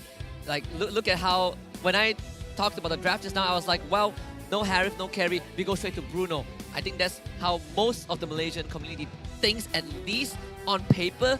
So maybe this Natan being brought to light might give us a lot more flexibility to work in the future. I suppose, or they just needed something that has a little bit of mobility to get in and out of these fights more reliably, right? The entry, very powerful tool, not as good as a BMI, but considering the damage output, it's a give and take. I mean, I'm a Shadow clone, right? So, Hayabusa Gold. Rich Guy and as well as the carry, both going to Zabs here, coming up big time for the team. And best wingman, of course, has to be Barbosa. Sandbag, it's real sad for X-Win, but hey, somebody had to take the damage. Yeah, unfortunately, Minotaur is not that well suited to be the primary front line. You usually need to at least pair him with one other tanky hero, and normally Barats would be able to fill in that position, but having the X-Borg around, having the Natan around makes it very difficult to itemize against the side of the Niners, and it almost felt like going into this game that they already told Yatri is like, okay, you are the dedicated Barats food. Like, go jump in his mouth, and then when he spits you out, you blow them up. Yeah, you can't digest metal. It's just let it eat your armor or whatever.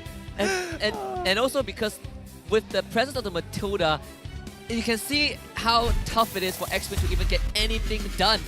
As the Minotaur, who are you gonna catch? Are you ever gonna catch them? If you do catch them, there's the guiding wind to pull these heroes out of your effective range. At the end of the day, there was this one instance, I believe we might see in the highlights, I hope it's more of a miscommunication than the nerfs for KGE, where in order to secure one turtle, X-Wing presses his ultimate even when there was no threat.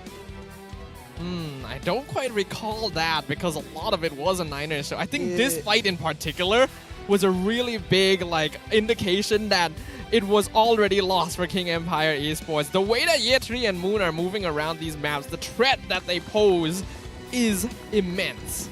It was second turtle, if I remember correctly, on the top side of the map, right? Yeah, that's when they wasted a lot of their resources. But speaking of which, it's just an adjustment for the side of King Empire, right? I think that the Niners are very comfortable with this style of composition, and especially when they know, hey, you generally want to fight around your neutral objective, that being the turtle or even the Lord, and especially who's going to be the biggest threat? It's going to be Smooth. Therefore, even if we do give you the turtle, it's going to cost you so many of your resources, and if you linger around for a little too long before going back into your lanes, we're just going to keep pressing the advantage, and that's what we saw here. Yeah, it's like, I give you the objective, I take everything else. Your side laners, your backline pressure, everything.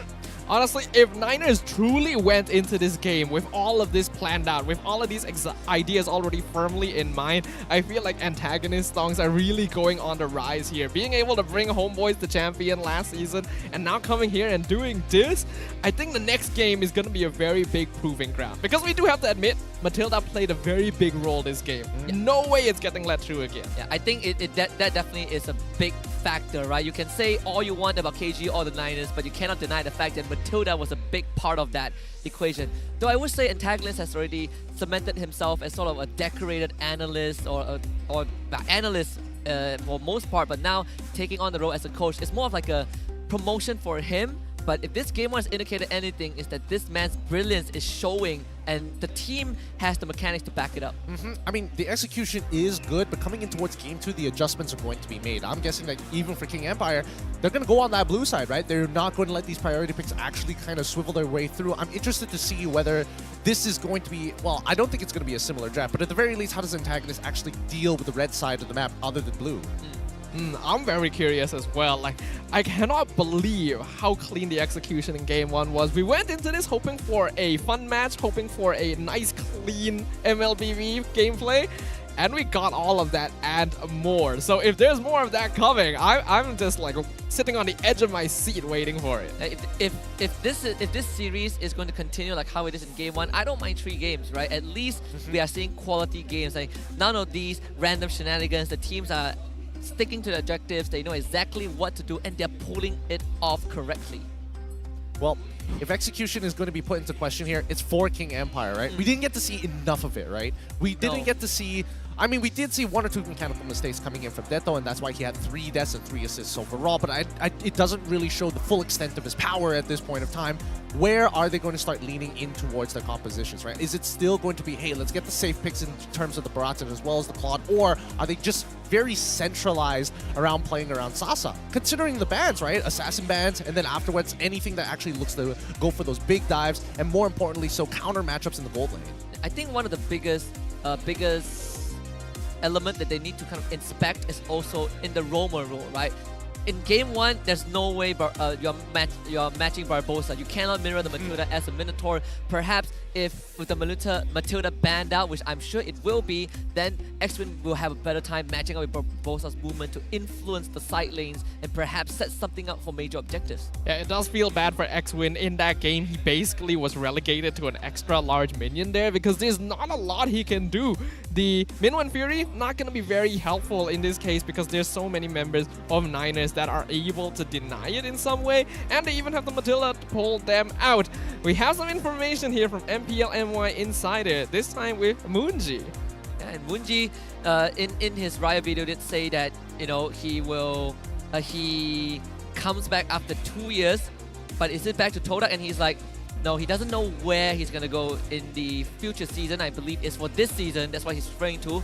60% was the percentage he gave, and I guess he went with the 40. Interesting. So basically, there's a potential chance that Moon might want to go back to Todak if given the opportunity next season. But I think a lot of that will also come down to how well Niners perform this season, how well Todak performs this season, and how Moon himself feels about his gameplay with his teammates right now. Because the synergy definitely seems to be there. Yeah, I mean, it's not often you see kind of like a Todak loyalist kind of jump ship, right? And I think Moon is perhaps the first one, or the first one that first high-profile one. Yes, first high-profile one to actually draw to come outside of the Todak, ecosystem. Most of the time, we see them actually just go into the MAL for a good period of time, or just sit on the bench, yeah, or go behind the scenes, right? Like Maze is now the manager for the MAL team, for example. So I think Moon, if there's anything, I think a new environment is what he's looking for. Proving himself, maybe winning with Todak consecutively feels really good, but if you can do it with a different team, I think that means a lot more than just sticking with the same bunch. A different environment means that there's going to be so much more to learn, and if you're able to achieve the same results, the impact is that much bigger. As we jump into the draft for game number 2, looks like you're right here, Gideon. King Empire going to be taking the blue side this time with Niners on the red. Matilda already going to be the first hero removed from the pool. See how this goes, right? Nolan also going to get banned out for the side of the Niners. They could kind of follow up on this, getting rid of the Joy at the same time, or they could start really showing off who they want to actually punish in the first half of this draft. Yeah. Is it going to be a Sutsujin focus ban again? Nolan, Joy, Fanny, that is going to be your trifecta if Niners goes down that route. KGE still banning the Angela just like game 1. Yeah, I think Niners should probably just stick to what did work for them in the previous game here. It was very effective. The fact that they were able to push Sutsujin into a slower, tankier jungler and then use the extra mobility they could get from Matilda. Now though, it is a good question of whether or not they want to allow Sutsujin to take an assassin jungler so that they can counter it with something like Red Rain or Barats. I mean, they usually come in pairs, right? Especially if you want to punish your opponent, you don't want to just have one direct counter. You want to have multiple ways to kind of force your opponent into a corner and then have the direct counter to ensure that it is successful. Now, this drafting phase is definitely a lot slower in pace. We're seeing finally the Joy getting banned out for the Niners as priority is being held by KGE, right? We're seeing the Angela, we're seeing the Matilda, all Enchanter style of supports and they also ban out the Arlet once more. Same as the first game. I know first game Niners banned out the Arlet first. Yep. Now we'll see if that Fanny ban goes through for Niners again. And if it does give KGE the priority on heroes like Vexana and Ruby, the Barras as well. What would they go for if we do see the Fanny ban at this stage? Honestly, considering that the Niners are on the red side, I don't feel like they have to be too worried about banning Fanny from the pool as of right now, because they can at least guarantee that there will be one hero to counter it at the end of the draft. I totally agree here, because again, keep in mind that Fanny and as well as Nolan are purple buff dependent assassin junglers, right? Without that purple buff, you can feel that their influence significantly dips all across the map here. Now, first pick, going over the side for KGE. The Fanny also got banned out from the side of the Niners. Does Sutsujin have anything else left in the tank? No, they go for a very safe, very okay pick in the Novaria for the side of KGE. Rather interesting first choice. This is the second time that Novaria has been first picked, but again, it gives you a sort of an indicator of what the team wants to play around, right? Perhaps ultimates that benefit from the increased hitbox, but that also means that there's no consistent damage from that mid lane. It's just short bursts of output from this Novaria throughout the entire duration of the game. Yeah, in exchange for that consistent DPS output, though, they get a lot of information across the map with that Astral Echo, and they were really being pressured by Niners, just constantly exerting map control and pressure, so maybe having that vision would be very helpful for them here. As we can see, Niners gonna lock in that friend rain and the carry, so they're looking to stay pretty safe right now. But as for King Empire, do they feel that they need to pick Smooth's hero early? I don't think so. No. Personally, I don't think so. Because at the end of it, right, what exactly do you want to show that is worthwhile? If you go into Benedetta, it's just the Swiss Army knife. Even if it gets banned later on, it kind of doesn't matter. There's still plenty of EXP laners that kind of do relatively the same thing. I think more importantly right now is how exactly are we going to deal with this Fredrin? It could be the Barats once more, but no. We go for the atypical Baxia finally getting picked. Very first time it's picked in this regular season. At least you have certain ways to... Okay, Bennett actually gets picked out. I actually wanted to bring this up. I was thinking, well, since he was targeted so hard in the second game, and Benedetta is a Swiss Army knife, we might as well pick it up, right? Give it to Smooth and leave him in this lane. He's going to do his thing, and then we can reinforce the rest of the team. Yeah, I do worry a little bit, because the way that the Niners drafted previously, it's clear that they put a lot of emphasis onto Smooth. So King Empire may be pushed to pick Smooth's hero in the first phase this game, which is what they did. But when you show your EXP laner first, it becomes kind of a counterplay fest. Even if Benedetta is a Swiss Army knife, there are heroes that can deal with her somewhat. With so much peel from the side of KGE, do the Niners actually want to consider locking in an EXP laner of their own here, or maybe even their support? Yep, okay. They go straight into the support. This feels more like denial against the side of KGE more than anything else. I'm expecting a Tigro ban in one of these the slots for Niners. Yeah. Very common theme. You pick the Minotaur, you deny the Tigro, and vice versa. You probably do need to consider denying the Diggy as well, because that time journey would just completely deny any Minwen Fury you try to go for. There's a reason why Diggy has been recently put a lot of attention on, because not only does he deny these big teamfight ultimates, the pressure he outputs early with those auto alarm bombs is very annoying. Go into the second phase here. Let's see what the Niners' heads are at currently. Go for their next ban. It looks like it's going to be Bruno. They're focusing down on towards the gold lane side. They don't want anything that can snowball out of control. If they're getting rid of the Brody, I wouldn't be too surprised if they get rid of the Harith or even the Brody, if for that matter. It's interesting, which means this last ban, I wonder if they would just shift their attention to the roamer role. And if not, they might be giving KG some sort of leeway and coming up with a solution on their own in terms of the last two picks. The Valentina is banned out by KGE. There's still the Lilia in the pool, actually, if the Niners want to consider it. I think in this particular situation, Lilia does lose a bit of value. She's still good at peeling the Baxia, but comparatively, because of the shield unity, it's not going to cause as much of an effect. Oh, Selena. interesting choice here. I mean, Selena naturally in combination with the Novaria, it kind of makes sense. You hit the arrow instantly, Star Shatter. You can open up the map. You can open up the map, increase the hitboxes with the Astral Echo. Look to make sure that the Abyssal Arrows land a little bit more consistently. I think that's all right. It's a fine ban, nothing too crazy, nothing too out of the ordinary. I'm just surprised to see it from the Niners side. KGE, on the other hand, I'm really curious about why they decided to ban out this Valentina. What ult are they planning to play around that is so devastating? Diggy, potentially. I think it's not impossible that they want to play the Diggy themselves. The time journey stolen away would be dangerous. Considering that mid lane is gone, I doubt it's something like the Faramis, unless they wanted to play like Faramis roam here. So we'll keep an eye out there. Niners decide that they're not going to ban Tigreal or Diggy here.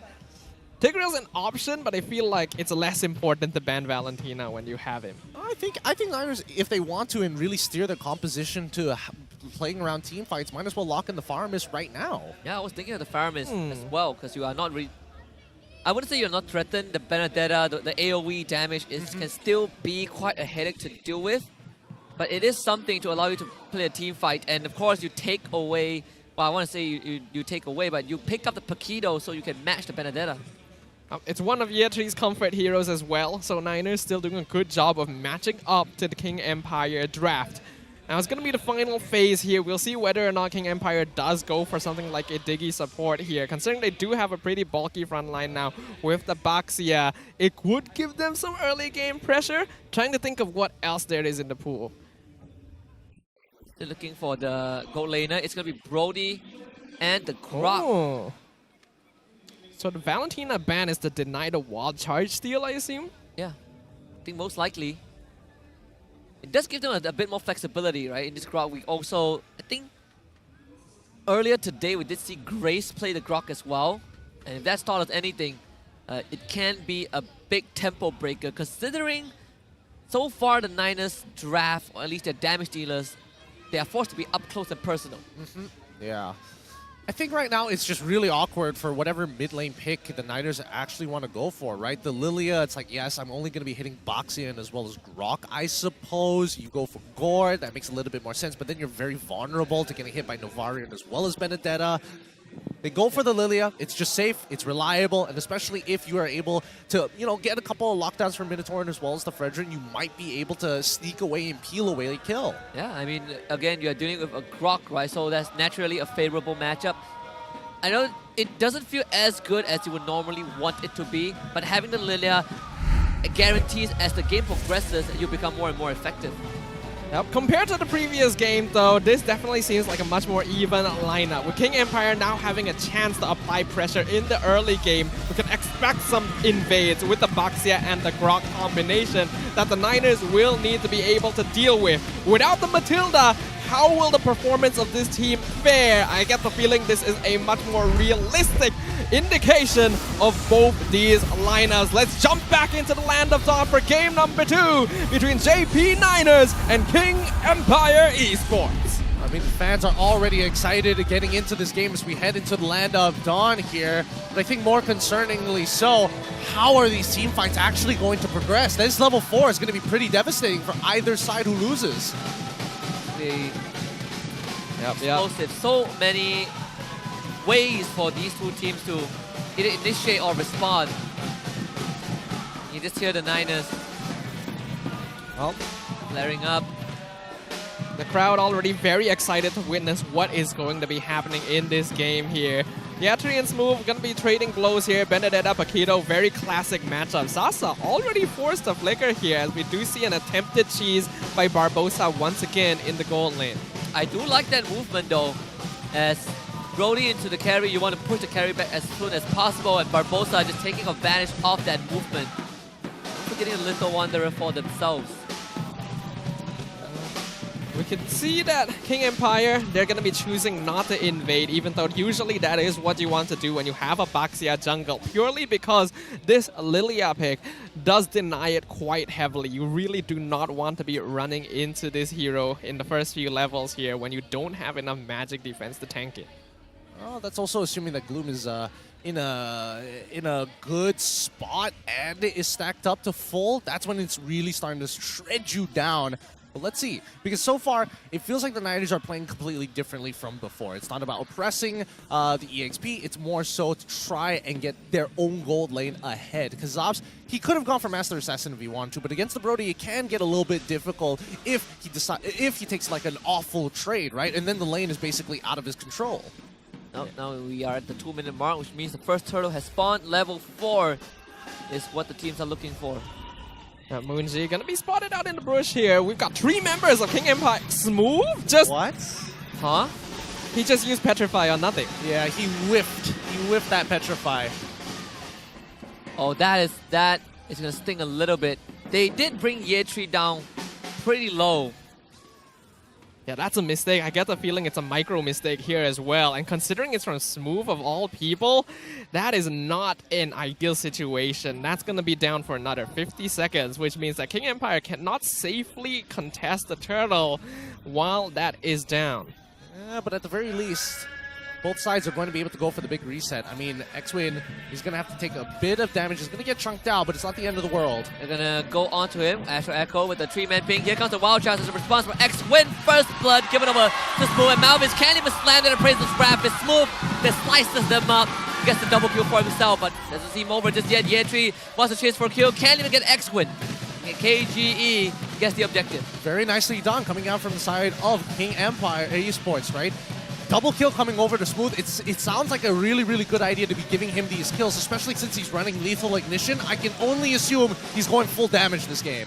We have to note, however, even though Smooth did get that double kill, it was actually Moonji who got the turtle for Niners. So they're able to somewhat keep the damage from going too far. But despite missing out on the Petrify earlier, this is the value of the Benedetta. Has to take his time here. Smooth.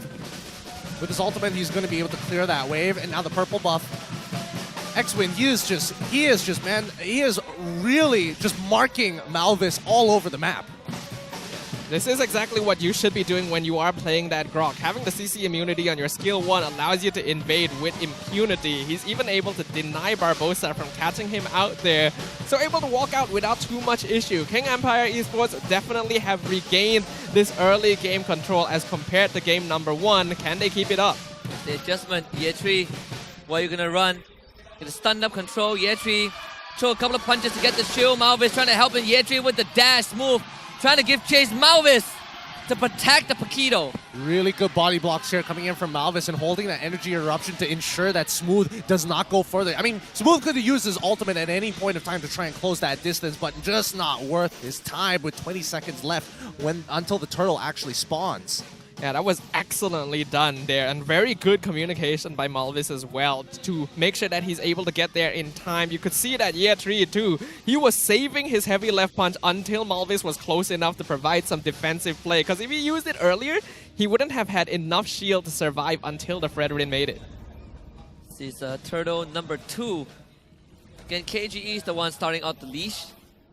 So Sutsujin is a level ahead of Malvis, but not for long. He's going to hit 7 in a bit. Yetri around the corner, trying to harass the Sutsujin. Now pinged up with the Astral Echo. Smooth's going to show himself. Yetri has to flicker away, dodges the Star Shatter. Again, it's the Niners to get the turtle. With the no Fury, get the knockout on the Sutsujin. This time he tastes the blade. Smooth chasing over after Yetri. Will take him out for a killing spree, but Niners gets the trade.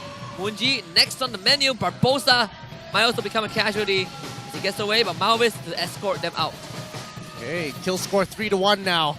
Niners trying to take their time with this. If they can crack open this mid-tier 1, that would be the most ideal, but Detto is not going to make it easy here. Oh no, he gets zoned away from his maxed out Gloom. Wow. This is excellently done here by the Niners. Even though the net worth lead is nothing at this stage, they're doing a great job of maintaining and contesting against King Empire. Honestly, the fact that Yetri was able to survive for so long against Move in that last turtle fight made such a big difference, because if the Benedetta had been unlocked, the rest of his team would have been punished hard. Well, speaking of Yetri, ooh, sliced again into ribbons. Move just showing off that Benedetta. He is 4-0 right now. He is really starting to snowball on his side of the map. I don't know whether King Empire is going to continue to play around it. Well, hold on. They're able to zone them away. They figured out where the rest of the Niners are going to be, but at least this is a less dominant side for the Niners compared to game number 1. We had a feeling that this would be a much more realistic depiction between these two teams now that Matilda is gone, and we are seeing that King Empire actually getting a chance to play the game. Yeah, you are right about that. Purify and Black Shoes out from Moonji. It's 25 seconds before the last turtle of this game spawns on the bottom side. Smooth, he's sitting in that bush. If Yetri. There is the Petrify. Smooth, he's going to try. Remember, this man has lethal ignition. Yetri losing already 40% of the health. This Benedetta scary, alright. Yetri has to be a lot more respectful. He survived well in the turtle fight against her, but now taking 1v1s is going to be very risky depending on what build he does decide to go for, as now both EXP laners want to make it to this turtle fight. Smooth will get there first. Detto, 4-man ping, Moonji loses their ultimate, and here comes Smooth with the electro final blow, and everyone just cut down by this Benedetta. Zavs can't even get the collect onto X-Win. Niners scatter into the wind. Oh, nasty ultimate coming in from Smooth's side. He's just got so much damage on him now with the Electro final blow. And I think the Niners, they're going to have to play from behind. They have to give up these upcoming turtles and maybe even that very first Lord. It's just so hard to contest it right now, especially if Moonji is getting chunked like that. I feel like Niners may have lacked a bit of communication there, because surely Yetri would be informing them that Smooth is on his way and that they should be avoiding lining up like that. Yet, Smooth is still able to find an excellent group up with the wild charge. So now Niners definitely on the back foot. Smooth going to try and take that orange buff, but of course, Malvis will secure it. KGE with the biggest goalie that they've had in the series.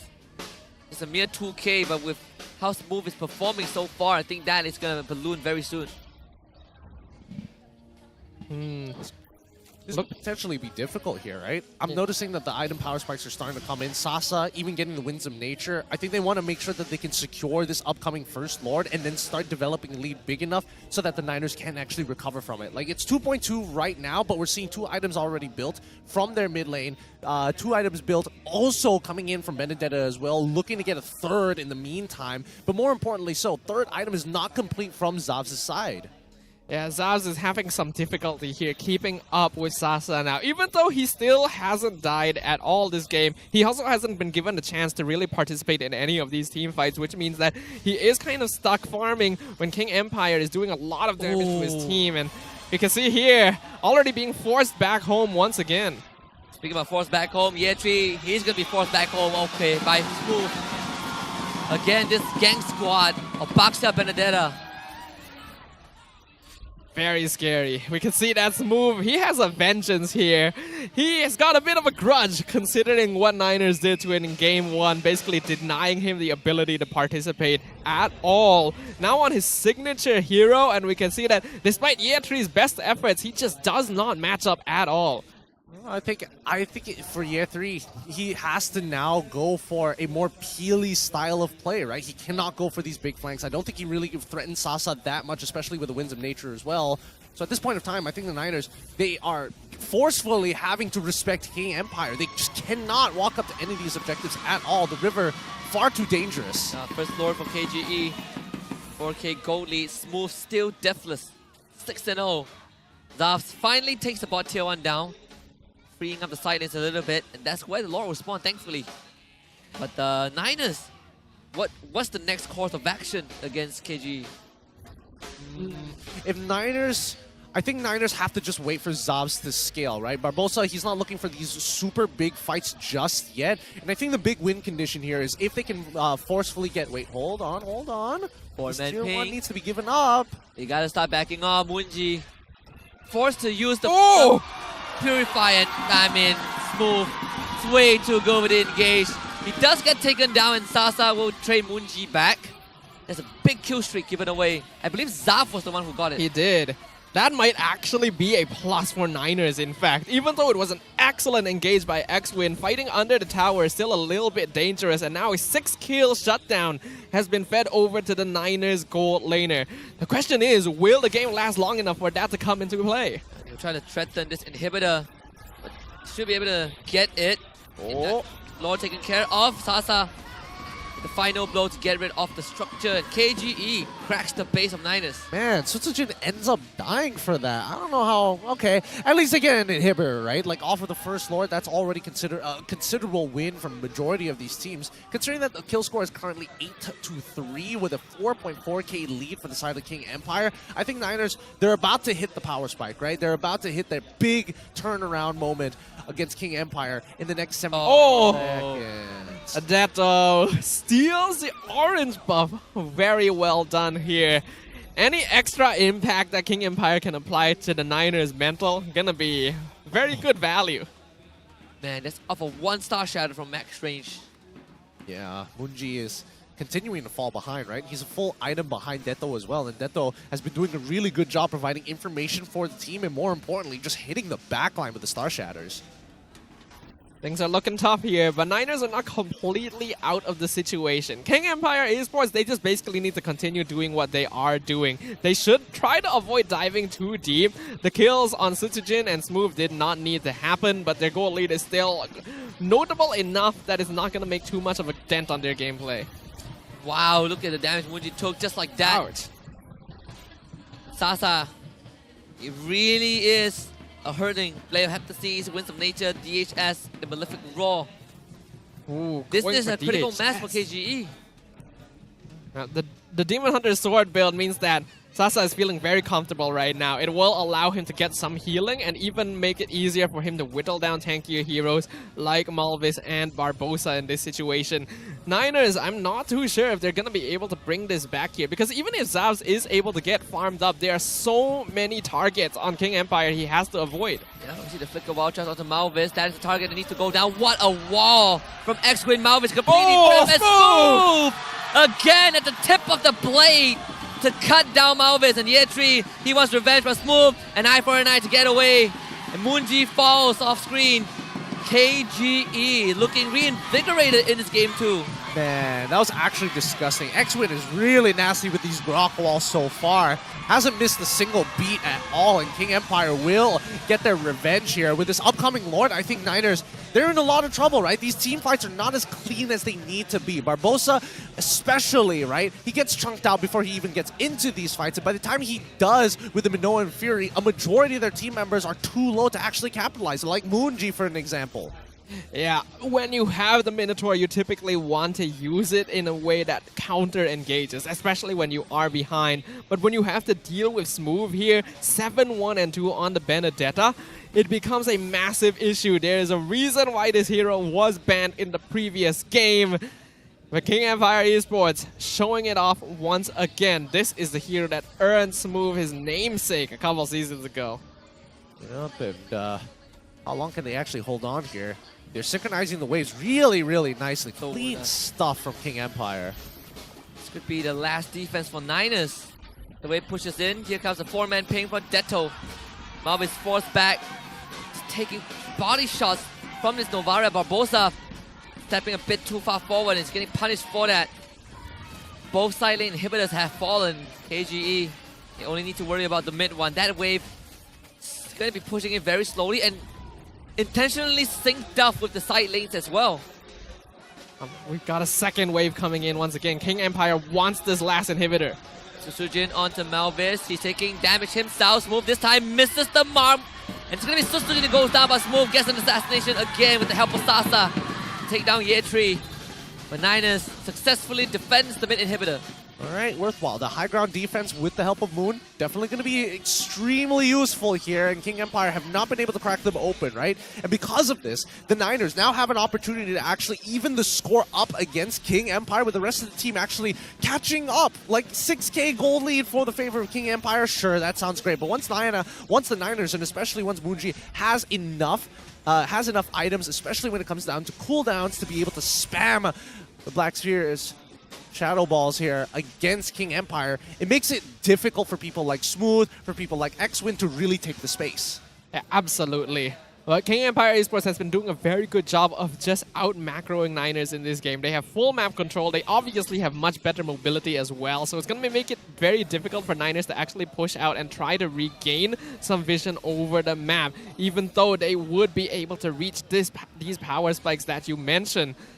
But it's not an impossible situation here, which is why it's important that King Empire Esports as well is very wary of the situation. Detto gonna be very annoying at this stage of the game. And that one-star shatter took away half of Moon's HP. Well, the third Lord's gonna be spawning at the bottom side, and I mean, Niners, they're trapped in, just like game 1 against KGE, right? Being trapped almost inside their own base. And Detto, he's just going to be hailing Meteor after Meteor after Meteor against Malvis here. And he doesn't mind, right?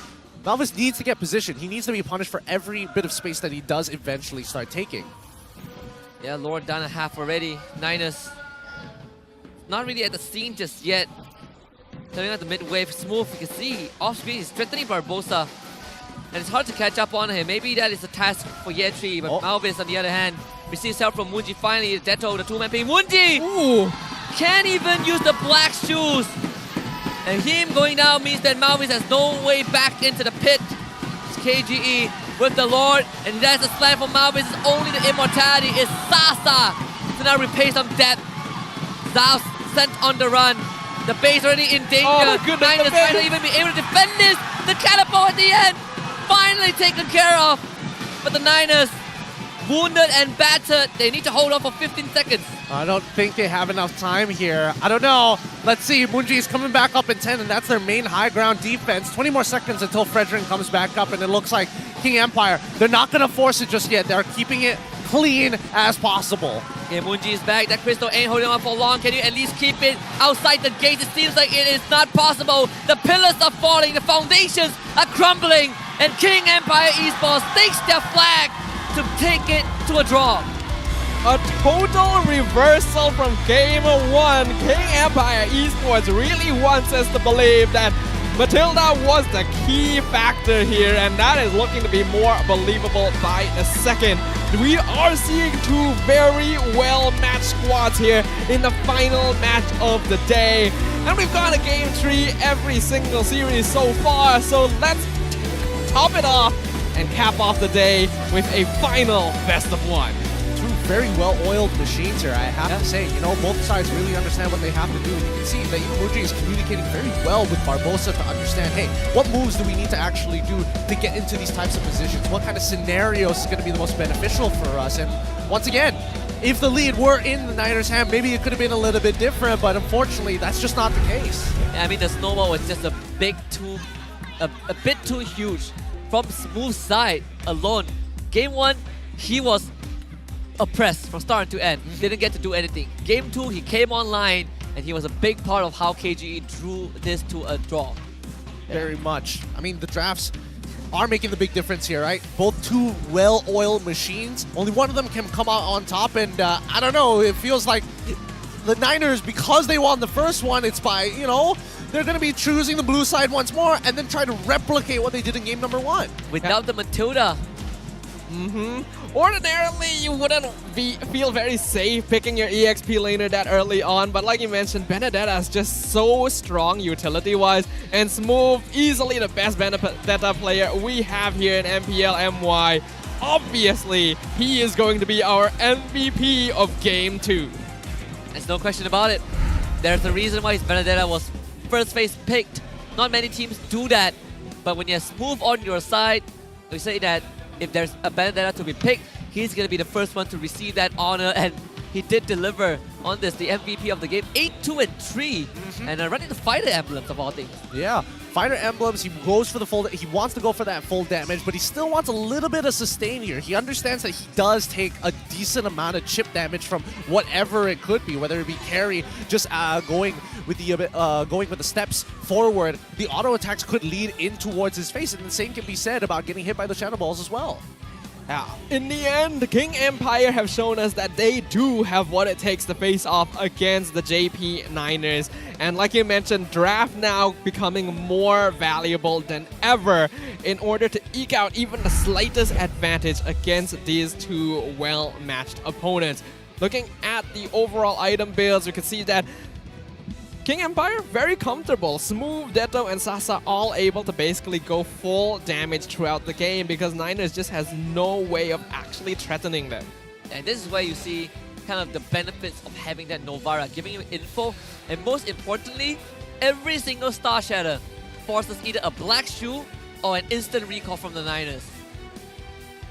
I mean, how do you regroup? How do you stand together to actually contest objectives, to try and regain map control when you just get constantly sent back home, like you mentioned, Husky? It's a very rough situation to be in. So Detto did a great job in that particular case.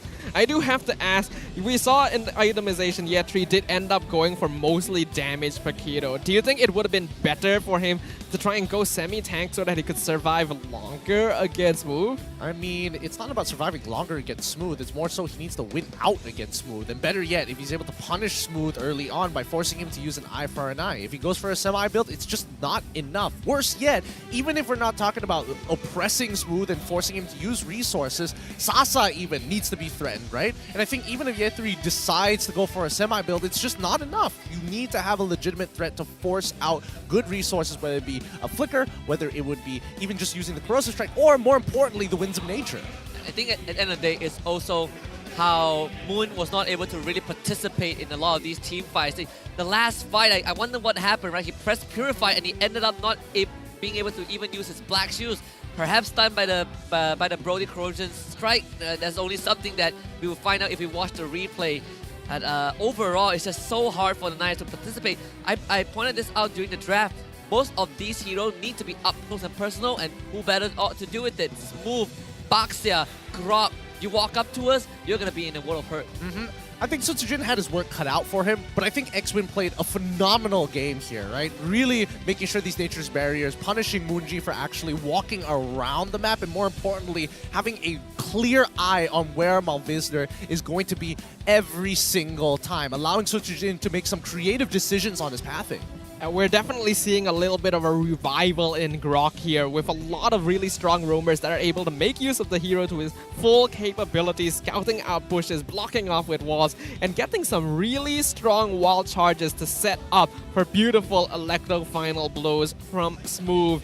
Niners unfortunately ended up having to group together quite a lot to take advantage of the healing coming out from the Minotaur, and because Yetri was already too far behind, there was no way for him to split off and do his own thing on the other side of the fight. I believe Grace also showed us this with the Grok earlier on today, where if you have a very big lead and you had control of the enemy jungle, you can just purposely aggro the buff and then set up a wall to force the buff to take a long route through the lane. Yep. Either through the lane or around the enclave, but around the cove. But it is just kind of a minor trick to really upset the balance. Yeah, slow down your enemy jungler, really piss them off in these types of situations. Because what are they going to do? Take another camp in the meantime? They just have to sit there and wait until it gets back and resets fully. That's one of the values of Grok as well. There's a reason why we are seeing a lot more heroes that have anti-CC in this current meta. With the amount of aggression, the amount of team fights that you are going to be fighting in, being able to deny these important tools from the enemy side is so valuable. Absolutely, and of course our Hall of Famers, Sasa the rich guy, Detto the carry, Malvis, Sandbag, and Detto, of course the best wingman as well. Just a 2-in-1 package when you play the Novaria. Very confident in the way that he plays his Novaria as well, you know? He knows his matchup extremely well, he knows what his team wants to do, he just has to supplement it with a little bit of information, and it carries the team a long way, especially if he's hitting some great shots on Moonji as well. It just feels like, what can you really do? Every time he hits Moonji, Moonji presses black shoes. It's like, it's the rinse and repeat, and every time Moonji does that, suddenly Niners can't really fight KG head on, because if Moonji gets caught, he is done so. I think there is some consideration of whether or not they want to change up the draft in terms of their supports, right? Because this Minotaur just could not find the right angles to make this work. Yeah, I think if you want someone who is a lot more mobile, someone who can match tempos, Minotaur only gets to match tempo if he's the one that sets it. He's not really good at keeping up, but he's really good at setting the pace. In this case, if KG is already so far ahead in the from the get-go, I mean, there's only so much Barbosa can do on the cow, you know? Yeah, it's a tough hero to play if you find yourself very behind, and if the enemy team already has a better team fight comp with you, having heroes that can dive the backline. We see this combo here around the turtle pit. We see X-Win committing insane ultimates. This was a mistake here with Smooth finally getting caught out for the first time, but when you're this far ahead already, things like that are just small roadblocks on your way to success. This one, oh, this looks so good. That wall from X-Win was everything. Oh, so nasty. So nasty. I mean, there's not much the Niners could have done. I mean, they were trying to hold out for as long as possible to get Zabs in a position where he might have been able to carry that, but even then, you can see that in a lot of these fights, right? As soon as that elective final blow comes out, he is in just so much trouble. Trying to peel people away, he's too short-ranged to make that work. I was looking at the moment that Moonji died in the last fight, trying to figure out if it was the Brody. I had a feeling maybe he pressed Purify a fraction of a second too early and he got hit by the Wild Charge AoE and stunned at the end. That is crazy. You gotta be very careful with your Purify. A lot of people will think that, oh, it's just an easy get out of jail free card, but when you're against a lineup that has a lot of CC or a lot of ways to catch you, you have to be very wary about what time you decide to use it. And if you even mispress it a fraction of a second early and the enemy team is able to notice that and keep track of it, then you're just locked down regardless. Well, with that being said, hopefully the next upcoming draft is going to be good enough to actually bring out the best of both of these teams. We've seen dominating victories on either side, and if they're really going to shake it up, I mean, if they want to whip out some of the weirder picks, because we've only seen standard compositions that have been played many, many times, previous seasons, and even in today's meta, this could be it in game number 3. I think the only two picks that you don't see as often are the Natan and the Benedetta, and that's pretty much it, right? Both heroes picked for the first time in the series, and both have gotten a win. So now that Benedetta has been shown to be a hero that King Empire is willing to pick in the first phase, and Smooth will do well with it regardless, does that mean that they are going to need to stop banning all assassins and get rid of the Benedetta? Oh, that's a tough one. That is a tough one. What do you want to open up here? I think for Ye3's position, probably not. I think Ye3 is probably going to go with the option of maybe even going for a Zong, just to be able to say, if you're going to dive my backline, I might as well dive your backline at the very least, right? Yeah, I think for their sake, who do you rather go up against, right? Is it Smooth or is it Sutsujin? For the first 2 games, clearly they do not want to do with Sutsujin. Well, there's also the idea that, like, if you do decide to go for the ban on the Benedetta, then you let, like, Nolan and Joy through and you force it into a pick situation where if, for example, King Empire grabs the Nolan for themselves, we know that Ye3 actually quite enjoys playing the Joy themselves, so I don't know, it could be mind games here. Oh, that could be, that might just be a little too crazy, right? Do you want to see Joy in the EXP lane just so that you can actually make that flex pick work? I mean, naturally the matchup is going to be rather interesting, but at the end of the day, it's about who gets to the fight first, and I'm pretty sure 9 out of 10 times Joy is probably not going to be able to get there unless she gets that first blood. Yeah, and also if you get to the fight, you are also trying to stack up your charges to get ready for your ultimate, right? So there's still this ramp-up process that you need to go through. In fact, I'm looking at the jungle. I'm looking at Malvis. He has played 2 games of Fredrin. I wonder if any adjustments will be made to that jungle pick in particular, or will antagonists just say, you know what, Malvis, I think you do fine. Continue to be that front line, and then we draft around that. Well, Malvis has been doing a pretty good job on the Fredrin so far. It's just that in that last game, it was just a little bit too one-sided with how easily Smooth was able to win out his lane. Fredrin's still going to remain a pretty safe pick overall, but I personally would welcome seeing some new heroes in the picks and bans. We have in the jungle. I mean, we saw the Baxia, Parats. Lancelot? That's the thing. I've been wondering why Lancelot hasn't been picked up in some of these situations as in terms of a blind pick, right? I think, you know, it's good that we see that Smooth is still able to play the Benedetta as that potential blind pick and maybe even a priority for King Empire, but why not the Lancelot more often than not? Yeah, Lancelot, not a lot of other viable jungles in the current meta. Now that I think about it, no. Not really. I mean, X-Borg could have been... X-Borg, yeah, that is a flex, yeah. Right, looks like the Niners going to be back on the blue side here, and King Empire learning from the mistakes, getting rid of that Matilda straight away. Cannot let that go through. So with Niners banning out the Arlet, it means that even if they don't ban the Benedetta, they're not going to be able to get rid of 3 Assassins in a row. They do go for the ban onto the Joy, but I wonder if they will want to keep something open here. You could let the Fanny go, the Fanny and the Nolan, right? So now you got 2 choices. If the Fanny goes through, there are certain ways to play around it. I mean, you have the Kufra, the Grok is not that bad of an option. If the Nolan does go through, you always have the Phobius as a direct response, or the Franco Kaja. The Kaja we saw Stowen play earlier today as well. I mean, whatever jungle is going to be picked, as long as it's not a tank and if it goes in towards that assassin type area, it's really going to shake up what these roaming supports are going to be. Interestingly enough, though, King Empire will choose themselves to get rid of the Nolan. So if Niners want to keep their bans intact, they can now get rid of the Fanny themselves. But I feel like the Benedetta may require genuine consideration unless they can like steal it for themselves. Smooth was just a bit too effective on it. Yeah, first pick Benedetta is still unheard of.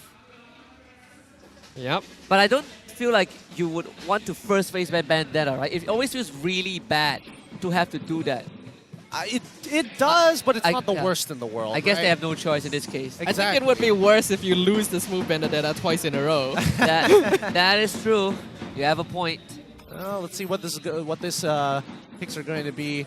Angela getting banned out for the side of King Empire. That means Fanny is open this time around. Let's see what the Niners are going to go with, right? It's about lane priority, and if they want to focus on this lane priority, there could be a consideration for Yetri to actually go for the Thamos in this match. But I wouldn't think it would be first pick potential here. In terms of flex picks, they could steal the Novaria, they can go for Fredrin. Ruby is still open, hasn't been contested throughout this entire series here, which is very interesting. Barats may be a little less likely, but still an option if they want to go for it. We'll see what Niners does prioritize. You can go for Barats, I suppose. Unless like, again, they put Malvis back on Frederick. Okay, they actually take the Novaria away. All right. Bit of a switch up. Denying information, making sure that at least for Moon's side, he's going to be able to kind of force Neto in a position where he actually has to respond. He could take up a Vexana, but I don't think there's any reason to show it just yet, right? It could be the traditional, like, oh, I'm going to lock in a tank in as well as the Claude this time around. It could be a double flex pick for the side of King Empire. Not 100% sure how deep their pockets are. You can't go for the Vexana opening. We haven't seen that hero in the past few games. Teams have been. Valentina was previously banned out as well, yeah? So that could be a way to steal the Astral Echo for King Empire themselves. Or you could just take the Claude, right? The Claude or the carry. So they go back for the box here, just to play a bit fast. And the X-Borg. I love this. I like this a lot. I like this a lot. Okay, all right. Nothing wrong with this so far. Doesn't really give too much of a lead of how KGE is going to play. More so just finding the right opportunities.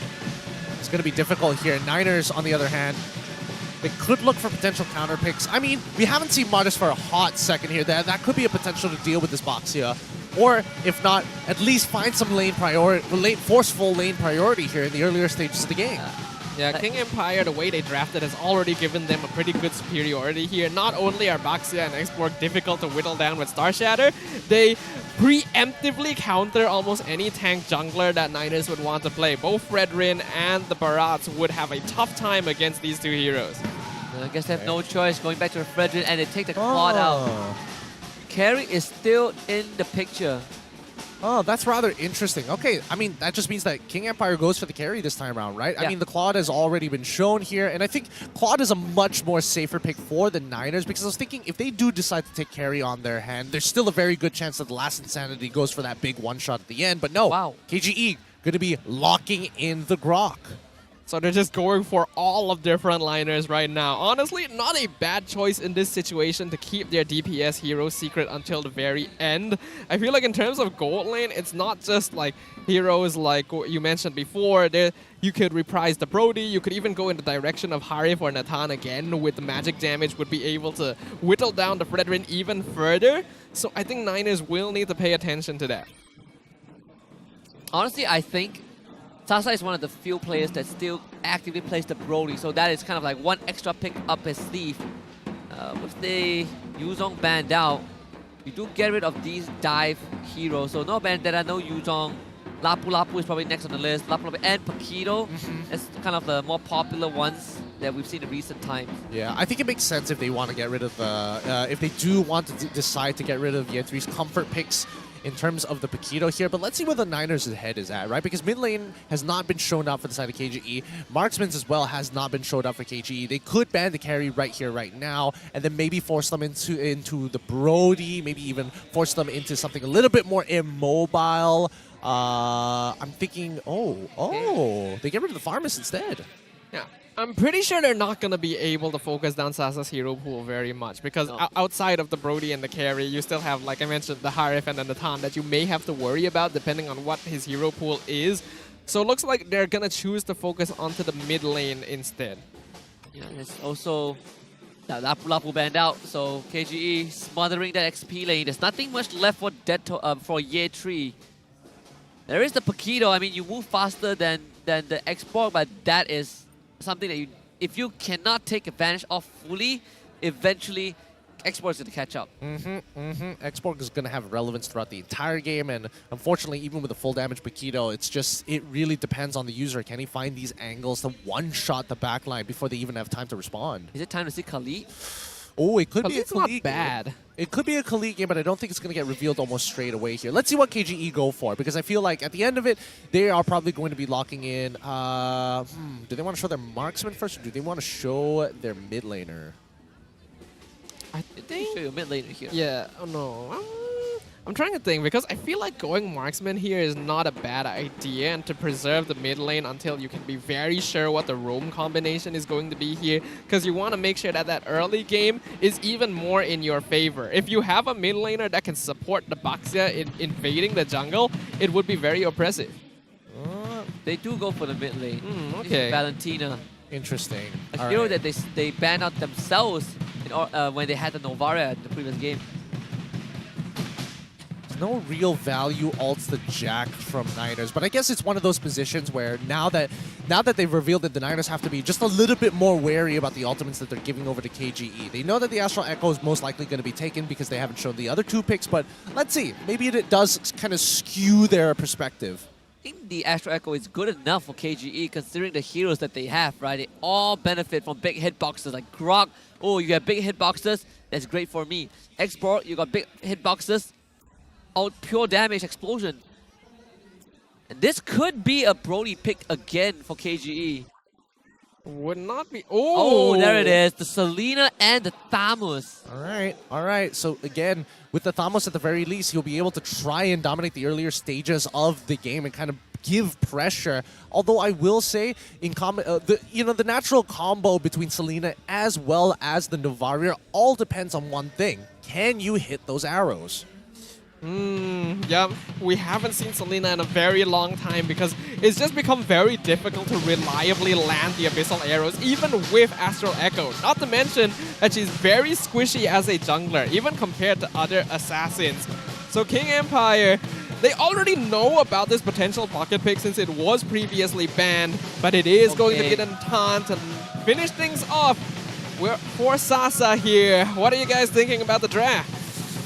I'm worried about the Selena in particular, because on the side of KG, there are really only two targets that you want to hit, and they both have means of escaping, right? They are most likely going to take a Purify, one as a dash, one as an entropy to swap places with the hologram, and as you can see on the screen, they both have Purify, so to find the timing as a Selena against this draft, oh boy, I mean, Barbosa better land some 6 shots. I mean, it's not just about Barbosa, it's about X-Win as well. He's got to be the one who scouts it out and maybe even body blocks some of these shots for the rest of his team, right? He has the natural anti-CC. He has a means of dealing with it. But let's see if it's going to be enough. It's going to be a big support battle. Yep. And it is going to be the final game of Week 1, Day 2 of MPL Malaysia Season 13. Both JP Niners and King Empire have not let up for a single second. Both sides eager for victory, but only one will come out on top in the Land of Dawn. Bringing us the distance. unfortunately, there can only be one team that walks away victorious. The next win, showing up already to force the retreat out of Malvis. I want to see the movement of Barbosa on this Selena. He's helping the Spreader to clear out the jungle camp as fast as possible, and that is going to be a great help for the Fredrin. But before the objectives, and from the 4th to 6th minute point, what is Barbosa going to do? I want to see that impact.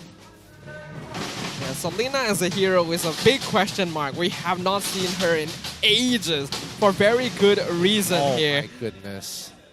Moonji cannot hit level 2. He is getting zoned out from the entire wave right now because Barbosa is helping the leash. She missed a full wave. Out of this world. Deto is going to hit 3 and Moonji barely reaches 2 and the craziest part was that as a Novaria, this is a very, very rare occurrence. I wonder what Moonji went at level 1. Is it Star Shatter? I think he went Star Shadow level 1. We saw it just now, right? He did, yeah. He used it to help leash. Yeah. That is going to sting. That really does sting. You could also use the Astral Sphere, but I guess... I don't know. It's supposed to be Astral... It should be Astral Sphere at level 1, right? And that's generally the way that it should go.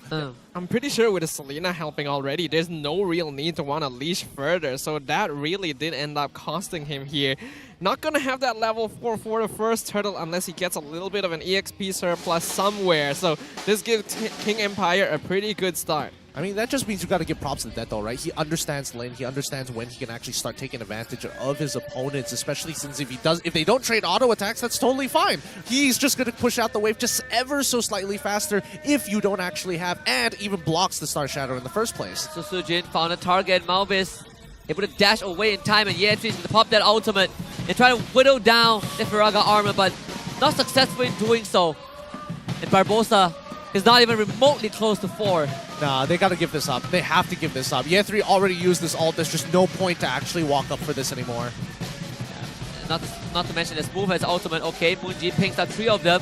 Niners, they want to contest this move. Still at the last stand, he's gonna let it rip, but it blows up instantly, unfortunately for them. So Sutsujin gets the turtle and a wild charge from X-Win again to open the curtains for KGE. First blood, and it's Ye3 to fall. X-Win continuing to show us that Grok is a comfort pick for him here. A beautiful wild charge onto 2 to get that kill and secure the turtle as if they really needed it, considering the lead that they have already been able to create for themselves. And we're definitely seeing the impact here, or should I say lack of impact. Even though Barbosa was able to land 2 Abyssal Arrows in that last fight, he had no way of jumping in to actually execute on it. Yeah, but that's the worst part, right? As much as you can open the map, there's only so much you can really do. And looking at the first items here, it's looking pretty nice for the side of King Empire this early on into the game. Craziest part was that this Selena pick, I believe, came out in the 4th and 5th, and after they saw the 3 bulky front lines of KGE. Yeah, it means that they have a lot of confidence in it overall, because even with the few heroes that they were able to see already, it wouldn't have been a good matchup. So Barbosa is gonna need to do a lot of convincing here to try and convince us and the fans that this was a good idea. X-Win is just not the target. You can see, just try to get the ping onto X-Win.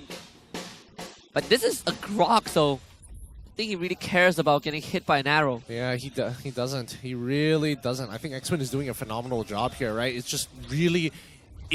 It's really just denying impact from Barbosa. We're hoping that Barbosa is able to land like an insane Abyssal Arrow and can combo with Moonji's Star Shatter to really get some value here, but honestly, not getting much. Barbosa has just been a walking ward even. That's basically all right, not to mention even disregarding the tankiness of King Empire's lineup, Grok naturally counters Selena because he can be immune to the Abyssal Arrow if it hits him at the correct timing. So King Empire fully in control here, and it's clear that with a Selena, Rome Niners does not have the strongest team fight. I don't know if they can contest this. Oh, Barbosa misses that arrow onto Deto. Should have been an easy arrow to land. Niners, do they still want to contest this? They can try, but it's moved to get the turtle. And Malvis, he has no way out of this. Fully committed to his death. I don't get it. I don't get it. Why is he still walking up to this? He's a full level down against Sutsujin. There's no reason for him to be walking up here. Start influencing some of the side lanes, right? You have your entire jungle to clear out at the same time. So I don't get it personally.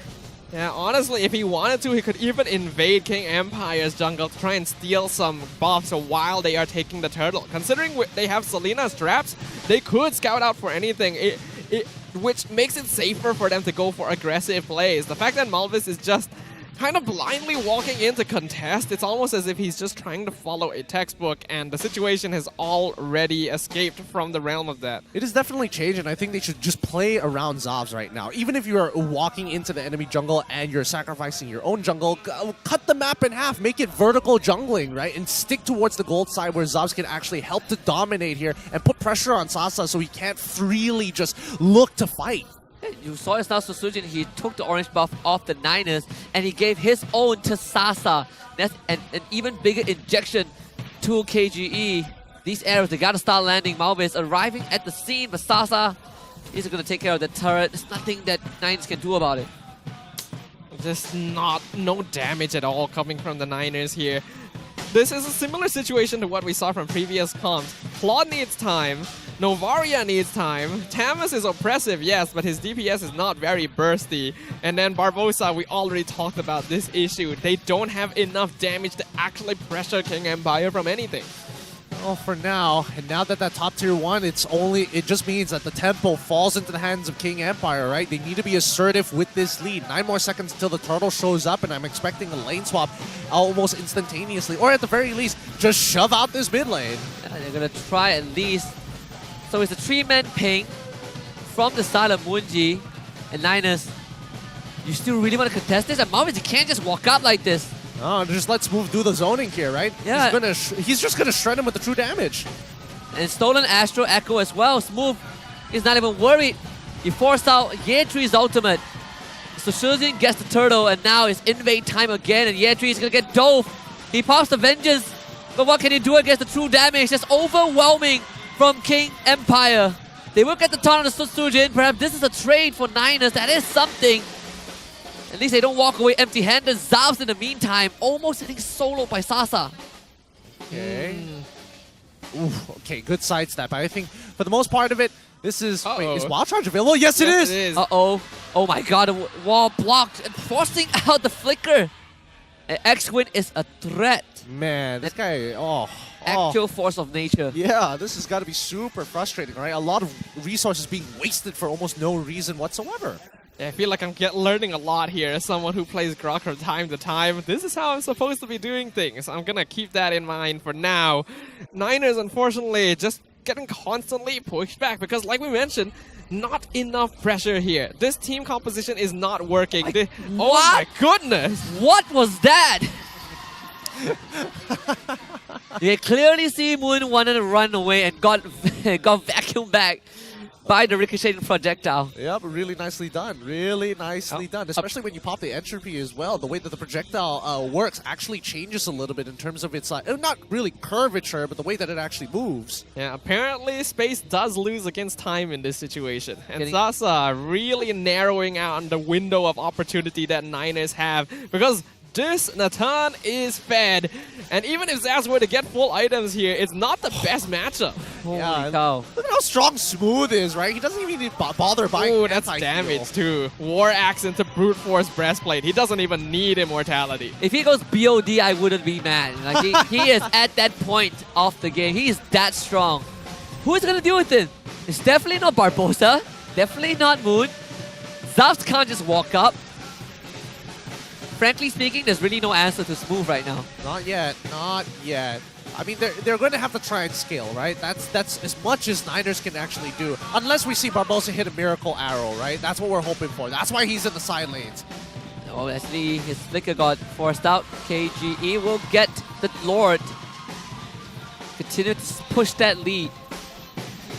And for the first time in this series, it is one-sided, and not in a good way. Yep, it really has.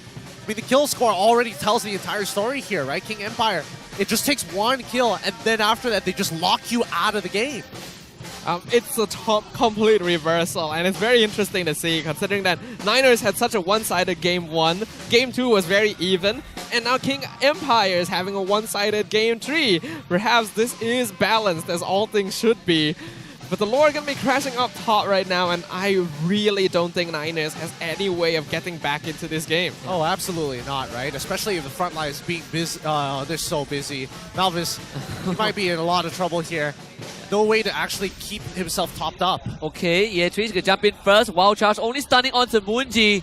Malvis is gonna go in, but Yetri left out to try the pistol arrow. Might take down X-Win. Not enough. Oh my goodness, seriously. One more. Okay. Somebody was able to body block it. Honestly, not that bad. Yetri's like, I've been outscaled. There's nothing I can do. The least that I can do is to die for my inhibitor turret. And I thought that if the Abyssal Arrow did kill X-Win here, that I could say that, oh, the Abyssal Arrow has done something this game. But it didn't. It didn't even do that. I don't understand the Selena pick. Like, yes, it's a good combo with the Astral Echo, but not into this lineup. Look, it really depends on the user, right? It depends on how the enemies play around it. Most of the time, if you walk into the arrow, then you can see that the Niners have some kind of use. Yeah, I'm going to quote what Innocent said. It depends on the pilot. Depends on who uses the hero. I'm not saying, no, I'm not throwing shade at Barbosa. I'm just saying in this current game, we're not seeing the impact of the Selena. Yeah, and it's all X-Win's fault. He's already forced out of the game. Oh, Malvis. Yeah, he's dead. He's dead. Well, smooth. Does he have the immortality? He does. Well, now he does. Oh. And meanwhile, Yetri also falls. Dude, this is so brutal to watch. We're watching a public execution here from the side of King Empire. Disrespect them once, shame on them, but now they are going to be fighting for every inch of space. And all this after we complimented antagonist drafting in game 1, right? You gotta talk about the caster curse a little bit sometimes. Maybe it's time for us to actually stop complimenting people. You know, there's a fine line in the sand between genius and insanity. I think right now this one is at that border. You know, like we're hanging off the cliff. Honestly, I don't think Game 1 and Game 2's draft was that bad coming in for the Niners. It's just Game 3's one where it's just like, man, they're really stretching it this time.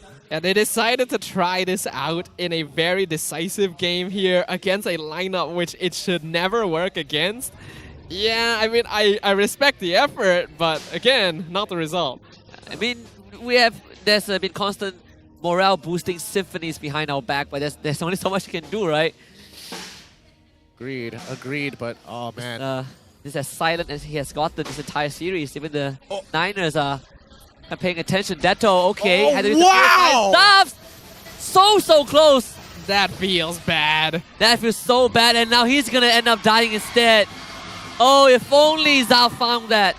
The hell was that? Where are the rest of the Niners? Why are they not blocking and protecting his BMI image? What was going on here? Why did they leave it out in the open for Sutsujin to run him down?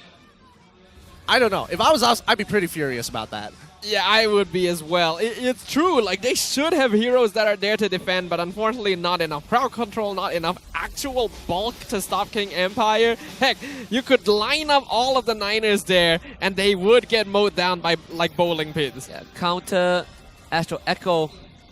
Arrows are landing, but can't steal this Malvis. He's going to give up on it. Yeah, there's just no damage here. Barbosa was not able to find much of a snowball to actually keep himself up to pace with, and has been purely outscaled by the rest of King Empire. Any one of the tanks can eat the arrow, and it's just not going to matter. It literally tickles them at this point, and it's a terrible situation to be in. Considering this is meant to be a team composition that whittles down King Empire from afar, I have to kind of ask whether they stop to consider some things. I mean, look at the damage down ranking, right? Zav still does the most damage. And if only Niners can just give him an extra boost, an extra bit of support, this could have been a slightly different scenario. Maybe you can get rid of Smooth's Viraga armor first, but Sutsujin has just shown out. Lord, it's gone. Viraga armor also exploded. Malvis now able to get out of that predicament. That is good. Zav is putting in the numbers. X-Win barely getting shot down. They need to be landing these if Niners wants a chance here. I have to admit, it is not completely over, considering that Zavs has still been keeping up his farm. If the Claude is able to find a big catch, if they're able to remove Sasa, then King Empire as well doesn't actually have all that much damage in Sutsujin and X-Win. But it's a big request here. I don't know. Personally, for me, I think King Empire, instead of trying to synchronize the waves, they should have just muscled their way through. They're 9k ahead against the Niners at this point of time, right? And again, their damage dealers, both Moonjin as well as Zobs, are really at a point of time where they're getting the third items, and they actually have some very relevant damage. Zobs in particular, he just needs a little bit of space. And if Sasa can get locked down by Malvis or gets distracted by Ye3 long enough, maybe they are able to turn things around. Zob is one of those young rising stars that has a lot of outplay potentials, and we've seen him do it against the best of teams even. And Niners, they need to back him up a little bit. Just now was a very good example. They didn't get the kill, but they stopped KG from doing further damage to the base. But behind almost 10k goal is not going to feel good. How Linus holding on. They need a bit more time though for those core items to come online, at least for people like Ye3 and Barbosa. If Barbosa can just land the God Arrow onto Sasa, if he can that find could be Sasa. a possibility. But yeah, it's gonna be hard to find Sasa here. He has Purify, man. Oh yeah, he even has that. There's too many ways. There's just way too many ways here. But King Empire kind of forgoing the top side of the map here. It's going to get pushed out by Moonjin. He's going to get a free turret for this. That's good. Free up the space a little bit. Slow but steady. King Empire Esports are definitely respecting Niners. They've played enough games against them now to know that there is the risk of a comeback if they were to just try and muscle in at this point. But you are right, Gideon. The longer they wait here, the more damage Zams and Moonji are going to start doing. And that could be risky. Yeah. Malefic Roar done for Zafs. Now the numbers are really going to add up. Yeah.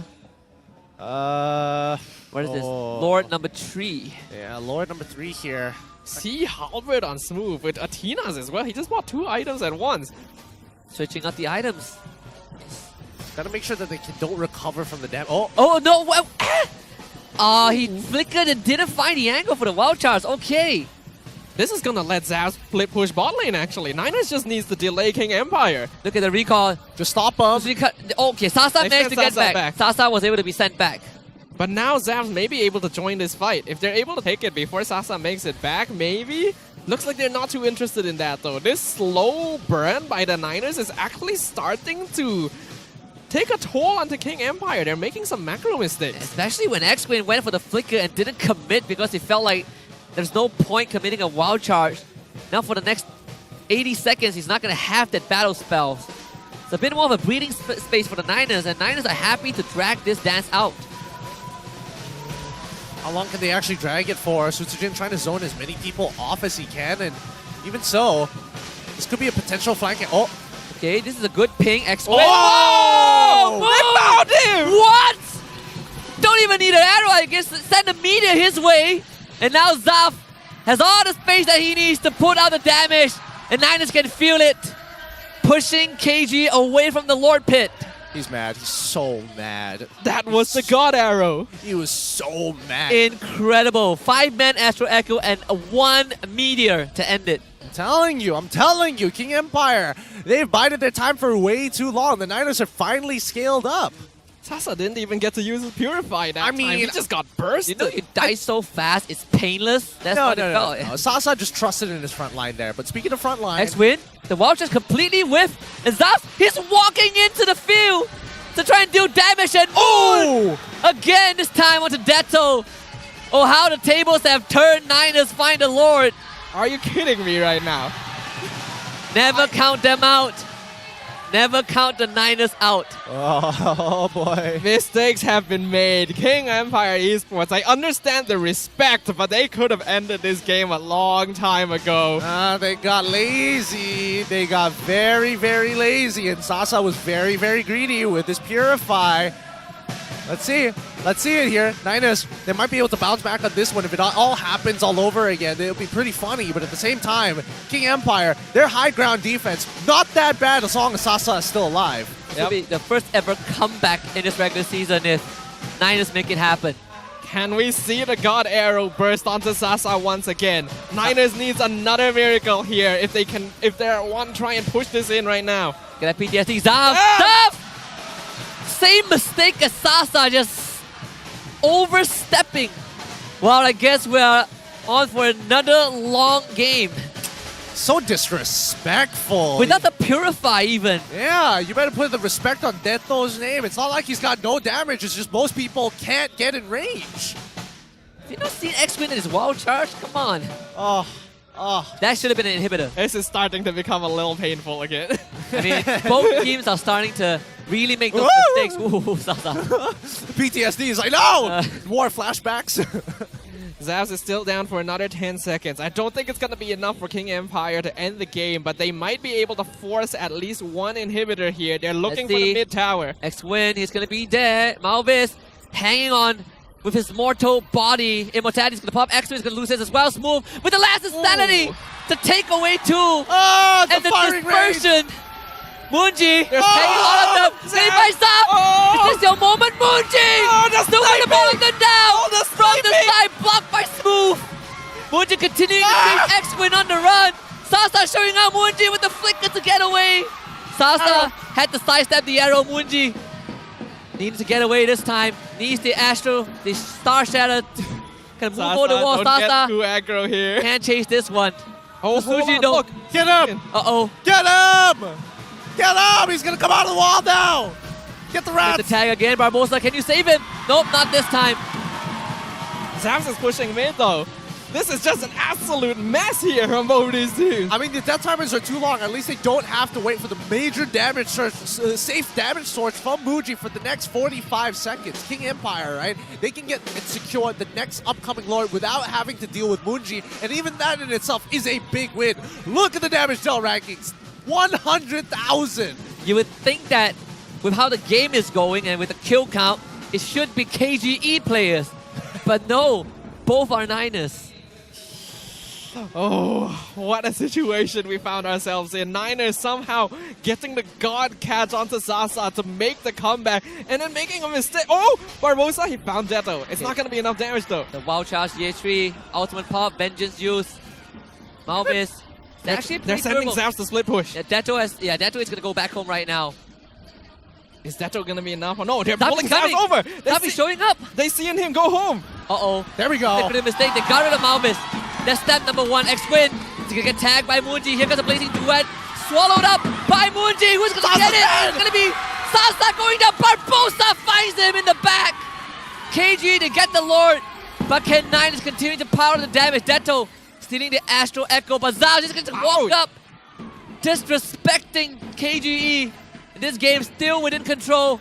Winter Trunken only to put him in range of the Astro Spear. Smooth. Nothing left in the tank. The fuel has depleted. Taken out Deto. No immortality. Another Astro Echo. Deto with the arrow on top of him. It's going to go down. Why do they keep sticking around? And the Niners found some signs of life breathing back into their veins. They're losing it. The teams are losing it. The stamina battle is really starting to dig into them right now.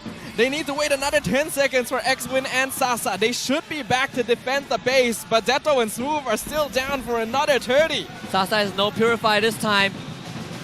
He gets caught one more time. It might be the end, but KGE given a second chance. The Niners only took the mid inhibitor. Oh my god, some of these calls are so weird. They sent Deto back. They had a very good opportunity just to kill Malvis. Malvis all by himself, right? He gets blocked off by the Nature's Barrier. That should have been the call. Instantly kill him, get out of there, look for a reset, and then make sure that Zavs doesn't jump into that backline. Mistakes are being made here, and now the net worth difference is nothing. 24 minutes in, most players are going to be maxed out on items, already selling their shoes as well. It's going to come down to a single battle at this point. You would think that KGE will be the first team to crack open an inhibitor, and that is not the case this game. Niners somehow find the will to just keep on holding on to this game. Barbosa, we criticized him from early to mid. Where are your arrows? How are you going to get to the front line? And he still finds Sasa when they need it the most. Oh my goodness. They've dropped down from a 9k gold lead to an even game, all because they've wasted 2 of the Lords. It's unbelievable. I don't know. And they still have all their inhibitors up. How crazy is that? How crazy is this? I can't believe King Empire wasn't able to get inhibitors. Considering how much of a lead they had like 10 minutes ago, who would have expected we would get to this point? Ladies and gentlemen, are you not entertained? God. Forget about the Ocean Derby. This is something else. This is something else. Oh my goodness. 20 more seconds until we see it. All right, let's see how they're going to play this out, right? They can't deal with Zavs. This move definitely cannot. Oh my goodness, look at that. Wait, this is punishable. This is punishable. Do they not notice? Oh, they don't see where the BMI is, actually. Unfortunate. Probably were looking for it, but can't find it. Lord number 5 now. Bottom side of the map. We're having a long day today, folks. Neither of these teams willing to give up even an inch. Niners, by all means, should not have the composition that would win team fights. But it's gotten so late into the game that the sniping from Novari and Barbosa actually making a difference. Look at that. 10 minutes ago, X-Wing would have walked into them. Yes. You are completely correct. From darts to missiles, right? This is so painful. Oh wait, Ditto actually has a potential flank here on Malvis specifically. He hasn't shown his face, and more importantly so, these traps, these missile traps coming in from Barbosa is giving a lot of information to Zaz specifically. And they saw Sasa. Yeah, to know how to kind of push and pull away from this. That means Zavs can set up the top wave and perhaps join his team. The mid wave also can be cleared out. Detto spotted out finally. I don't think they can rush it down. That's a big problem, right? I don't think so. That's kind of the saving grace for KGE. The Niners don't have someone like a Carry or a Gord to burst down the Lord. Yeah, Zaz would still be able to work on him pretty quickly, but they want to make sure that he's on the other side of the map, keeping the waves pushed up. For the same reason as well, Sasa can't exactly be pulled over here, or they risk a backdoor play. Oh. X-Win. X-Win dropping Detto, low. Detto, he's baiting Detto. him! Oh, that could have been... Oh, that's such a smart play there. But Zaz, he's still able to find minions, to find any kind of creep to actually heal himself back to full. Yeah. Prep the BMI, and look at that. KGE switching their attention. Niners should know this. Look at them. Suddenly, everyone has left the pit. Oh! And Moon, he knows. Scans all of them out. No gank play onto Zavs. Really, really smart of King Empire to try and slowly corner the map on towards Zav's side. Really taking up the space as much as they can. Oh, okay. The entropy has been dropped down. That is so early. Very early on, but just in case, Sasa can't risk it. Can't risk it. Not even with the Purify at this point. Yeah. From what I can see, every single team today is just trying to make their game tree the longest of the day. The game trees have just been getting longer and longer with every single match. What was the longest one we had today? 28 minutes?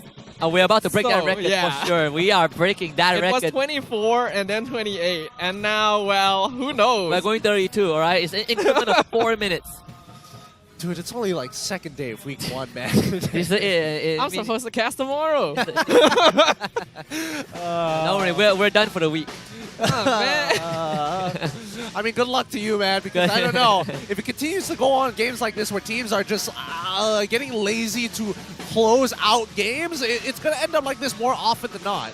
I mean, I know that there are only 2 SMG members on KGE, but this feels like an SMG thing. I get what you mean. They're still here in spirit. Dude, it'll be so funny if King Empire can't lose out. Yeah, and they put it Okay, low. very dangerous move. It's going to blow the immortality first. The marksman is still on the top side. This could be an opportunity. X-Win with the wild trust. Malvin, can he get out? He's just pumping on the damage from afar. The marksmen both disengage. How does Yetri get out of that alive? That is crazy. No immortal.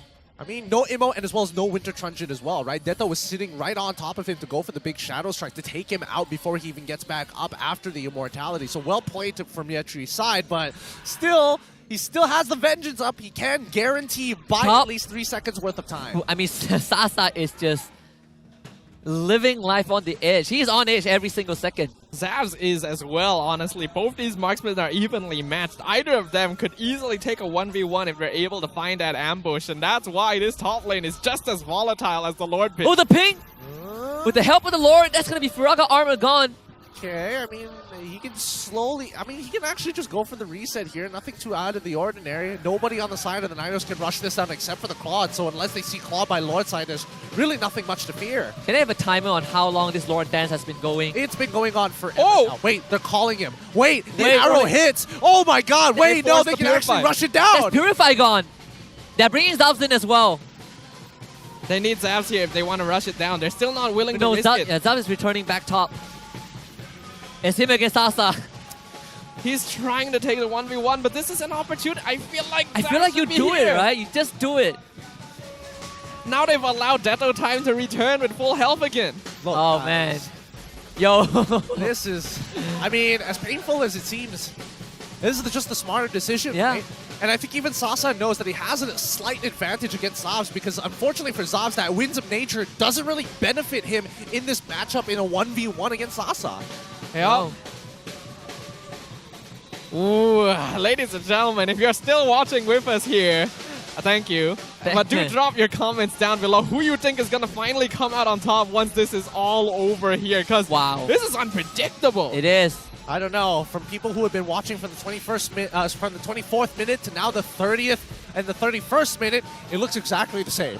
Nothing has changed. Nothing has changed. It's just that we have more net worth for both teams. Like, Malvis has so much HP that all the blocks are melding into each other. How? What, did he like put 2 Guardian helmets or something? I don't know, man. I feel like I need to see itemization again. He has so much great health that one Appraisal's Wrath can probably one-shot the Lord at this point. Their fingers not cramping up at this point. He has so much health. Where are the lines are blending together. We need the ROG hand can like right now. Like right now. You can just see them once in a while just shaking their hands like, ah, man, the carpal tunnel's starting to kick in. Malvis has so much HP that it looks like he has less HP than he actually does. Dude, he has so much HP, he could probably be the Lord, you know. You are not wrong.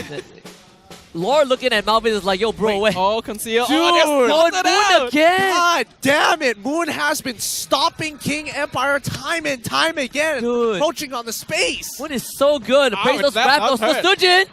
It's going to be jumped up by Yentri. That's going to be Immortality gone. 2-man Wild Charge, last insanity. Sasa is just trying to fight Zavs. It's not dead just yet. It's going to be Zavs. They're trying to stop them from recalling. Can they delay? They can't. They can't delay this, right? He might get an inhibitor. He's going to get an inhibitor for sure. Sutsujin is showing up. Sutsujin himself is not going to be enough. Zavs is actually, they're actually playing this slow. Holy cow. Oh my god. So what was that MAL game record again? 47 minutes and 34 seconds. Dude, this sucks. This sucks. How do you think the players feel? King Empire, they've got to do something, right? Anything. I think what King Empire need to do is to dominate the bottom side of the map, right? They need to start pushing that out. They need to force Niners back into a corner towards the inhibitor turret and then get Sasa to actually do the Lord by himself. Zavs now has a split push angle, has a backdoor angle. This, man. We need half a minute for How does King Yetri to come back. Not just commit with Yetri down for 30 seconds and Zavs on the opposite side of the map? Just They're go gonna commit for now. it. They're gonna commit now. Dude, if they lose this. No way they lose this, right? Malvis is not even near the pit. Oh my god. Alright, yeah, there's no steal, there's no steal. Oh man. Alright, there we go. Finally, they've cracked it open. Smooth. You guys need to go home right now. I don't think you want to fight this. Just call it off. Call it off. Just reset, man. Okay, now Zavs finally joins after like 10 years of farming. He doesn't even need to farm anymore. He's already the richest man on Earth. Yeah, I mean, the Lord isn't going to spawn until about the 44th second, right? And that's plenty of time to actually go for this big reset. Everybody can go for the reset. They don't have anything to worry about. They just need to make sure to not get hit. Like Sasa, do not get hit by the arrow. They're even delaying the Lord to ensure that it collapses at the same time. Will King Empire be able to do this? They have the better team fight lineup. Niners are relying mostly on whittling from afar, and now they have the Lord that can push things down and expose the crystal for them. This should be a recipe to victory right now. They have a 34-minute Lord, man. That's as good as it gets.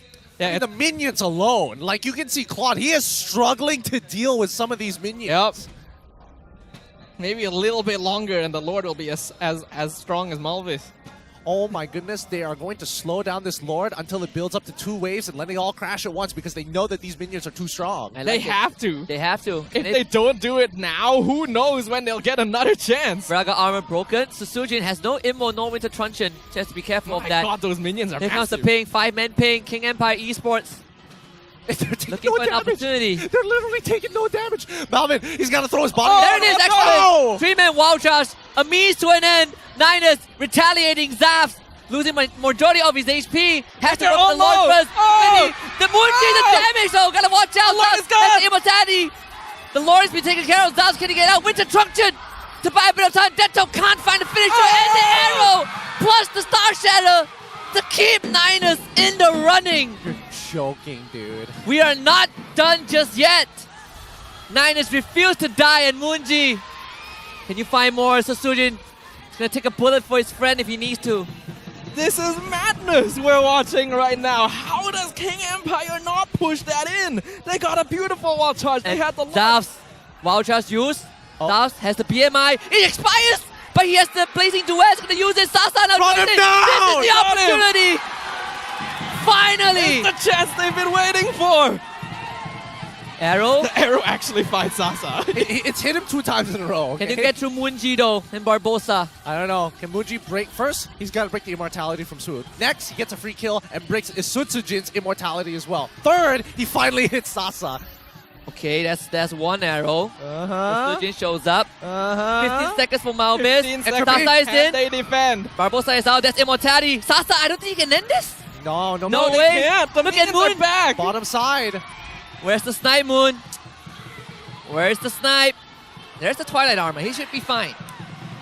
Dude, this has taken so long. The Lord respawned.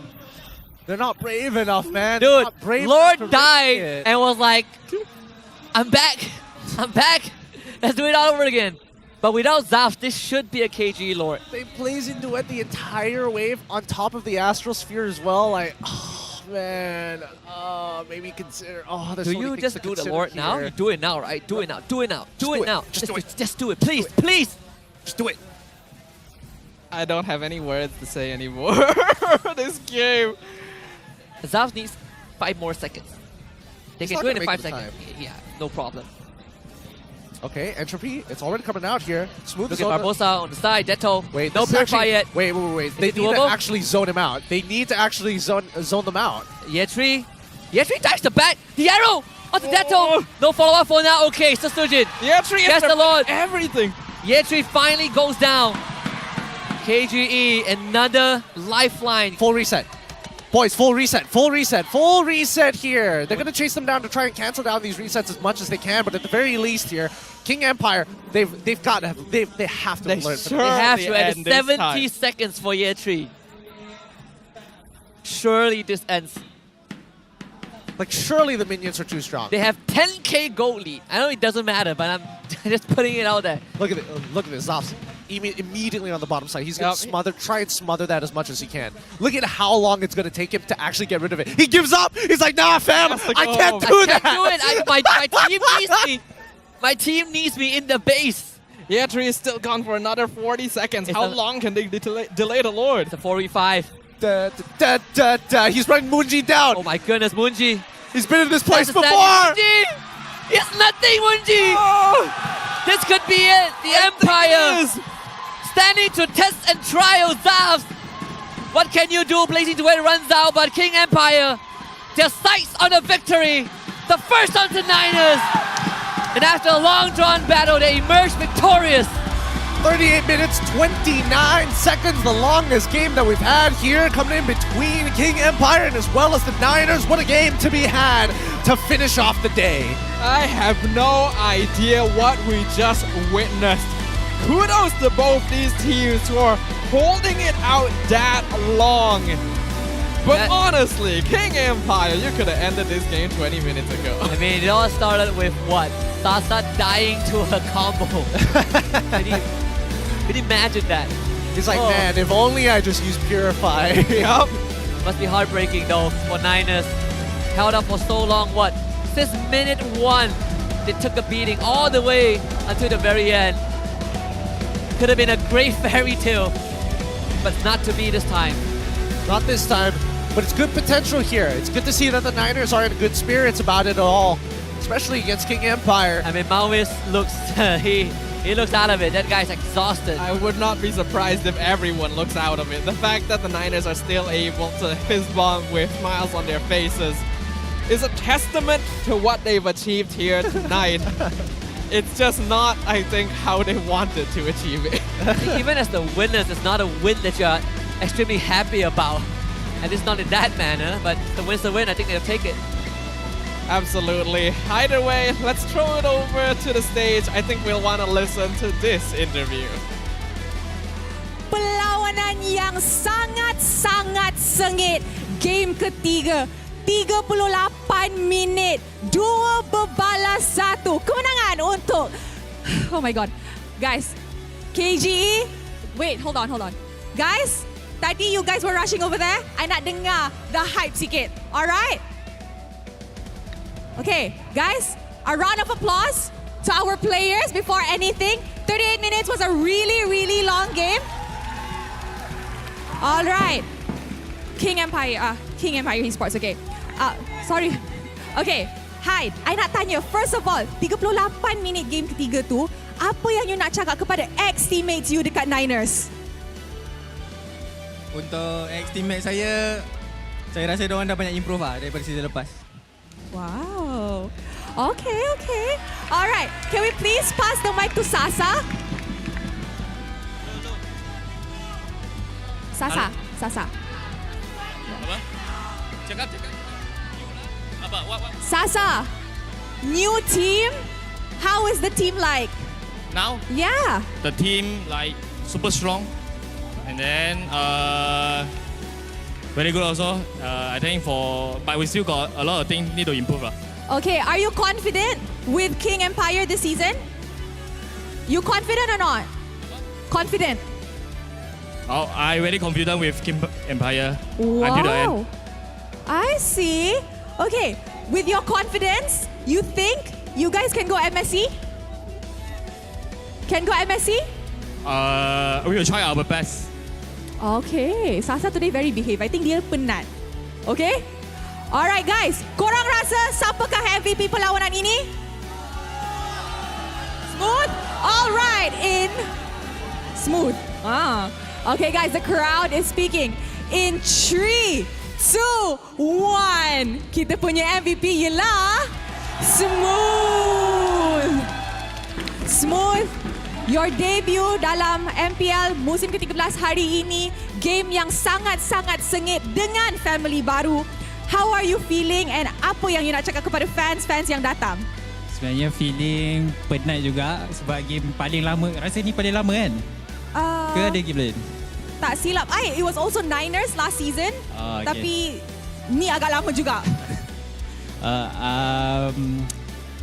Perasaan have fun lah tadi. Walaupun kita orang kalah, lepas tu dia orang comeback, lepas tu comeback balik. Best lah. Alright, apa yang nak cakap kepada fans before I let you guys go?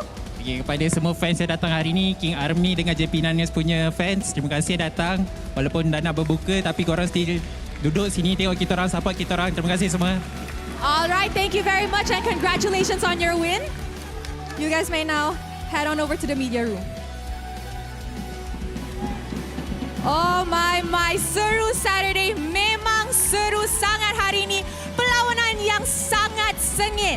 And I'm pretty sure ramai orang dah nak pergi berbuka. So, before anything else, let us show it over to the casters one last time for today. Untuk mendapat tahu apa yang jadi dalam game ni. So, casters, dipersilakan and to everybody, selamat berbuka.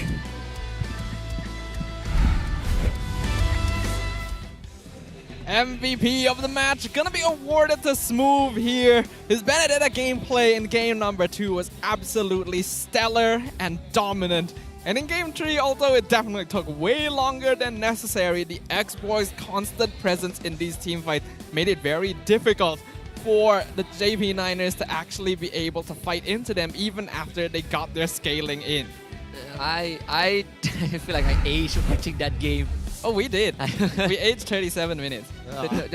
Is this what it's like to be sitting inside the hyperbolic time chamber? This must be what it feels like, right? This must be it. It's just exhaustion. You walk out of it.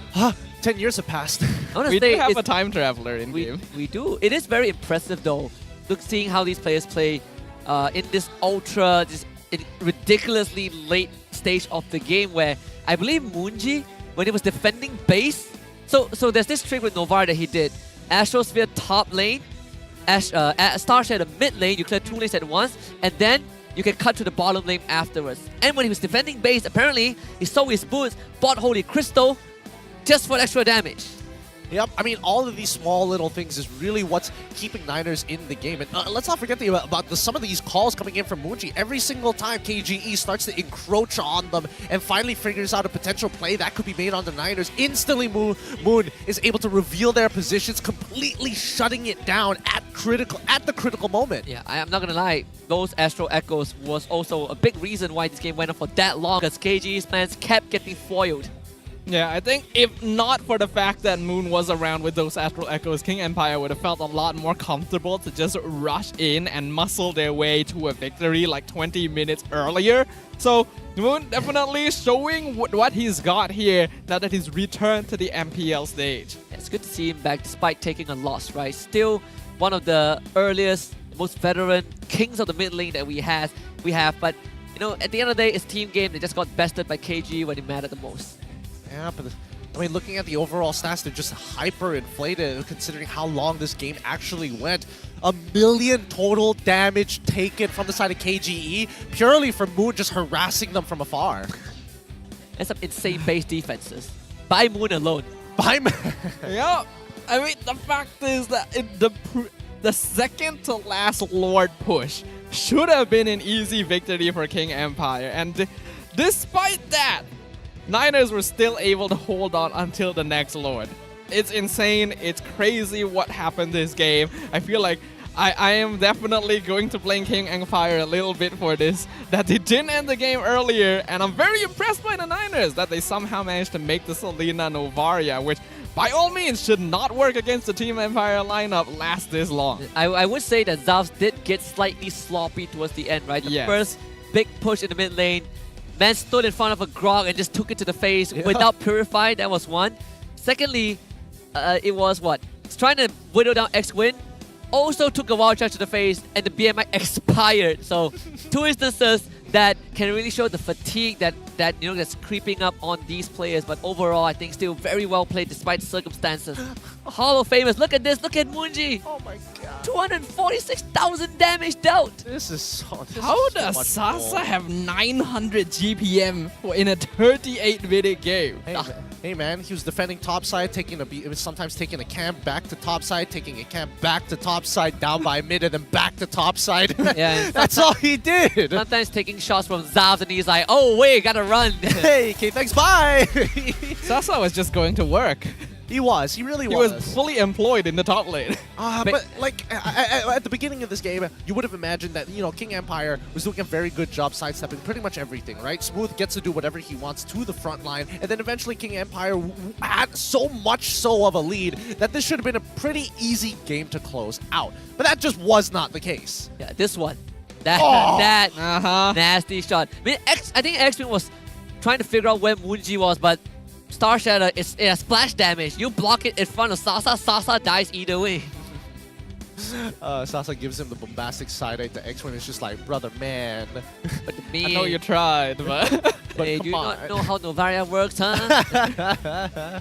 Oh, man. But in a lot of these fights, it really is just the way that Smooth is holding off that front line. And I feel the worst for Malvis, because Malvis, there's literally nothing he can do. Look at this. This is the one of the crazy defense. Cut short, of course, yeah.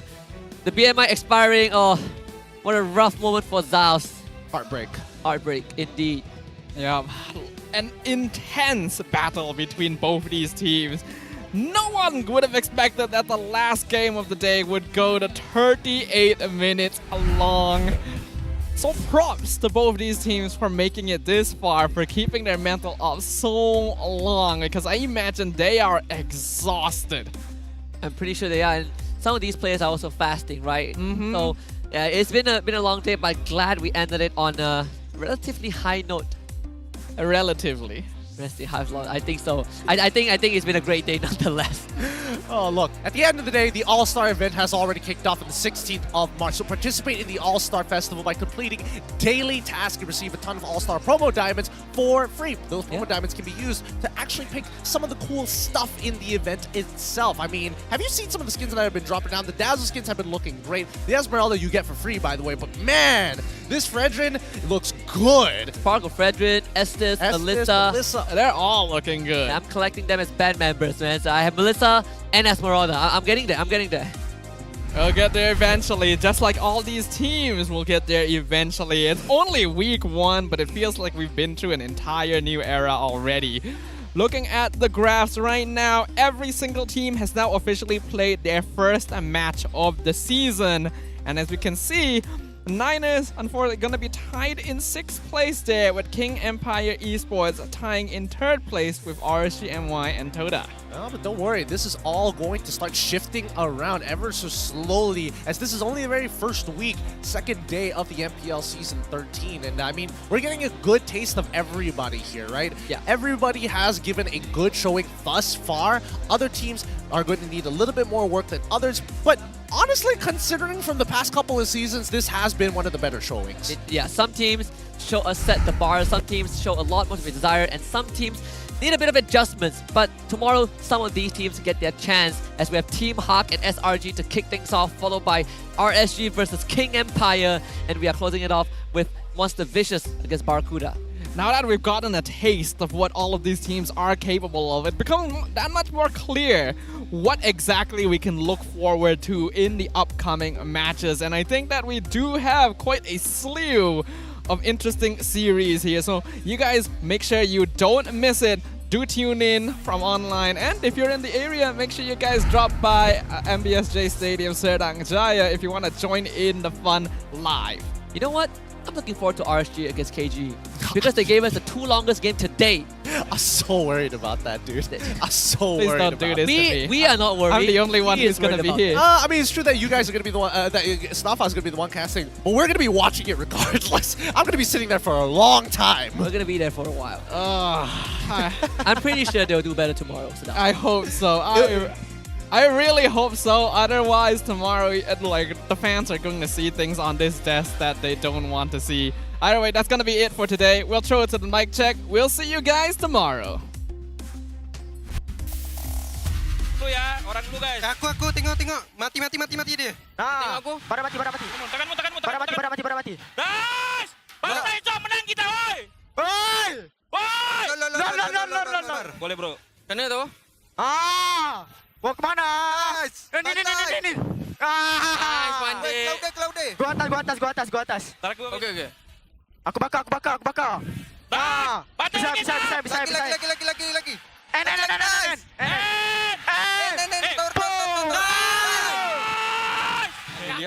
Lilianya Puri, lihat gua dong. Mati dong. Slip. Target guys. Mana. Sini. Ada Tita, baru daksa. Flicker itu. Sasaman. Mino guys. Mino no flick. Balikin guys, percaya gua guys. Mino no flick. Udah. Bisa enggak sih, panik enggak? Ih, mati dong, ngapain dia? Mati boy. Boleh dong. Kari guys. Nice lah. Gain. Nice. Granatan tuh. Kelas.